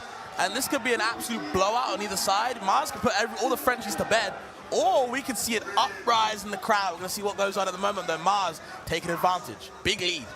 All right. Once again, yeah, starting it off early, with a nice little combo starter into those advantage confirms. But that's the quick one. Dash attack into up B for some good damage. And now it is Kid here on the ground, having the control of the game. Nice read on that roll as well. Gets it right there. Tries to go the up air, but a little bit too late on this one. Mars dodging away from it. Big trade as well. You can see the Zaz. That's going to be the range game. Definitely on Mars's favor. Good forward air as well. Can push him away. If you're on that platform, you're very susceptible to being attacked by all these areas that Mars can kind of throw out for free. A couple of back airs getting stopped in the tracks with the dash attack. And now, okay, a lot of Zaz coming out. No big confirm, though. Let's see how Kid is going to navigate. This one gets in there, which is usually a very good combo starter for the Mii brawler. Let's see, flashing Mach Punch rip, but following it right after. So Mars can not really punish this one. And now Mars is playing the range game a little bit, of course. Contrary to what Kid has, he does have that range, but it doesn't matter if he jumps right into that up smash. And Kid is having the lead, but for how long is the question? Both going for the flip kick. Mars trying to get that down smash, doesn't do so. And leg on the suplex, not enough here for Mars to punish, but still has Kid in this advantage. Doing the same thing, same outcome. Kid once again gets out of the situation, and now that's the combo. You might die. Yeah, okay, he actually goes for the neutral B option instead. It was a little bit of a read, I think. I thought that was up B confirmed. Maybe either way, doesn't matter. Doesn't pull the trigger just yet. And these whips not doing any work right now. Okay, again, looking for these air dodge reasons, the neutral B. Maybe the Kid been a bit too greedy. Yeah, I think he's been being a little bit too greedy to get that flashing Mach Punch. It would look really flashy, but it's not really giving him the success he's looking for right now. But Mars now actually picking up the pace with the up tilts as well, so setting up Kid for a little bit of a juggle situation. But Kid gets out of it with those nairs out of the corner, very strong, and Mars doesn't really contest it. Once again, dude, it doesn't work out. Just be a little bit more patient on this one. But once again, I'm not sitting down there. He is, and he got that up smash as well. Side B. Both less flip kicking, of course, as you do on both these characters, getting out of disadvantage. But there's the up B, and that's going to be punished by a boost kick from Mars. He's taken back the lead. Yeah, and I just feel like Kid is actually winning this game, but he's just committing too hard until now. Commits the option right there, gets the kill, back to even. But you just have to feel like Kid needs to slow it down a little bit. Yeah, I feel like, he falls out of that. What the hell is Interesting. that? Could have been good SDI as well. There's a lot of multi-hits on that one. So Kid getting out of it, but once again, still being a disadvantage. Mars keeping this one up here. Gets the forward air, but only the first hit, so the tech situation is going to be taken advantage of by Mars anyway. 80% now on Kid, still stuck at the ledge right here. It's going to be a parry on that nair. It's going to do it, not quite yet. Kid's still alive. Okay, has to work out how you kind of get back down. Again, the game just ran away from him. Mars just kind of let back in. You'd be like, you know what? Now I can kind of sit back in and do my own thing. The Zed, chase him down with the down smash, and yeah, you're out of there. First game going to Mars. That is beautiful right there. Using the range in front of him with the down smash as well to just barely catch that wall. Good stuff by Mars to close out this game. But Kid, like, I feel like he definitely was in there. Like, he had a good shot on this one. Especially considering how many flashing knockbacks he missed. Just don't get it. Someone has to tell me why, guys. Why did he keep going for that neutral B? Why not? Maybe we see it work out in the next game. Maybe it just didn't come together. I'm excited to see like if it actually works like one of the hypest things. But maybe there's like some better connections that he can go for. Sure. We'll see how that goes because we are going to go into a second game between Mars and Kid right here. And the French people are loud in this arena. They want to see their Kid win. Of course. Okay, good start right now for Kid. Good damage as well. Stuck at the corner, down air coming through from Mars to get out of this advantage. Makes it work as well. Kid very quickly flip kicking towards the other side of the stage to get out of the situation. Something that both these characters have in common as well. Of course, with that flip kick, kind of getting out of disadvantage free card unless you get red, which might happen because both of these players use that move. Okay, there's a down throw, no up air. Getting in. Starting once again with the sweet spot near. At this point, doesn't really confirm anything. What a read once again from us. Tries to get another one. We're getting flashy out here. My goodness. Doesn't really work though, because so he kind of gives it up, giving Kid another chance to maybe take the stock first, but Mars gets the back air as well, waiting off stage, but Kid just barely spacing away from this one, keeping alive, and there is the confirm, the landing up into the up B, and gets the stock first. Kid in the lead. That's the upper, baby, chasing down the dash that way. You're gonna go on the platform. Oh, wants to get that command grab, that sweet loving hug. How does that miss? miss? Find it though. Man. Trying to go for the damage right now, and he's keeping up the pressure here on Mars. What a call on the flip kick as well. Is ready with the neutral air, and then the up B following right after out of the shield as well. Damage just climbing on Mars at hour 56. 152 on Kid right now. Mars can't find the kill at the very moment. That's a nice parry though. Forward though, not quite doing to do it just yet. And Kid still alive. Okay, lands down with the net, just gets immediately grabbed as well. The pivot grab, there's the up throw kill right there. Okay, Mars back into it. Has a little bit of, some percent to climb back, but, just look at this, starting already. Now let's see how much he can do with that. So far, of course, he has been kind of thwarted by Kid, who has been getting some nice confirms, especially with those up airs. Once again, going for the flashing mark question, once again missing it though. So we're kind of stuck in that same situation where he kind of gave advantage because of it, and now Mars is there with the damage. And now Mars has kind of crept his way back into this second game. Was losing quite hard, but now back into it. And it seems to be like the first game where Mars losing a little bit, creeps back in, and now is going to be, on pace to take this second game. Man, that was just brutal, man. He just wanted to recover. He just wanted to get back to stage, man. He got spiked by that flip kick. What a call out by Mars though as well to go for that. Yeah. Now, what are you going to do if your Kid now? All of that momentum that he had, kind of gone. What are you looking for? Oh, okay, suplex coming in, getting around that down smash that has been the bane of his existence at the very moment. Oh, yeah, all right, not rolling in at this. He's kind of adapting a little bit. I like to see it, but he's still kind of stuck at disadvantage. Oh, that calls him out with the up smash. That was nice stuff from Kid. But now you have to wonder, can Kid do what Kid's known for best? Is getting these kind of cheesy up B kills out of nowhere. This is the stage to do it as well on PS2 with the biplats. Doesn't want to get caught by the down smash. Here we go, though. Maybe couldn't pick him up. Oh my God. Players stuck in shield, just playing chicken at this point. Back air coming through from Mars, sending Kid off stage, far off stage that is as well. Suplex once again. What a good option that Kid found to just get rid of these situations. Starting with the forward air on the platform, stuck going for the up air. Mars air dodge, and Kid calling it out, waiting for it. Getting the forward tilt, flashing mark punch, trying to catch the flip kick back to stage, but doesn't quite do it. And Mars doesn't have any resources, and Kid has a game on the board. Okay. We're back in here. I don't even know what kind of happened. That was kind of a fumble on both players' sides, but Kid taking advantage. He'll take that every day, man. It's back into the game's not over. Shaking the head, a little bit of a smile. The crowd is going mental at the moment.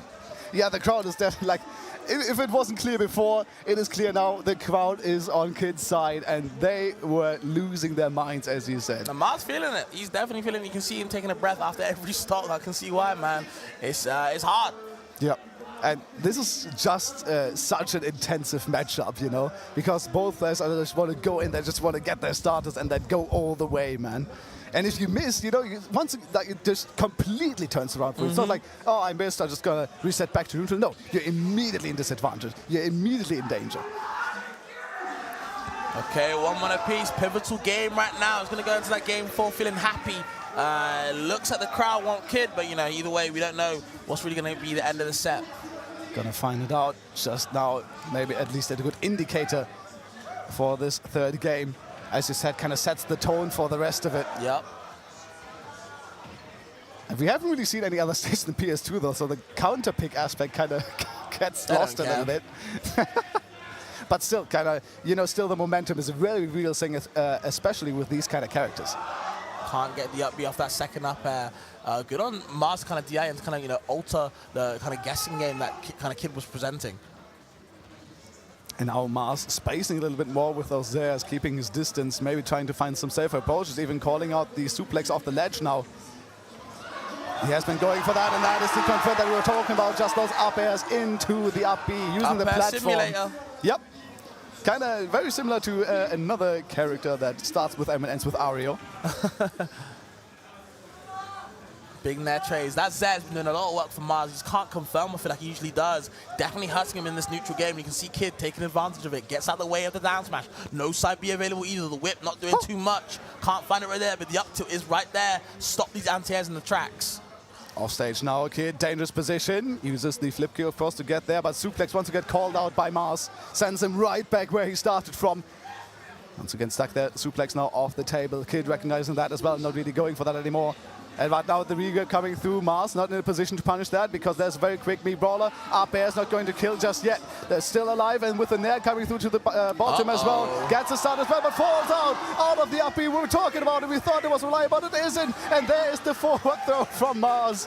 Kid getting the stock taken off, but still has made good on 70%. Absolutely, a lot of, well, I'd say a pretty good lead at the moment. But okay, Mars could disrupt that lead right now in a flash. You can see the cheesiness coming out in field fashion, looking for the down B spike. Kid not giving it to him though. You got to work a little bit harder if you want to cheese me.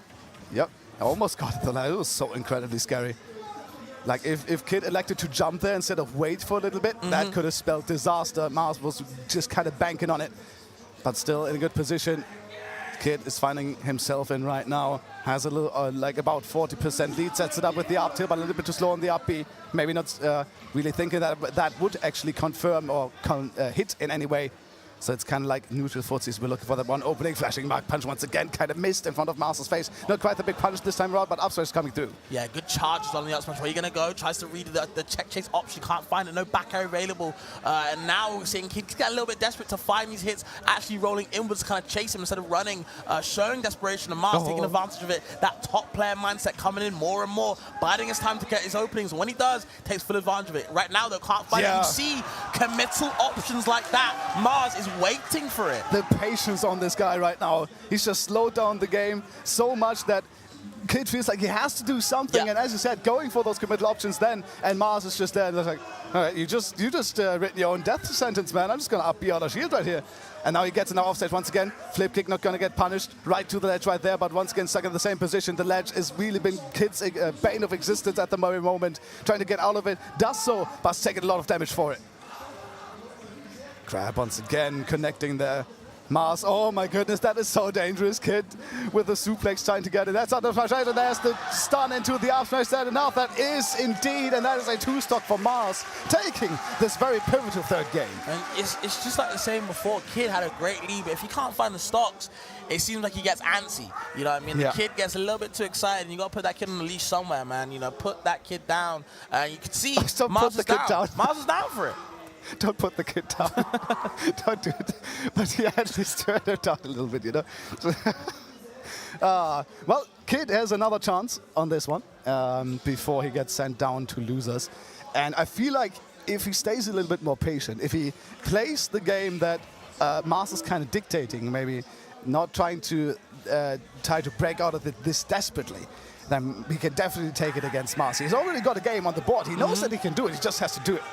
He just has to execute on it.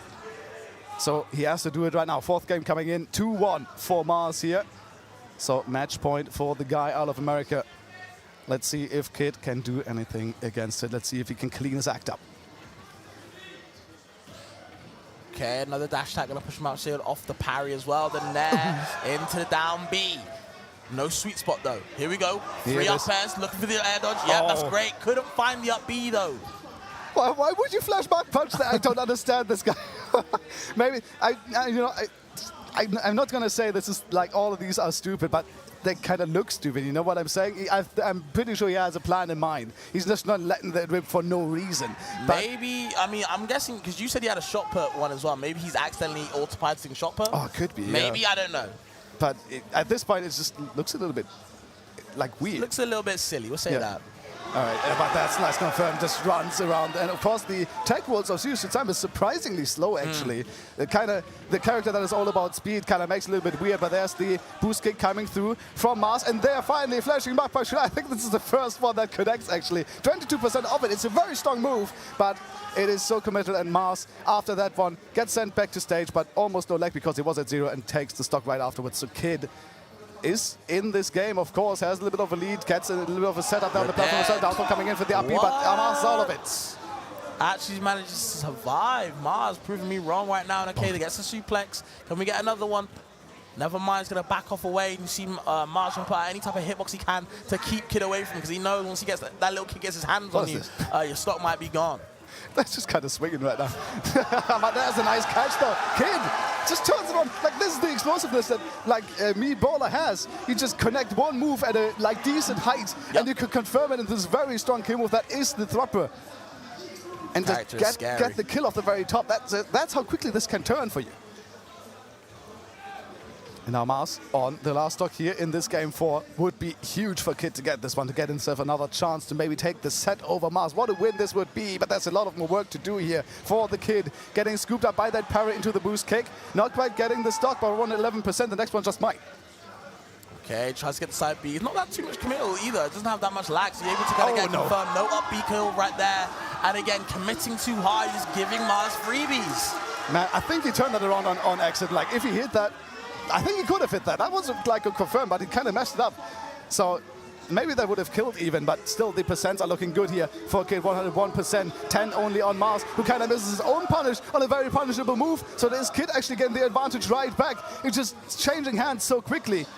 Kid now offstage once again, shouldn't really do anything at this low percent, but maybe Mars looking for something right now. The damage is coming through, but doesn't really find the finisher onto those up air chains. Kid still working on that, on the platform now, trying to look for a setup, maybe an up tilt, maybe falling up air, something on those lines, maybe. He just wants to see it, he finds it, the up smash, and that is a game 5. And we're seeing Kid start to step into that motion of, you know what, instead of messing with my food, you know, Mum taught me I gotta eat my vegetable. I'm gonna pull the trigger, I'm gonna get rid of her straight away. And now Kid, bringing it to game 5, like you said, and it's all the pressure's back on Mars now. Yeah, just get it over with, you know. As when you have eat your vegetables, just get it done with, you know. Be quick about it. Then you can get to your dessert, you know. Enjoy that instead. And the dessert like top 32 winning side. That's what dessert really is at the moment. Can Kid finish the plate? That is the question. Get rid of Mars. Let's get into this. Game 5, Mars Kid. Going on right now, we are still on PS2. Nothing has changed except the players are adapting left, right, and center. Let's see who will have the last laugh in this one. Okay, big trade. So I can see Mars very happy to throw with that down there, but he can. Up the out shield, always going to work. There's the rapid jab. Get off me. Just get that percent of what's stuck on the platform as well. Scoops out the platform as well, going for the up. He misses a little bit too late there, but Mars can't get a punish. A little bit too far away from it, and a nice parry from Kid as well to get that back here for the damage. Okay, only the second hit of the forward air hits. Forward air whiffing that time. You see Mars throwing out no options. There's the neutral B, and it kills. It kills! And that is why he's just waiting for Mars to fall into it. And there it is, the flush and Mars punch finally plays dividends. The suplex coming in for the damage as well. That's and Mars, is he rattled right now? That is the question. Can he deal with what Kid is bringing to the table? Yep. Okay, into the forward air, no second one again. Just can't find these initial hits to kind of make anything worthwhile. Nothing substantial at the moment, and it's hurting him. Kid on the other hand, look at this. You want to talk about substantial? Forcing the air dodge read. Where do we get on the ledge? has to trade. Has to retreat to the ledge, and Mars, of course, that gives you in a difficult position, but Mars gets it right around it, finds his way to center stage, trying to hold it with a little bit of a range, you know, getting in those theirs, those side Bs, just trying to get a little bit of time to get Kid out of it, but that's going to be the down switch into the boost case, not going to quite kill, but Kid in a bad position off stage, finds his way back onto center stage though. Okay, He's still is working on it. No side B kill either, but the Zers are working well, but just can't get a no kill from it. Usually you get a down B. Look at the trades! Look at the damn trades. This kid is going places, Schwarz. We might see a finisher right now. Oh my goodness, that was so smart. Once again, committing his life to that stock and trades it off. Suplex coming in for the damage, and now Kid, he's getting fired on by all of his colleagues, all of the French people in this arena going absolutely nuts for this kid. Who's doing so well? What a read! With the air dodge read, this guy is nuts. You're insane! What is that? He's done it! He's beat Mars! This kid is nuts with the air dodge reads like that. That is not a kid anymore. That's puberty. This guy is a man right now. That is Kid is the guy right now. What a upset. Look at him celebrating. What a well-deserved win. What a read. He's just got Mars on the ropes. He was in his head. My God. And with the flashing Mark Punch working out in the end as well. Just everything working out for Kid this fifth game. He was so pumped up. He saw the upset in his eyes, and he's made it work. Absolutely, man. That was an absolutely phenomenal win. To end it there with the trade stocks and then that air dodge read with the F smash. Like, you guys are God, bro. Yeah, let's have a look at some of these replays because this set was absolute fire between these two. You can see a little bit of footsies, and then there's another call-out from Kid. He's done that from game one, but he's kind of been pulling back on these a little bit towards the middle games, you know, but then he's just went all the way in the last one. Back air once again. Yeah, Kid getting that one, but Mars, in the end, will close that one out. You can see it right now. That spacing once again sets it up into the down smash, and then the boost kick coming through.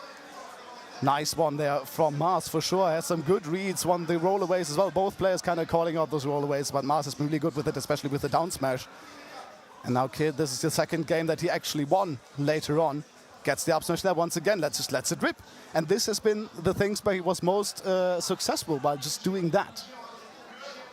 I was noticing a lot of time these neutral Bs and these side Bs, when they whiff, they didn't have too much end lag. So I think Kid was able to kind of throw them out to kind of bait something and then punish there. But Mars, the second and third game was not giving it to him. Yeah, and I feel like especially Mars looked so good there. He falls out of the up B. A little bit unfortunate, of course. Gets the grab right afterwards for the kill. And a nice charged up smash to close this one out. And at that point, I felt like Mars had a really good read on Kid, you know? So Kid really had to change something up, and he did this in this fourth game. It was a little bit close, but then afterwards, I feel like it was all about Kid. He gets it confirmed right there. Still gets kind of close here, Mars does. But once again, that call-out, as we talked about from Kid, coming through. So he just closes it one out, and now here we are in this fifth game where Kid just dials it up to 11. Yeah, that should be that. The read right there was crazy. Just understanding where he wants to be, the positioning, it was just insane. And you can see now we're getting ready for the trade right now. This down B right here, look at that. Absolute insanity. Look at that. And, like, of course, it makes sense. You know, your stock is all but gone anyway. You might as well commit it all. Kind of go the hero kamikaze style, and then the read at the end with that forward smash just absolutely gets him out of there. So beautiful. Definitely deserved for Kid to have that upset together. Like, that was so good. Man, what a way to end it there, guys. Yeah. I do believe it is the end of our block. Hope you guys enjoyed that insane block. It was a great pleasure to work with you, man, for the first time as well. It was absolutely great. Absolutely, guys. Hope you enjoyed what we had to present, because it was a blast for us. We are going to go to a little break. Before we do, have you got anything to tell the people? I mean, that's about it. It was a blast being here at KingCon. It's been so much fun so far. I hope you guys have enjoyed as well. Definitely consider maybe following us on Twitter, because we do a lot of this stuff, surprisingly. And we're going to go, as you said, into a short break. Definitely don't go anywhere. And we'll see you guys in a bit.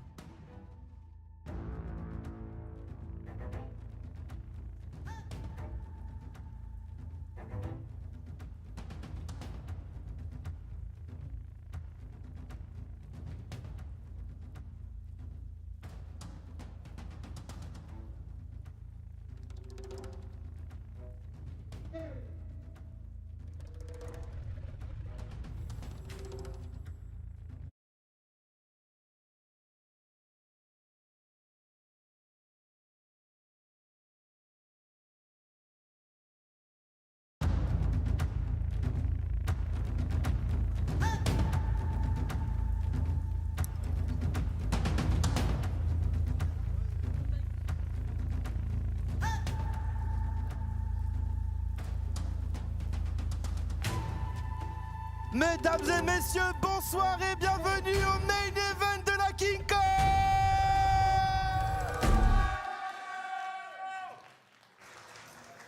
Vous allez Ladies and assister gentlemen, après welcome de back to nombreux more jeux King Kong suites tonight. de singes. I have something peculiar Vous for allez you. I assister actually au have vrai a very funny board game to present you here. fatidique de ce It's going to be tournoi. Tumbling Monkeys. Ils étaient Because obviously, 64, the il n'en theme reste of the plus que tournament is 4. obviously monkeys, and obviously the Bienvenue Korea just à la behind me finale right there, du right?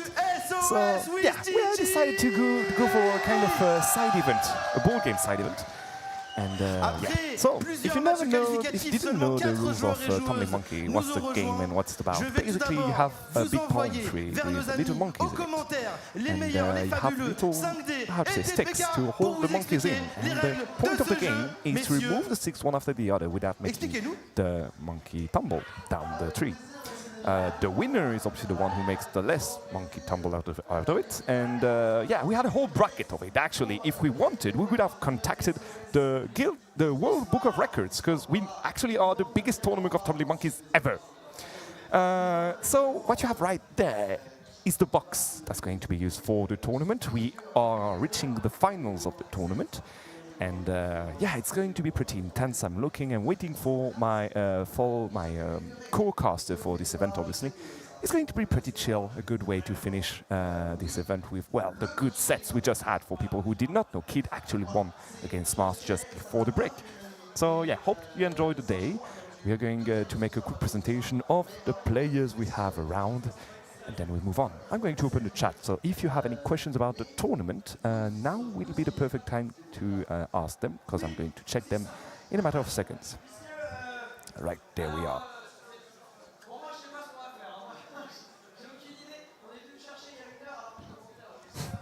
Right now, the French casters are actually doing a presentation to present the whole thing and all, and it is true that there's one of the French casters we actually got onto another scene that he was actually casting on. We brought him here specifically for this event, just to give you an idea of the seriousness of the situation, the seriousness of this event.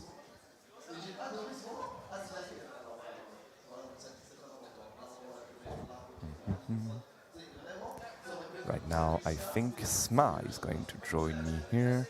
Either Sma or Joycey, that would be the best choice. There we go. So, yeah. Who do you got winning? Oh, honestly, mate, I'm telling you, I wanted Mars to win. As in, I wanted him to be the American to win this tournament if it was to be an American to win. Obviously, now that he's in losers, I'm all in for Kid to win, because he's from my hometown. Like, I'm from Toulouse right now. I was born in Toulouse 30 years ago. Oh, God, that's been a long time ago. And yeah, having him win would be wonderful. Now, if it's not Kid, I would like a European to win, because Neo, he scares me a bit. And yeah, all the others, American, like Spargo, like the Mexican, the Americans, all scare me a lot. So I'm all in for that. Schwarzy, do you want to hop in for comms? Do you want to hop in on comms with me? There we go. Please be my guest. So we are going to have a French and a German commentate for you this ball game as Schwarzy taking a sit next to me. Perfect combination. Have you heard of Tumbling Monkeys before? Have you heard? First of all, hello. I have. We have that game in Germany. It's called SOS Affenalarm. So there you Say go. that again. SOS Affenalarm actually means monkey alarm. Because the German word for monkey is Affe. So there you go. What? I have no idea how you play this game, though. I only know that it exists. Well, so So I'm in for a treat, I think. yeah. So basically, I explained a bit the idea behind it. Okay, good. I Basically, was missing. I'm going to say it again. Basically, you have that whole like palm tree in the middle of the table. Okay. Yeah. You got little holes in it where you put sticks in all of them. Like when Alright. the whole palm tree is filled with sticks, you drop monkeys on the top of it. Okay. Okay. So all the monkeys will be. Is it holed actual up. monkeys or is it like? No, plastic monkeys. Please bear with me for it. So we're going to have like little tiny monkeys on the top of it. But they're going to be stuck by all the little sticks that hold them, right? It up does to this make point. sense, yep. All the sticks have different colors. Okay, 4 different colors to be precise, if I'm correct, or 3, I don't remember. But basically, the 4 players around the palm tree will have to roll a dice with a color on it. Wouldn't it make sense to have 4 I'm colors? going to throw you out this if you keep on going. Dude, I only want to Please see ask again, then. clarification. Please ask again. What was the question? I was thinking if it would make more sense if it was 4 colors when it's 4 players. No, because it's 4 different sticks, because you're going to see it. Basically, you don't want all the players to remove one specific color. Basically, they have a dice with 3 different colors on it. They mount the dice, and they have to remove a stick of the color of the dice. So, imagine you have one red stick holding all the monkeys on it. You're in for a very bad trick, because you have to remove it very slowly without having any issues. So now we have Svar here, who was supposed to be on here. Oh, you good? Oh, there we have the finalist, my friend. Yeah, so he's coming in, right? So I'm hopping off? No, I'm thinking of this guy. You had your chance. He didn't cast. He's staying with me. Wow. I mean, do we have like... It's going to be very quick. We can swap in like in the middle of Dotty's. No, you're going to have a very bad terms with Svar now. But you actually just cast it for 3 hours. I have to like I have to. Do you see the palm tree there? I see it. See it? You see the little colors here? Yeah. Green and then orange. you throw the dice. You throw the dice, but give your color off. Yeah. Dans 5, 4, 3. Oh. They are getting ready for countdown. it. Oh my goodness. Hell yeah, all right. I'm not sure what we're counting down because... He launched the dice. He actually launched the dice. Oh my goodness, he's going in from the get-go. A pink dice. Second one will be a pink. Another pink, all right. So you have to remove the pink. What happens? Oh my goodness, did you see that one here? Oh, it's almost all the way to the way. You don't want monkeys, right? Go again? You don't want monkeys. You don't want them to fall. That's green. He needs to remove green. There's a lot. Oh my goodness. Okay, from the get-go. What do you do if all pinks are gone and you throw need to launch the dice again. And she's in a pretty hard spot right now because all the reds are already done. No, the other ones. All right, we're good. Nice, pretty well done. Now, what do we have? Who is going to launch? Hey, once again, you want the monkeys or you don't want the monkeys? You don't want the monkeys. The one who wins, the one who at the end of it has the least amount of monkeys. This is red again? I think it's red again. Oh my goodness. Oh my goodness, I think that might have been a monkey. Two monkeys. Oh my goodness, already. Yellow, okay. So, another rule. You have to start with the sticks that are higher up. You can't remove like one from below. You have to start with the one up there. It makes sense because then you would just exactly. He's going for the orange one again. He's doing very angrily. I mean, there's a technique in it. You have to remove the monkeys to another branch without them falling.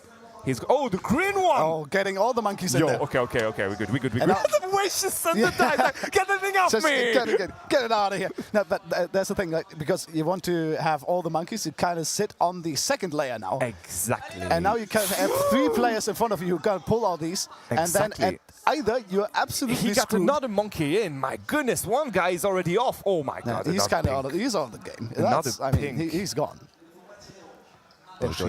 Oh my god, this is the worst one. This is the high one where all of them are stuck to. Yeah. So now... But there's still 2 greens. I think they're like holding the cluster. They're holding exactly. the cluster. I do agree. The cluster is ticked. Oh my god. One down. Honestly, not bad at all. For how many monkeys there were actually that was actually pretty good. Yeah, that was actually good, honestly. Now we green. Oh, he got green. Shit. Well, you're screwed. And that's the lady. You are absolutely screwed right now. Don't worry. She got technique. Look at that. Shit. Technique my ass. Technique my stinky there it ass. Goes. 4 monkeys. Is it for 5, 6 monkeys? It's going to be hard. She's not done yet. Wait, there's more? She's actually trying I thought she was to get it off without tumbling all of them on it. Man. There's one that's stick on it. She's going to... Yeah, okay. Honestly, cut your losses at this point. Cut your losses. I mean, there's always 6 monkeys gone anyway, so... At this point, there's still a lot of them still in there. Yeah, but 6 is like. Oh no! Did he get the other green? Yeah, okay. At this point, just send it. You know. I mean, at this she's point, trying to relocate. Okay. Yeah, relocate. This one is just having. Oh no, man! One down. One down. Take the L. One is actually pretty good. Take the L. Now what? I mean, most of them has been done by the player before. Oh, we are reaching new heights here. Is it going to be green or pink? I think he went for a green again. Okay, GG's. Shake my hand. That was actually pretty good. All right, we can't really see. Yeah, but the idea is there. Okay, it's the die. This is the other. So oh my green. Goodness. Okay, the easy one right there. Very quick, you know, very swift on that one. I think it's pink. She needs to go for the pink. Oh my! She's unlucky at this point. Yeah, very much so. Wait for it. Maybe. No! Oh no! It's kind of been a monkey cascade. Like one monkey was up and they just took out the rest of them. I think it was 3, right? Yeah, I think it was 3. Another pink. Oh, this one is a given at this point. All the pinks are already below, really low. Like, is it yellow or is it pink? I think it's pink, yeah. Oh, wait. I don't think it's a given. I think there's a lot of monkeys on this one. Yeah, it's going to be very hard. Isn't it the one who already had a lot of monkeys? That's like, no. I think it was him. No, I don't think so. Where's the scoreboard? Where's the scoreboard? Oh, that's true. Oh my god, it's going to be a hell. That is. Look at that. You ready for it? They're all gonna fucking go. One. Did you say F? Did you say the F word? I might have. There we go. 5. 5 more monkeys for him. I think that was the first time for him. I'm not sure. Wait, no, look at that. He already had the whole herd with him. Oh damn, that is not good for the overall. Okay, that's yellow, orange thing. Wait, obviously, you have to go for the high ones. So he's going for the high ones where there's like very. I mean, at this point I would as well because there's way more monkeys. Oh, he's sat him down. See what I mean? That's the technique. That is the technique you usually go for. Actually got some golf claps for this one. Yeah. Pink, obviously, he has to go for the high ones or either one. Like I think there's 2 of them at the same level. So you need to go either for the one like just next to him, the one on the right. It's going to be this one. Okay, fancy move. I'm not very confident about it. Oh wait. Set him up for the orange. I know that's a pink one. Set him up for the pink. Yo! Oh, let's go. Set him up for the pink. Right on there. That was a surgical move here. Beautiful. She's going for green again. This is not green again. No, pink. Oh my god, this is the last pink. She's bound to have them at this point. I mean, how? What do you want to do? Not that she has much of a choice. She doesn't have. She needs to relocate it, but it's going to be very hard. You have to like try to get it up towards Can she do it? That's the question without making another fall. Oh, wait. On the green. On the green. Ayo? Hey, nicely done. Transfer complete. Nicely done on the green. It's going to sound almost like golf now. Nice shot on the green. Indeed. Oh, look at that move. Yeah, very good putter here. Now it is the turn of this gentleman on the orange right now. He has to go for the higher one because this is a rule. You need to go for the most high one. But he loses. That's an eagle right there. That's a bookie, my friend. That's a bookie. I have no idea about golf, man. Eagle is when -1. Boogie is my +1. It's not even -2. He's going for the green again. There's nothing on this one, if there isn't it. No. Oh, wait. No, there is. Oh, no. Oh. Set him out on the yellow. No, misses it as well. I think, no, actually, it's only 1. It's only 1, so honestly. I'll take it. Cutting the losses right there. Okay. I don't know. I don't see the color, but I think it's going to be the green. Okay. Oh, just straight in there. There was nothing on it. No hesitation. Shake my hand. I mean, even though, like, you can still mess it up if you, like, touch other sticks, right? You can still, like, kind of... Yes. So, going in with that confidence... I think she got the orange one. Oh, no, the pink. She got the pink one. Oh, one of the worst possible. That is disaster. Wait. Okay. Relocation There's time. one on it. There's one on one. Oh, no way. It's on the no orange. way. Oh, my goodness. Beautiful stuff. With a flip in there as well. Did you see that? Oh my, monkey flip. That was a beautiful monkey flip. That was a monkey flip. What a beautiful technique. Yellow. Obviously now it's going to be easy for the one to pick yellow. The question is what happens when you have the color that's not around. Oh, he's happy about it. He's happy. Wait, you can skip? Yeah, I guess you skip when you don't have the color. So you got the rules wrong. I'm learning at the same time. I thought you're supposed to be the expert here. So there we go. Everyone's dropping the dice. I mean, I guess it makes sense as well. But now the unlucky guy is has a monkey please on there. think about it. Do it properly. He's not think about it. He's kind of yeah. That what happens. That is what happens if you don't think. And now the final shot. Wait, is it all on one orange? I think it's one orange and one green. Orange. Oh shit. He got orange. That is disaster. How do you really count? There's like 3 monkeys. There's like 3 on. Oh, there's 2 oranges. There's 2. Another one with 2. So he's trying to relocate them. Onto the green is now the idea. The question is, can he do it? We'll all think about it. Let's wait. Orange on the bottom one as well. Something. Okay. Oh, that work. Why are we zooming out? I need to zoom in. Wait, actually. All of this for that! All this tension for that! Man, he was so close to greatness, and then yet this far, and then he messed it up. And this is going to. Oh, okay, he can. Oh, this is the orange one. I think he got the orange again. Oh, that is disaster, though. That is disaster. Like, you have, like, I indeed. think it is 3 monkeys you have to relocate yeah. now. Wait. Oh, yeah, take the loss, mate. Take the L. At this point, there's literally just- no way. Oh, wait. Wait. What? How? Wait. How? What is this? Mayo! What? That is insane. Wait. He's not going to do all 3, is he? There's no way. He's working on it. Like, he's trying to get the thing on the thing, and then... The thing on the thing? Yeah. The tail on the stick, green stick, still kind of positioning for it, Bro. getting that monkey in there. Oh, What? he's done it! That is beautiful! That is a work of art, ladies and gentlemen. This is beautiful. I love that. Why is the guy so skilled at this? And now it's just basically throwing for green, Yeah, right? throwing for green Whoever and take gets the the L. greens, that takes like 4 monkeys. You have to rethrow it. It's like 4 monkeys. No green on this one. Ah, there it is. Alas! Seems like What? he had to take the L. All right, golf claps all around. Good stuff from the players, especially the guy in white. Yeah, the guy in white, literally like... I think he only has 1 monkey. He has only 1 monkey, yeah, for sure. I mean, this is the winner, ladies and gentlemen, after a whole and very tense bracket the whole day. Oh, that was the final? That was the finals, my friend. Oh, That's why. well deserved. Like, Well, this guy honestly, being in the finals. surgical move was moving around this, my friend. Congratulations to this guy. I don't know his name, I don't know but his he name is the either. absolute monkey master right now. And you know what? There's a prize for this. There's actually a real prize for Okay, this. what prize to do? He's actually winning a specifically like created custom box for tumbling monkeys you have on the right here with the game in it and everything. Nice. I think that's what he's saying right now. Okay, victory speech. Victory speech. Merci d'être ici pour Merci. cette partie de SOS City. So yeah, GG's again. This is a very hard-fought victory, and I think yeah, we can all accept that it was very well executed from the beginning to the end.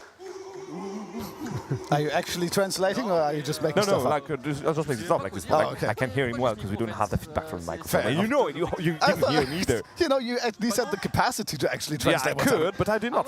Ouais, j'ai gagné ça moi. Oh, okay. Non. Anyway. And, Oh, we have someone translating in the chat. Thank you so much. thank you, Trapix, unless it's chat info. And yeah, I mean, I'm going to try to decide not to trust you on this one. Yeah, I'm a trusted. There we go. Congratulations. I told you Well guys it would be fought. quite quick. That's already the end of our side event here. So Because yeah. I thought if that would have been longer, I would try to get smarter, because now I actually feel really Nah, bad. don't worry, bro. That's why I did tell him, yeah, it's not worth it. Because again, this is just one game. Okay. And so yeah, he won the custom box. He won the game in it. So GG's for you. Have a good day. GG's, definitely. And I mean, the technique was incredible. Indeed. Definitely That was a deserved on beautiful this technique. one. I mean, this is, if that's not a way to end Trapix, you know what? If I could ban you from this chat, I would ban you from the chat. You know, we trusted in you once, and this is what you do to us, you know? Man, that is, I'm just disappointed now. I'm just disappointed. You know, I was so happy, and I'm disappointed. Yeah. So anyway, but on this disappointment, guys, it is time for us to bid you farewell for today. I hope you. Oh, we have replays? We even have replays. We have. Let's go. Oh my God! Look at that! Look at that! This one was, I think, the moment he decided to go for the sweep on the green. I mean, this is the same guy, right? This is the. This guy was good from the get-go. That's This is the only monkey his he only had. monkey, and He was a bit unlucky on this one. Yeah, and I think he already was going in with the technique, you know, Yeah, trying yeah. to get the monkey, like the scooping technique. Exactly. You have a cough button. He gave us a teaser here. Good. Yeah, I have to tell you how to commentate here. Alas. My God. Yeah. This is the. Oh yeah, that was a big one. This is the moment I think everything started to fall down. another big one coming in with the pink one right here. There's a lot of this. Yeah. Oh man, that was like 5 monkeys right there. And this is the technique, ladies and gentlemen. This is the one. This is where you learn. Oh my dude. God. Like Mind blown. that is just beautiful. All right, let's see another one in slow motion. I don't even know who that was, but they're still pretty clean. These were guys, again, there's a whole bracket behind these Yeah, guys. yeah. They've been These are the training the whole 4 afternoon for this. Yeah, yeah, You could expect them to have a decent level. The We're not talking about whole beginners here. We're talking about experts. Yeah, true. I mean, Do you think I know how to mash? Do you think I know how to tack? Nah, my friend, but I do know how to play tumbling monkeys. amazing. I mean, you know, you have to do something with your life, and if this is what you decide to do, I'm all for it, man. I respect it.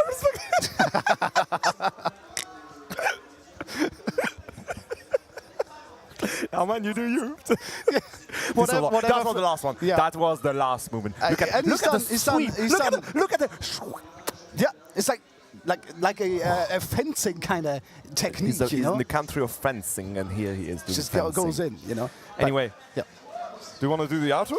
I mean, at this point. At this point, I mean, come on. Might as well. Thank you so much for watching this exciting finale of the most, I think, most important event of Obviously, King dude. Kong. Did you see the size of the box? Yes. That was an important I mean, event. that is bigger than like if you get a stack of money, so it has to be better, right? That's true. I do So, agree. there you I mean, go. size matters, right? Anyway, moving on. So, tomorrow at 9, the venue opens. Tomorrow at 9, the venue opens. And tomorrow at 10, I think, we got the beginning of the bracket. I'm pretty sure that is the case, yes. I'm pretty because sure that is the I am case. casting that. So That is I'm gonna start off the day tomorrow Yes, for you indeed, guys 10 at a.m. 10 a.m. So I'm gonna please join be us back. in there with Joycey. And it's going to be amazing. I haven't casted with them before, so I'm really excited for this. And we're going to bring you guys the start of Top 64. Top 32, my friend. This is Top 32, and the specificity about this is that we are going to try to stream all the games of All this the Top games. 62, like the most possible, like Ooh. around 75% of them. Damn. Okay, that's we have that's one morning to do the whole of them, so from 10 to 12, roughly something. If that doesn't make you come back, I don't know what will. In any case, guys, get yourself a nice bit of sleep. You know, prepare yourself for tomorrow because there's a lot of amazing players and sets to be had. Yeah. So definitely Tune be again back. for King Kong Day 2. King Kong Day 2 coming up tomorrow. A bientôt. See ya.